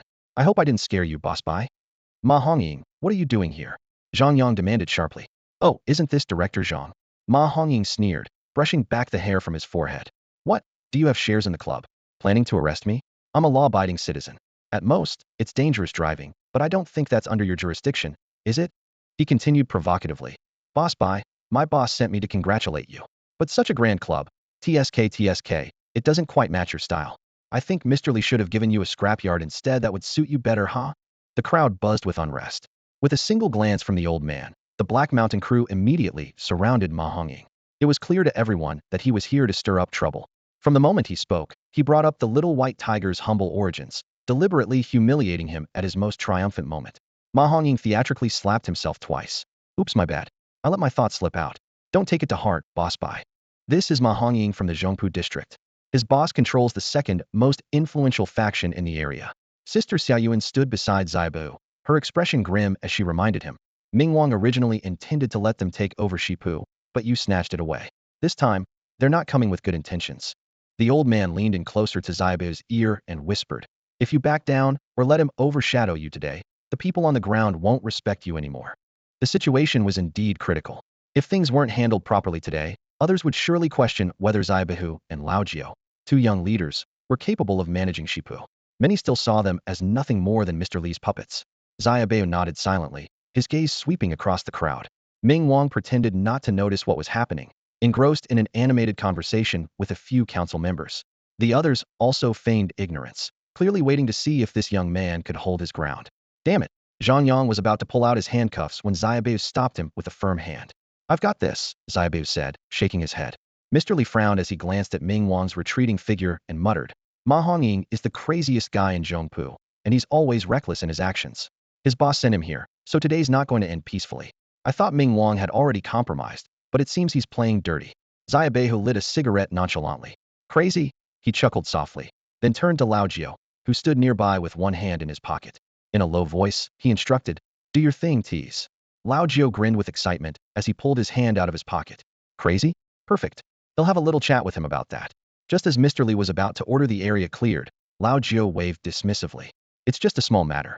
While they were talking, Ma Hongying retrieved an ornate gift box from the trunk of his car. "This is a special gift my boss prepared for you, boss bai. Please accept it." Seeing Xiaobehu remain motionless, Ma Hongying grew more brazen and opened the box himself, revealing a high-powered timed explosive with a candle on top. "Oh dear, my mistake. I grabbed the wrong gift," Ma Hongying said smugly, holding the explosive out toward Xiaobehu. "So what now, boss bai? Do you know how to defuse it?" A bomb. The crowd erupted into chaos, scattering in all directions. Even most of the ribbon-cutting attendees fled, and the club staff quickly took cover inside. In an instant, the grand entrance of the club was deserted, leaving only Xiaobehu and his group. Ma Hongying grinned widely at the panicked expressions of those around him, his smile nearly reaching his ears. Xiaobehu glanced calmly at the bomb, then turned and patted Lao Jiao on the shoulder. "I need to take a leak." "Boss bai leaving already?" "Yep." But the response didn't come from Xiaobehu. Lao Jiao stepped forward, closing the distance between himself and Ma Hongying, and lit the candle on the bomb with a lighter. With a sincere expression, he asked, "Shall we sing a birthday song?" For a moment, the arrogant Ma Hongying was stunned. Lao Jiao, clearly intrigued, studied the buttons on the timed explosive. Without waiting for a reply, he pressed one. Ding! The timer began counting down. Ma Hongying froze, unable to comprehend Lao Jiao's audacity. Was he really unafraid of blowing up the club and causing casualties? Ma Hongying had thought his own recklessness was enough to intimidate them, but he hadn't anticipated facing someone even crazier. Just as he was about to release the bomb, Lao Jiao suddenly grabbed his hand, forcing it firmly onto the explosive. Ma Hongying's gaze was locked on Lao Jiao's face, yet he couldn't detect a hint of fear.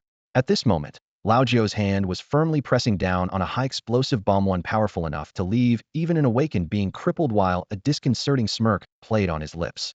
"Trying to play tough with me?" Ma Hongying's smile vanished, his voice as cold as ice. "Weren't you the one who started it?" Lao Jiao casually blew out the candle in his hand. "What? Can't handle it, old man. I heard you were crazy. Well, guess what? So am I." He locked eyes with Ma Hongying. "We'll stand right here. Whoever moves first loses. An eye for an eye, right? You gave me a toy, so I'll gift you one too." Lao Jiao glanced at the small white tiger leaning against the doorframe, yawning, and continued, "Bring me two more. Let's make it more exciting for Brother Ma. One isn't loud enough." Ma Hongying's expression finally shifted. The ticking countdown sounded like a death knell, making the onlookers' hearts race. Many had already shut their eyes, too afraid to witness the impending carnage. In a flash, the minute was up. The countdown ended, but the bomb simply extinguished without detonating. Initially, Ma Hongying had only wanted to give this new king a scare and intimidate the little white tiger. He hadn't expected Lao Jiao to brazenly activate the bomb. Whether it exploded or not was one thing, but if it had, it would have been an outright declaration of war. His boss would never start a fight with the little white tiger so recklessly. "Brother Ma, is your boss running out of money?" Lao Jiao deliberately dropped the bomb to the ground. "Even the explosives are fake? You lot aren't as bold as I thought. I figured you'd actually risk your life against me." The little white tiger walked over, carrying a tray of bombs, a cryptic smile on his face. "We may be young, but we don't lie. These are the real deal. If I say they'll blow you up, they will." Lao Jiao, a cigarette dangling from his lips, leaned in and lit one of the bombs on the tray. "Old man, let's play some more." He moved closer to Ma Hongying, his smile vanishing as his voice turned icy. "If you dare let go, I swear you won't leave Shipu alive today." With a sudden clatter, Hai Go, along with Chiu Yin and others, rushed forward and restrained Ma Hongying from behind, cutting off his escape. "You're a third awakening. What are you scared of?" The bomb won't kill you. Worst case, you'll just end up in the hospital, Lao Jiu sneered. Don't worry. I won't come after you in the hospital. No need to be afraid. Ma Hongying's lips twitched. Everyone in Bingfu knew about Lao Jiu chasing down Nalan Xiao in a hospital with a chainsaw, ultimately dismembering him on the street. Now, Ma Hongying finally understood why Lao Jiu and the little white tiger had risen to power, so quickly considered himself wild. But Lao Jiu was even crazier and without limits. Old man, give us a hand and blow on the fuse. It's burning too slowly, Lao Jiu said mockingly, exaggerating his own attempts to blow on the fuse. Blow on it, damn it. My brother Joe told you to do it. Not a fan. Then kneel down and blow for me. Haigo pressed a knife against Ma Hongying's waist. You're not leaving Shipu today? I said so. You think a bunch of first and second awakenings can take me on? Ma Hongying tried to remain calm. As a fourth awakening, he wouldn't let a few kids intimidate him. Why don't you take a deep breath and find out? Xiaoyin taunted. Like bullying the weak? Fine, send some people to pick up Brother Ma's kids from school. Lao Jiu called out to Jia Yan, who was snacking on sunflower seeds nearby. Jia Yan nodded and left. You wouldn't dare. Ma Hongying hadn't expected these kids to be so unscrupulous, threatening his family before the fight even began. Smack. Lao Jiu slapped him across the face. Dare? Go ask Hua Lao or Nalan if there's anything I don't dare to do. If you don't kneel today, you're not leaving. Ma Hongying raised his fist, but in an instant, a suffocating aura surrounded him from multiple directions. The cold stares of Zhang Yang and Mr. Li bore into him like knives. While Ma Hongying was reckless, he wasn't stupid. He knew that making a move in Shipu would end badly for him. Finally, he turned his gaze to Ming Wang, but the latter simply shook his head slightly. Looks like you're not so tough after all, old man. Lao Jiu spat the cigarette, but onto Ma Hongying's face. The fuse of the bomb was about to burn out when a refined man, whose stature resembled that of Mr. Li, stepped forward from the crowd. Upon seeing this man, the leader Ma Hongying's face turned crimson with embarrassment. His attempt to intimidate the young white tiger had been completely undermined by this newcomer, leaving him in an awkward position. This young man, addressed as Boss Jiu, was indeed a prodigy. The refined man walked forward unhurriedly, extinguishing the fuse with a light pinch of his long fingers. With an apologetic expression, he gave Boss Jiu a small bow and said in a calm and gentle tone, My subordinate acted out of line. I apologize on his behalf. His demeanor was like a soft cotton cushion. No matter how hard one struck, it remained unyieldingly composed. Just saying sorry makes it all okay? Boss Jiu sneered, tossing the bomb at the feet of the middle-aged man. If I killed your whole family and just said sorry, would you forgive me? You think you're a big shot here? Let me tell you, with respect, you're a boss. Without it, you're just a nobody. We're all playing the same game here. If you can't handle it, don't pretend to be tough. Leaning against the door with a drowsy look, White Tiger seemed unconcerned. The middle-aged man furrowed his brows, observing both White Tiger and Boss Jiu's reactions from the start. White Tiger had remained nonchalant throughout, even appearing to doze off, which suggested his absolute confidence in Boss Jiu's ability to handle Ma Hongying. Left with no choice, the middle-aged man turned his attention to Mr. Li. The bomb Ma Hongying brought is fake. They lost the moment. They lacked the guts to go through with it. You're not even willing to risk it. So why put on this act? Mr. Yang, a pleasure to meet you, Mr. Li said with a polite smile and nod. Mr. Li, we meet again. Yang, the leader, greeted warmly as he stepped forward to shake Mr. Li's hand. Apologies for the trouble caused by my unruly subordinates.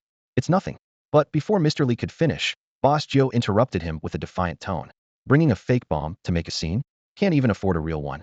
Here, give my brother Ma $100. Let him buy some firecrackers and set them off at Hami, at least they'll make some noise. With that, he pulled out a 100 yuan note and tossed it onto the ground. Your brother has quite the nerve, Xiao Yuan whispered with a chuckle as she noticed White Tiger yawning.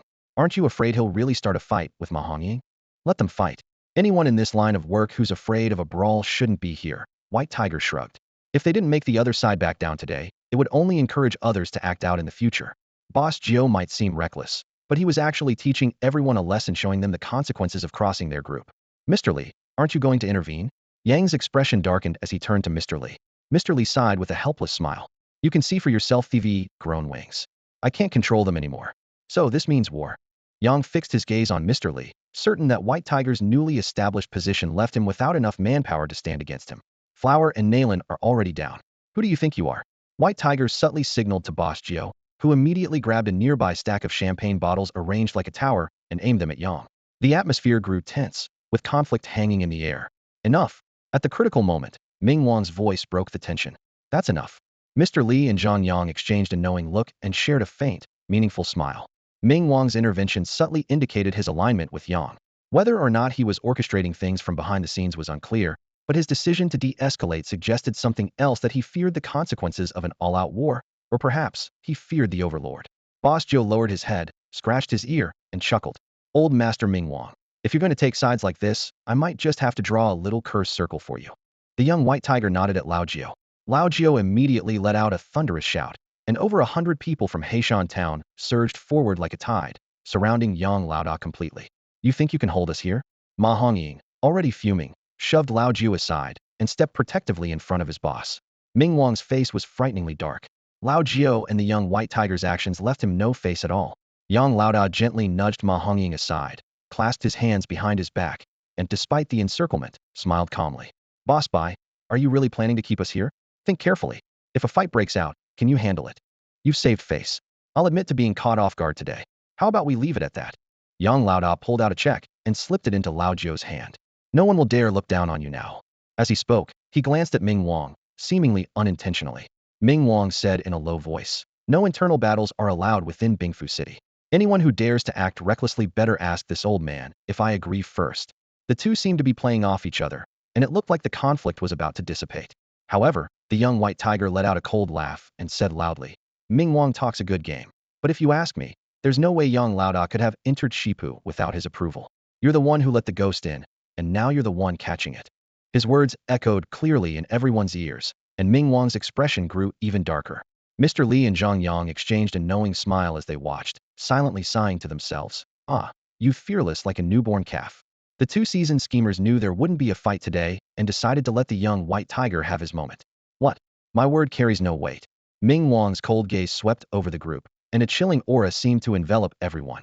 Yang Laoda maintained a composed exterior, but inwardly, he was cursing. He knew full well that Ming Wang's seemingly impartial stance was, in fact, biased. Ming Wang cared only about his own reputation and authority, leaving Yang Laoda to bear the consequences. Haha, it's all a misunderstanding. Let it go. Guests are guests. Mr. Li interjected at just the right moment to diffuse the tension. The outcome of this encounter was clear to everyone present. Xiao Yuan continued munching on sunflower seeds with great enthusiasm, while the young white tiger, though unwilling to back down, understood that the priority was to secure Shipu. More importantly, he was about to leave Bingfu, and getting entangled in a prolonged conflict was unwise. He was no longer the reckless troublemaker he once was. With a glance from the young white tiger, Lao Jiao shrugged and stepped aside, clearing a path. Fine, you're the bosses. We're just a bunch of nobodies who can't afford to mess with you. Sorry for the disturbance, Yang Laodao said with a slight nod before turning and getting into his car. Ma Hongying followed, still glaring at Lao Jiao with resentment. He cursed, Ming Wang, that bastard, used us and then washed his hands of the mess, only caring about his own image. If you're a blade, you have to accept being used as one, Yang Laodao replied calmly, lighting a cigar and placing it between his lips. We underestimated those two kids and Li Yuxian. Should I gather our people? Once is enough. I can afford to lose face this time. Ming Wang wants to kill two birds with one stone, but I won't fall into his trap. Yang Laodao rolled down the car window and waved politely at Mr. Li, his face maintaining a refined smile as the car slowly drove away. King Ming grows more confused with age. He wants us to keep Xiao Baihu in check, but is also afraid of stirring up trouble with the overlord, trying to take all the benefits for himself. The commotion caused by Ma Hongying instantly rendered the lively ribbon-cutting ceremony meaningless. The reporters, losing interest, snapped a few perfunctory photos and prepared to leave. King Ming, having been publicly humiliated by Xiao Baihu and Lao Jiao, walked away with a dark expression toward his car.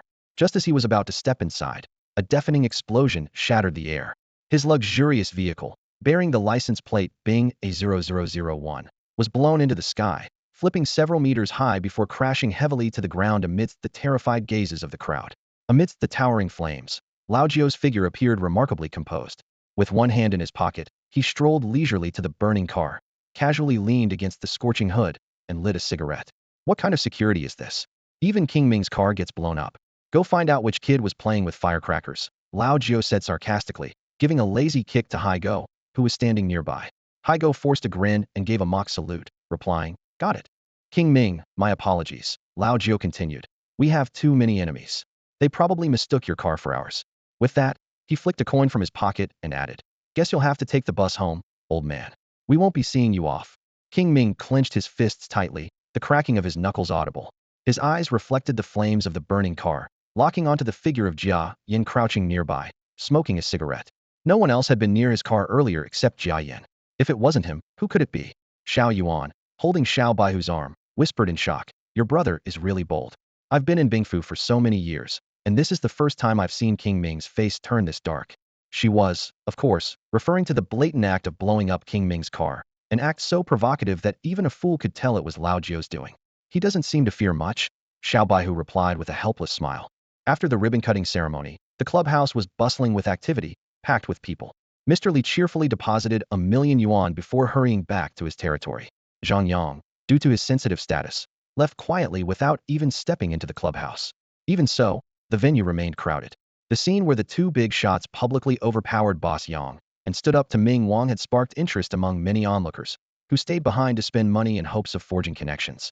In the spacious office on the top floor, Xiao Baihu sat with his legs crossed on a large leather sofa, side by side with Lao Jio. In front of the desk stood the security team leader and several department heads of the clubhouse, their expressions tinged with a trace of unease. You're all veterans left behind by the Hua family. Technically, I shouldn't be using you. Xiao Baihu leaned back on the sofa, a friendly smile on his face. But the operation of the clubhouse still needs you. Work hard, and our brothers won't treat our own people unfairly. Hearing this, the department heads collectively let out a sigh of relief, their tension easing slightly.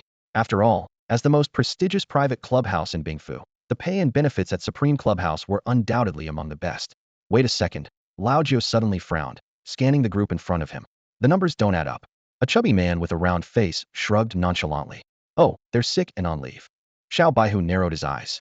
Skipping the first meeting altogether, with everyone conveniently falling ill? This was clearly a show of defiance aimed at the new boss. It seemed these people were trying to exploit his lack of management experience to raise their own stakes. Lao Jio took a sip of champagne and abruptly pointed at the security team leader. You can leave. What? What? The team leader looked stunned. Where were you during the earlier commotion? Lao Jio sneered. As the clubhouse security, you were nowhere to be found when something happened. What's the point of keeping you around? We're responsible for internal security only. The team leader's defense sounded weak.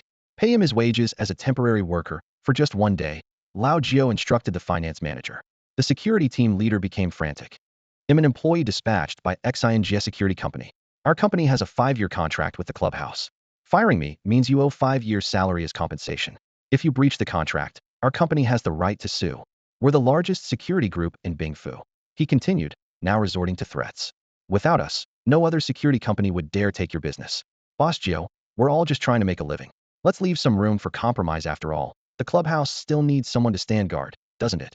Seeing Lao Jio and Xiao Baihu exchange glances, the other department heads began pleading on the team leader's behalf. Boss, the place has just reopened, and we really need security and a proper frontline presence.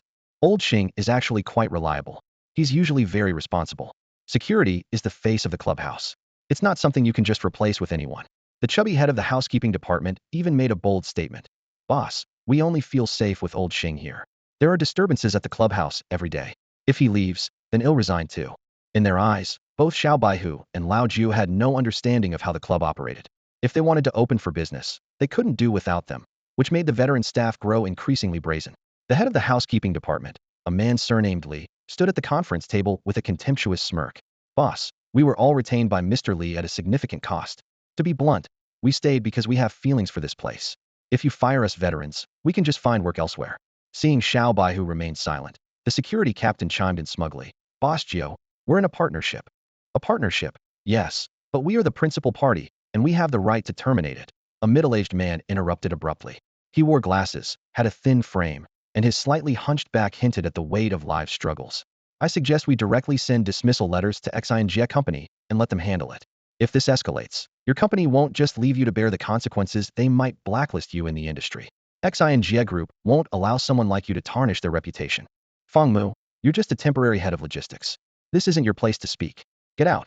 Li snapped harshly, but Xiao Bai's eyes lit up. This man named Feng Mu spoke with clear logic, and given his low position, it was obvious he wasn't one of the Hua family's people. Feng Mu flushed with embarrassment, lowering his head and wringing his hands. I'm sorry, Manager Li.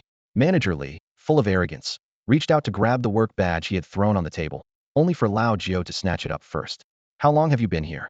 Lao Jio asked Feng Mu with a sidelong glance. Almost 5 years, Feng Mu replied cautiously. Can you handle managing the housekeeping department? Xiao Baihu asked. This question utterly enraged Manager Li.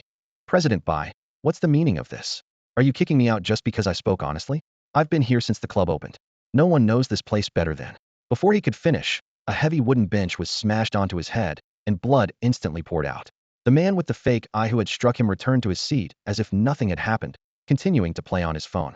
Xiao Baihu tossed manager Li's work badge onto the table and turned to Feng Mu. Tell me, can you manage the housekeeping department? Feng Mu was stunned by the unexpected opportunity. After taking several deep breaths, he stammered, I can definitely manage it. All right, you're fired, Lao Jiao said, pointing at the bloodied manager Li. Don't give me that seniority nonsense. You used to work for Hua, and we've already taken him down. Who do you think you're fooling? You have 1 day to get out of Shipu. If I see you again, I'll break your legs.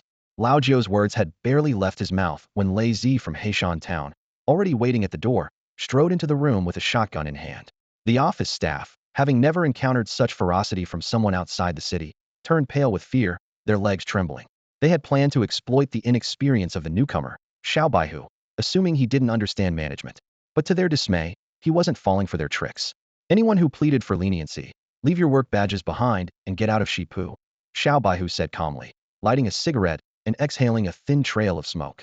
Manager Li clutched his head, still throbbing from the blow, his eyes wide with terror. He had been making tens of thousands in undefeatable earnings every year in the guest services department. Where else could he find such a lucrative position? The other managers looked equally devastated. Some had spent 7 or 8 years climbing to their current roles. To give it all up now? Unthinkable. With a loud thud, Manager Li dropped to his knees first. Boss Jiao, I was wrong. Please, give me another chance. Yes, Boss we were wrong. Please, we beg you, just one more chance. The other managers quickly followed suit, kneeling and tearfully pleading, recounting their dedication to the club and their contributions over the years.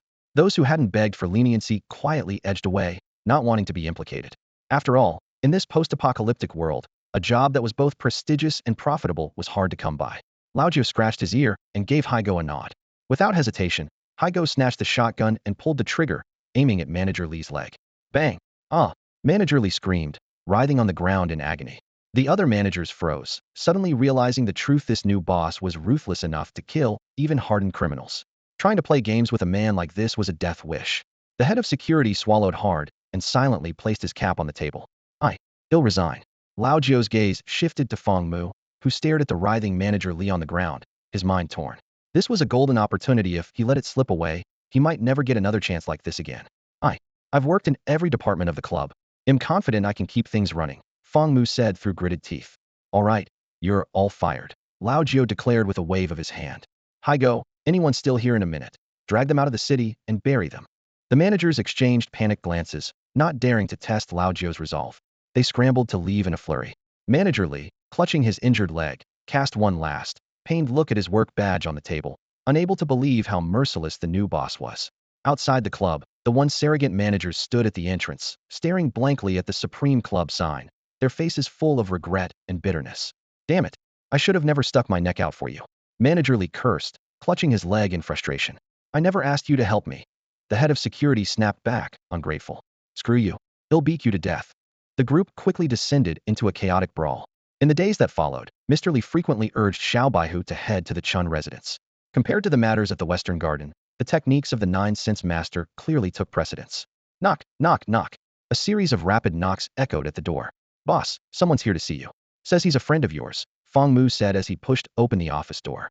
The scene before him was all too familiar. A lively mahjong game was underway, with the two idol bosses and Haigo fully engrossed in the action.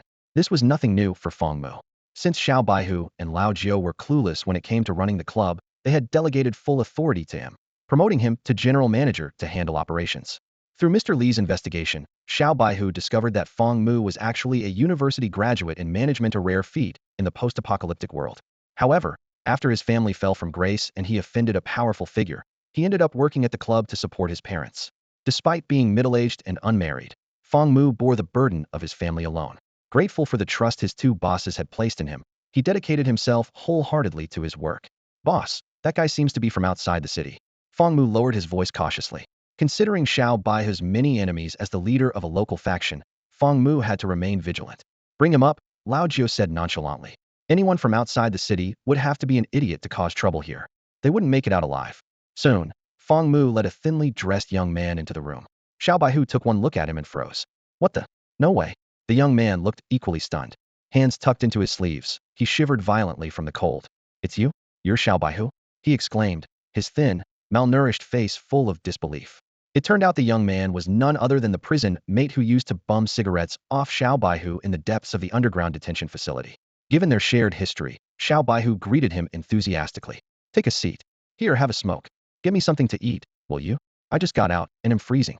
The young man didn't stand on ceremony.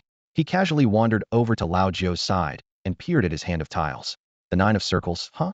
What's there to hesitate about? Who the hell is this guy?" Lao Jio shot the young man a sideways glance. "Mahjong," Haigo suddenly declared as all 3 players slammed their tiles onto the table, their interest piqued by the young man's audacious commentary. "You're a solid guy. Drinks and entertainment are on me tonight," Haigo said, snatching the cash from Lao Jio's hands and divvying up the winnings.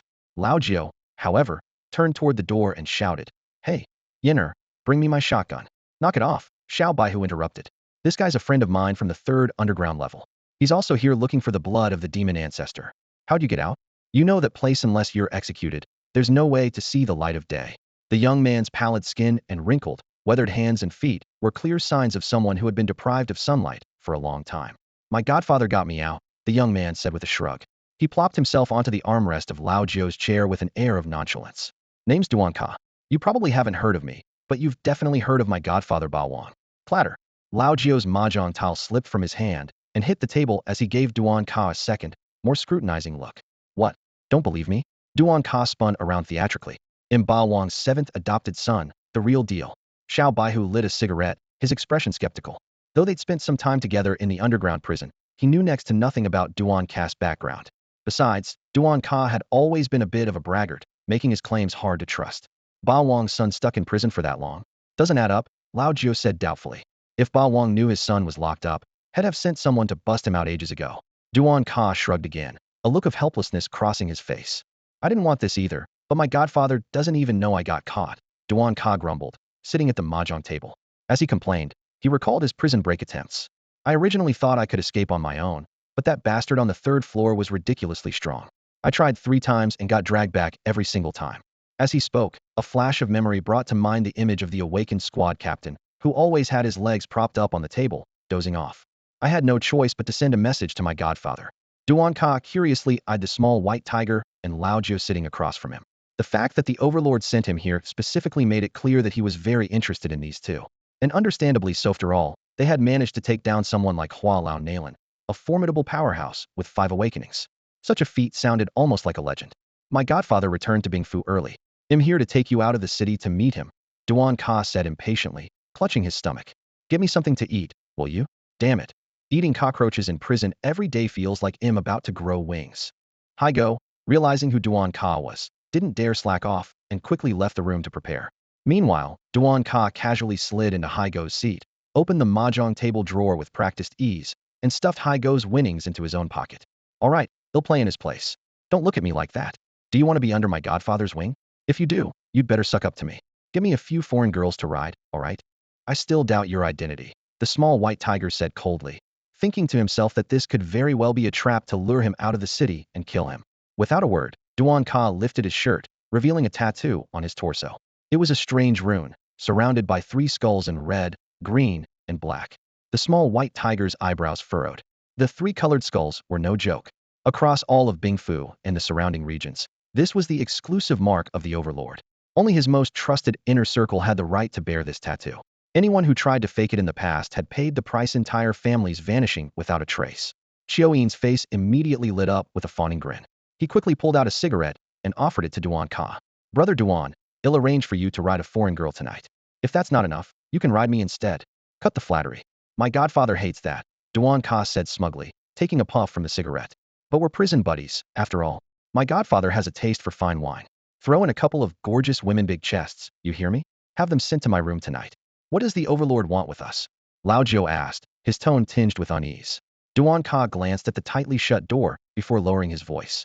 "I can't say much, but White Lord made a call to my godfather, and he specifically asked to meet you too. Don't worry, once we're outside the city, I've got your backs." He triumphantly played a tile. Mahjong. A triple win. As he looked at their tiles and clutched the money head just won, Duan Ka suddenly grinned mischievously.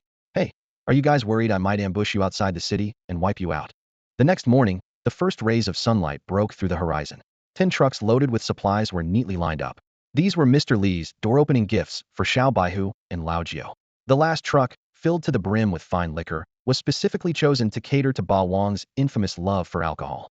Standing in front of the convoy, Mr. Li looked at Xiao Baihu and Lao Jiu with a serious expression. Meeting Ba Wang is the most critical step for you.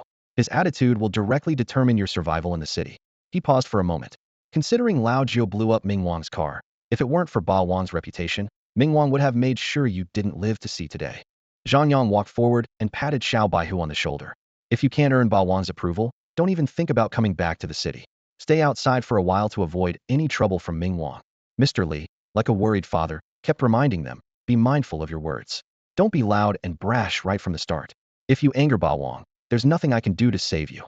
Duan Ka, grinning, threw an arm around Xiao Baihu's shoulders. Relax, I've got this. I got along pretty well with this guy in prison. If push comes to shove, I'll look out for him. My cigarettes better not have gone to waste, Lao Jiu muttered, glaring at Duan Ka with dark circles under his eyes. Mr. Li noticed Lao Jiu's tired expression. Didn't sleep well last night? This animal ruined 3 of our beds last night. Lao Jiu ground his teeth, glaring at Duan Ka. All I could hear were women's voices in my head. That bastard gave me auditory hallucinations. Duan Ka, shameless as ever, smirked. Jealous, huh? Spend a year or 2 in prison after that. Even a sow will start looking appealing. His words sent a shiver down Lao Jiu's spine. Despite Lao Jiu's bold talk, he was still very much an inexperienced young man. At that moment, the elder of Heishan Town arrived, fashionably late. He paused for a moment when he saw Duan Ka. Well, if it isn't old Fei from Heishan Town. Duan Ka greeted him familiarly. I heard about Xiao Fei. TSK. If he'd accepted when my godfather took him in, he could have been our family's Lao Ba by now.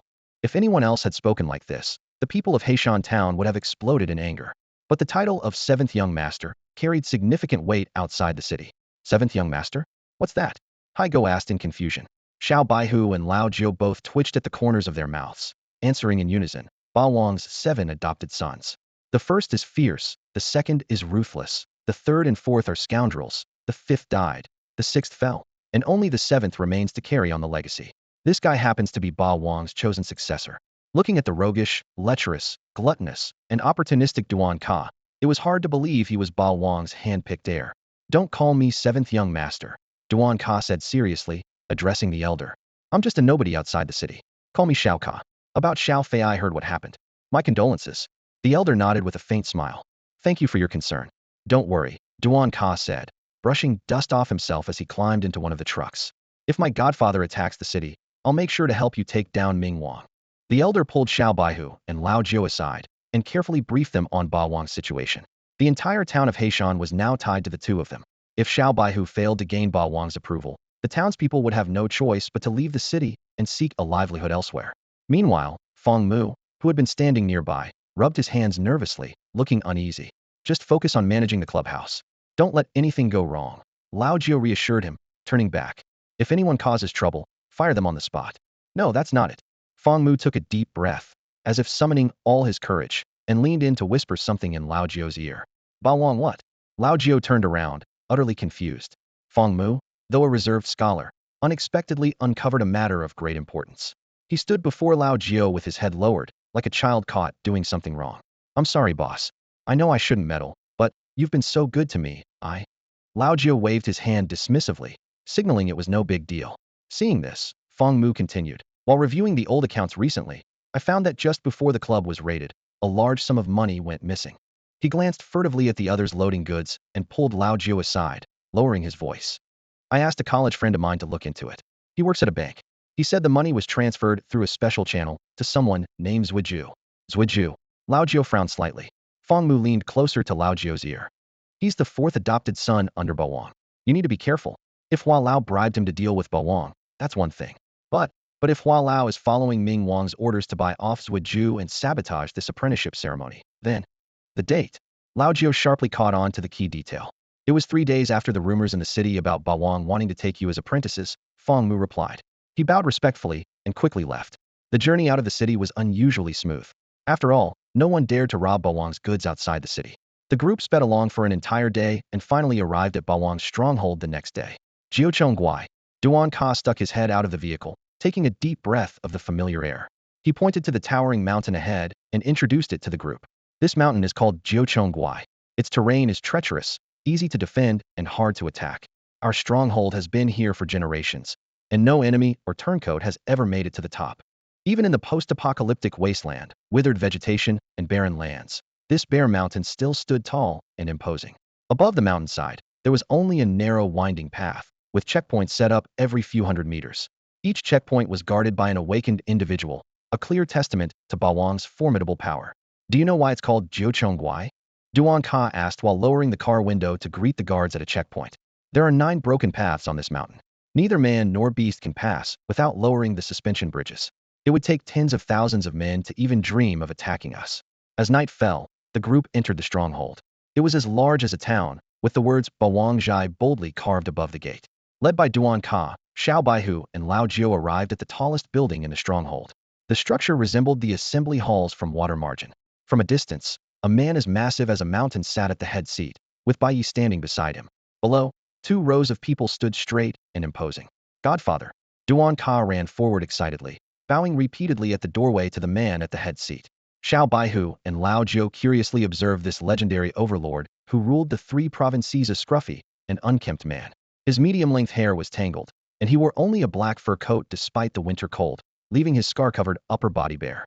His towering figure, over 2 meters tall, exuded an overwhelming presence, as immovable and imposing as a mountain. State your names. Baiyi called out loudly. Xiao Baihu scanned the hall and noticed that among the 30 or so people present, the weakest among them had already reached the 3rd awakening. As for Bawang, his strength was unfathomable. I'm Baihu, greetings to Bawang. I'm Lao Jiu, greetings to Bawang. The 2 clasped their fists respectfully. We humbly ask Bawang to take us as apprentices. These days, anyone dares to come and ask to be my apprentice? Let me see what you're made of. Before Bawang could speak, a man weighing at least 300 pounds to his left spoke up first. First, let me teach you the rules of the stronghold. When you see Bawang, you kneel. The man stomped heavily, and with a loud rumble, the ground shook. Dust fell from above, and a crack several meters deep extended from his feet to the 2 newcomers. Suddenly, an immense pressure bore down on their shoulders, forcing them to their knees. Kid, if you want to be my godfather's apprentice, you need strength. Do you have that strength? The man mocked as he slapped his own belly. Stay on your knees, kids. You might play house in the city, but out here, that level of strength won't even keep you alive. Others in the hall jeered. Beads of sweat rolled down Xiao Baihu's forehead. This was clearly a show of force from Bawang. Suddenly, a cracking sound echoed through the hall.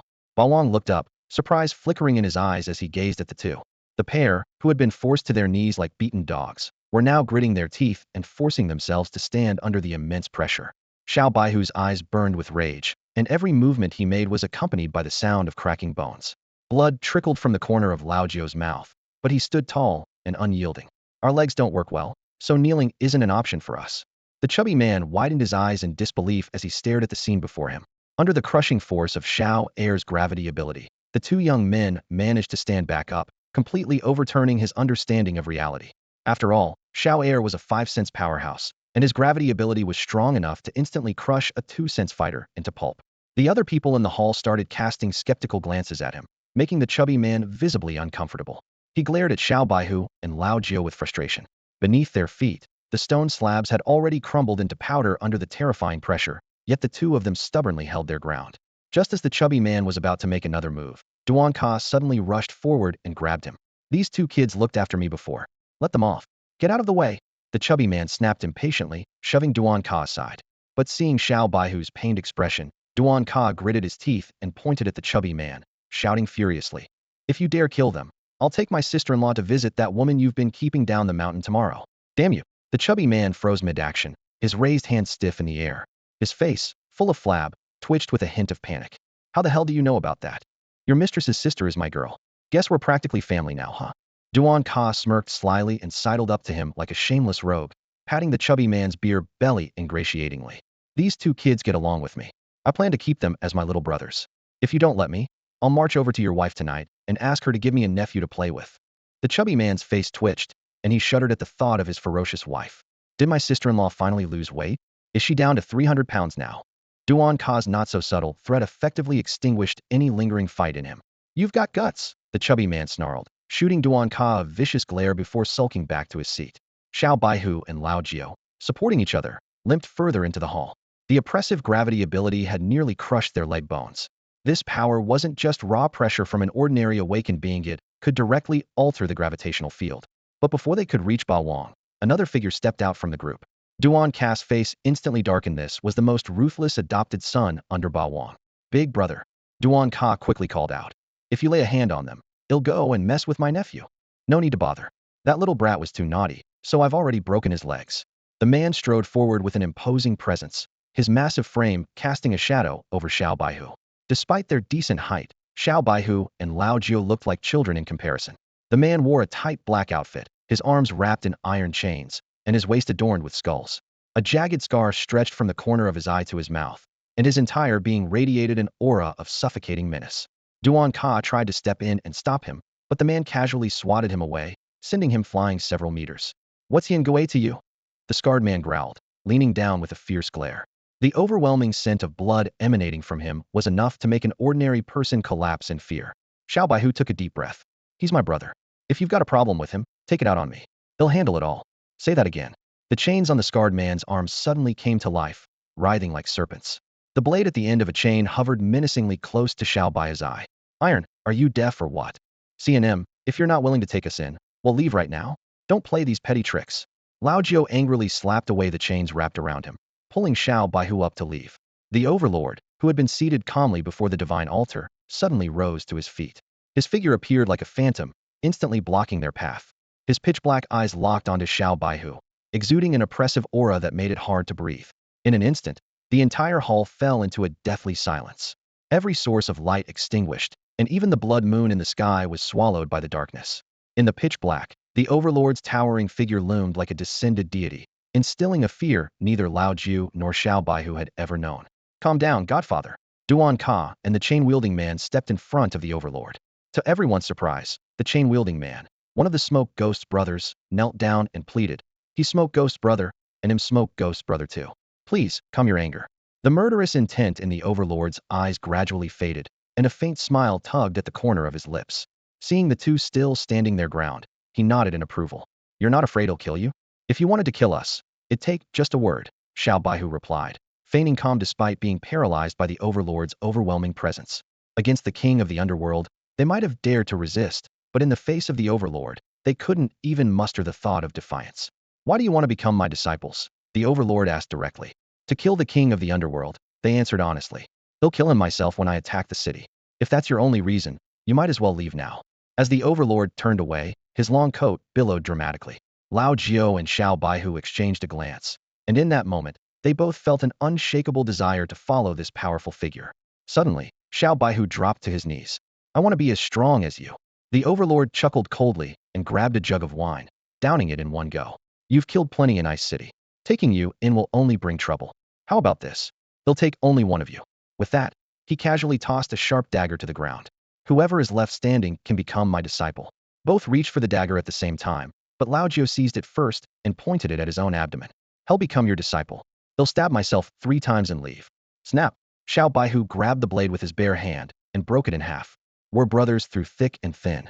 Either we both become your disciples, or we both leave. You're crazy, Lao Jiu growled in frustration. Damn it, we even share a cigarette. I'm not leaving you behind. Xiao Baihu tossed aside the broken blade and bowed deeply to the overlord. It seems we lack the fortune to follow you. We'll take our leave now. As the two supported each other and walked away, their retreating figures moved everyone present. In this harsh, apocalyptic world, betrayals among brothers were common, but these two had resisted a great temptation to uphold their bond. Not taking me as your master? I'm pretty damn impressive. The overlord called out, setting down his wine jug. No thanks, Xiao Baihu replied without looking back. Stubborn brat. I like your attitude, the overlord said with a laugh. In the end, under the earnest pleas of the chain-wielding man and Duan Ka, 2 iron chains dragged the pair back into the hall. Godfather, please take them in, Duan Ka said, bowing his head forcefully to the ground. It'll be much more fun to have them as brothers. The overlord leaned back, crossing his legs with satisfaction, a glint of approval in his eyes. I never said I wouldn't take you in, he said with a grin. Guts, drive, smarts, and that temper suits me just fine. I like it. The young white tiger and Lao Jiu exchanged confused glances, struggling to process the sudden change in tone. Duan Ka stepped in to explain at the right moment. That was just Godfather testing you. But, taking us in might cause trouble for you. Aren't we known for being too bloodthirsty? Lao Jiu asked hesitantly. Huh. The overlord's hearty laugh shook the hall, and the others joined in, laughing uproariously. These two are something else. Tell me, which of my 7 sons isn't a troublemaker? If I was afraid of trouble, I wouldn't be living outside the city. The overlord stood up, an undeniable aura of authority emanating from him. So what if you're bloodthirsty? Killing one makes you a criminal. Killing 10,000 makes you a hero. Haven't we all taken lives?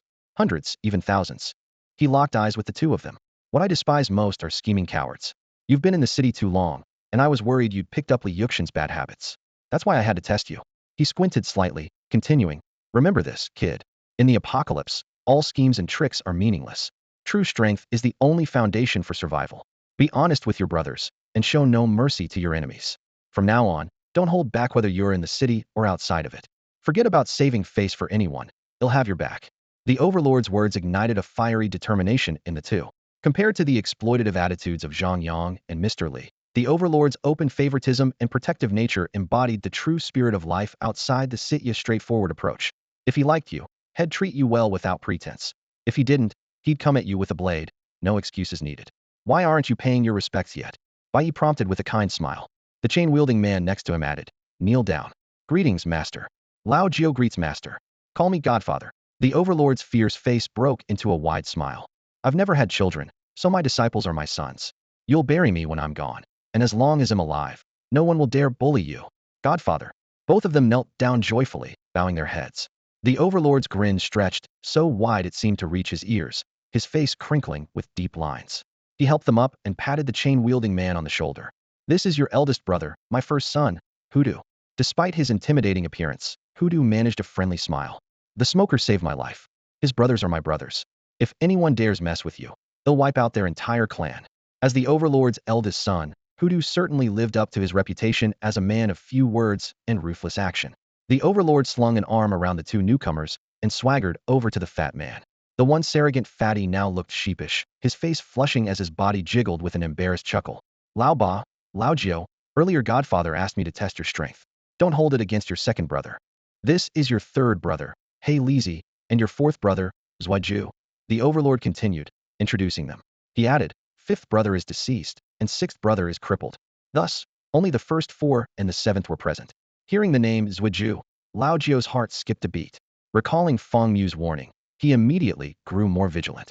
Congratulations, Lao Ba and Lao Jiao, the fat man said with a laugh. Don't be fooled by your fourth brother's appearance. He might look like an honest, hard-working farmer, dark-skinned and simple, but he's actually the most cunning one among us. Zuaiju chuckled innocently, but his true thoughts remained inscrutable.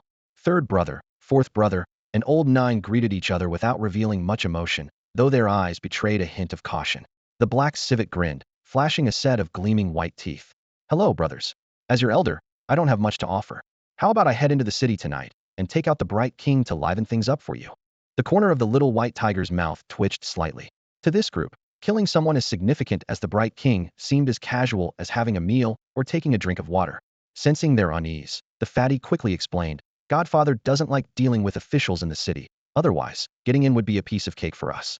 That Bright King is just putting on airs in the city. Any one of us could take him out without breaking a sweat. The little white tiger recalled Mr. Li's warnings and mustered his courage to speak. Godfather, we have a request to make. Go ahead, who do you want dead? Ba Wang waved his hand dismissively, his tone indifferent. It's not completely dark yet. If you act quickly, you'll have their head by morning.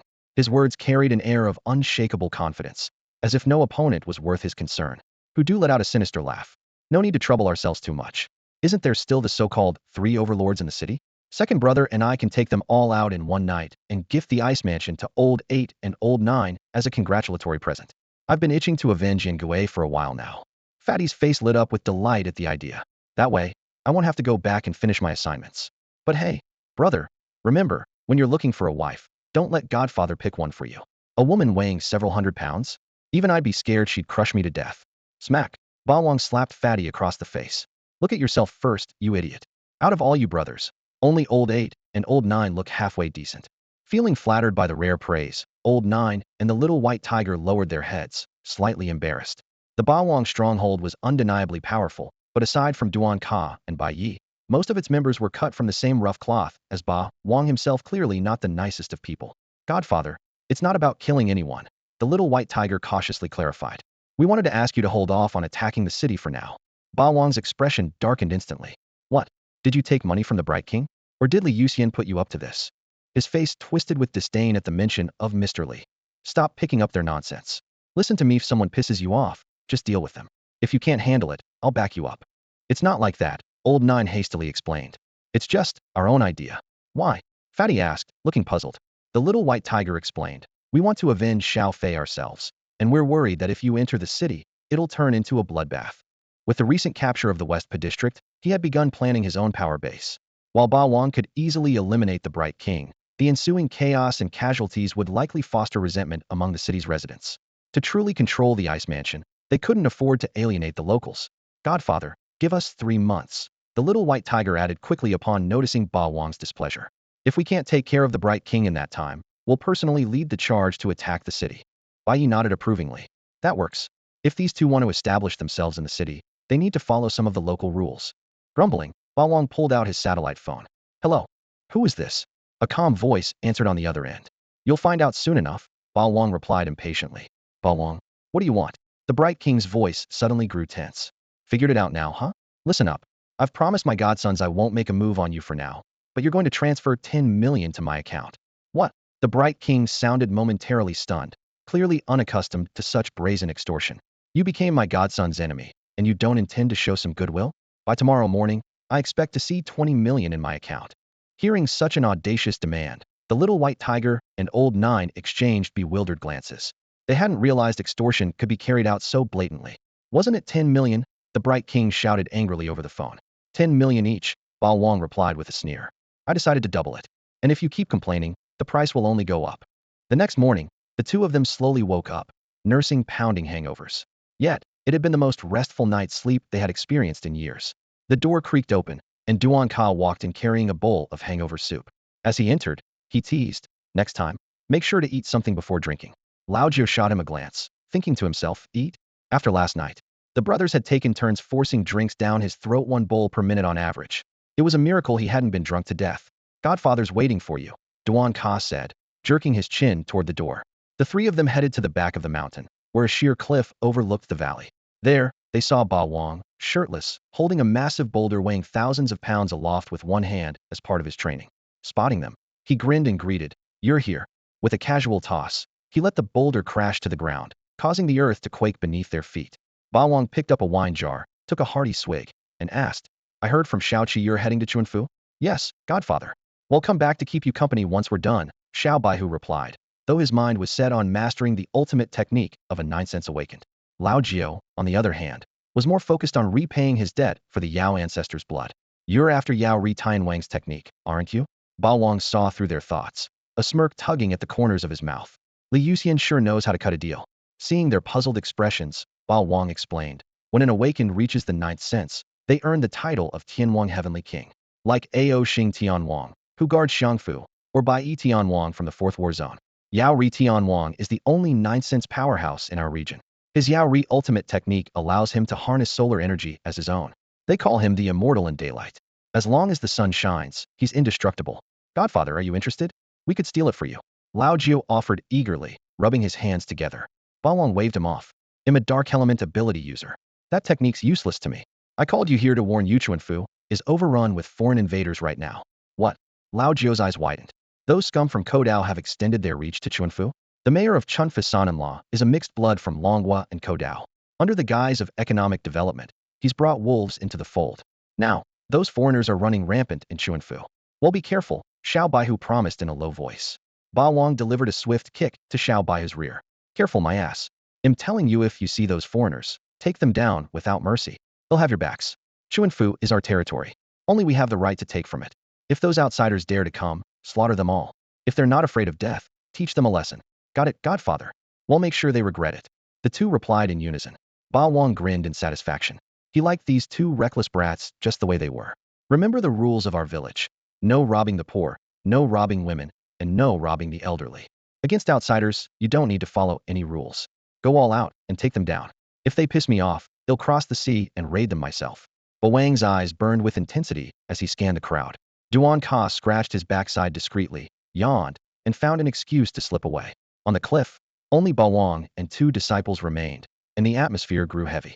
I called you here for a second matter. Ba Wang stood at the edge of the cliff, his gaze shifting between Xiaobahu and Lao Jiu. Since you've become my disciples, it's only right I teach you a few moves for self-defense. He turned to Xiaoba first.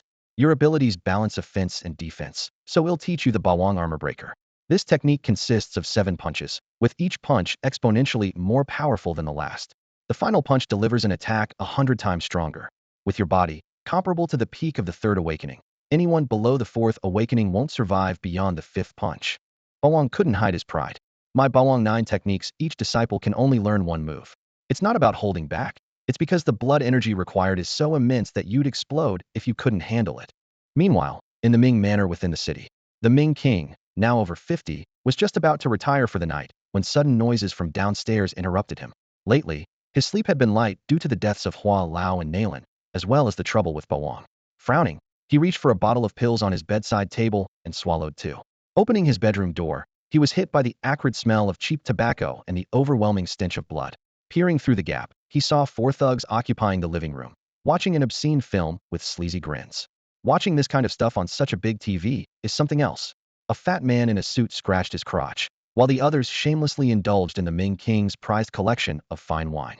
The living room floor was littered with the corpses of dozens of bodyguards, and even the steward, who had reached the 4th awakening, was nailed to the wall by a long spear. The Ming King's face darkened as his 5th awakening aura surged. "Oh, you want to fight?" The fat man taunted, pausing the film. "An old guy like you watching this kind of stuff? We'll do you a favor and confiscate these for destruction." "What do you want?" the Ming King demanded, his voice furious. "Word is you bullied my little brother." Tiger sneered, standing up with a menacing grin. "Relax, our godfather ordered us to just beat you half to death tonight." The group closed in on the Ming King. Black Raccoon snickered slyly. "Senior of the martial world, surely you wouldn't mind if we gang up on you?" "How rude," the fat man said in mock seriousness. "The Ming King is the city's overlord. Not ganging up would be disrespectful. Unless, of course, you want to fight us with one hand tied." The next morning, Lao Jiao and Little White Tiger were sound asleep when a piercing phone ringtone jolted them awake. Mr. Li's furious voice roared through the receiver, prompting Lao Jiao to quickly hold the phone away from his ear. "Are you out of your mind? Ming Wang ended up in the hospital. Weren't you the ones who sent Hu Du and the others after him?" Mr. Li's shouting was so loud it seemed like it could blow the roof off. Lao Jiao and Little White Tiger exchanged confused glances, completely baffled. They had been training with Bao Wang in the hills recently and were totally unaware of what had been happening in the city. Still panting with anger, Mr. Li continued. "Hu Du, along with Air Pang, He Lizi, and Zhuju, went into the city, broke 4 of Ming Wang's ribs, and even cracked open his safe." Just then, the door swung open, and a group of battered figures shuffled in. Leading the group was the chubby one, sporting a bruised and swollen left eye with his arm in a sling. Hu Du had blood at the corner of his mouth, while He Lizi and Zhuju also looked worse for wear, covered in cuts and bruises. "Got too rough with the fight and ended up breaking my hand," the chubby one joked, attempting to make light of the situation, only to be kicked in the rear by Hu Du. "Cut the act." Hu Du spat out a mouthful of blood. "That old bastard fought like hell. If it weren't 4 against 1, we might not have won." He Lizi pulled a bottle of stolen liquor from his jacket, took a swig, and complained, "Damn it, all the booze I packed up broke. Why did you guys go after Ming Wang?" Little White Tiger asked, puzzled. The 4 of them replied in unison. "We were worried he'd take over your territory while you were off at Shun Manor." The chubby one added, covering his eye, "Now that he's in the hospital, no one's going to mess with you." Their words warmed the hearts of Lao Jiao and Little White Tiger. Although these sworn brothers were reckless, their genuine concern was evident in every word. "We swore loyalty to the same godfather. We're brothers. How could we stand by and watch you get bullied?" the chubby one said firmly. Still fuming, Hu Du gritted his teeth and added, "When Ming Wang gets out, we'll go settle the score again." That fight was too messy. On the other end of the line, Mr. Li listened to this group of lunatics and quietly hung up the phone. He finally understood why the city's big shots avoided crossing paths with Bao Wang. Just dealing with these sworn sons of his was enough to make anyone think twice. "It's about time. Godfather has arranged a vehicle for you.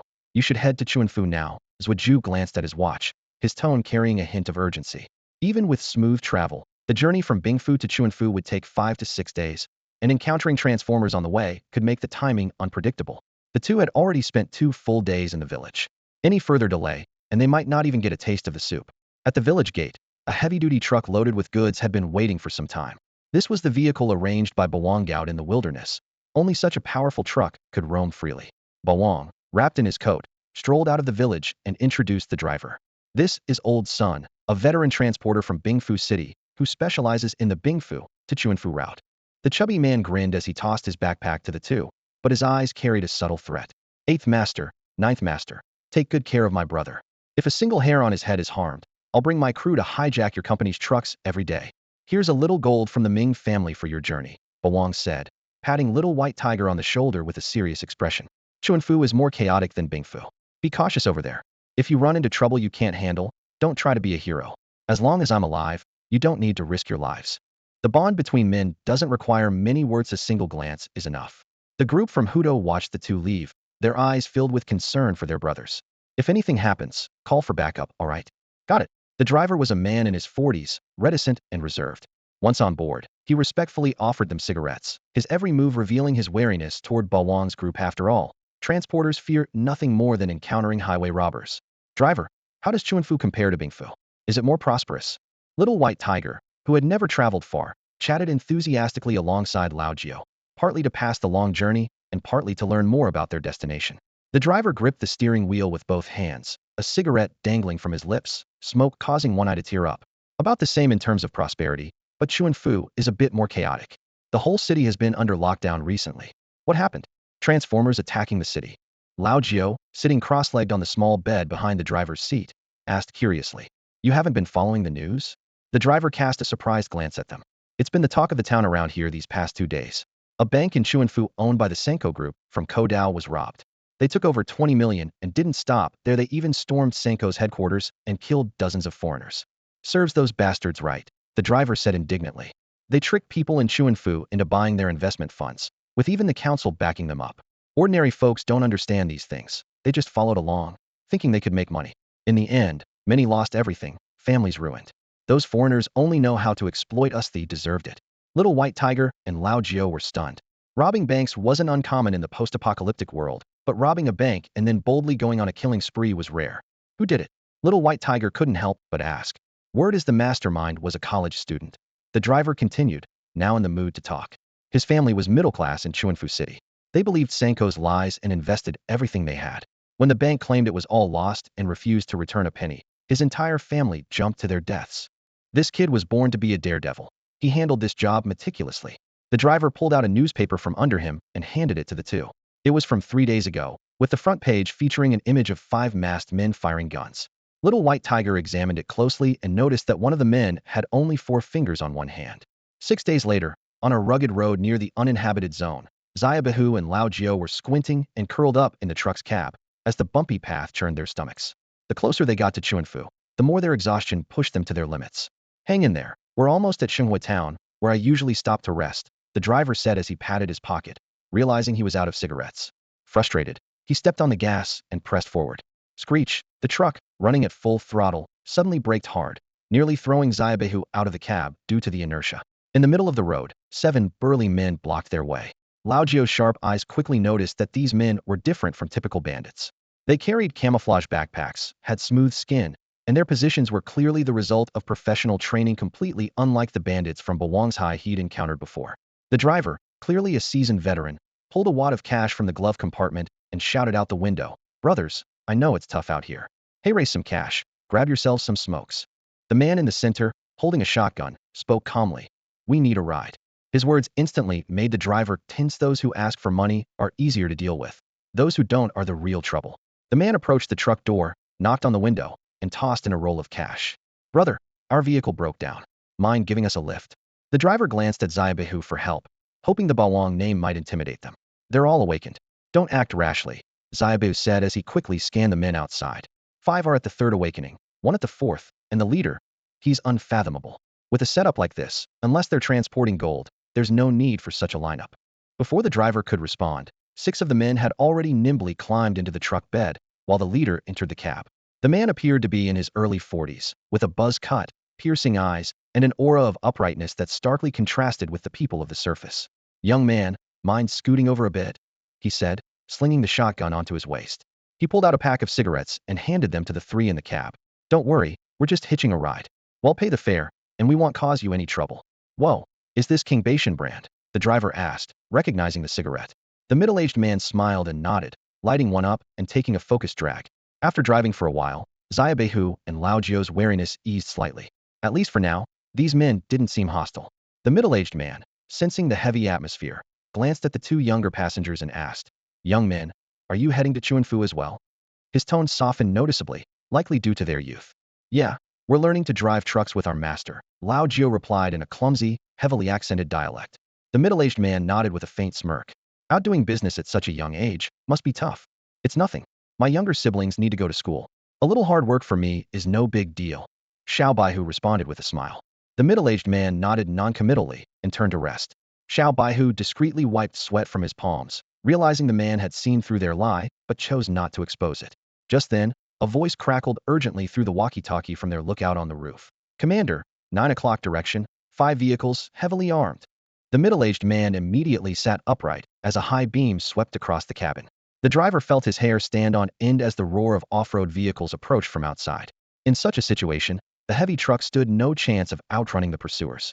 If the truck was destroyed, they were as good as dead. Commander, they're on our tail. The walkie-talkie came alive again. Damn it. The middle-aged man yanked the driver into the back seat and leapt into the driver's position himself. Buckle up, he shouted at the two of them. The driver and Xiao Baihu looked bewildered, having been inexplicably dragged into a battle. Through the window, they saw the pursuing convoy charging aggressively, with gunfire growing increasingly audible. Bang! The window glass shattered into shards. Watch out, the middle-aged man warned. Xiao Baihu and Lao Jio ducked down, pretending to be scared. In reality, Xiao Baihu touched his cheek, grazed by a shard of glass, a glint of coldness flashing in his eyes. Driver buddy, looks like your truck's going to be totaled today, the middle-aged man said, while signaling to his comrade on the roof through the open window. There's cash in my bag. Take it for now, I'll reimburse you when we get to the city. Hold tight.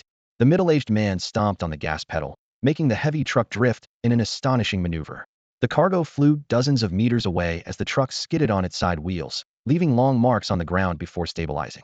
The middle-aged man kicked open the door and yelled, "Open fire." Gunfire erupted instantly. The two sides' shooting styles were starkly different. The middle-aged man's team fired precise 3-round bursts, while the pursuers sprayed bullets wildly. Military training. Xiao Baihu and Lao Jio, both skilled in firearms, could discern the difference in expertise just by listening to the shots. Why are they using guns if they're awakened? Lao Jio lit a cigarette and asked calmly. In situations like this, the driver, huddled in the back seat, whispered, they're trying to avoid being identified. Some abilities leave unique traces that can lead to being tracked. Xiao Baihu and Lao Jio grew increasingly intrigued by this group. Their coordination, marksmanship, and the deliberate choice to avoid using their abilities all hinted at something unusual. The pursuers' vehicles were all disabled within 100 meters. Commander, they'll go finish them off, the young man on the roof called out excitedly. Damn it. Being chased all this way by a bunch of amateurs, it'd be an insult to the name of Shadow Ghost if we didn't wipe them out. The middle-aged man coughed to interrupt himself. Head to the city. Don't forget the mission this time, and don't alert the targets. With that, he restarted the truck. The unexpected arrival of this group of uninvited guests forced them to abandon their original plan of resting for the night in Xinghua Town.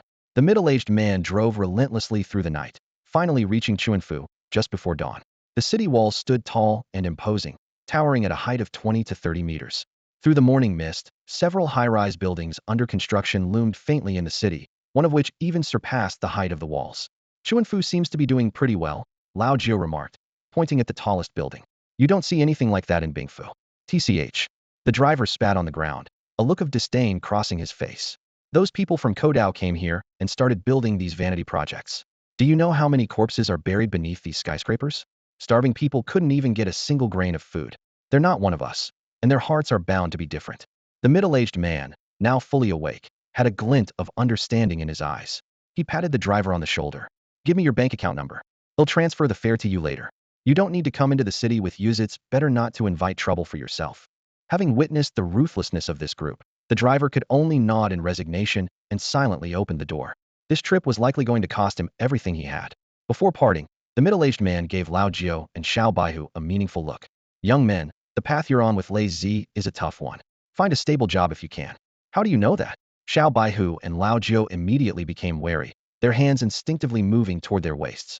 Relax, the middle-aged man said with a warm smile, waving his hand. Only then did the two realize that as they had prepared to draw their weapons, the others in the group had subtly shifted their positions, forming a perfect encirclement. You two carry the heaviest air of killing intent I've ever seen. You don't get that kind of presence without at least a dozen lives on your hands. When we were being chased by bandits, you were calmer than the driver, the man said, cutting his explanation short as he turned to the driver and clasped his hands in gratitude. Brother, you'll have the money in your account within 3 days. Thank you. With that, the 7 of them slung their packs over their shoulders and silently headed toward the city gates. It wasn't until they had completely disappeared from view that the driver restarted his battered truck and slowly drove toward the gate. There were only a sparse few dozen people lined up to enter the city, while the exit lane had been entirely sealed off. What surprised the three was that the people inspecting those entering the city were not Chunfis garrison, but a group of burly men dressed in black combat gear. They guarded the city gates tightly, thoroughly questioning each person entering. Those are men from the Samu group, the driver explained. Sama Bank was robbed, and they don't trust the garrison. They're personally making sure the bandits don't escape the city. Samu Group has the authority to get involved in city defense. The two were astonished. Well, they've got connections, the driver said with a bitter smile. The mayor's son-in-law is one of their shareholders. Everyone in the city is furious, but too afraid to say anything. Get out of the vehicle for inspection. Before the driver could say more, 7 or 8 men from Samu Group had already surrounded the truck. The driver quickly handed over his pass, cargo manifest, and a stack of cash. At the gate, only a small squad from the garrison was playing cards, while the rest over 30 men were all lackeys of Samu Group. A few of the lackeys did a cursory walk around the truck before extending their hands again. The rules have changed. It used to be 500 to enter the city, but now, during these special times, it's 3,000. The driver's face twitched. He thought to himself, how much do I even make on a single trip? Kaka noticed the driver hesitating, and a few of his henchmen immediately adopted threatening postures, the crisp sound of gun safeties being disengaged piercing through the tense silence. Just as the situation was about to erupt, a shrill scream from a woman suddenly echoed from the city gate. 4 men dressed in Kodao uniforms were dragging a woman with a shabby appearance but a curvaceous figure. Their faces bore disgusting, lecherous grins. You don't have a residency permit. Suspected. Lazy, the leader of the Kodao group said in broken Longwa language. The men worked together to drag the woman toward the security office, their lascivious intentions blatantly obvious. The woman's husband desperately tried to intervene, shouting hoarsely, "She's my wife. We're just here to buy some goods. You are also lazy." The Kodao leader sneered, raising his gun. Without hesitation, he pulled the trigger, aiming for the man's leg. Bang! Blood quickly soaked through the man's pant leg. But despite the excruciating pain, he continued to crawl forward, pleading, "Let go of my wife, you beasts." One of Kaka's henchmen, who had been inspecting the white tiger insignia, raised his gun and fired, hitting the man's other leg with precision. He then turned obsequiously to the Kodao leader, saying, "Black Dogkin, take your time. We've got other business to attend to." The henchmen surrounded the injured man, mocking him. "You're lucky the Kodao guys fancy your wife. After they're done, they'll even pay you. Consider it some extra income. You'll all face retribution for this," the man growled through clenched teeth. "Being broke is the only retribution." The head henchman laughed, ordering his men to drag the man away. As the car slowly started up again and passed by the security office, Xiao Baihu met the woman's despairing gaze. Her fingers clung tightly to the doorframe, blood dripping through the cracks, as she screamed hysterically, "Please, help me find the police." "Huh? The police can't touch us." The Kodao men laughed brazenly, tearing at the woman's clothes without restraint. The driver spat on the ground. "Damn it, we should have killed more of those bank robbers." Xiao Baihu and Lao Jiu were just about to open the door and step out when the driver stopped them. "Don't get involved. The less trouble, the better. This kind of thing happens all the time. Just because it happens often, we should ignore it." Xiao Baihu raised an eyebrow. "Damn it. Even in the apocalypse, people like Ba Wang still have a code of honor. And Kodao, of all people, dare act so brazenly in Xuanfu. The Samu group might intimidate others, but to someone like Xiao Baihu, a lazy from outside the city, Samu was nothing." The car had barely driven 100 meters past the city gate when 3 vans suddenly appeared out of nowhere, blocking their path. A curly-haired teenager nimbly jumped out of the vehicle, enthusiastically waving at Xiao Baihu. "Tiger bro, ninth brother, ninth brother." As he called out, the rest of the crew began piling out of the car. Xiao Baihu turned around and patted the driver on the shoulder, his voice low and serious. "Your job's done. Get out of here quickly. Something big is about to go down." Seeing the driver's panicked expression, he added, "Just don't get involved." The driver instantly caught on to Xiao Baihu's warning. Without saying another word, Xiao Baihu jumped out of the car and embraced his brothers tightly. "Did you bring the gear?" Lao Jiu asked, his expression grim as his wary eyes scanned the direction of the city gates. Though Chioin didn't fully understand the situation, he instinctively nodded and quickly walked to the van's trunk. As he opened it, rows of neatly arranged large boxes came into view. "You guys planning to storm the city or something?" The driver's eyes widened in shock, his voice trembling. Lao Jiu strode forward, pulling out a shotgun from the trunk. His tone was icy. "This isn't your concern anymore. We're Thunder, the Thunder of Longhua. Today, they'll learn what it feels like to be messed with." Hai Go and Xiao Yin exchanged a knowing look without needing further words. The brothers swiftly surrounded the van as Xiao Feng agilely climbed into the vehicle. Using a shovel, he pried open one of the large wooden crates. Inside, an array of firearms was meticulously organized. These are what I had Yin Gu buy from the black market. Xiao Feng explained while inspecting the weapons. Fake Yin Gu has already reached Chuanfu. He's waiting for us at the safe house. For this operation in Chuanfu, Mr. Li had ensured every capable fighter under Xiao by his command was mobilized to ensure success. Feeling too comfortable with your peaceful lives? Let's find some excitement, Xiao Baihu said, expertly picking up an automatic rifle. The crisp sound of the bolt being pulled echoed in the still air as he glanced around cautiously. I scouted earlier. There are 2 awakened among those Kodao people. Lao Jiao and I will handle them. The rest of you, don't use your abilities unless absolutely necessary. After all, using abilities too much on enemy turf could leave traces. The driver, unable to hold back, leaned out of the truck. At least wear some masks, for crying out loud, heroes. Got it. You'd better leave now. Don't get yourself mixed up in this. Lao Jio replied with a nod before heading straight to a roadside convenience store. Boss, give me 12 masks. Preferably ones of Yama. We're going to collect some little ghosts. He slapped a large bill onto the counter as he spoke. The shopkeeper looked up from behind the counter, his face puzzled. Why are so many people buying masks today? In the quiet town checkpoint, people entering the city couldn't help but steal glances toward the duty office. Through the glass door, a faint glimpse of spring could be seen, while the piercing cries of a woman intertwined with the unrestrained laughter of a man, filling the air. A passerby couldn't hold back and muttered a quiet curse. Animals. Before the words even fully left his mouth, a loud slap landed on his face. A thug from the Sanmu group leaned in close, sneering menacingly. Watch your mouth. This is Chuanfu, and it's all our turf. Mind your own business. The leader of the thugs turned to the line of people waiting and mockingly shouted. You want a good look, huh? Bring the women from your families here, and he'll give you a show right here and now. He waved the gun in his hand arrogantly. If you've got a problem, step up and argue with me. They'll treat you to a bullet. That's one of your own people, someone in the crowd shouted angrily. Bullshit. I'm nothing like you filthy peasants. The thug leader's words abruptly stopped, his pupils contracting sharply. At the checkpoint's exit, 12 young men stood in a straight line. The 2 in front wore masks of the King of Hell, while the other 10 wore masks of the Monkey King. They walked forward slowly, their footsteps echoing eerily in the silence, like the toll of a death knell. Over 30 thugs raised their guns simultaneously, aiming at the group of youths.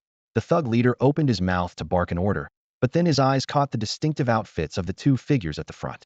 Before he could finish his sentence, a gunshot rang out, and his hand holding the gun was suddenly drenched in blood.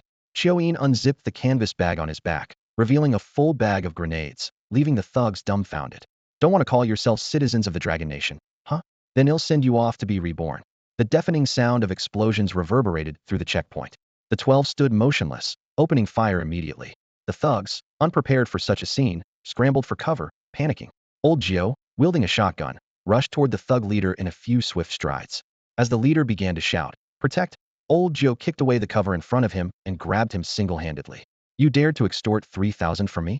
How many lives do you think you've got? Before the thug could respond, Old Gio's shotgun blasted away one of his legs. The gruesome display struck fear into the hearts of the remaining thugs. Despite the hail of bullets, the young men didn't flinch. Instead, they relentlessly fired at the thugs' hiding spots.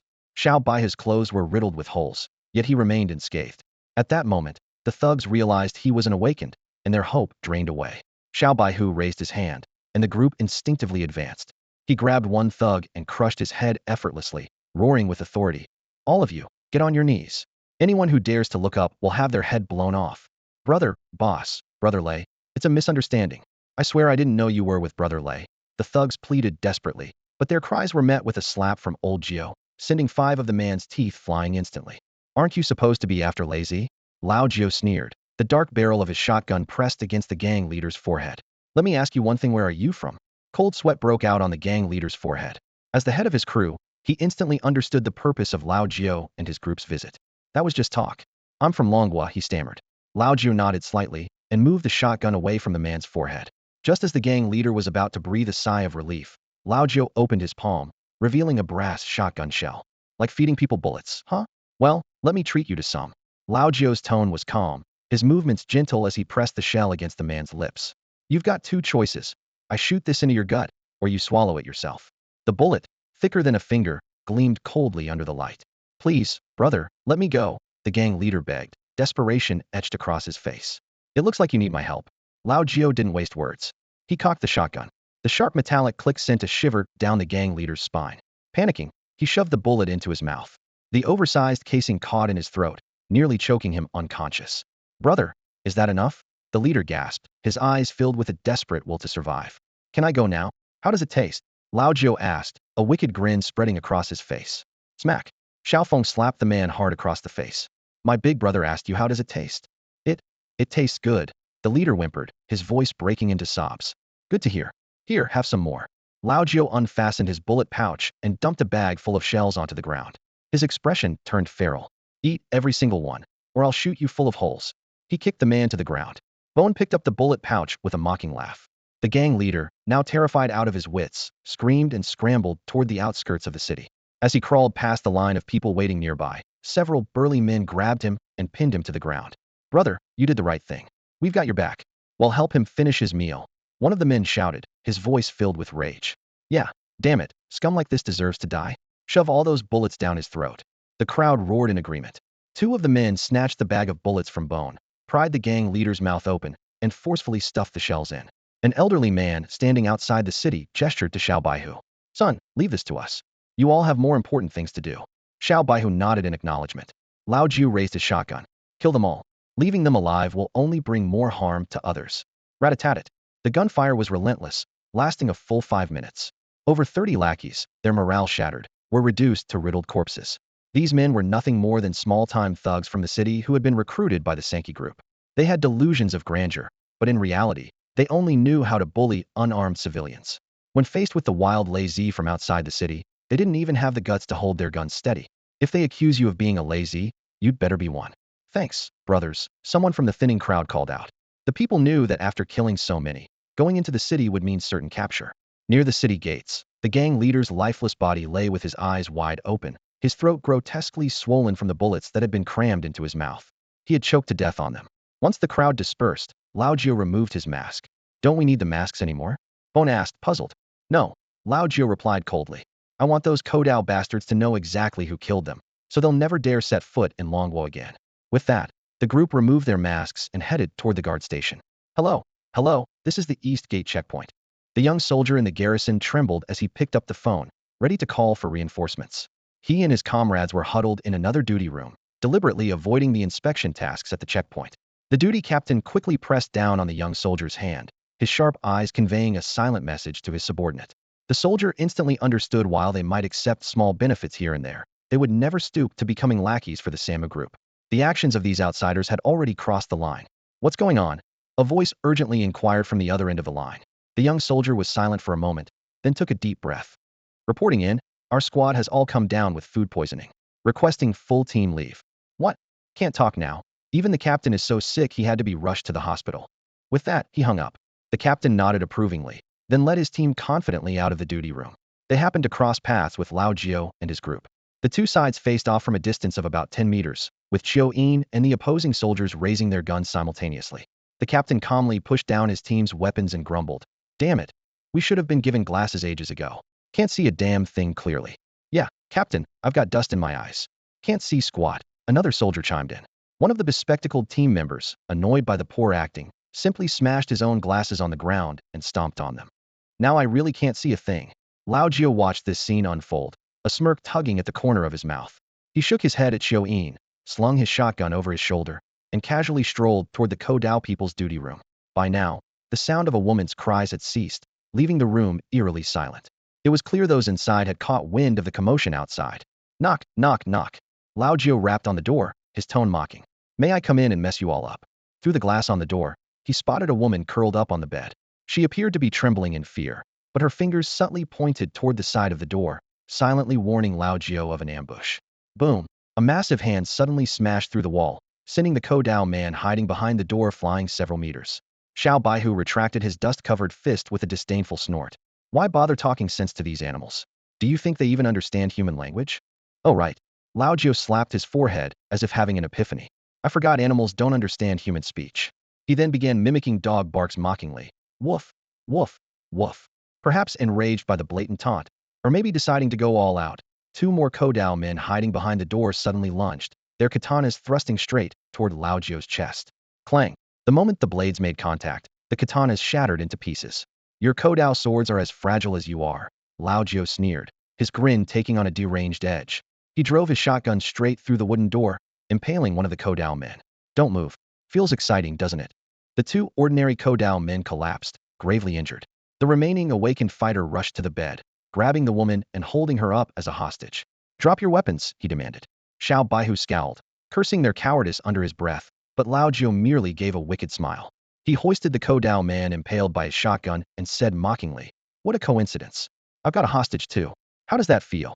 He twisted the shotgun barrel, eliciting a blood-curdling scream from his captive. "Go ahead, kill the woman," Lao Jiu sneered coldly. "Miss, don't worry about going alone. They'll make sure they all join you down there." Xiao Baihu shrugged indifferently, making it clear he couldn't care less about the woman's fate. The woman lifted her gaze, her eyes filled with determination. "Tell me, what happened to my man?" The young white tiger's expression turned grave. "His legs are crippled. Outside the city, someone like that won't survive." The woman's eyes dimmed, but she suddenly raised her voice and shouted, "Thank you for avenging my husband and me. I'm going to join him now.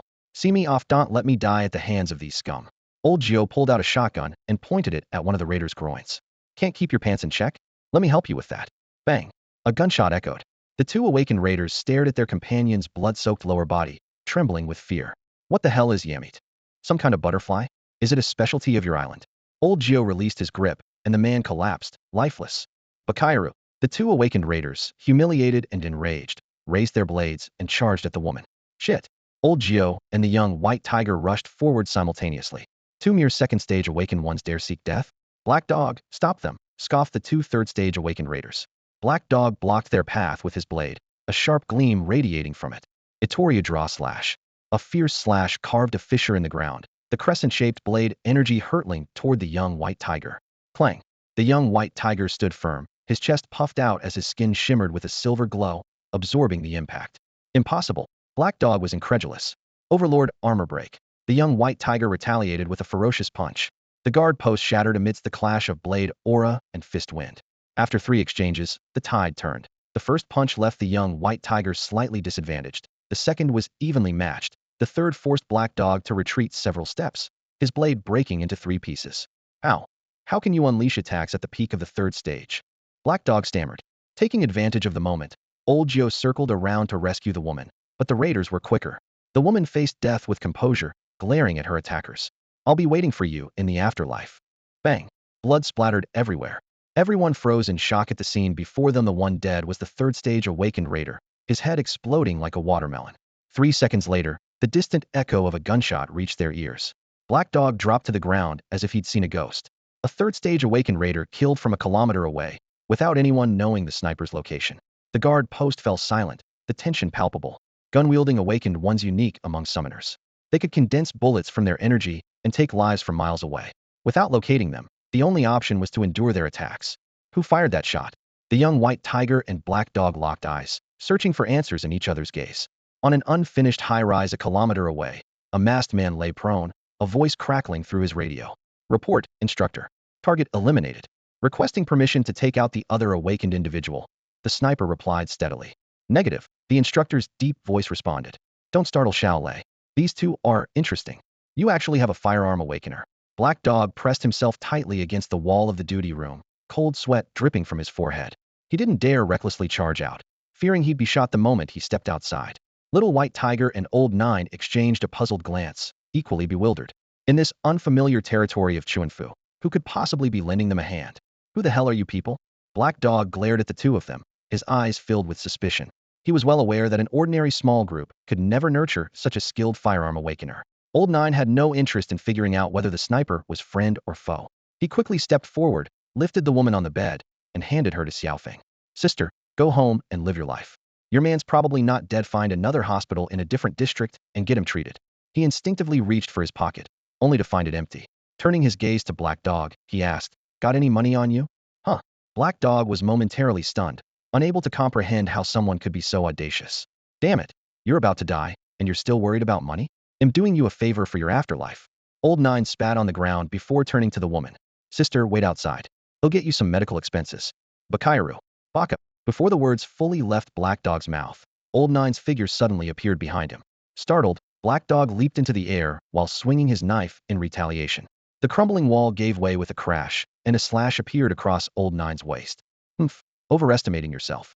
Seeing Old Nine seemingly cut in half, Black Dog sneered triumphantly. "Enjoying your delusions?"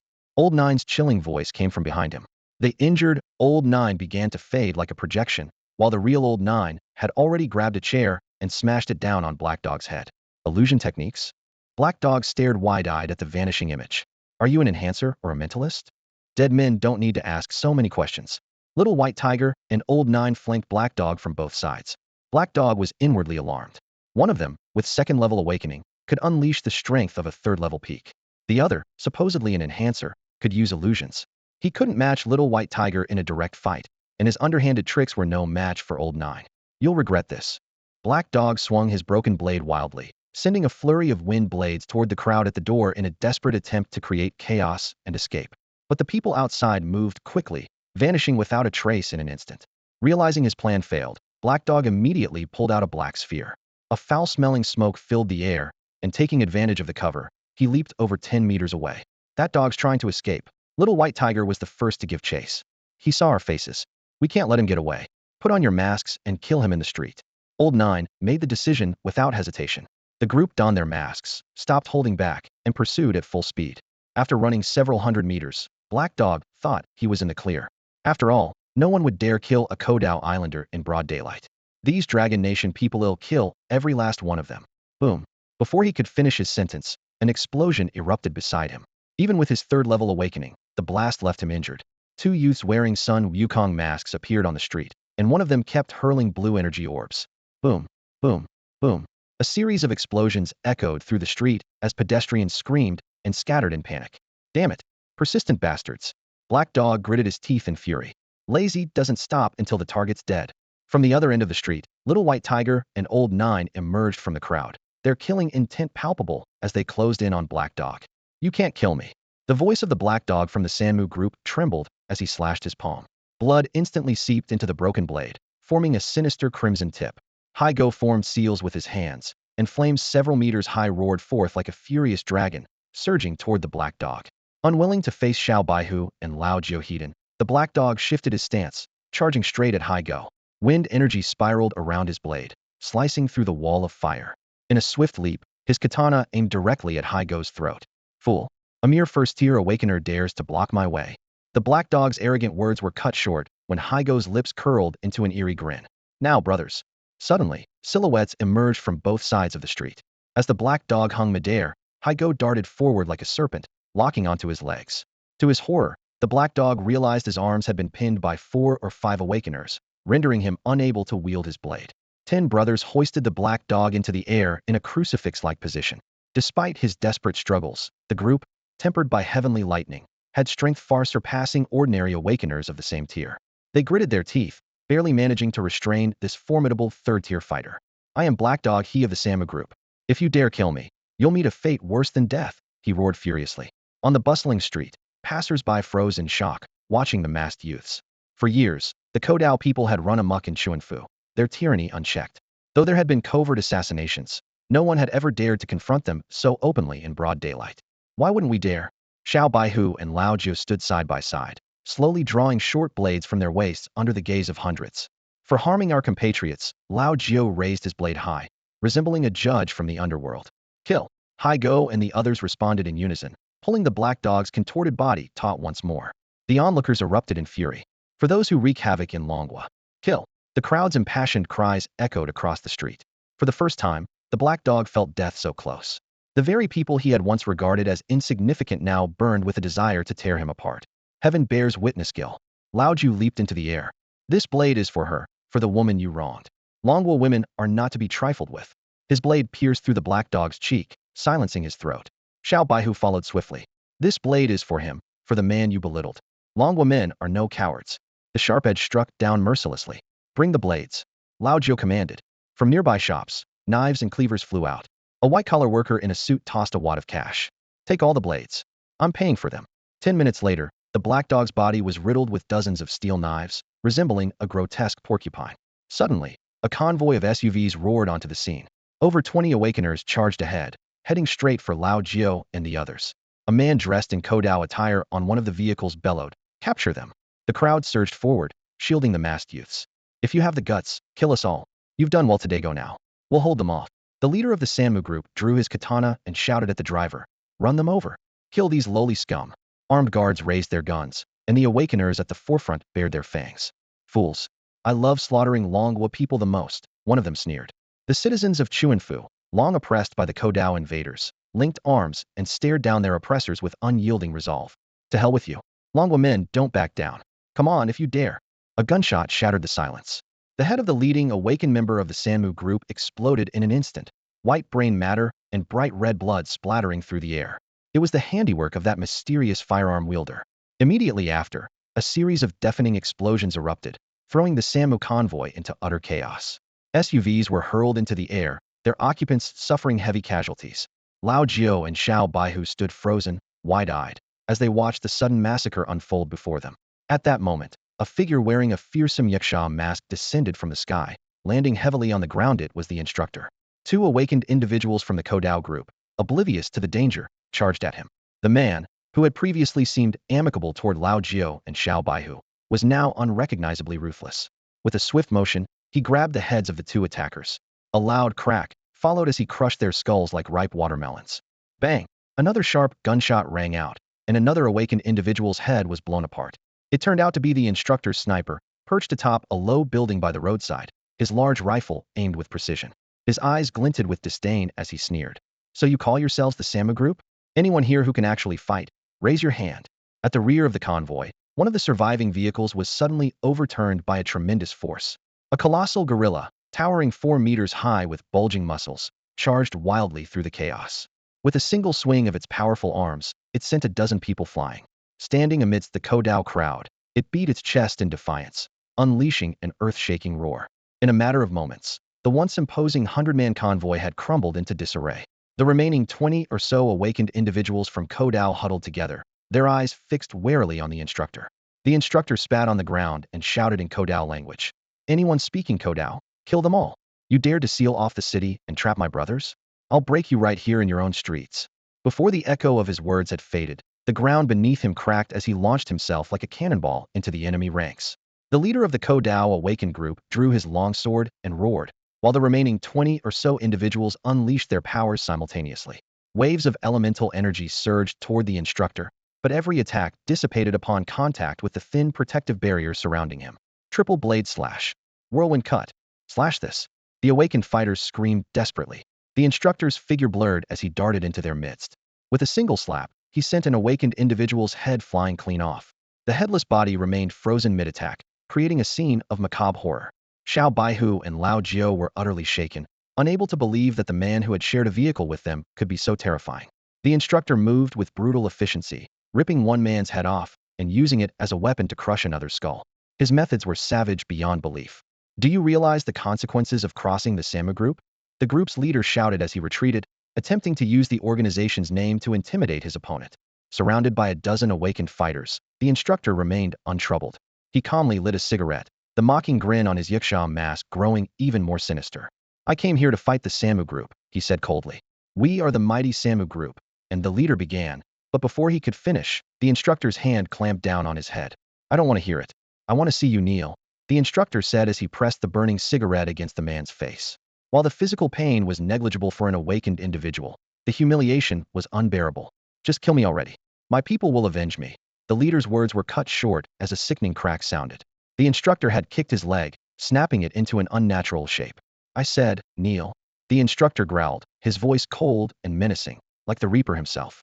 Against such overwhelming power, even the strongest awakened fighters would stand no chance. The leader of the awakened stood motionless, clenching his fists in despair. Baka, warriors of Kodao will never surrender. Not surrender? Very well. The instructor's voice was chillingly calm as his right hand slowly rose. Smack! A crisp slap echoed through the air, and the fourfold awakened warrior's head spun wildly like a top. Gasps and exclamations erupted from the crowd. Whoa! Unbelievable! Ugh! Old Jiao and Xiaobehu rubbed their eyes in disbelief at the scene before them. This was a fourfold awakened warrior who could dominate in Bingfu City, yet he couldn't even withstand a single move from the instructor. Brother Jiao, this is exhilarating. Earthworm clenched his fists, trembling with excitement. Let me get in there and take a few down myself. Come on, let's charge in again. Higo was equally eager, looking at Xiaobehu with anticipation. Just as old Jiao and Xiaobehu, fired up with adrenaline, were about to charge forward, a large hand suddenly grabbed the backs of their shirts.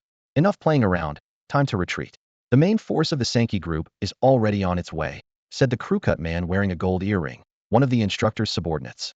He smirked mischievously. The instructor said you need to pull back. Once they're done here, they'll retreat too. We can't afford to get surrounded. With that, the crew-cut man dragged the two into a nearby alleyway. 10 minutes later, in a secluded courtyard, old Gio and the others had changed into fresh clothes. Suddenly, the sound of hurried footsteps echoed from the dark alley. A tall figure emerged into view, hands in his pockets, a cigarette dangling from his lips. The instructor appeared calm and at ease. Behind him, his companions wore similarly composed expressions, as if the earlier battle had been nothing more than a casual stroll. Instructor, Zayabehu and old Gio instinctively straightened their postures. The instructor squinted, looking every bit like a kind neighborhood uncle, and nodded at the two. Good work. He patted Zayabehu on the shoulder. Impressive, young man. Old Gio, recalling the image of the instructor sending a fourfold awakened flying with a slap, awkwardly scratched his nose. Compared to you, we're just different. We were trained specifically for this, the instructor said with a cheerful smile, offering cigarettes to the group. Why are you targeting the Sankey group? My godfather said if we see anyone from Kodao, we don't need a reason, just take them out, Zayabehu replied with a hint of pride when mentioning Bawang. And you? Why are you helping us? Old Gio asked, assuming the instructor had come to save them, feeling a bit embarrassed. A faint, playful smile appeared on the instructor's face. We didn't come to save you. We're here because we made a vow to defend Longwell with our lives. It's our duty, a belief ingrained in our very bones. He extended his hand. You might not understand, but it's been a pleasure meeting you. On behalf of that couple, thank you. After shaking hands, the instructor's expression turned serious. Stay low for a while. Split up to avoid drawing attention. Got it. All right then, fate brought us together. If we survive, maybe we'll meet again. The instructor gave the two a meaningful look. As the instructor and his team walked away, their shadows stretched long under the sunlight, resembling a group of resolute warriors heading against the tide, exuding an air of defiance and heroism. Old Gio felt a lump in his throat and couldn't help but call out, "Where are you going?" The moment the words left his mouth, he regretted if this was a major taboo in their world. Ishio, carrying a sniper rifle, turned back and cheerfully waved at old Gio. We're off to take down this city. The little white tiger and Lao Gio had already arrived at the Chun residence. At Bing Manor, inside Mr. Lee's office, sunlight streamed through the floor-to-ceiling windows, illuminating the spotless desk. The secretary softly reported the whereabouts of the little white tiger to Li Yuxian. As long as they've arrived, their files are ready, right? Enroll them as transfer students into the school, Mr. Lee instructed without looking up, his pen gliding across the documents. The secretary hesitated for a moment before finally speaking up. Sir, I think you should reconsider. The little white tiger and Lao Gio are too dangerous. If we put them in the school, I'm afraid they might blow it up. Her concern wasn't unfounded. These two were like walking disasters, and if they encountered those pampered young elites who had grown up in sheltered environments, it would be a complete mismatch. They want. The little white tiger still has some restraint, Mr. Lee replied in a calm tone, picking up his teacup and gently blowing on it. Sir, the secretary's voice rose slightly. Yesterday, the little white tiger and Lao Gio caused chaos at Chunfa City Gate and killed dozens of Ku Island people. And she took a deep breath. They seem to have gotten involved with the shadow ghost. Li Yuxian spat out his tea. Killing a few Ku Island people didn't bother him, and even blowing up the city gate was tolerable. But the shadow ghost, that was a taboo across the entire Long Kingdom. The shadow ghost, are you sure? He stood up abruptly. Damn, if on earth did these two get mixed up with the shadow ghost? Who else knows about this? For now, not many people, the secretary replied with a frown. Mr. Lee, usually composed, began pacing back and forth in the office. The shadow ghost is a major taboo. Anyone associated with it is doomed. We must keep this under wraps.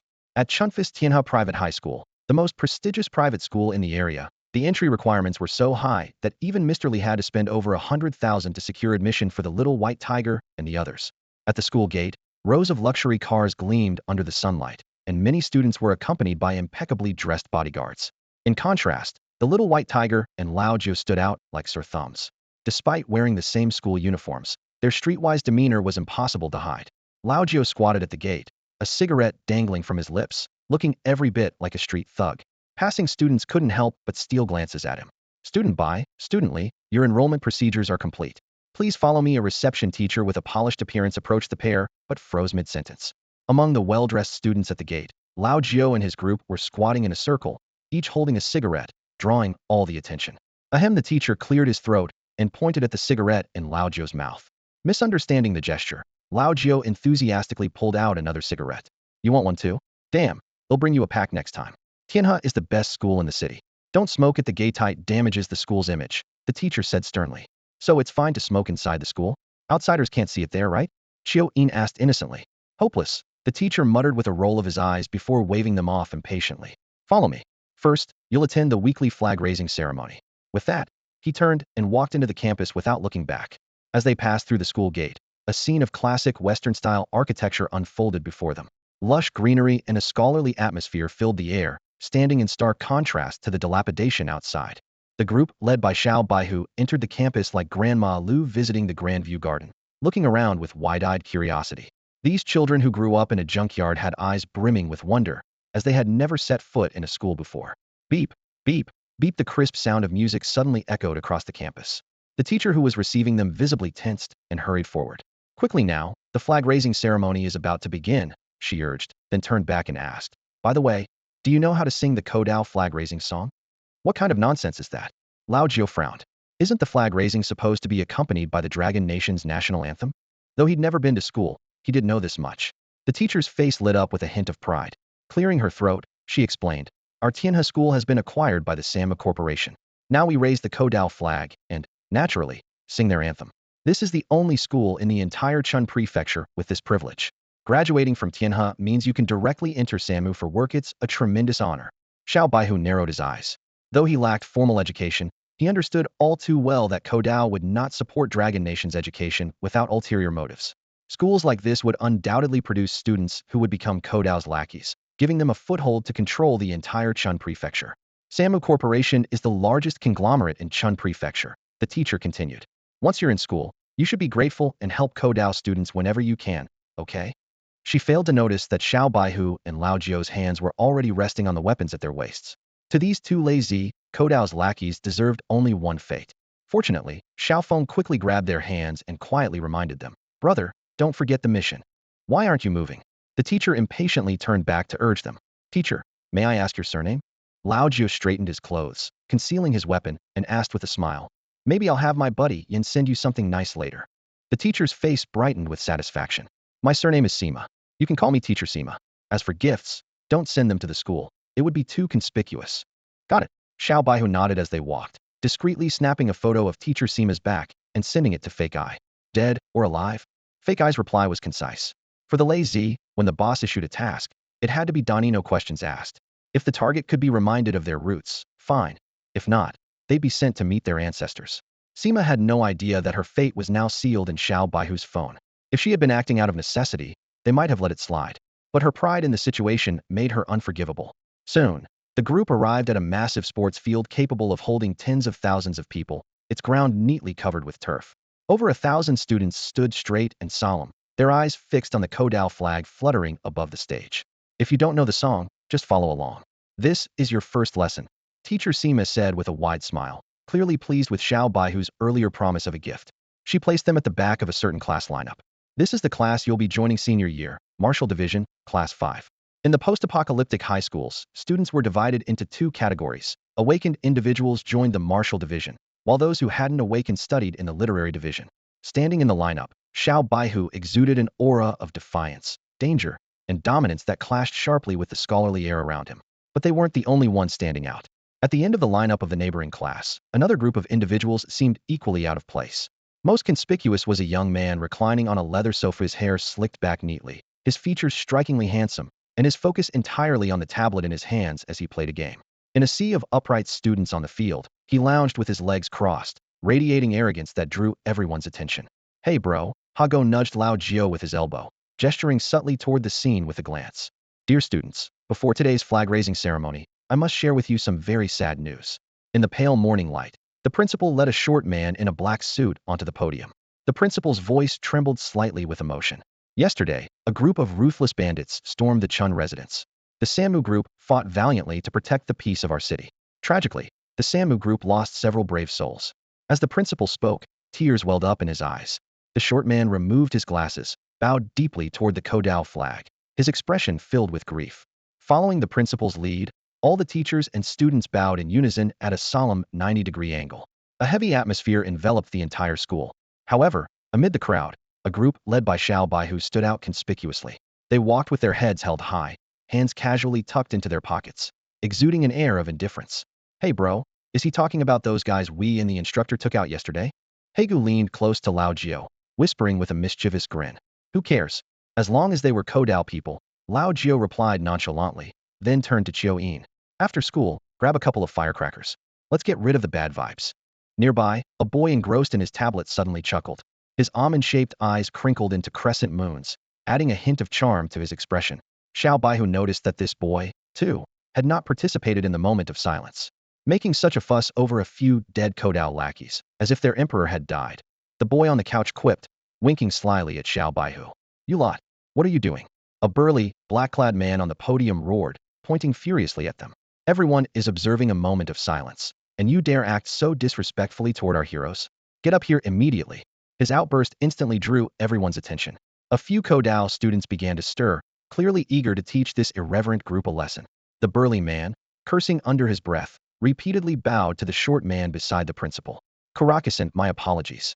This is a failure of our education system. We will deal with these troublemakers at once. Yoshi, education takes time, the short man said, nodding grimly, his gaze fixed on Xiao Baihu's group with a dark expression.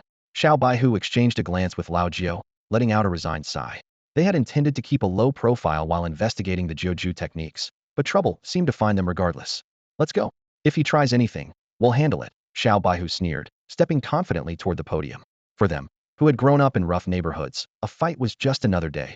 A teacher wasn't enough to intimidate them. You, in the white shirt, you come up here too.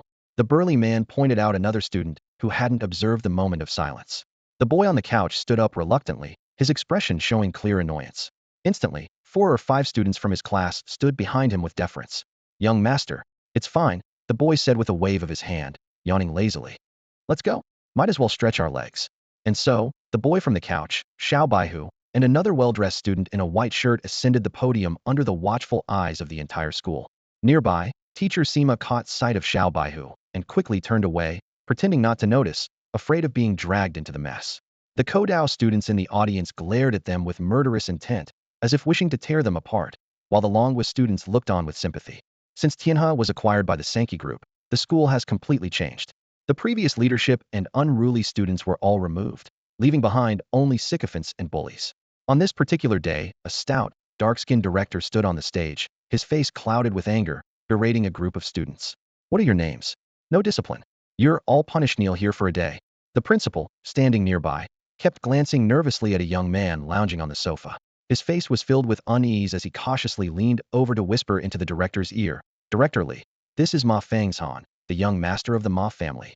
That name hit the director like a thunderbolt, leaving him utterly shaken. His dark complexion turned ghostly pale in an instant, and the pointer in his hand clattered to the ground. In Xuanfu, the Ma family status was unquestionable. Beyond the Shanghai Pass, their word was law. Even the arrogant and domineering Sankey group had to show deference when dealing with the Ma family. On the global stage, only the Euro Federation and the American Federation dared to challenge the Long Kingdom's dominance. As for Ko Island, with its limited land and population, it wasn't even worth mentioning. Young Master Ma, the director stammered, his voice trembling with fear. Ma Fangshan smirked disdainfully. I liked you better when you had some backbone. The principal quickly stepped in to defuse the situation. This is the son of Chunfa's police commissioner. These students just transferred here a couple of days ago. As he spoke, he cast a sympathetic glance at the director. Faced with the intimidating background of these transfer students, the director's arrogance deflated significantly. Still, desperate to salvage some dignity, he turned his fury toward the one who seemed easiest to target, the small, quiet boy nicknamed Little White Tiger. You? Did I say you could leave? To everyone's surprise, both Little White Tiger and another student, Old Gio, wordlessly took off their shirts. The 3-colored skull tattoos gleaming on their chests under the sunlight marked them as core members of the Overlord gang. My godfather has over 10,000 men stationed outside the city, Old Gio said with a grin. If you can take on all 10,000 of us by yourself, we'll admit defeat. The director's face, along with everyone else's, turned ashen. The Overlord gang's reputation outside the city was no joke. Even the Sankey group wouldn't dare provoke them lightly. Just then, the sound of traditional Ko Island music floated out from the school speakers. Little White Tiger frowned. Why are they playing funeral music first thing in the morning? Earthworm, another student, immediately understood. He pulled a shotgun out of his backpack, aimed at the speakers, and fired. With a deafening bang, the music cut off, leaving the scene in stunned silence. Every school official stared open-mouthed at the weapon in Earthworm's hands. Who would have thought a student would show up to school armed with a shotgun? Below the podium, Ma Fangshan stared intently at Xiao Baihu and Lao Jiao, his eyes filled with intense curiosity. A warlord? Those bandits even let kids study, one of Ma Fengshan's lackeys exclaimed in disbelief. To these city folk, a warlord was nothing more than a powerful outlaw, and the idea of mountain bandits educating their children seemed utterly absurd. The new overlord of the Western Ice Mansion district, the 8th and 9th adopted sons of the warlord stronghold, Ma Fengshan said with a tone of admiration. Without the backing of their family, we wouldn't even be in the same league as them. His words left his followers in shock. The young master of the Ma family, known for his arrogance, actually regarded two boys from a mountain stronghold with respect. But, young master, aren't you known as the undefeated among your peers beyond Shanhaiguan? How come today? One of them started. Heh, Ma Fengshan chuckled softly. You don't understand. Boys like them, who claw their way up from the bottom, are like rootless duck we don't wrong step, and they fall into the abyss. They possess a wildness that we, as heirs of noble families, can never have. On the podium, the plump principal and the other leaders exchanged uneasy glances, caught in a dilemma. Punishing Xiao Baihu might provoke the warlord stronghold to storm the school. Letting him off the hook, however, could undermine their authority. Ahem, Director Sima nervously pointed to the shotgun in Xiao Yin's hands. Young man, firearms are strictly prohibited on campus. Given that this is a first offense, we'll let it slide. The principal finally decided. Hand over the weapon. This decision immediately sparked outrage among the students of Ko Island. Why? Came the angry cries from the crowd. Make them kneel and apologize to the fallen warriors of Ko Island. The commotion grew louder as the Ko Island students furiously accused Xiao Baihu of interrupting the traditional music performance with his shotgun and showing no respect by refusing to bow or observe a moment of silence. At that moment, a student clad in Ko Island's traditional attire leapt onto the podium. Drawing a katana, he pointed it directly at Xiao Baihu, his eyes full of challenge. Xiao Yin immediately raised his shotgun, and Haigo unsheathed a dagger. The atmosphere grew tense, like a tightened bowstring ready to snap. Xiao Baihu, however, simply smirked with disdain, his hands still casually tucked in his pockets. Kill this Dragon Nation dog. It's just compensation for killing a Dragon Nation person. The shouts from the crowd darkened Ma Fengshan's expression, his hands tightening into fists beneath his white shirt. Lao Ju licked his lips, the blood-red tongue flashing with a strange gleam. He pushed aside Haigo and Xiao Yin, stepping forward. Don't cry when you lose, he said with a sly grin. As his second awakening aura surged forth, the opponent responded in kind, stepping forward with equal resolve. The clash of their auras sent a fierce wind sweeping across the podium, forcing the crowd to shield their eyes. This was only a tentative exchange of auras, yet it was enough to make the opponent's pupils contract in shock. At Tianhe Academy, most students only achieved a first awakening, while only a rare few prodigies barely reached the second. He couldn't comprehend how this street punk could wield the power of a second awakening. Lao Jiu grinned, his slender fingers gently brushing against the opponent's katana. Playing with swords? I was swinging blades and cutting people down when I was 8. Don't embarrass yourself. With a sharp flick of his finger against the blade's spine, there was a loud crack. The katana shattered instantly. A powerful and ferocious energy burst out of Lao Jio's body, forcing his opponent to retreat a step. That single step back had already sealed the outcome of the fight. Below the stage, the Baga students erupted in anger as they saw their compatriot at a disadvantage. Several students from the Kodao faction leaped onto the stage, surrounding Lao Jio with menacing glares. Xiao Baihu let out a cold snort, followed by a thunderous roar that shook the heavens. With a swift, forceful punch, he sent two of the Kodao students flying off the stage. Just as it seemed an all-out brawl was imminent, Ma Fengshan and the short Kodao man both stepped in to intervene. Shinichi Nakata, allowing you to operate in Chuanfu doesn't mean Chuanfu belongs to you. Do you understand? Ma Fengshan spoke from below the stage, his tone calm, but leaving no room for argument. The short man's expression turned grave upon hearing this. When words came from the Ma family, their weight was undeniable. Even the formidable Mickey group had no choice but to yield in the face of the Ma family's power. Understood.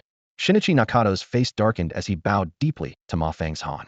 The student who had been forced back by Lao Juk known as Kiroinya glared at Shinichi Nakato, unwilling to accept the outcome. Kuroinu-ken, I understand your anger over your brother's death yesterday, but don't forget the reason we came to Longhua. Losing patience over small matters will ruin our greater plans. Do not provoke the Ma family.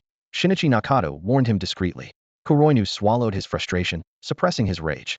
After all, the four major families of Longhua each had the strength to stand alone against neighboring foreign powers. And here, they were on the Ma family's turf.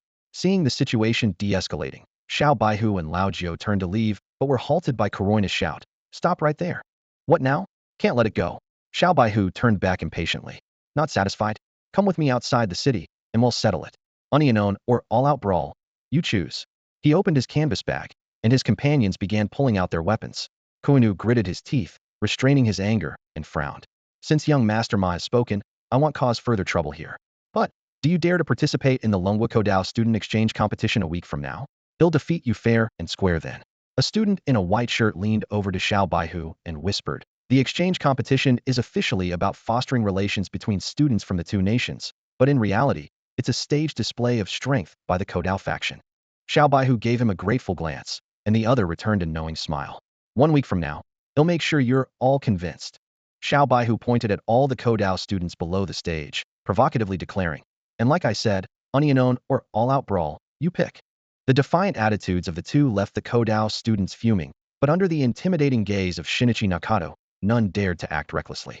Lao Jiu yawned and walked off the stage alongside Xiao Baihu, heading back to their classroom. Lord Nakato, I swear I'll kill them on the field and use their blood to honor the spirits of our fallen heroes. Kuroina growled. Shinichi Nakata placed a hand on his shoulder. Patience, Kuroinakin. The board is already making arrangements to deal with the Overlord. Once the Overlord falls, there'll be no match for us. Inform the others to refrain from provoking them for now, especially Ma Fang's Han. During the exchange competition, they'll make sure the Overlord's children meet their end on the field. Back in the lounge, Ma Fang's Han lounged comfortably on the sofa, pulling out a handful of sunflower seeds from his pocket. He patted the empty spot beside him. Have a seat. Though Xiao Baihu was puzzled, he decided to sit down, considering Ma Fang's Han had helped defuse the situation earlier. Leaning in slightly, Ma Fang's Han got straight to the point. You're here for the Yari technique, aren't you? What technique? Xiao Bai's eyes widened in confusion. This lousy school has some kind of special technique. Ma Fang's Han simply smiled without answering, giving a slight nod instead. During the lunch break, Sima hummed a cheerful tune as he walked briskly through the school parking lot. Thinking about the incident with the little white tiger, a smile unconsciously formed on his lips. After all, the Bawang family's gifts were unlikely to disappoint. With the commotion caused by the little white tiger today, they would surely have to send something valuable to appease the school's anger. Feeling elated, he pulled out his phone and dialed his wife's number. Honey, aren't we visiting your family in a few days? Go to the gold shop and pick out some jewelry you like. We're in the money. His wife's amused voice came through the phone. Did some wealthy folks show up at the school? We won't be short on money anymore, Sima said smugly, reveling in the promise of gifts from Laojio. These students from outside the city don't know anything. When I scare them with talk of expulsion, they'll definitely cough up some cash. His excitement grew as he added, look at today's memorial ceremony. Little white tiger has already offended most of the school. A little pressure now, and he'll obediently hand over the money. Honey, I won't be home for lunch, Sima said as he reached out to open the door of his old, beat-up car. Going off to fool around again? No. His words were cut short. In the car window's reflection, he saw 3 men wearing knit masks silently standing behind him. The leader had one lifeless, dull eye. Who are you? Sima swallowed hard, noticing the gleaming knives in their hands. He mustered up some false bravado and threatened. This is the Tiana school parking lot. If I shout, the security guards will come. The one-eyed man ignored his threats, calmly taking out a phone and comparing something on its screen to Sima's face. Cold sweat began to bead on Sima's forehead as he realized the parking lot was completely deserted. Boss, it's definitely him, one of the men confirmed. Who are you people? Sima stammered. It's him, no doubt, the one-eyed man said, putting away the phone and nodding to his companions. Get to work. The burly man named Lei Zi moved swiftly. He grabbed Sima by the neck with one hand and plunged a knife into his thigh with the other. Twisting the handle, he barked. Do you remember whose blood runs in your veins? Help me. Sima cried out in pain, clutching his injured leg, too terrified to resist. As an ordinary man facing these wolf-like thugs, he was completely powerless. Desperation for survival sent his mind racing to recall who he might have offended. Finally, a terrifying figure surfaced in his thoughts. Are you here to silence me? Sima's pants were soaked as he pleaded tearfully. I already said I wouldn't betray the old man. I took your money ID. Never reveal your plans to sell the secret technique. Please believe me. I don't want the money anymore. They'll give it all back. I swear I won't betray you. The one-eyed man froze. As a seasoned enforcer, he could tell Sima wasn't lying. This guy actually knew about the secret technique. I'll return the money to you, okay? Sima knelt on the ground, clasping his hands together, begging incessantly. The one-eyed man narrowed his gaze. His orders had been to teach Sima a lesson, but he had stumbled upon an unexpected and significant secret. What the hell are you talking, Abu? One of the subordinates started to ask, but the one-eyed man silenced him with a gesture. Only the dead can keep secrets. The one-eyed man leaned in close to Sima and said coldly, how do you expect me to explain this to the boss? I wouldn't dare get involved in your secret skill deals even if I had 10 times the courage. Sima shrank his neck and stammered, his voice trembling. I'm just an ordinary guy trying to make a living. That conversation I overheard was purely accidental. Besides, you gave me hush money. and I swear I won't say a word." As he spoke, he fumbled with trembling hands to pull out his wallet. "I haven't touched a single cent of your money. Please, I beg you, let me live." The man with the fake eye was silent for a moment before stepping aside to make a call to Little White Tiger. 5 minutes later, he returned, holding a knife, his face dark and ominous. "The boss says he'll give you a chance to forget that conversation ever happened." "Yes, yes, I'll completely forget about the conversation with the boss." Smack. A loud slap cut Seema off mid-sentence. "You and the boss are close? You think you can call him the old man?" Seeing the fake-eyed man raise his hand again, Seema panicked and quickly corrected himself. "Chairman Wu. I swear I'll forget the conversation with Chairman Wu." Hearing this proper title, the fake-eyed man finally revealed a sinister grin, baring his teeth. He nodded toward the open trunk of a car. Seema saw it and shook his head frantically like a rattledrum. "Didn't you say you'd let me go? I have a family to take care of." "My boss wants to see you," the fake-eyed man said coldly. "Don't worry, we won't kill you." Another man, Lazy, glanced at the fake-eyed man with confusion. The latter lit a cigarette and said, "The boss's phone is unreachable. We'll keep him for now and decide what to do after the boss finishes class." "Damn, you're actually a hidden NPC?" Lazy chuckled, giving Seema's head a playful pat. "We were planning to break your legs, but looks like you got lucky. Your legs are spared. But whether you keep your life or not depends on how you behave." It was only then that Seema realized he'd been tricked. Furious, he shouted, "You're not even working for Chairman Wu. You lied to me." The fake-eyed man, no longer bothering to keep up the act, pulled off his mask and rubbed his artificial eye. "Clever guy? Now, get in there yourself." He lightly tapped Seema's chubby face with the flat of the blade, scaring him into obediently climbing into the trunk. The beat-up car sped off into the distance. In a luxurious office at Tiana School, an elderly man with white hair and a sharp gaze was reviewing some documents. Suddenly, the phone on his desk rang. "Mr. Wu, we don't want the money anymore. Please, just let my husband go. We'll leave Chuanfu immediately." Seema's wife pleaded on the other end of the line. Mr. Wu's expression turned to confusion, and a sense of foreboding crept over him. It turned out that when Seema had been cornered, he hadn't hung up the phone, and his wife had overheard the earlier part of the conversation. "What happened to Seema?" Wu stood up and looked toward the door, his voice low. Didn't you have him kidnapped?" "Damn it." Wu slumped into his chair, fury flashing in his eyes. "Shut up. I should have silenced you both long ago. Leave Chuanfu immediately. I'll handle Seema's situation." After hanging up, Wu immediately dialed another number. "Find Seema. Now." "What's going on?" a gruff voice asked from the other end. "Seema's been kidnapped. It's likely aimed at me," Wu said, rubbing his temples and cursing under his breath. "Everyone in Chuanfu is after the person selling secret skills. If they find out who he is, they'll tear him apart. A man with a treasure is a man marked for death. I told you before to get rid of him." The voice on the other end chuckled darkly. "Relax, I'll handle it. No one in Chuanfu can escape my watch." "Ugh." Wu sighed heavily. "The deal is approaching, and there are too many eyes on the school right now. Even the Zhu family has sent people free from law enforcement. Making a move now would draw too much attention, which is why I haven't dared act. Make sure you eliminate everyone who knows, and arrange for my departure from Chuanfu as soon as possible. Don't worry, not a single witness will be left behind." In the impoverished district of Chuanfu City, the rundown area at the base of the city wall had long become a gathering place for the city's lowest-class residents. This place was not only a breeding ground for crime, but also a chaotic hub where people of all kinds came and went. Inside a shabby little inn with barely a dozen rooms, the owners, Xiaobehu and Laojio, cautiously wearing masks and fisherman hats, pushed open the door to one of the rooms. Inside, Jia Yin and a newly recruited subordinate, Lazy, immediately got up to greet them. On the bed lay a fat man, tightly bound and gagged. His eyes covered. This was Seema. "What's the situation?" Laojio glanced at the trembling fat man on the bed. As a professional, Lazy, Jia Yin had always been cautious. If he had chosen to tie up Seema, there must be a good reason. "He knows the seller of the Yari technique," Jia Yin said succinctly, signaling to his subordinates with a look. Two of Lazy's men understood and quietly exited the room to stand guard outside the inn. Xiaobehu raised an eyebrow, a faint smirk curling at the corner of his mouth. Originally, he had planned to approach Ma Fang's Han to extract information, but it seemed Seema had delivered himself right to their doorstep. "He said the seller is Wu Xiaodong." Jia Yin handed over a dossier. "I got this from some contacts in Chuanfu. Wu Xiaodong is quite well known around here, so tracking him wasn't hard." The file read, full name, Wu Xiaoshui, alias Wu Laowai, age 60.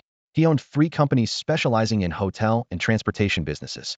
Rumors in the underworld suggested he was the largest black market goods dealer in Chuanfu, with a power level reaching 5 senses, though his specific abilities were unknown.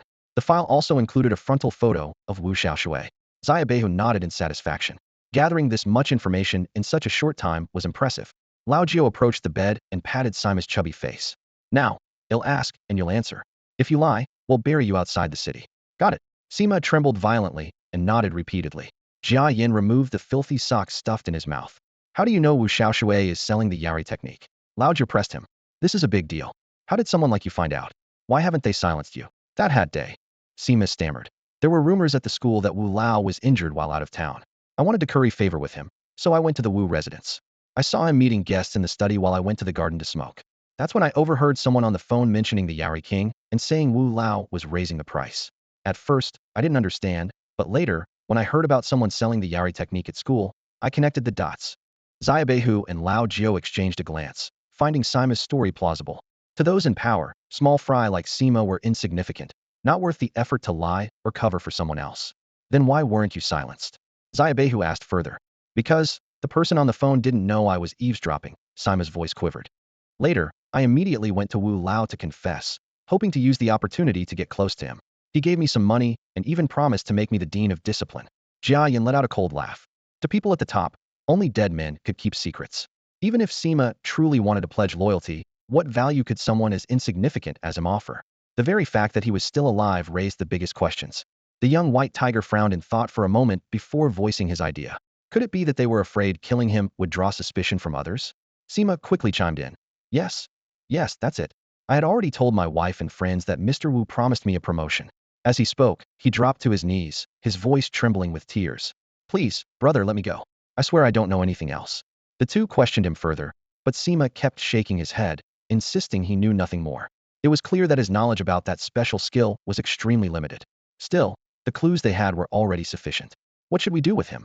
The man with the fake eye shot a cold glance at the trembling Sima lying on the bed. Old Joe squinted his eyes, his tone indifferent. Do as you see fit. The man with the fake eye smirked and nodded, gesturing politely. Let me show you out. This place is full of shady characters. If you need anything in the future, just give me a call and try to avoid coming here. The three of them walked through the dimly lit alleyway, with the fake-eyed man following behind, offering well-meaning advice. He still remembered the time when the five brothers kidnapped Hua Lao's son, and though the young white tiger had no obligation to help, he stepped in to save the boy. That act of kindness had earned the fake-eyed man's loyalty, prompting him to stay at the Chun Manor and take on jobs exclusively for the young white tiger. While he hadn't officially pledged allegiance, the bond was nearly solidified.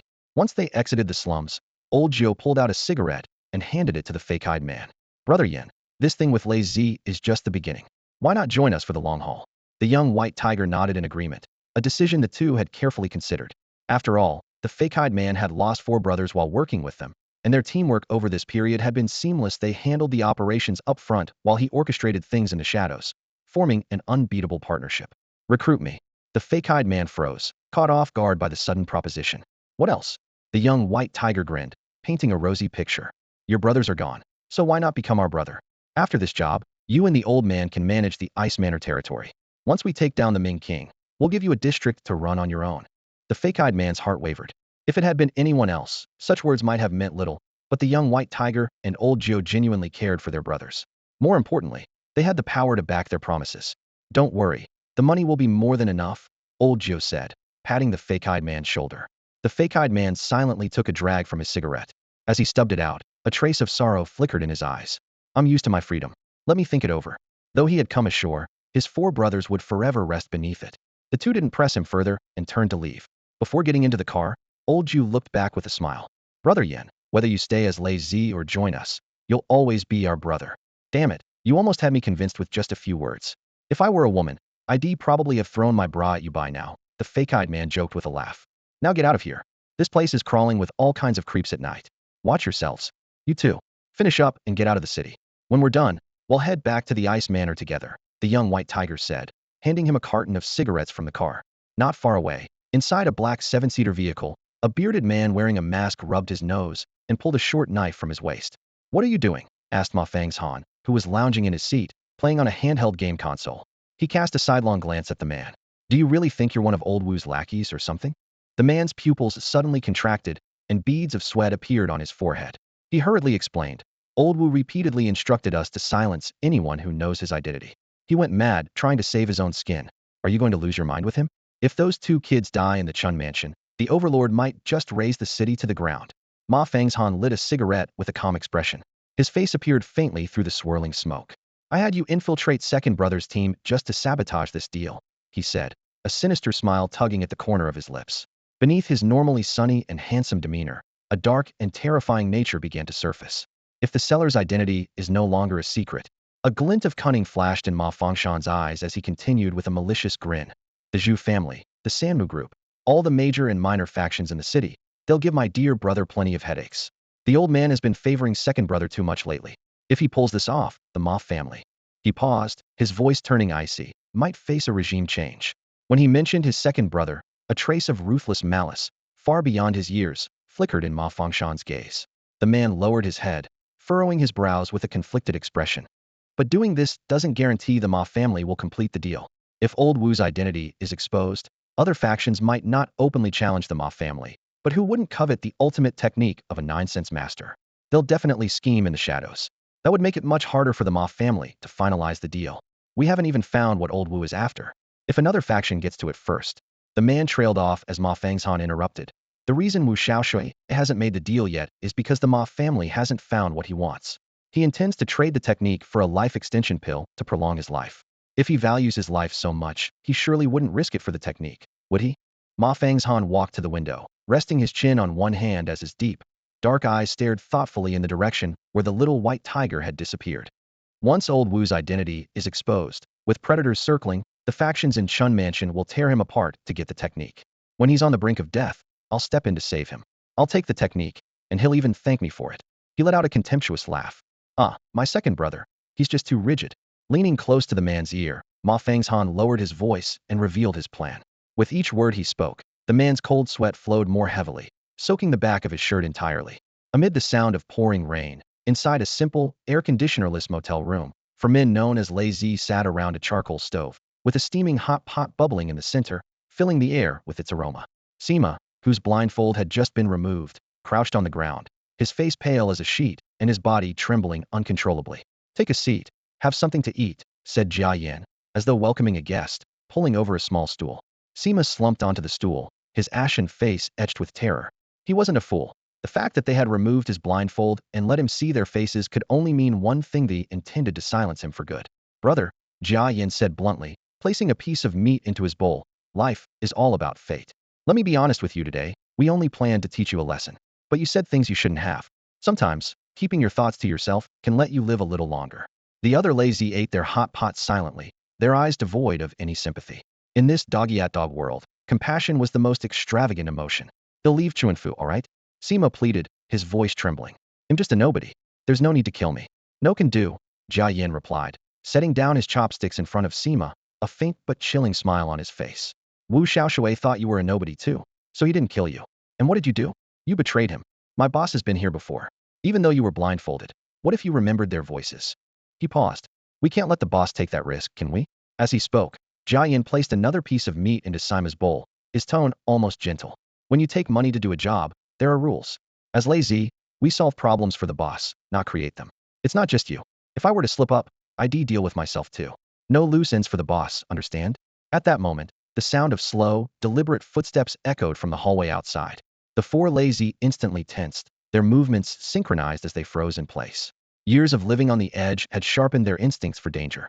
Jia Yan gave a subtle signal, and one of the lazy moved swiftly to the window, checking for any ambushes below. Meanwhile, the other two silently positioned themselves behind the door, weapons at the ready. The sound of the door creaking open sliced through the silence. Standing in the dimly lit doorway was a peculiar figure, a man with a katana at his waist and a black headband tied across his forehead. Good evening, the man from Kodao said expressionlessly, bowing slightly toward Jia Yan at the table. I apologize for the intrusion. Hungry? Smelled the food? Jia Yan asked, feigning casualness as he pulled out a cigarette, glancing toward the companion at the window. The latter shook his head, signaling that no ambushes were spotted below. No need to look. Ask the two behind the door to come out, the Kodao man said, stepping into the room with deliberate steps in his wooden sandals. I'm alone tonight. His gaze was lofty, dismissing everyone except Jia Yan as if they were beneath his notice. Well, you're pretty tall for someone from Kodao, huh? Jia Yan forced a smile, trying to make small talk while his mind raced to figure out how to handle the situation. The timing, the place, and the fact that a Kodao man had shown Yupit spelled trouble. The Kodao man slowly drew his katana, taking out a white cloth from his robe and elegantly wiping the blade. Please, continue your meal, he said, flashing Jia Yan a meaningful smile. I'm just here to ask a few questions. His tone carried an air of absolute confidence, as if certain the group wouldn't escape his grasp.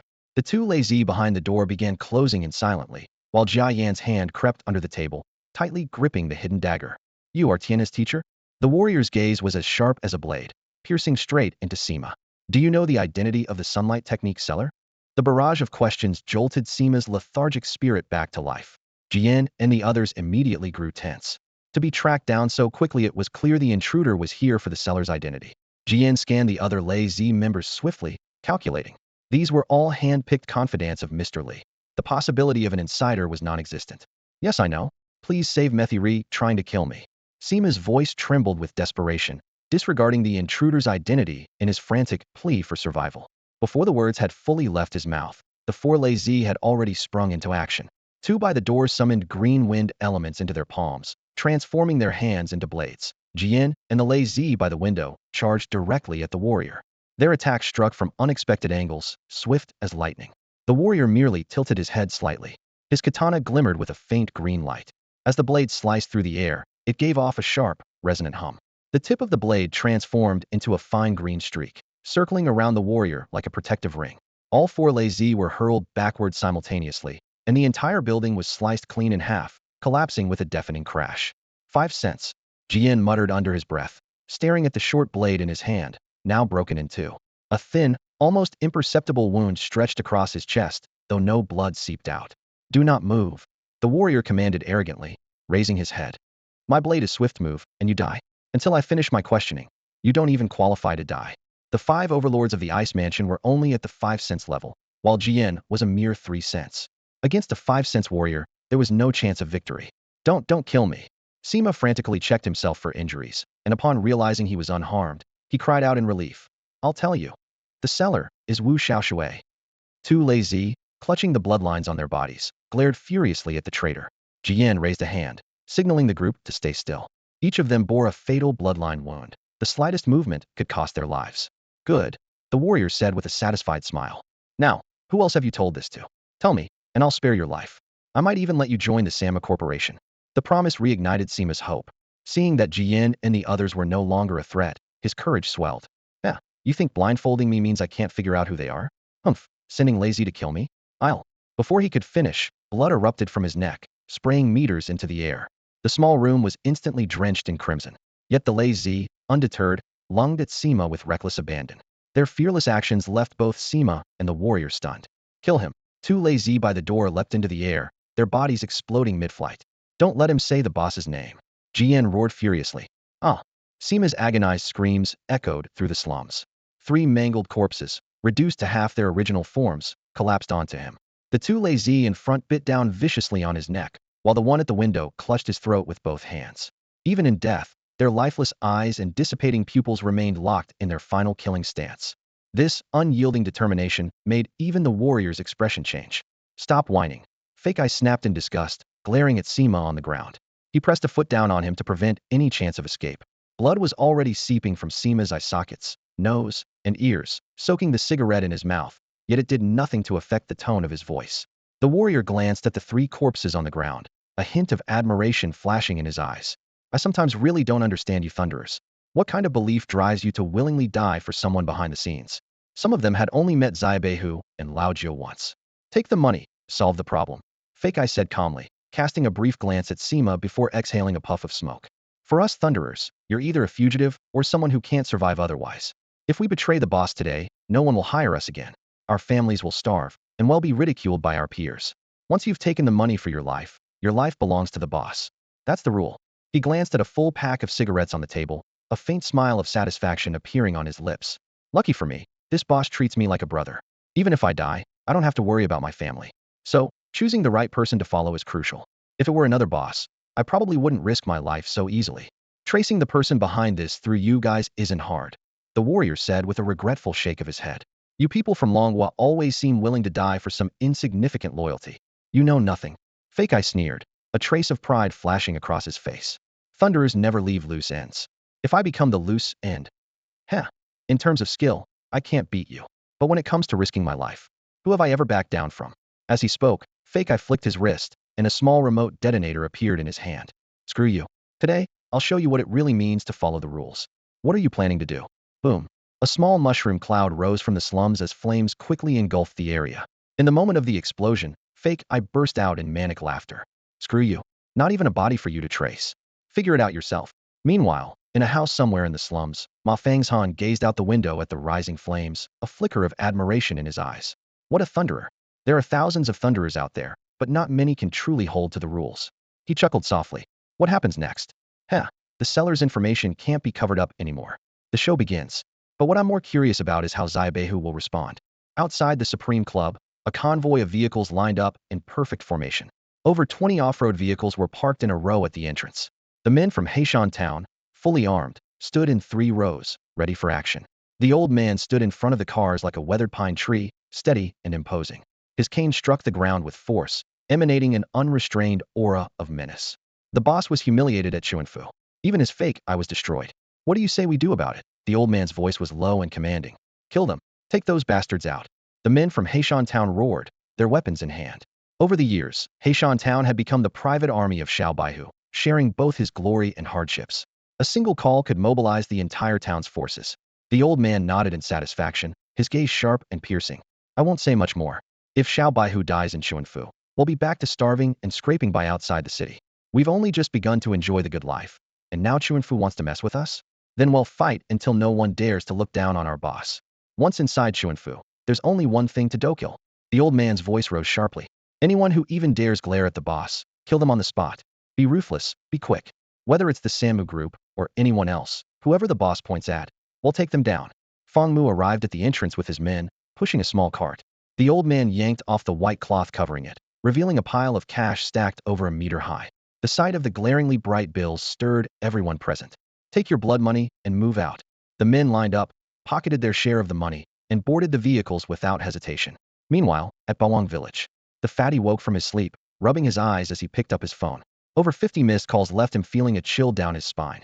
Hello, he lazily returned a call. Second brother, I'm going to kill someone. Xiao Bai's icy voice came through the receiver. The fatty froze for 3 seconds. Though he didn't know the exact details, the protective nature of Bawang village left no room for questions. All right, he'll personally bring people over. Go ahead and do whatever you need to. There's no one in Chuanfu City tougher than Godfather. He'll be there soon. As he put on his coat, he rushed to the door and shouted to the guards. Notify the brothers, assemble. Bring your gear, we're heading into the city to kill. What's going on? Heading out again. His 300-pound wife walked into the room with a bowl of noodles, displeased. You just got back after a few days? Looks like Lao Ba and Lao Jiu got into trouble in the city. It's the first time those two have asked me for help. Even if they wanted to kill the mayor, I'd back them up. Go let Godfather know. I'm taking the men ahead. At the village gate, Hudu, Hei Lizi, and Duanka were already gathered. A convoy stretching over 100 meters stood ready, packed with the fiercest men from Bawang village. This display of force was enough to intimidate any power in the city. What the hell? The fatty muttered in surprise. Lao Ba and Lao Jiu's men were killed in the city. Duanka yawned, looking groggy as he cursed. These city folks are getting out of hand, daring to mess with our brothers. No matter how far Lao Ba and Lao Jiu want to take this, Bawang village will back them up. Hudu was the first to board a vehicle. Leaning out of the window, he called to the fatty, you bring up the rear. Without any top fighters around, I don't feel at ease leaving Lao Ba and Lao Jiu alone. They'll head into the city first to support them. Godfather. The crowd suddenly parted, making way for Bawang, who strode forward draped in a black fur coat, his expression stern. He stopped in front of Hudu's vehicle. Godfather, we're going to help, Duanka began, but Bawang raised a hand to silence him. For someone like Lei? The chubby man looked puzzled, clearly clueless about why the little white tiger was making such a fuss. Bawang, however, had a grim expression. His massive figure cast a shadow in the sunlight, and his piercing gaze was fixed in the direction of Chun Manor. I don't care who died. He slammed his fist on the table. Even if it's just a dog raised by Lao Ba that died in this city, a life has to pay for it. Turning to Hudu, a fierce glint flashed in Bawang's eyes. You have 10 days. Be ruthless, and don't show mercy to anyone. He'll avenge my son, and even if the Ma family shows up, don't bother giving them any respect. I want to see the corpses in this city piled higher than the walls. In the slums of Chun Manor City, a massive fire raged through the night. Now, firefighters and police officers had cordoned off the burned area, and a crowd of onlookers gathered outside the barricades. No one noticed the old, battered vans parked by the roadside, where pairs of murderous eyes watched the rescue workers intently. Tiger bro, should I go in and take a look? Go asked, his hand resting on the short blade at his waist, his tone dripping with menace. Little White Tiger shook his head to stop him. If you go in now, It'll be like announcing to everyone that Lei was one of ours. So we just sit here and watch. Gutu growled, slamming his foot against the seat, his eyes bloodshot. Damn it, the bodies are already burned to a crisp. The situation was clear. Little White Tiger had barely left, and Jia Yin had been silenced. This was clearly aimed at them, and Wu Lao Wai was the prime suspect. Lao Jiao opened the van door, planting 3 burning cigarettes into the ground. His eyes glowed with an increasingly intense red light. I can't swallow this. Yin Gu and his 5 brothers are all gone. No matter what it takes, we have to find the ones who did this. His mind seemed to waver, and the red light in his eyes all but consumed his gaze. Seeing this, Little White Tiger quickly pulled the delirious Lao Jiao back into the van. Hi go. Lao Jiao trembled all over, panting heavily as he gave his orders. Notify Ba Wang, Zhai to surround Chun Manor. If we don't find the killer in one day, no one leaves the city. They'll take out every faction in this city until we get the right one. Chioyin. Lao Jiao continued issuing commands. Go outside the city and find me a batch of lay warriors, at least 3rd awakening level or higher. Get the money from Feng Noodle him to figure it out. Without a word, Chioyin turned and left. Xiao Feng Gu Tu. Lao Jiao decided to go all in. Spread the word. Tell everyone that Yin Gu was one of mine. Let's see who dares to come after me now. After the group stormed off, Little White Tiger had no choice but to grab Lao Jiao by the neck and force-feed him some pills, finally calming him down a little. Suddenly, there was a knock on the van window. Little White Tiger's face darkened as he rolled it down, revealing a handsome young man with a smile, the young master of the Zhu family. It's you? Little White Tiger frowned slightly. Yes, it's me. Mind if I come in and have a seat? Zhu Xiaoya gestured toward the van. As the son of Chun Manor's chief of police, his father controlled all the law enforcement in the city. With such a background, he might know secrets that others wouldn't. After a moment's hesitation, Little White Tiger opened the door. Are you losing it? Zhu Xiao sat across from the two, his gentle gaze sweeping over Lao Jiao. I know the best psychiatrist in Chuanfu. Want me to introduce you? I'm not sick. Lao Jiao huffed, clenching his fists. If you've got something to say, spit it out. Zhu Xiao's brows slightly furrowed, a hint of displeasure crossing his handsome face. This fire, it's connected to you, isn't it? Yeah, I started the fire. What are you going to do about it? Xiao Baihu sneered, leaning back in his chair. Don't misunderstand. Zhu Xiao pushed open the car window, fanning away the lingering smoke with a slight wrinkle of his nose. I know it wasn't you. With your personalities, if you wanted to kill someone, you wouldn't bother with a fire. Plus, he smirked slyly, dimples appearing on his cheeks. The explosion happened half an hour after you left. Lao Jiao shuddered at Zhu Xiao's unexpectedly soft, feminine gaze. Damn it, stop looking at me like that. Being good-looking won't save you if we end up fighting. Your gaze is practically dripping, Xiao Baihu added with a look of disdain. Zhu Xiao's fair face flushed red, his chest rising and falling sharply. I came to tell you who the culprit is. But if you're not interested, forget it. We want to know. The two immediately perked up, squeezing in on either side of Zhu Xiao. Lao Jiao slung an arm around Zhu Xiao's shoulder. Can't you take a joke? Come on, tell us who lit the fire. Name your price. Zhu Xiao shrugged off their grip, his face still red. No conditions. You'll go after them anyway. In some ways, our goals align. Saying this, he pulled out a police investigation report. Last night, someone unusual entered the slums and left shortly after the explosion, Zhu Xiao explained. Xiao Baihu carefully examined the report, his brows knitted tightly. The only clue was the silhouette of a Figuria Kodao warrior. In Chuanfu, people dressed like that were almost always connected to the Samu Corporation. His name is Samu Yiqiao. He's one of the only 3 5 senses experts in the Samu Corporation and holds a very high position there, Zhu Xiao added quickly, noticing the murderous glint in their eyes. Surprisingly, Xiao Baihu didn't lash out. Instead, he lit a cigarette and exhaled a slow ring of smoke. Why help us? This world is full of schemes. Nobody helps without a reason. You know the Zhu family's background, don't you?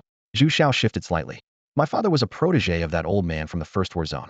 After retiring, he joined the police force. That old man was a legendary figure, one of only a handful in Longhua who could rival him. At the mention of the elder, both Lao Jiao and Xiao Baihu showed a trace of respect in their eyes. You should know where he stands, right? Zhu Xiao asked with a faint, knowing smile. In the entire Dragon Nation, no one could hear the name of this elder without feeling a deep sense of reverence. He was the leading figure of the nation's hawkish faction, advocating for the complete eradication of surrounding foreign tribes. Under his iron-fisted leadership, the First War Zone had become an invincible force in the Asian region, to the extent that even the Fourth War Zone, commanded by Bai, had to follow his orders. Wherever the sun and moon shine, wherever rivers and mountains extend, it is all territory of the Dragon Nation. The Asian region has always been our ancestral land. Except for the citizens of the Dragon Nation, all other tribes are mere livestock, to be slaughtered or subdued. Lao Jiao calmly repeated the famous words of this figure, a meaningful glint flashing in his eyes. If this is his handiwork, then the Zhu family's stance is clear. The fact that the Sanmu group settled in Chuanfu already displeased him. He only refrained from action because they struck a deal with the Ma family, who provided protection, Zhu Xiao said while absent-mindedly twisting a strand of his hair. Realizing the gesture was overly feminine, he coughed lightly to mask his embarrassment. I simply pushed things along. Of course, if you don't care about a few lay family members dying, you can simply ignore this. The Zhu family will deal with the Sanmu group slowly on our own. With that, Zhu Xiao almost bolted, snatching the report from the hands of the young man, nicknamed Little White Tiger, and quickly stepping out of the car. You make your own decision. Little White Tiger thoughtfully watched Zhu Xiao's retreating figure. It was clear that the Zhu family intended to use someone else to fight their battle, hoping Little White Tiger would go up against the Sanmu group. However, they neither threatened nor enticed him, knowing full well his vengeful nature. What do you think of the credibility of this report? Little White Tiger asked, handing the cigarette in his mouth to Lao Jiao. The latter, also watching Zhu Xiao's departing figure, suddenly changed the subject. Look at that, how does a grown man have such a perky backside? The remark hit its target like an arrow. Zhu Xiao, who had only walked a few meters, stumbled violently, nearly falling over.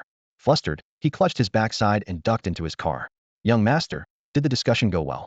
Inside the car, a middle-aged man with a police inspector's insignia handed him a bottle of water. Zhu Xiao took it, gulping it down in one go, while cautiously observing Little White Tiger's vehicle through the rearview mirror. They'll definitely cooperate. After all, we're talking about the Sanmu group. Ba Wang is notoriously xenophobic, and his offspring won't be any different. Remembering his earlier embarrassment, he gritted his teeth. Those two little punks. Did they say anything? Did they refuse? The middle-aged man pressed for details. No, they didn't express anything. By the way, Uncle Ku, Lao Jiao said he wanted to duel me with bayonets. What does that even mean? Puffed. The middle-aged man spat out a mouthful of water, his face turning red as he struggled to come up with an explanation. Meanwhile, in a secluded courtyard in the slums, 9 men were seated around a small furnace. A man missing one finger handed over a stack of handwritten documents. Coach, hey, race the intel. The Sanmu group has 3 major shareholders. The local faction led by the mayor's son-in-law, the foreign faction dominated by the Sanmu brothers, and a third group with an unknown background, represented by Tsuchiya Hyde. Sanmu Ichiro, Sanmu Ikabashi, and Tsuchiya Hyde are all 5 senses users. The Sanmu brothers manage the banking sector, while Tsuchiya Hyde oversees smuggling cultural relics. The coach took the documents, his eyes flashing coldly.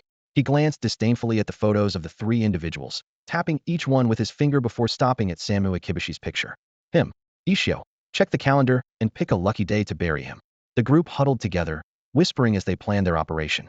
In the dim firelight, a faint outline of a figure could be seen lying on a bed in the corner. The next morning, in a luxurious villa within the Chun mansion, Ma Fangshan lay lazily in a lavish air-conditioned room, his gaze drifting through the floor-to-ceiling windows toward the horizon. His fingers moved deftly across his phone screen, the sound effects of a game occasionally breaking the room's silence. Young master. A middle-aged man in a crisp butler's uniform gently pushed open the door, bowing slightly. What's the situation outside? Ma Fangshan asked without looking up. All of Little White Tiger's men have called in sick today. The butler reported respectfully, leaning forward. Word from the Bing mansion is that the people from Black Mountain Town have completely left the city. Meanwhile, Bawang village has dispatched 3 adopted sons, all heading toward the Chun mansion. A smug smile curled on Ma Fangshan's lips. Everything was unfolding as he had planned. Adjusting to a more comfortable position, he said leisurely, those 2 Xiao lazy really can't bear the slightest grievance, can they? With the power of Ba Wang and the backing of Yuan Xiao Group, they might actually stand a chance against Sanmu Group. A glint of amusement flickered in his eyes. Let them fight. The messier, the better. I do love watching tigers fight from the mountain. Meanwhile, in the tallest office building within Chun Mansion, on the top floor of the Sanmu Group headquarters, the Sanmu brothers stood by the window, overlooking the bustling city below. The Dragon Nation truly has magnificent landscapes, Sanmu Ichiro said, gazing at the congested streets with a mix of envy and greed in his tone. Such vast and fertile lands, why should the people of the Dragon Nation get to claim it all, while we of Ko Island are cramped on such a tiny piece of land? Brother, the Chun Mansion will be ours sooner or later, Sanmu Ichihashi said, gripping his katana tightly, ambition flashing in his eyes. Starting from Chun Mansion, we'll gradually devour the entire Dragon Nation. Once we've fully taken over Chun Mansion, we'll bring all our people here. Boom. A deafening explosion suddenly erupted, shaking the entire building violently. Blinding flames reflected off the floor-to-ceiling windows. The brothers leaned forward to look, only to see the parking lot on the first floor engulfed in a raging inferno. Even the building's signage had been obliterated by the blast. Amid the flames, 3 figures stood out starkly. 3 young men dressed in black hoodies, their hoods up, strolled leisurely out of the fire toward the front entrance of the Sanmu building. Stop right there. This is Sanmu Group territory. Dragon Nation citizens are not allowed inside. Over 20 security guards rushed to the scene, surrounding the trio. The lead youth slowly removed his hood, a cigarette dangling from his lips as a roguish smirk spread across his face. Do you even know where you are? This is Sanmu Group. He paused, then sneered. Wrong. This is Dragon Nation land, you idiots. Believe it or not, I'll blow up your building and turn it into a public restroom. Baku. One of the security guards, an awakened individual, snarled as all 20 guards closed in. The head of security, waving a long blade in his hand, sneered. This is our island territory now. Soon, all of you Dragon Nation people will be driven out of Chun Mansion, except for the women. They can stay. Huh. Dragon Nation women. Not bad at all. The long blade pressed against the youth's chest as the head of security threatened. Crawl out of here, crawl like a dog. Every Dragon Nation fool who trespasses on Sanmu property leaves crawling, understand? The youth, known as Go, raised an eyebrow and beckoned the head of security closer with a finger. The man smirked disdainfully and leaned in. Go bent slightly, whispering in his ear, "Screw you, idiot." Ugh. Suddenly, a shotgun was thrust forward from behind Go, the barrel shoved directly into the head of security's mouth. His eyes widened in terror as the figure behind Go bone swayed exaggeratedly and greeted him. "Hello there." Bang. Teeth and blood sprayed through the air as the head of security clutched his mouth in agony. His mouth was completely blown apart, his cheeks a mangled mess of flesh and blood, exposing the horrifying sight of bare white bone. Even for a second stage awakened, being blasted at such close range by a shotgun left no chance of escaping severe injury. Bone held the shotgun in one hand, skillfully chambering the next round. The cold barrel pressed directly against the security captain's eye. "You like laughing?" Before the words had fully left his mouth, he pulled the trigger. A deafening gunshot rang out, and the captain's body instantly crumpled to the floor, lifeless. The other awakened snapped out of their shock, drawing their weapons in unison, ready to execute the three intruders on the spot. However, Go remained calm and unhurried, pulling out a remote control. "Go ahead, touch me if you dare." The awakened of Island were not easily intimidated by such threats. They knew that even if Go was carrying explosives, with proper precautions, it would be difficult for him to inflict fatal damage on them. At that moment, a sinister smile crept across Go's face. Without hesitation, he pressed the remote. A thunderous explosion echoed in the distance. As the security guards instinctively shielded their heads, they realized in shock that the blast had originated 3 streets away. An under-construction office building belonging to the Sankey Corporation had collapsed in a massive cloud of dust and debris. This sudden turn of events immediately cooled the tempers of the security team. Seeing Go's finger hover over another button on the remote, everyone stopped in their tracks. Sankey Corporation was heavily invested in urban development, and if their skyscrapers were all destroyed, the financial losses would be catastrophic. Xiao Feng spat on the ground, mocking them. "That's all the guts you've got? One building down, and you're already scared? I've even got my insurance ready." "What? You're not going to fight anymore?" Go pressed the remote again. Another earth-shaking explosion followed, sending tremors through the entire Chun Mansion. The collapse of a second building made the security guards even more hesitant, fearing that any reckless move on their part might lead to even greater losses for Sankey Corporation. Amid this tense standoff, the automatic doors of the lobby slid open silently. A well-dressed man stepped in, speaking fluent Longwa language. "Mr. Sankey invites you upstairs." It was clear that Sankey had already seen through the trio's true intentions. As the man, who claimed to be Sankey's secretary, began to introduce himself with an air of superiority, his speech was abruptly cut short when Bone shot him in the thigh. Without even looking back, Go said coldly, "If you like being a dog, then stay on your knees. Stand up, and don't blame me for putting another bullet in you. I know the way myself." The crowd outside the building was growing larger, with many people pulling out their phones to record the scene. The once arrogant security guards could only swallow their pride, watching helplessly as the 3 intruders swaggered into the elevator. The elevator doors slowly opened on the top floor of the building. A secretary from Kodao stood respectfully at the entrance, offering a slight smile and gesturing politely with a bow. "See? I told you, Kodao people are perfect for the service industry. This is what a real servant looks like," Bone remarked, holding his shotgun as he followed the secretary into the room with satisfaction. The room was brightly lit and elegantly furnished. The Mickey brothers sat on the sofa, exuding an imposing aura. The moment they entered, an oppressive tension filled the air, as if an invisible mountain bore down on them. The 3 men struggled to breathe, their bodies involuntarily bending lower and lower, though their knees never touched the ground. Mickey Ichiro's expression darkened as he stepped forward, effortlessly snatching the remote control from Hagu's hand and idly playing with it. "You think you can threaten me with this? Tired of living?" His expression suddenly shifted, realized the remote was fake. This meant the earlier explosions had not been triggered by it. Hagu struggled to lift his head, managing a mocking grin. Oh, trying to outsmart us? Take a look outside the window. Miki Ikabashi walked to the window and saw Lao Jio squatting by the roadside, smoking a cigarette. Noticing Miki's gaze, Lao Jio raised his middle finger without hesitation. In 3 minutes, if we don't leave, every building, factory, and asset you own in Chuanfu will be blown to bits. The threat made the two brothers hesitate. They had already lost 2 buildings, and if all their painstakingly revived enterprises were destroyed, their plans would be utterly ruined. The oppressive atmosphere lifted, and the 3 men straightened up, nonchalantly brushing the dust off their clothes. What do you want? Miki Ikabashi asked coldly. Heigo exhaled deeply and strode up to the two brothers. Which one of you is Miki Ikabashi? I am. Ikabashi sneered as he stood. You think a few buildings can intimidate? Smack. A loud slap cut him off mid-sentence. Ikabashi clutched his face, his eyes wide with disbelief. Ichiro, equally shocked, forgot to exhale the smoke in his mouth, leaving it trapped in his throat. Man, you're tough. That hurt my hand, Heigo said, shaking his hand before plopping onto the sofa and propping his feet on the table. Joga said the first thing to do when we see you is slap you. Bone, acting as if he owned the place, turned to the secretary. Hey, you, go fetch a few Kodao girls. I've seen your movie's VIP service during meetings, right? I want to try that. Xiaofeng rubbed his hands together excitedly. You guys really know how to have fun. Count me in. Can you focus on the task at hand? Heiga snapped irritably. With a sharp clang, Miki Ikabashi drew his katana. The humiliation was too much for his pride, and his fury clouded his judgment. Ignoring the potential destruction of his businesses, he swung the blade at the 3 men.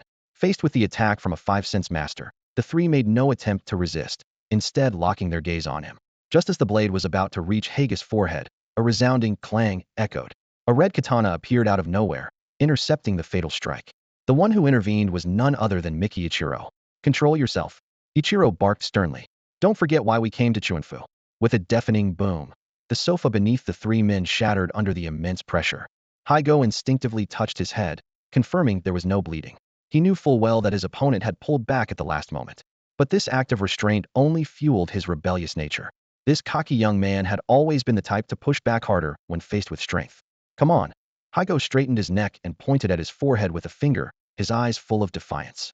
Keep slashing. If you can't kill me, then you're my pet. He sat cross-legged on the floor, absent-mindedly picking his nose. We came here, knowing we might not leave alive. If you don't finish us off today, I won't even respect you.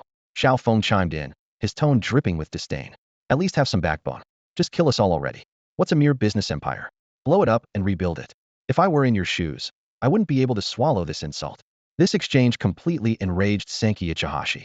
The dignified warrior's face turned beet red as he trembled with fury.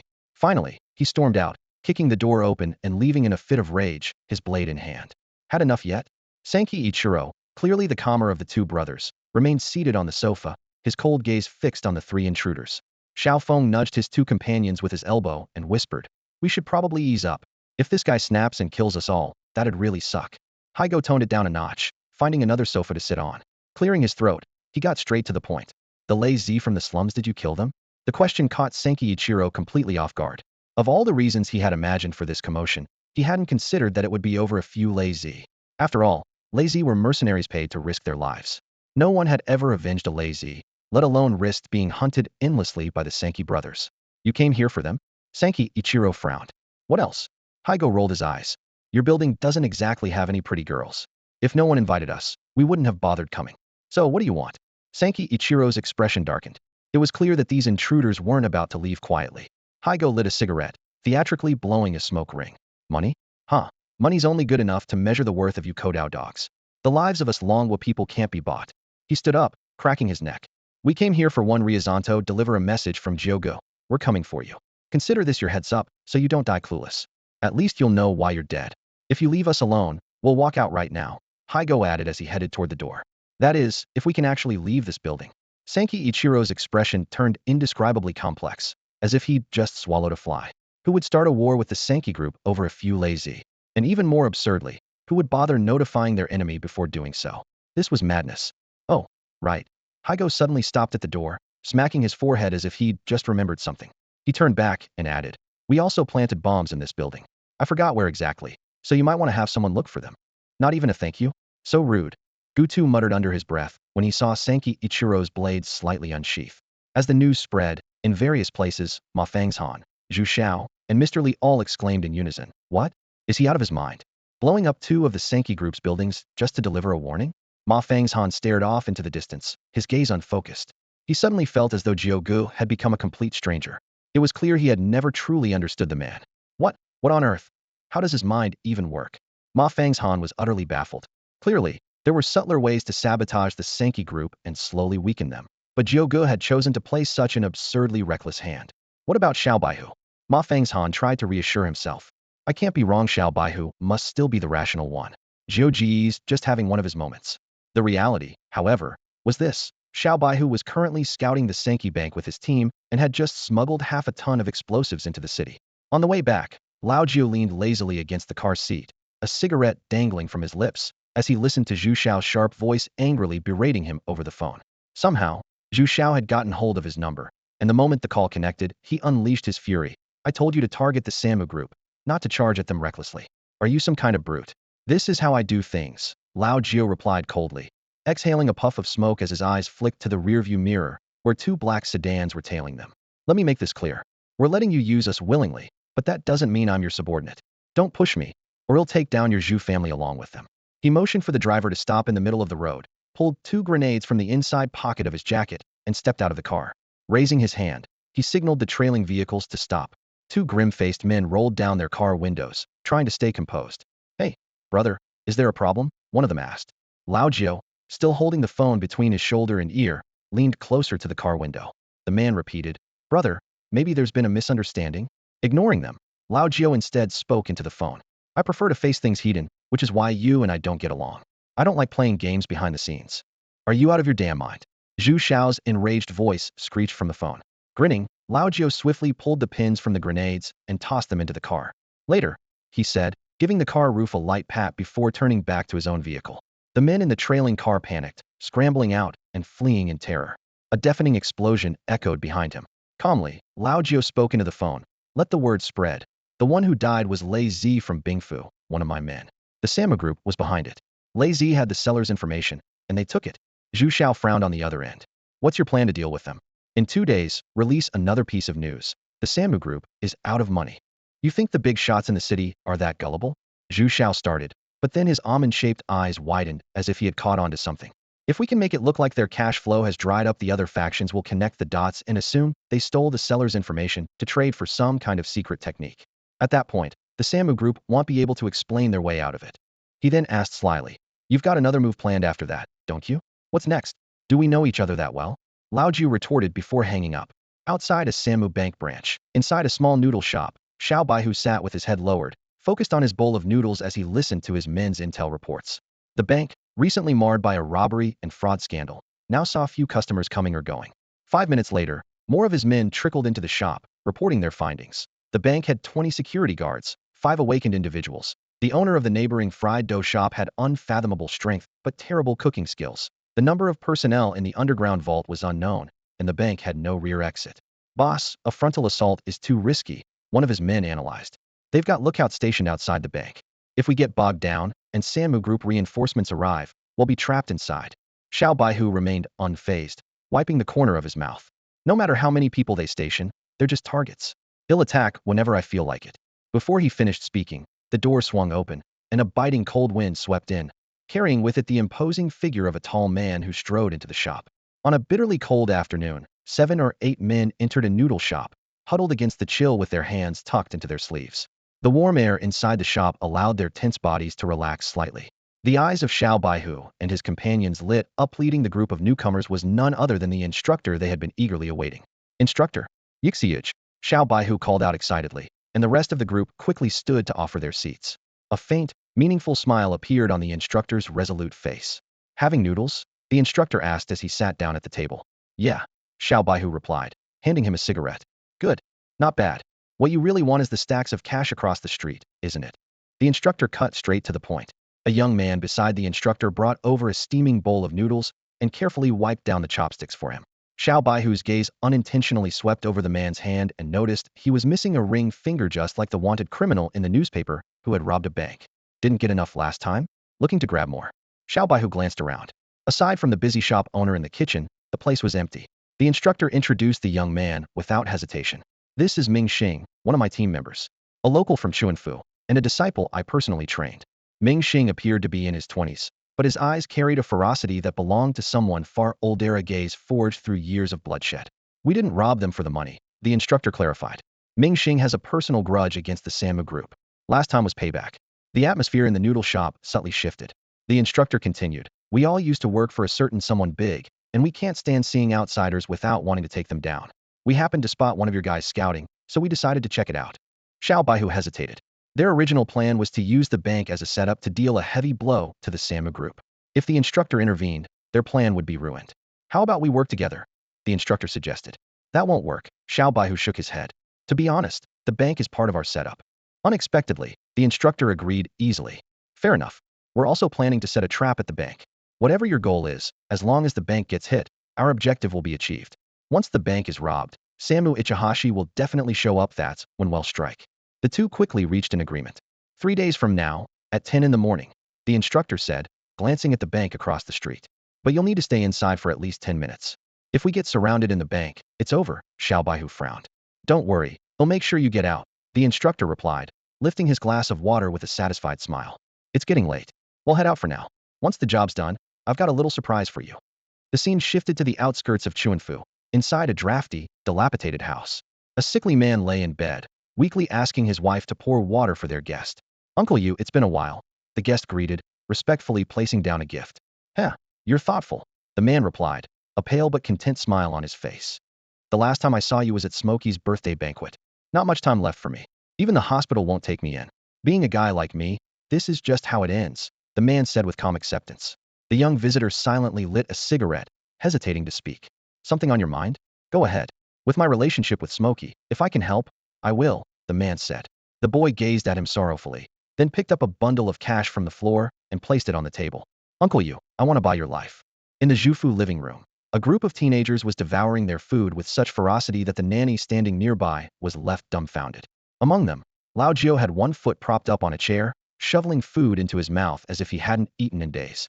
Can't you eat like normal people? Show some manners, Zhu Xiao said with a helpless frown. Lao Jiu mumbled through a mouthful of food. We didn't have a decent meal until we turned 15. In the post-apocalypse, surviving itself was hard enough, let alone eating our fill. How long are you planning to hide out in my house? Zhu Xiao asked, his gaze sweeping over the group with a complicated expression. Xiao Baihu set down his chopsticks and sneered. See that? This is how families like yours act. We do their dirty work, and they still look down on us. If my father sees you here. Zhu Xiao hesitated, leaving the sentence unfinished. It was true Xiao Baihu and his group carried an air of lawlessness, no different from the thugs outside the city. We'll leave as soon as the job's done. We want overstay our welcome, Lao Jiu said, putting down a chicken leg with a meaningful look.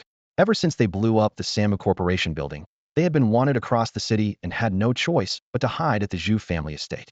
After all, even Samu Ichiro wouldn't dare to storm the home of the Spring City police chief. I didn't mean it like that. It's just, there are important guests visiting today. Zhu Xiao fidgeted, nervously tugging at the hem of his clothes. At that moment, the main doors of the Zhu residence swung open.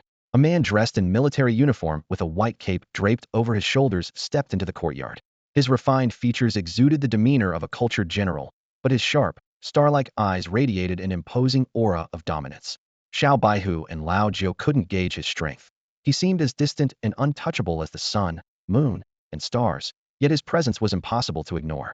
2 men in police uniforms followed deferentially behind him. Father, Zhu Xiao stammered, casting an awkward glance at Lao Jiu and the others. Grand Marshal, this is my daughter. The middle-aged man accompanying the white-capped figure quickly introduced. Junior Zhu Lear greets the Grand Marshal. Zhu Xiao, whose real name was Zhu Lear, hurriedly bowed in respect. You're a girl? Lao Jiu stared at Zhu Lear's chest in disbelief. Where's your? Zhu Lear glared at him furiously before hastily turning to explain to her father. These are hired mercenaries. Xiao Baihu stood up and respectfully saluted the police chief. Greetings, Chief Zhu. Chief Zhu merely nodded in acknowledgement, his focus entirely on the man in the white cape, as if fearing he might offend this esteemed guest. The man's piercing gaze swept over Xiao Baihu and Lao Jiu, as if stripping them bare with its intensity. So, just a bunch of hired hands, the man said coldly. Since when do mercenaries get to sit at the table while the host stands by? Where are your manners? An untimely voice disrupted the calm. A young man, impeccably dressed in a tailored suit, strode confidently to Zhu Lear's side, positioning himself protectively in front of her, his expression one of arrogant superiority. Lur, you're just too kind. These wild brutes from outside the city only know how to bully people. If anyone gives you trouble, just let me know. The leader of Bawang village is a close buddy of mine. It's just a word from me. The young man stood taller, sneaking glances at the man in the white robe, clearly hoping to attract his attention. But the man in the white robe did not so much as glance at him. Lao Jiao observed the scene and couldn't help but smirk inwardly. He knew his fiery-tempered godfather all too well. There was no way he'd have any connection with such a pompous air. Standing behind the white-robed man was the senior police official, Deputy Chief Li, who happened to be the young man's father. At that moment, the deputy chief looked so embarrassed he wished he could disappear. Marshal, my son must have made a fool of himself in your presence. Marshal, I know a lot of people in this part of Chuanfu. If there's anything you need, just let me know. The young man continued bragging, oblivious to the awkwardness. Shut up, Deputy Chief Li barked sharply. Realizing the white-robed man was completely ignoring him, the young man sensed the awkwardness and hastily changed the subject. Haven't you noticed we have a distinguished guest here? Get out of here, all of you. Lao Jiao put down the food in his hand, silently gripping a dining knife. His companions immediately understood, their gazes locking onto the young man. The atmosphere grew tense in an instant. The white-robed man's lips curled into a faint smile, but he remained silent. Sorry for the intrusion. Xiao Baihu pressed down on Lao Jiao's hand, which held the knife, and offered Zhu Lur an apologetic smile. It was thoughtless of us. We'll leave now. Wait. Chief Zhu, who had been silent until now, finally spoke up. Since they are Lair's friends, let them stay here. Lur, arrange some rooms for them. As the highest-ranking officer at the Chuanfu Police Department, Chief Zhu knew that letting Lao Jiu leave now would likely put him in the crosshairs of the Samu group. He was well aware of Zhu Lair's covert plans and naturally wouldn't allow such a key piece in the game to come to harm. Uncle, that's not a good idea. The young man interrupted anxiously. These brutes from outside the city are greedy and dangerous. Keeping them here is too risky. Seeing the dark expressions on Chief Zhu and his father's faces, he realized he had misspoken and quickly added, I am just concerned for your safety. Huh. The younger generation truly is remarkable, Chief Zhu sneered. Tell your father that you're ready to take his place. We old folks should retire. The young man's face flushed red with shame, and he lowered his head. Lao Jiu let out a cold laugh, prompting the young man to glare at him angrily. Worried that Lao Jiu might provoke the white-robed man, Zhuler quickly pulled and tugged him and his group toward the backyard. Meanwhile, Chief Zhu led the white-robed man into the reception hall. The young man tried to follow, but his father stopped him. What on earth are you doing? Deputy Chief Li scolded in a low voice. I told you to make a good impression on the marshal, but instead, you've managed to offend the chief. I was trying to make an impression. It's those brutes that made me lose face in front of the marshal. The young man fixed his gaze on Lao Jiao's retreating back, his eyes lighting up. Dad, look at him. Doesn't he resemble the guy on Samu Group's wanted poster? Shut up. The deputy chief shot a glance at Lao Jiao and snapped impatiently. You better reflect on your behavior. I told you to pursue Lur, and after 3 years, there's been no progress. I told you to impress the marshal, and you've made a complete mess of it. If you could just get the marshal to notice you, the whole of Chuanfu would be yours to command. Useless. With that, Deputy Chief Li stormed off toward the reception hall, leaving his son behind. Inside the reception hall, the white-robed man gracefully held a teacup. His interest piqued as he asked, Who's that young man? Xiao Baihu and Lao Jiao. Chief Zhu replied candidly. The children of Bawang. Deputy Chief Li added sourly. His own son had tried so hard to curry favor and had been ignored, while these young brutes had casually garnered the marshal's attention. Few in Chuanfu knew the marshal's true identity, but those who did understood his immense influence in Longhua. Gaining his favor could change one's life. So it's them, the white-robed man said, gently stroking the ring on his finger, a faint smile playing on his lips. Interesting. They blew up Samu Group's building, slapped Samu Ichihashi in the face, and managed to get away unscathed. Clever, bold, and resourceful. Intriguing individuals. Meanwhile, the young man sat alone in the living room, growing angrier by the moment. A dangerous thought began to take root in his mind. Everyone underestimates me. Samu was right. I need to prove my worth. Making sure no one was watching, he took out his phone. Hello, Mr. Samu. I have some important information. The next morning, Lao Jiao, who was accustomed to waking up early, slowly opened his eyes and realized that the little white tiger by his side was nowhere to be seen. He stepped out of the room and found the little white tiger perched on the low wall of the small courtyard, its rear end sticking up as it intently peered into the neighboring yard. The Zhu residence was built following the traditional layout of old-style compounds, with the backyard composed of several smaller courtyards separated by low walls. Seeing this, Lao Jiao couldn't help but chuckle mischievously, wondering if the little tiger was spying on women bathing. He approached and gave the tiger a firm slap on its rear. The startled white tiger quickly turned around and gestured for silence, urging Lao Jiao to climb up and take a look for himself. Skeptical but curious, Lao Jiao craned his neck to peer into the neighboring courtyard. There, he saw a man in a white robe practicing martial arts. Although neither of them could discern the intricacies of the moves, The punches were executed with such fierce momentum that each seemingly simple strike carried the power to split mountains and shatter stones. There's something unusual about his technique, the white tiger whispered to Lao Jiao. I've been watching for a while now. His punches resemble military combat styles, but the power is astonishingly exaggerated. Watch his footwork, Lao Jiao said, his sharp eyes fixed on the man in white. Pay attention to his legs when he exerts force. As if to confirm Lao Jiao's observation, the man in white suddenly let out a thunderous shout and punched forward. The ground of the courtyard rippled like waves, and the spot under his feet sank deeply into the earth. To sink the ground with a single step, how much strength does that require? The white tiger exclaimed in awe. Xiaoming, did you catch that? The man in white asked, his back turned to the two eavesdroppers. He was addressing a young guard standing at the courtyard gate. The guard, a broad-shouldered teenager with a buzz cut, looked on with a face full of admiration. The man in white continued explaining. This technique, Thunder Cannon Fist, I acquired from an opponent. It was designed specifically for battlefield charges. As its name suggests, each punch strikes like a thunderous cannon blast, not only devastating in power, but also capable of producing a booming sound to intimidate enemies. It's a 5th-grade martial technique originally composed of 72 moves. I've condensed it into 8 punches, which should elevate its grade to the 6th level. He added, martial techniques are classified from 1 to 9 grades, with 1 being the weakest and 9 the strongest. Beyond the 9th grade lies the realm of divine abilities. Grades 1 to 3 are the lower tier, 4 to 6 the middle tier, and 7 to 9 the upper tier. Watch closely, he instructed, beginning a demonstration. The first move, heaven-shattering strike. The second, earth-destroying blow. The third, enemy-crushing strike. The fourth, formation-breaking punch. With each punch, a deafening roar shook the air, causing dust to cascade from the courtyard walls. The key lies in the wrist movement, the man in white explained patiently. This technique, similar to ancient boxing, requires splitting your energy into multiple bursts within an instant. It demands precise breath control. Before he finished speaking, he unleashed another punch, producing 4 consecutive explosive sounds. A nearby rockery shattered on impact, and the force of the punch traveled through it, obliterating an ancient tree hundreds of meters away. If you can master all 8 bursts, you'll be nearly invincible against anyone below the 8th grade. This is a technique that emphasizes raw power over finesse, the man in white elaborated to the young guard named Xiaoming. Lao Jiao and the little white tiger, watching from the wall, were thrilled, as it was their first time witnessing such a systematic display of martial arts. Suddenly, alarms blared throughout the Zhu residence, likely triggered by the earth-shaking punch that had startled everyone in the household. The sound of hurried footsteps approached, interrupting the man in white's lesson.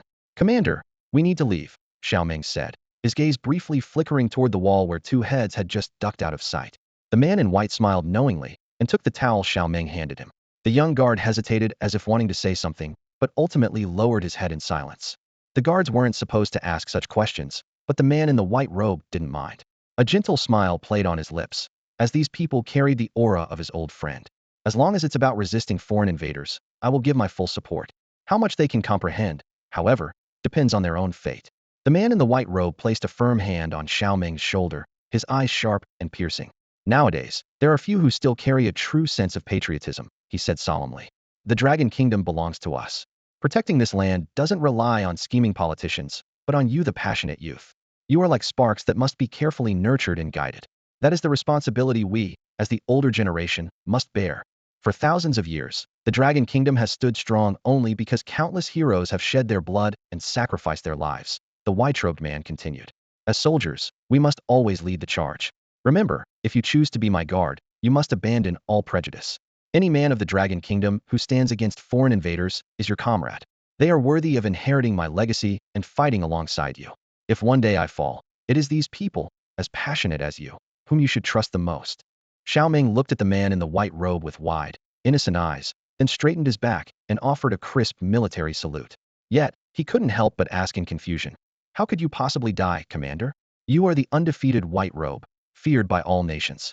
Apart from the pride of Xiang Prefecture, the great Ao Xingtian Wang, you are the second youngest 9 awakening warrior in the Dragon Kingdom. Even someone as strong as Ao Xingtian Wang fell, didn't he? The man gently patted Xiaoming's head. A 9 awakening warrior is still human. Death is inevitable. If I die, you must inherit my will, eradicate the invaders, leave no stone unturned. Don't concern yourself with being called a butcher or how history might judge you. His voice grew firmer, more resolute. Just kill. Kill until the Dragon Kingdom stands unchallenged atop the world. Kill until all nations bow in submission, until their leaders serve as vassals to our kingdom. Don't fear becoming a sinner. We act with no shame toward the blood of our ancestors and no guilt in our hearts. In the boy's eyes, a fierce flame ignited. This was the power of legacy. The white robe's words and actions influenced everyone around him.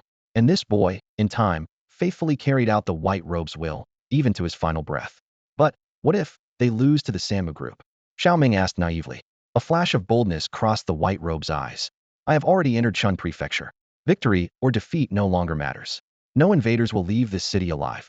It's just a small Kutu island. When my blade is unsheathed, all foreign foes must cower before me.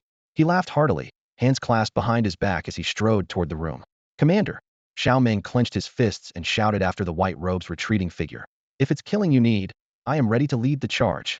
Just beyond the wall, little white tiger stood with fists tightly clenched. Old Ju lowered his head, his heart in turmoil. The white robe's brief words had completely shifted their worldview, expanding their lives beyond mere personal vendettas. He's a 9 awakening, little white tiger said, taking a deep breath, his voice steady. And so, old Joe asked, a 9 awakening from the Dragon Kingdom, slaughtering a bunch of small fry? That would be humiliating, little white tiger muttered, lighting a cigarette. I don't care about earning a bad reputation. Brother, I think. I want to wipe out every invader in this city. Then let's do it. Old Joe raised his head and extended his fist. If you want to take on the whole world, they'll stand with you. We're Lazis men. We've taken his payment, so we do the job. Little white tiger grinned, bumping fists with old Gio. For him, we'll wipe out every invader in this city. 2 mornings later, Chief Zhu woke up early and personally prepared breakfast in the main hall of his residence to entertain his esteemed guests. The whole family sat neatly around the table, accompanying Bai Yi for the meal. However, Zhu Luer appeared distracted, frequently glancing toward the door. Noticing this, Chief Zhu cleared his throat twice to remind his daughter not to neglect their guest. At the table, Bai Yi gracefully held a cup of soy milk in one hand while scrolling through news on his phone with the other. In stark contrast, Xiao Ming had already devoured half of the food on the table and let out a loud, satisfied burp. Suddenly, the sound of synchronized footsteps echoed closer and closer. Zhu Luer, Chief Zhu, and Bai Yi all paused and turned their gazes toward the door. 12 young men, each carrying a large canvas bag, marched into the hall in unison. Though their attire was plain and their appearances unremarkable, their eyes burned with determination, as if ready to head into battle. Chief Zhu, thank you for your hospitality, but it's time for us to leave, Xiao Baihu said with a slight bow.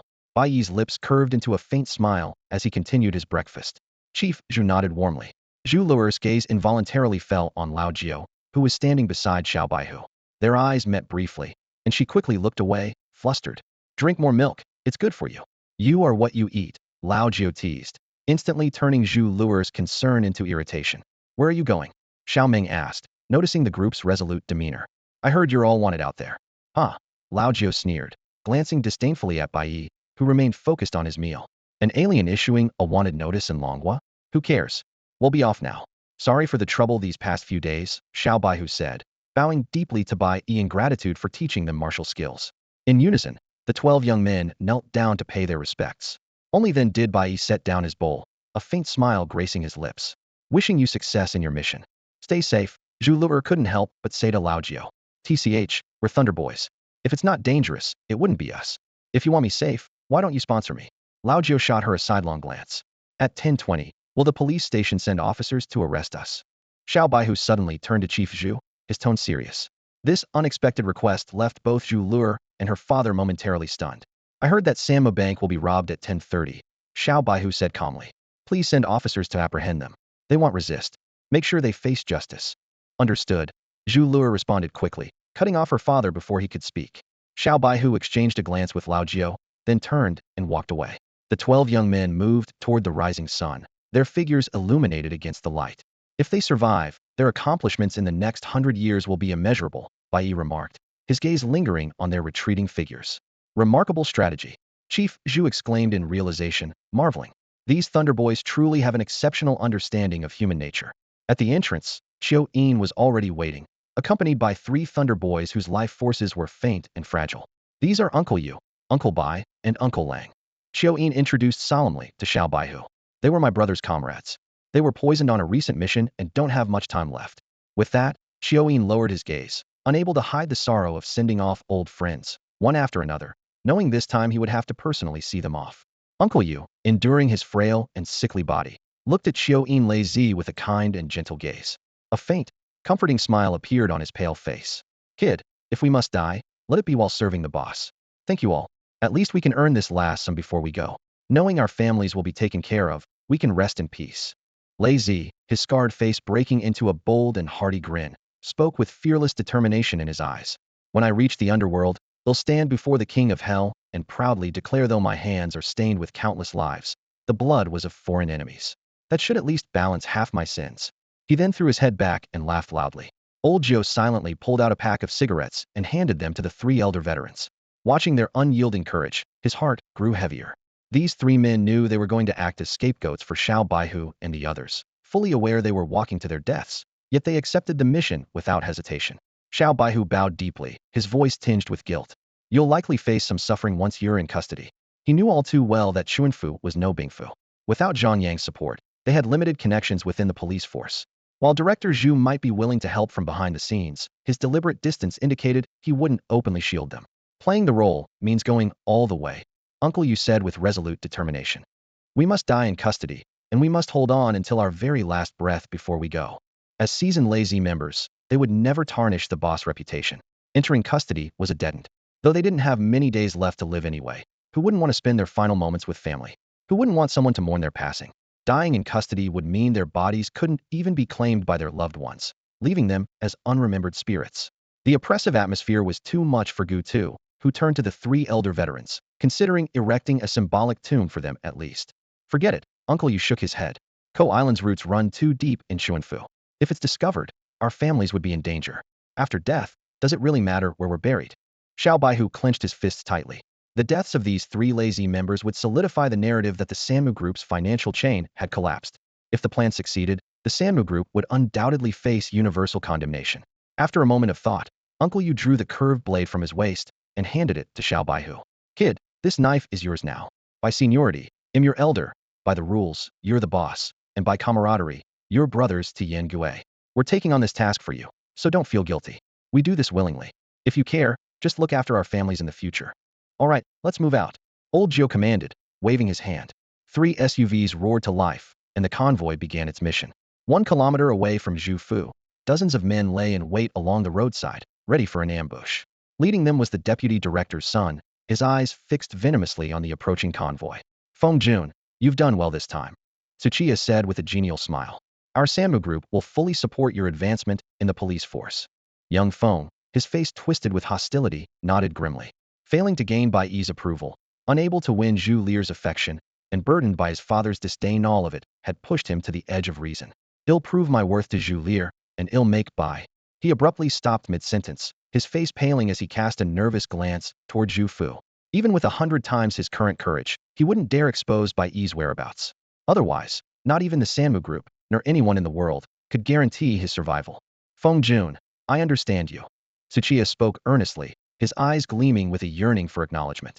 I want to prove to my family, too, that I, Tsuchiya Zei, am no less than my brother, even if he is of 5 senses. Tsuchiya Zei gripped his katana tightly, standing alongside another young master as they assumed an attack stance. Both were eager to use this operation to gain their family's recognition. They lay in ambush by the roadside, waiting for the white tiger cub to walk right into their trap. In the distance, the roaring engines of 3 off-road vehicles grew louder and closer. Xiao Feng stood at the forefront, raising his hand to signal his men to prepare for action. However, to everyone's surprise, as the vehicles sped past, the ambushers from Kojima remained completely still. What's going on? Xiao Feng spun around angrily, glaring at his men crouched on the ground. You said you'd take them down in one move. Why didn't you act? By now, Tsuchiya Zei was drenched in sweat, his eyes wide with terror as he lay motionless on the ground, paralyzed by fear. Among the group of Kojima men, a figure in white stood out starkly. Xiao Feng barely glanced at the figure before an overwhelming aura struck him, causing him to collapse to the ground. White, white, Xiao Feng stammered, his voice trembling, on the verge of tears.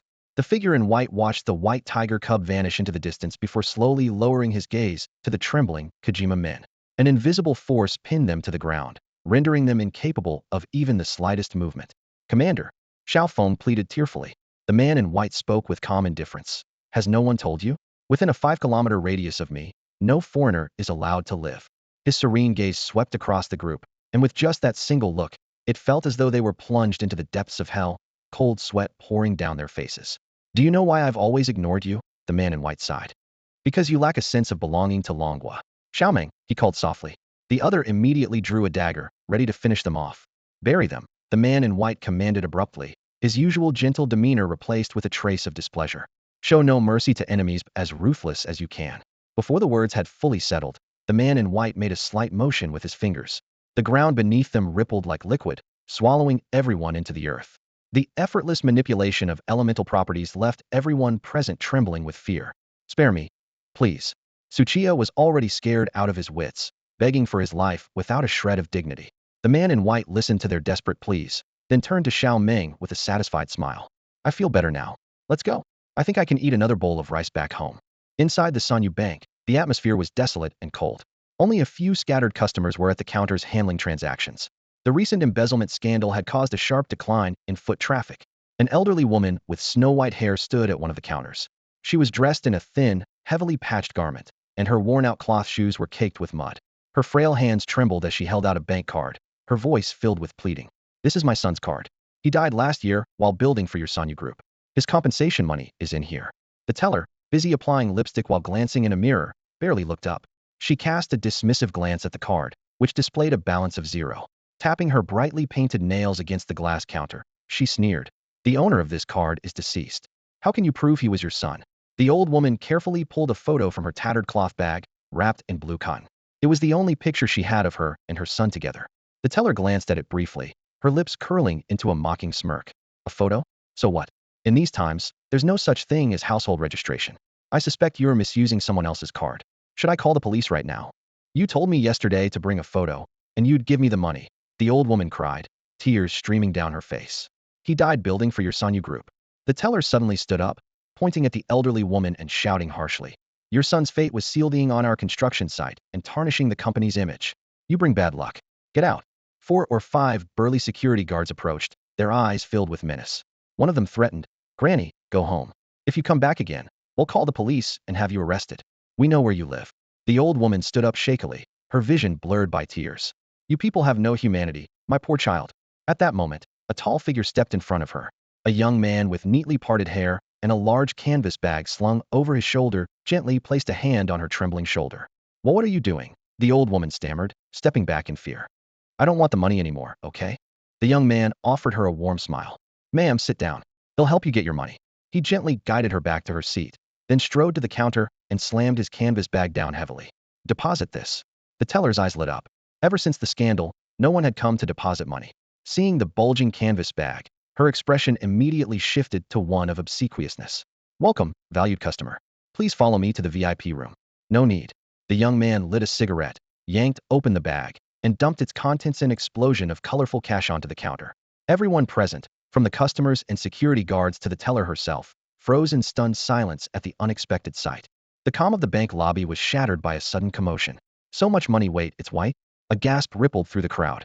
A young man had just dumped a pile of cash onto the counter. Upon closer inspection, it turned out to be ghost money from the Heaven and Earth Bank. The boy, unfazed, picked up a stack of the ghost money and casually patted it in his hand. Each note is worth $1 billion. No need to count it. Deposit $1 trillion into this card. He handed his bank card to the clerk with a serious expression. The clerk's face fell instantly. What she thought was a wealthy client turned out to be a lunatic. Her expression darkened as she abruptly stood up. Are you out of your mind? She snapped, pointing at the boy. Look at you, a shabby little nobody.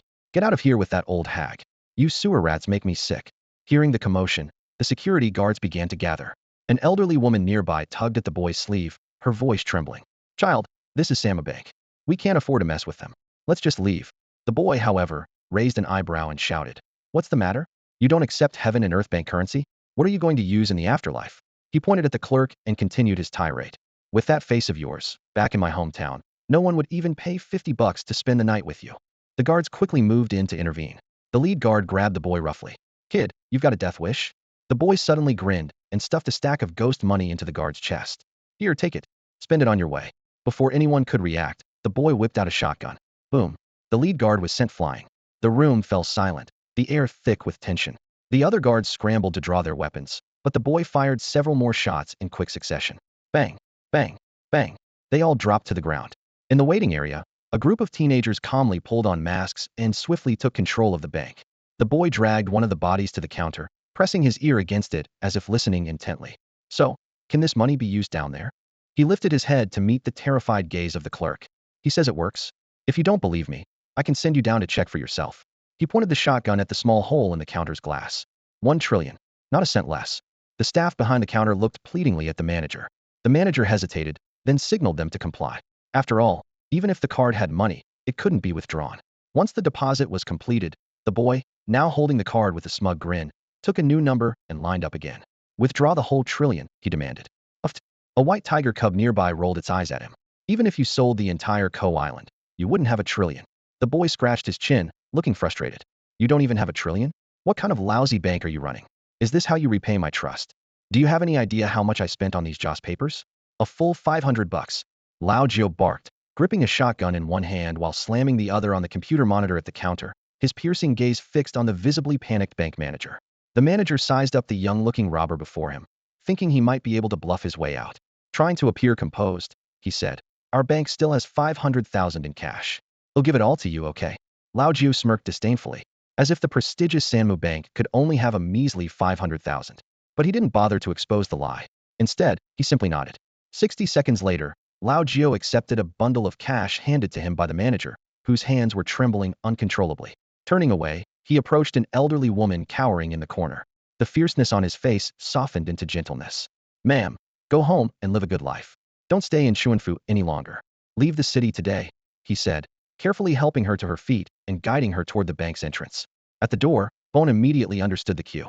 He swiftly opened his backpack and meticulously packed the cash for the elderly woman.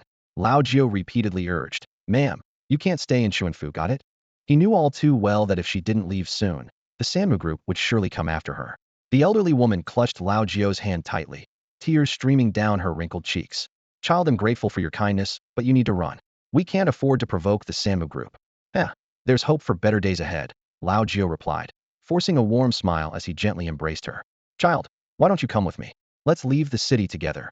The elderly woman pleaded, her clouded eyes glistening with tears. Thinking of her own child, she gripped Lao Gio's hand as if unwilling to let go. She knew staying behind would mean certain death for these young men. Ma'am, there are so many others out there like you. I have to take care of them all, Lao Gio said softly, reaching out to cover her eyes with his hand. Seeing this, little white tiger didn't hesitate. He pulled the trigger, and the staccato sound of gunfire echoed through the hall, mingling with the terrified screams of bank employees. The remaining customers shrieked and bolted for the doors. Lao Gio and Bone supported the elderly woman as they exited the bank. Take care of yourself, ma'am. Wishing you health and a long life, Lao Gio said. Thank you. Children, thank you. I'll kneel to you. The elderly woman sobbed uncontrollably outside the bank, falling to her knees. In this cruel, heartless post-apocalyptic world, Lao Gio might have been the only stranger to lend her a helping hand. Lao Gio's eyes glistened with unshed tears, but he managed a faint smile. If you kneel, I'll accept it. Now we're even. Go on. With that, he turned away decisively, and Bone promptly slammed the heavy iron doors of the bank shut behind them. Back at the bank, the scene was horrifying. Shattered bulletproof glass littered the counters, and the bodies of bank employees lay sprawled lifelessly on the ground. Only a manager and a teller were still alive, trembling on their knees like leaves caught in the wind. Lao Gio strode purposefully to the manager with a shotgun slung over his shoulder, while Xiao Baihu followed closely behind, grabbing the manager by the hair. Speak up. Where's the vault? Can you open it? Xiao Baihu's voice was as cold as ice. The vault. There's no money. We were just robbed. The manager gritted his teeth, his voice shaking but firm.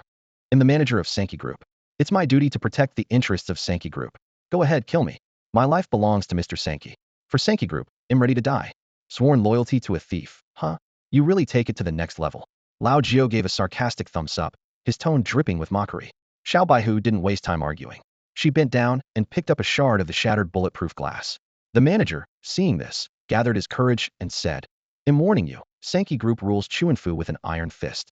Hell avenge me. Even if I die, my family will receive a handsome compensation. I'm not afraid. Hearing this, Lao Gio nodded, a sinister smile spreading across his face. Not bad. Come on, take a picture of him. Find out where his family lives, and we'll make sure they're reunited soon enough. The manager's bravery vanished instantly, as if had been plunged into icy water. Lao Gio placed the shard of glass in the manager's hands, his voice unnervingly gentle. I hate people who argue for the sake of arguing. And you want to argue with me? Bang. Xiao Baihu's gun fired. The manager was thrown several meters by the impact, the sickening crack of breaking ribs echoing through the room. As he opened his mouth to plead, a gush of dark blood spilled out. Lao Gio's twisted smile widened as he picked up another shard of glass and shoved it into the manager's arms. I like guys like you. who aren't afraid of death. Hang in there. We've got over 100 bullets left. If you're still alive after we're done, we'll leave. Maybe Sankey Group will give you a medal for dedication. Money belongs to the bank. Your life is your own. Think it through, Xiao Baihu said, raising her gun with a cruel grin. The manager stared at the trigger about to be pulled, finally breaking down. The sheer madness of this group was beyond anything he could have imagined, especially Lao Jiao, whose constant smile was utterly chilling. He'll lead you. The manager was just about to surrender when Lao Jiao suddenly grabbed his lips. Buddy, you've shown me your work ethic, and I respect that. Now, stand tall and take the bullets. Until every bone in your body is broken, I won't believe a single word you say. Bang. Another gunshot rang out, sending the manager flying again, slamming hard against the wall. He'll lead you, he sobbed, kneeling in surrender with his hands clasped together. Please, let me open the vault for you. I beg you. Guess your backbone isn't that strong after all. Bone sneered as he stepped forward, patting the manager's head with disdain. His face was full of mockery. The young white tiger tapped the counter lady kneeling on the ground with the barrel of his gun and spoke coldly. Hey, you with the makeup that's not helping much. Get up and help the manager over there. We're opening the vault. At the vault door, the manager, blood trickling from the corner of his mouth, trembled as he keyed in the digits on the security panel. The vault, made of specially reinforced steel, was buried deep underground, with only a heavy metal door serving as the sole entry and exit. Out of the corner of his eye, the manager glanced at the seemingly unsuspecting young man behind him, a sly smirk creeping onto his lips. Inside the vault, 5 awakened fighters lay in ambush. The moment the door opened, these reckless intruders would be walking into their doom. As the manager slowly turned the handle, the metallic gears groaned with a clank, clank, clank. Inside the vault, the 5 Kodao awakened fighters gripped their weapons tightly. One of them, a firearms specialist, already had his sights trained on the door, ready to fire at the first sign of movement. However, just as the door opened to reveal a narrow crack, it suddenly stopped. The awakened fighters inside exchanged confused glances. The leader of the group frowned and looked at the firearms specialist, who could only shrug helplessly. The gap was too small to see anything outside. As they hesitated over whether to rush out, a loud, cocky voice called from outside. Hey there, friends. Nice to meet you for the first time. Before the words had fully settled, 7 or 8 bulging canvas bags were tossed through the crack in the door. Then, with a loud bang, the door was slammed shut again. What's that smell? One of the awakened fighters asked warily, eyeing the bags on the ground.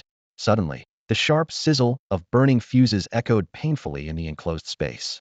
Fuses. Run. Several of them turned pale. Who would have thought that the intruders had no intention of entering the vault? Instead, they had thrown in 7 or 8 large bags of high-grade explosives. If those detonated, not only would the contents of the vault be obliterated, but the entire structure would be reduced to rubble. Are they not here for the money? One of the Kodao fighters muttered in disbelief. Did they break into a bank just to blow up the vault? Run. Get out of here. The firearms specialist was the first to crack. As a summoner-type awakened fighter, his physical resilience was already weaker than others. In this 100-square-meter sealed space, there was nowhere to hide. Despair washed over them like a tidal wave. Escape was impossible. The door was locked from the outside. Outside the vault, Old Jew leaned lazily against the door, casually watching the panicked manager, a crooked grin playing on his lips. There's 20 million inside. Don't you want to rob the bank? The manager, fully aware of the dire situation inside the vault, tried to reason with Old Geo. In such a confined space, 7 bags of high-powered explosives were enough to severely injure, if not kill, the awakened fighters. Hurry, get the explosives out of there. If you blow up the vault, you'll get nothing. The manager pleaded desperately, attempting to persuade Old Geo to open the door. Over 20 million, it's more than enough to set you up for life. I can make sure no one inside retaliates. You take the money, no one gets hurt, and everyone wins. Old Geo slapped his forehead theatrically, feigning regret. Why didn't you say so earlier? Well, better late than never. You go. And he abruptly cut himself off, suddenly clamping a hand over the manager's mouth, his grin growing even wider. The earthworm smirked mischievously and deftly cracked open the vault door just a sliver. Before anyone inside could react, Lao Gio swiftly kicked the man inside. The bank employees rushed toward the door, trying to escape, but the heavy vault door had already clicked shut once again. Stupid bird, trying to fool me, Lao Gio sneered, turning to the female clerk behind the counter, whose face had turned pale with fear. Mockingly, he added, "Isn't that right, Miss Not So Pretty?" Inside the vault, the manager was banging furiously on the thick alloy door, screaming at the top of his lungs, "Let us out!" They agreed not to hurt anyone. Regret overwhelmed him. He should never have tried to outsmart this group of lunatics. These criminals didn't play by any rules. "I can't hear you." Lao Gio exaggeratedly plugged his ears with his fingers and shouted back at the vault, "Better cover your ears, the explosion's gonna be loud. Don't want to scare you." "Are you kidding me?" the manager broke down in tears. This isn't about the volume of the sound. Meanwhile, in a modest fried dough shop next door, the shop owner secretly, a Kodao awakener in disguise, was covertly reporting the situation to the Mickey group on his phone, while patiently waiting for the bank robbers to emerge, ready to ambush them in a surprise attack. Boss, some fried dough sticks. Suddenly, a burly man in a thick coat stood at the stall, his voice booming. Take them yourself, the shop owner replied dismissively in awkward Dragon Kingdom dialect. The burly man leaned down, sniffing the oil in the fryer carefully, and frowned. Hey, something's off with the smell of your oil. If it stinks and you don't like it, then leave. Buy it or don't. The shop owner waved him off impatiently, his focus still on watching the bank entrance. No, seriously, your oil smells bad. The burly man suddenly raised his voice. Everyone, come look. This shop's fried dough sticks are made with rancid oil. As the attention of nearby passers-by turned toward the commotion, the shop owner reluctantly leaned down to sniff the fryer. The oil's fine. Before he could finish, the burly man suddenly acted, shoving the shop owner's head into the boiling oil with a bubbling splash. Commander, the man grinned wickedly. I feel like having deep-fried little devils today. Sama Tower. Samu Ichihashi listened to his subordinate's report, then slammed both fists onto the desk, creating a loud bang. We were robbed last week, and now it's happened again? Do they think our Samu group is an ATM? He roared through gritted teeth. Get everyone together and surround the bank immediately. Grabbing the gleaming katana from his desk, Samu Ichihashi stormed toward the floor-to-ceiling window. With a fierce leap, he vaulted from the top floor, heading straight for the bank. Meanwhile, his younger brother, Samu Ichiro, remained rooted in place, his brow furrowed deeply. After a moment of hesitation, he picked up the phone on the desk and quickly dialed the number of another shareholder in the Samu group. Koizumikin. I've told you countless times, use my name here in Longhua. It's Butenji Yang, came a slightly annoyed voice from the other end. Butkun, Samu Ichiro said, his tone laced with accusation. Has anyone unusual entered Chuanfu recently? Why are so many people targeting us all of a sudden? The bank's been robbed again. There was a brief silence on the other end, as though the other person hadn't expected anyone to dare rob them again. Butenji Yang's voice turned serious. The Samu group has been far too high profile lately. I've warned you to keep a low profile. This is Longwo. People here naturally distrust foreign powers. He paused. That said, there have been quite a few lazy arriving in Chuanfu recently, but that old fox Zhuba doesn't see eye to eye with us. I can't say for certain how many there are. Then who would dare rob our bank? Samu Ichiro's voice rose, barely under control. If this keeps happening, even the deepest coffers won't hold up. Hey, raise a hint, Butenji Yang said in a calm tone. In Chuanfu, the only ones who could challenge us are Zhuba or the overlord outside the city. Hasn't his adopted son been at odds with you lately? Samu Ichiro immediately picked up on the detachment in Butenji Yang's words. From beginning to end, he hadn't offered any help, nor even a solution, clearly wanting to disassociate himself from the matter. This time, I need your help. We must catch these robbers. You should know that I can't mobilize anyone without my father-in-law's approval. It's just a few robbers. Handle it yourselves. Samu Ichiro's frown deepened, realizing that this pawn was slipping out of their control. Don't forget we're in the same boat. Without the Samu group, you'd still be fishing on Kojima. If your precious wife finds out you have a whole other family back there, how do you think she and your father-in-law will react? The reluctant threat worked. After a brief silence, Butenji Yang relented. He'll send the Joint Defense Brigade. Although this unit was nominally responsible for maintaining security outside the city, it rarely ventured beyond the walls. Still, it was the most reliable force at his disposal. After all, the Chuanfu Police Department didn't answer to the mayor. Its 6 senior commissioners were all hand-picked loyalists of Zhuba. Meanwhile, inside the vault, the specially reinforced door had been blasted into a severely deformed state. The surviving awakeners lay helplessly on the ground, waiting for rescue. Inside the vault, the leader of the Kojima awakeners leaned against the wall, blood streaming from his 7 orifices and his head spinning. Struggling to stay conscious, he called out to the gun-wielding awakener beside him. Aim quickly, they're about to come in. The aftermath of the explosion was the perfect moment for an ambush. Sure enough, the sound of movement came from the vault door. A teenager's head peeked through cautiously. The awakeners inside immediately played dead, lying flat on the ground. The gun-wielding awakener, trembling as he raised his weapon, found his vision blurred by the injuries from the explosion, making it impossible to aim accurately. Wait until they come in to attack. In no way, handle the door. The leader quickly adjusted their strategy. However, old Gio was already prepared. His experience told him that as long as a corpse was intact, it could be playing dead. Click. The vault door began to close again. The Kojima awakeners felt a wave of despair as they realized the enemy had no intention of entering. In a desperate move, the awakener closest to the door suddenly leapt up and wedged his hands into the narrowing gap, holding it open. His action bought the others a crucial moment. Fight your way out, the leader ordered, and the survivors surged toward the door. Captain I. I can't hold on much longer. The awakener holding the door spat blood, his arms nearly broken but still straining to keep the door ajar. With everyone's combined effort, the door was pried open, and fresh air rushed in. Damn it. When I get out, I'm going to tear those Dragon Country people to pieces, the leader roared in rage. To their surprise, no one was outside to stop them. It was as if the enemy was deliberately luring them into a trap. The leader charged out first, but as he climbed the steps leading to the surface, he was met with a chilling sight. Xiao Baihu stood at the top, a blade in one hand, looking down at them coldly. Behind him stood a dozen or so fierce-looking youths, their murderous intent palpable. Thought about it, and decided it's more satisfying to take you down, Heathen, Xiao Baihu said indifferently. The battle erupted instantly. Several mid-level Kojima Awakeners, already driven to madness, launched a frenzied assault in the narrow corridor. At that moment, Xiao snapped his fingers, detonating blue glowing orbs hidden on both sides. The explosions filled the area with smoke and debris. Don't let a single one escape, take them all out, Xiao Baihu commanded. Despite their relatively low cultivation levels, these battle-hardened youths showed no fear as they faced the severely wounded high-level awakeners. Xiao Baihu unleashed the Overlord's armor-piercing strike, a move taught to him by the Overlord, in tandem with Bai Yi's Thunder Cannon Punch. Boom, boom. Two thunderous impacts sent the leader staggering backward. Damn, Thunder Cannon Punch combined with armor-piercing strike is insane, Xiao Baihu exclaimed, staring at his fists in amazement.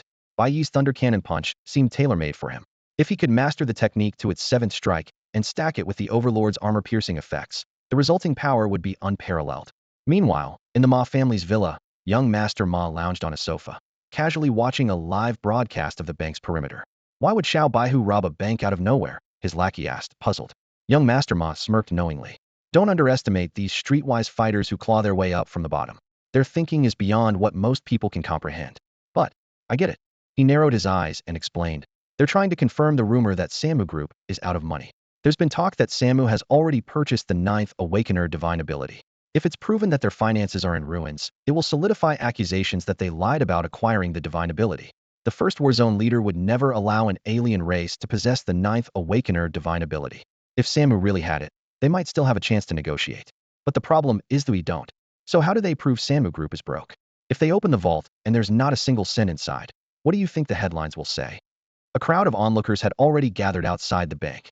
At precisely 10:10, the police task force arrived and quickly set up a perimeter, with over 100 officers tightly surrounding the entire bank building. Chief Zhu Bo personally took command at the scene, but refrained from issuing an order to attack. Chief, a visibly flustered officer hurried over and leaned in to whisper in Zhu Bo's ear. The owner of the shop next to the bank was pinned into a boiling oil pot and killed on the spot. That owner was an undercover agent for the Samu Group, a 4th Awakening level individual. Zhu Bo's brows furrowed deeply. A 4th Awakening level operative, killed without even a chance to resist? How strong could the opponent be? Questions swirled in his mind. With the strength of Xiao Baihu and his group, they shouldn't have been able to take down a 4th Awakening level individual so easily.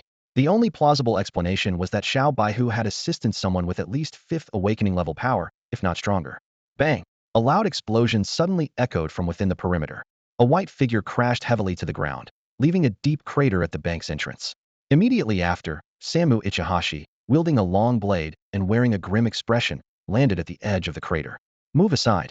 All of you, get out of the way. Samu Group members swarmed in, forcefully dispersing the bystanders.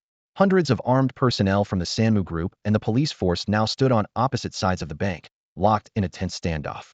Suppressing his fury, Samu Ichihashi gave a slight bow to Zhu Bo and asked, Chief Zhu, may I ask when you'll initiate the operation to apprehend them? Zhu Bo, with the composure of a seasoned actor, put on a troubled smile and said, according to police protocol, we must first evacuate the civilians to avoid large-scale casualties. But as you can see, these people just won't leave. The officer beside him immediately caught on, snapping to attention. Reporting to the chief, the Special Operations Unit is stuck in traffic and is estimated to arrive in about half an hour. You see, Zhu Bo said to Samu, feigning helplessness, we'll have to ask for your patience. But rest assured, we've got the place completely surrounded, they won't escape. He then shot a sharp glare at the officer. Why is the Special Operations Unit stuck in traffic? No sense of urgency at all. They'll be disciplined for this when we're done. The officer nodded earnestly. I accept any disciplinary action from the organization.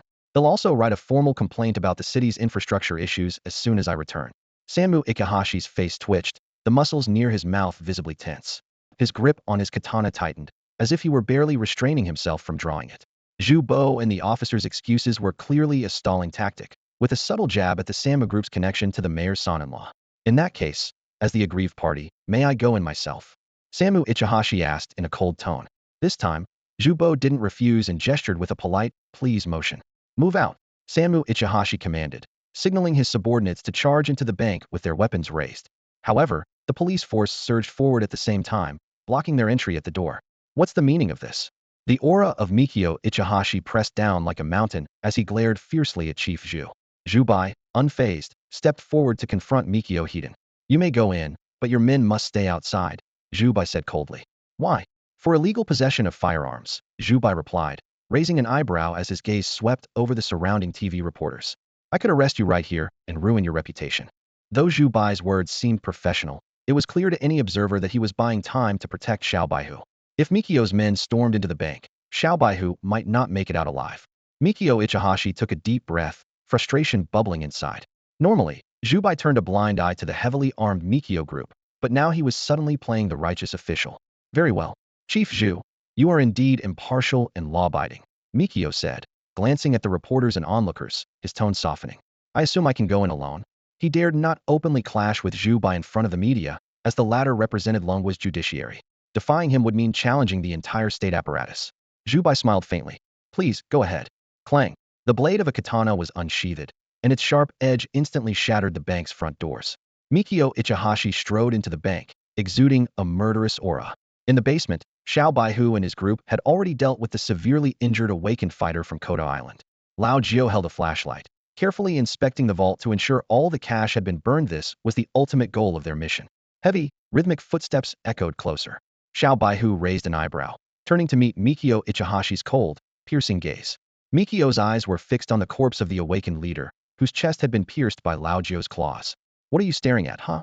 Xiao Baihu tilted his head, rolling his eyes at Mikio. He casually tossed the corpse at Mikio's feet and lit a cigarette with an air of defiance. The rest of the team, led by Lao Jio, gathered around him, each radiating fighting spirit. Not one of them showed the slightest hint of fear in the face of Mikio's formidable aura. You killed one of Koda Island's warriors.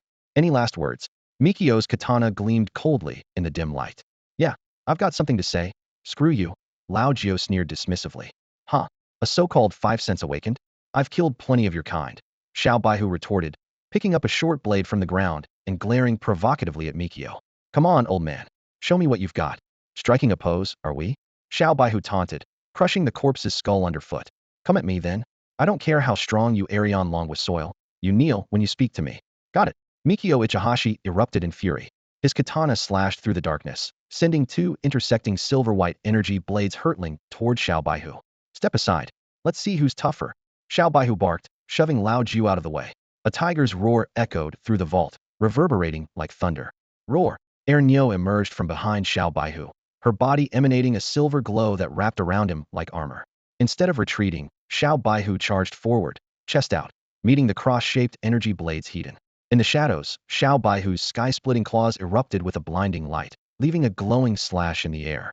The claws, capable of bypassing defenses and tearing through space, pierced straight through the energy blades and lunged at Mikio Ichihashi. Bang! Xiao Baihu was sent flying, the energy blades striking his chest. His tiger-bone silver skin immediately activated its defense. A faint golden radiance shone from within his body, blending with the silver glow of his skin in a dazzling display. The claw marks of the sky-splitting strike stopped just 1 meter in front of Sanxiao.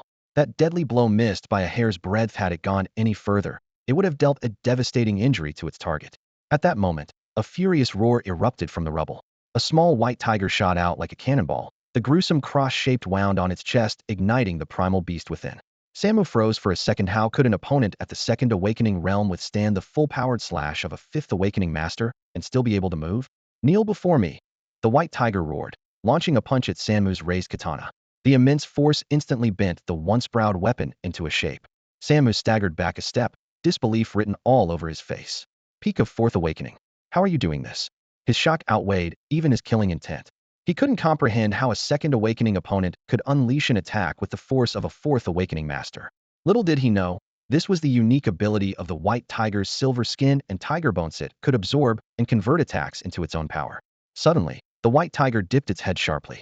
A red figure darted out from behind him like a shadowy assassinate was Lao Jio. With both hands gripping his blades, he aimed directly for Samu's face. Though Sanmu managed to shatter both of Lao Jio's swords with a single slash, the white tiger seized the opportunity. Picking up a broken blade tip, he thrust it straight towards Sanmu's eyes. Bakayaro, Sanmu cursed as he swung his sword in time to force the two back, but not without consequence. A shallow cut now marked his cheek. A second awakening opponent had actually managed to injure a fifth awakening master. Almost simultaneously, countless blue energy orbs erupted behind them, followed by a wave of searing flames that engulfed the entire corridor. When Sanmu finally dispersed the flames with his sword, he realized the white tiger had retreated to the vault entrance. Xiaofeng dragged over a damaged safe, and the white tiger sat down on it with a commanding air. Lao Jiu stood coldly to his left, one hand in his pocket, while Haigo leaned forward on his right, lighting a cigarette for him. Behind them, 10 young men stood shoulder to shoulder, exuding an intimidating presence. Fifth awakening? Fifth awakening is nothing, the white tiger sneered, crossing his arms and propping up one leg. He raised an eyebrow at Sanmu, his expression filled with defiance. On the rooftop of the tall building opposite Dashui Bank, a man in white stood silently. His hands were clasped behind his back as he gazed down at the scene below. Destitute citizens wandered the streets aimlessly, while people in foreign attire roamed about arrogantly. His chest tightened as he caught sight of the fearful glances the citizens cast toward the Sanmu group. This is not the Longhua I envisioned, he murmured, clenching his fist slowly. Our great Longhua, once the celestial empire, how did it come to be bullied by outsiders like this? I'm going down there to kill them all. Xiao Ming snapped to attention with a sharp salute, his youthful face radiating determination. The man in white shook his head slowly as he observed this raw fervor. No, killing external enemies is easy. Dealing with internal traitors is far harder. If I act now, it will only force those traitors to lie low temporarily. Once I leave, they'll revert to their old ways. Let those two young ones stir things up, instead flush out all the turncoats, and we'll take them down in one fell swoop. Sanmu Ichihashi gazed at the youth before him, a flicker of seriousness crossing his eyes. So, Longhua has talents like you. If you were allowed to grow, my plan to conquer this land would face immense challenges. You must die today. Casting aside his earlier disdain, he steadied his stance and pointed his katana directly at Xiao Baihu. Even if I die today, I'll drag you down with me to join my brother in the afterlife. Xiao Baihu stood up, stretching his muscles as the people around him raised their weapons, preparing to charge. Sanmu gripped his blade tightly, summoning his energy. In the narrow corridor, waves of sword energy surged, leaving deep scars on the walls. This strike is called Funeral Blade. It will grant you your death. A sinister grin spread across his face. However, just as Xiao Baihu braced himself for a fight to the death, he suddenly froze. Then, to everyone's surprise, he sat back down. Perplexed, Sanmu followed his gaze to the end of the corridor, where a towering figure was approaching slowly. The man wore a military green coat, his hands tucked into his sleeves, and a cigarette dangled from his lips, its ember glowing faintly. Your opponent is him now, Lao Jiu said, gesturing to the instructor who had arrived to intervene. The instructor's steps were deliberate, each one causing the tiles beneath him to crack. His voice, low and menacing, seemed to echo from the depths of hell. So you're Sanmu? Feeling the overwhelming pressure radiating from the instructor, Sanmu dared not hold back. He moved instantly, his figure flickering before appearing right in front of the instructor. A storm of sword energy engulfed his opponent in an instant. The instructor calmly pulled out his calloused hands and casually swung a single palm. A powerful gust erupted, sweeping through the area like a hurricane, dispersing all the sword energy. The interior of the bank was thrown into chaos, with objects flying everywhere. Sanmu's expression darkened as he realized he was up against a formidable foe. The force behind the instructor's strike far exceeded anything he had encountered. In the next moment, a crisp sound echoed as the instructor delivered a simple but devastating slap. Sanmu raised his sword to block, but the katana bent under the force of the blow. The strike didn't lose momentum and landed squarely on his face. With a thunderous crash, Sanmu was sent flying, smashing through 2 walls before being hurled out of the bank. The cigarette in the instructor's mouth remained perfectly still as he muttered, "Pathetic little punk." That unassuming, yet devastating slap left Sanmu questioning his very existence. Only then did Xiao Baihu understand. Aside from the man in white, there was likely no one in Chuanfu who could stand against this instructor. Kid, good job on that. You go ahead. Leave this to me. Today, I swear, I'm going to beat Sankey to death, the instructor said resolutely. Xiao Baihu nodded but frowned as he saw the dense crowd of police officers and Sankey Group's henchmen blocking the exit. Lao Jiu looked equally troubled. How are we supposed to get out of here? Before they could respond, the sharp sound of something cutting through the air echoed. Several grenades landed precisely among the Sankey Group's men. Explosions erupted one after another, followed by a dozen smoke grenades that filled the area with thick, grayish-white smoke. Chaos broke out instantly. Onlookers screamed and scattered in all directions, looking for cover. Sankey Group's men turned their heads frantically in the haze, trying to locate the attackers. Chief Zhu's brow furrowed as he barked orders at his subordinates. Fall back. Protect the civilians at all costs. Now's our chance, say go. The instructor nodded at Xiao Baihu, a satisfied smile on his face. It was a pleasure working with you. As Lao Jiu passed by the instructor, he pointed angrily in Sankey's direction. Uncle, make sure you kill that bastard. Don't worry. Even if Emperor Kutu himself shows up today, he's getting slapped by me. The instructor clapped Lao Jiu on the shoulder. Oh, by the way, your buddy Lei Zi isn't dead, he's with me. Now get moving. What? Xiao Baihu and Lao Jiu froze in their tracks, their eyes widening in surprise and delight. We'll talk later. I've got business to take care of first. Can't have that little punk getting away, the instructor said. As soon as he finished, he launched himself forward like a cannonball, sending gravel flying in every direction as he charged at Sankey. Sankey, his left cheek swollen like a pig's head, furiously raised his katana to meet the attack. Shadow clone technique, he roared. 3 identical clones emerged from his shadow, surrounding the instructor from all sides in perfect synchronization. Xiao Baihu was about to shout a warning, but the instructor remained motionless, his body suddenly radiating a dazzling golden light. Ancient martial arts, indestructible golden body. The instructor's frame expanded abruptly, his shirt bursting apart to reveal his muscular physique. With a metallic clang, the blades of all 4 Sankey struck him, but it was as though they had hit solid steel. Impossible, Sankey snarled, realizing his attacks were useless. He turned to retreat, but the instructor reached out with his left hand, generating a terrifying suction force that pulled Sankey back within arm's reach. So you're the infamous Sankey, huh? The instructor grabbed Sankey by the throat with one hand and lifted him off the ground. With his other hand, he delivered a resounding slap. Smack! Holy crap! His eyeball popped out. Lao Jiu stared in shock, his jaw practically hitting the floor. How many power levels does this guy have? The scene was brutal and violent. Sankey's clones hacked away frantically, but couldn't even scratch the instructor's defense. Meanwhile, Sankey's real body was being pummeled mercilessly. Teeth flew, and one of his eyes was literally slapped out of its socket. It was the second time Xiao Baihu and Lao Jiu had witnessed the instructor in action, and once again, the memory would be seared into their minds. The simplest attacks, the bloodiest methods, and the most overwhelming dominance, they left no room for hope. Let's hope Sankey has good insurance, Xiao Baihu muttered, shrinking back at the thought of taking such a slap himself. What do you think Sankey's thinking right now? Lao Jiu asked with a grin. What's there to think about? He's probably just wondering where to reincarnate for an easier life. The 2 boys joked as they quickly pulled on masks. No powers, grab your weapons, Xiao Baihu ordered. Lao Jiu immediately kicked down a wall beside a street food stall and charged through. Xiao Baihu fired a burst into the air, using the ensuing chaos to blend into the fleeing crowd. The Sankey Group's henchmen gave chase, their leader shouting angrily, "Open fire! Clear a path!" A gunshot rang out, and the leader's wrist exploded in a spray of blood, his weapon clattering to the ground. It was Chief Zhu who had fired. Chief Zhu, what the hell are you doing? The henchman demanded, clutching his injured wrist. He watched in fury as Xiao Baihu slipped away under the cover of the crowd, unimpeded by the police. Who do you think you are, questioning me? Chief Zhu sneered. Do you want me to execute you right here? Even Sankey wouldn't dare complain. He waved his hand, and his officers all raised their guns, aiming at the Sankey Group's men. Anyone who fires on the civilians will be shot on the spot. The police watched Xiao Baihu escape without lifting a finger to stop him. Suddenly, another loud noise erupted. A figure landed heavily, sending shockwaves through the crowd. Dressed in a crimson suit and with a dark expression, a young man strode toward Chief Zhu.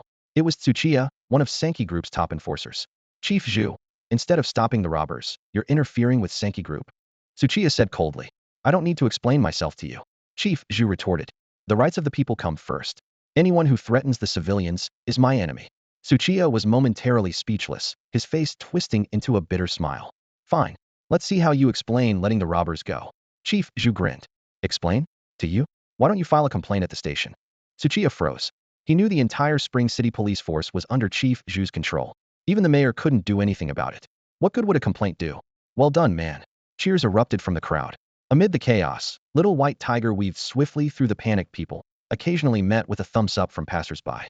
The Sanmu Group had long lost the trust of the people in Chuanfu, and the citizens lining the streets eagerly pointed the way for Little White Tiger, with some even creating deliberate disturbances to hinder the pursuers. With the police present, the Sanmu Group's men dared not recklessly fire to disperse the crowd and had no choice but to push forward through the throng. As Little White Tiger darted out of the street, he saw Uncle Yu and his 2 companions waiting at the agreed meeting spot. Kid, leave the rest to us, Uncle Yu said firmly. The 3 men swiftly donned their masks and took the gun from Little White Tiger's hand. Faced with a life-or-death decision, Little White Tiger opened his mouth but couldn't utter a word. He knew all too well the consequences of the plan, though Uncle Yu and his companions could expose the truth about the Samu Group's empty vaults to the media. They were unlikely to leave the police station alive. The Samu Group would never let them walk out. Earthworm's eyes were red with guilt, his heart heavy with self-blame. In a way, it was he who had chosen Uncle Yu to face death. Foolish child, Uncle Yu said gently, patting Earthworm on the shoulder before turning to Little White Tiger with a warm gaze. You're the younger generation. It's our duty as the older ones to protect you. Over the years, we've faced life and death countless times as Thundermen. Don't get all sentimental now, go. We'll make sure to drag the Samu Group down to hell with us.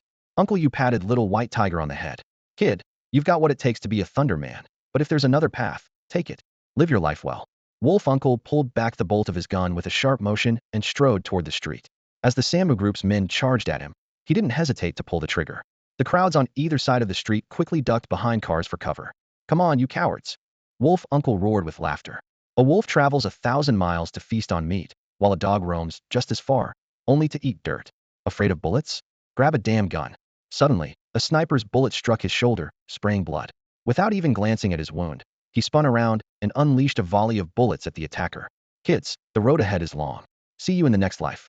Go on, don't look back, Wolf Uncle called out as he ducked behind a car, waving at Little White Tiger. When the Samu Group falls, just set up a cenotaph for us. Uncle Yu's face bore a fearless smile. To them, death might even be a kind of release.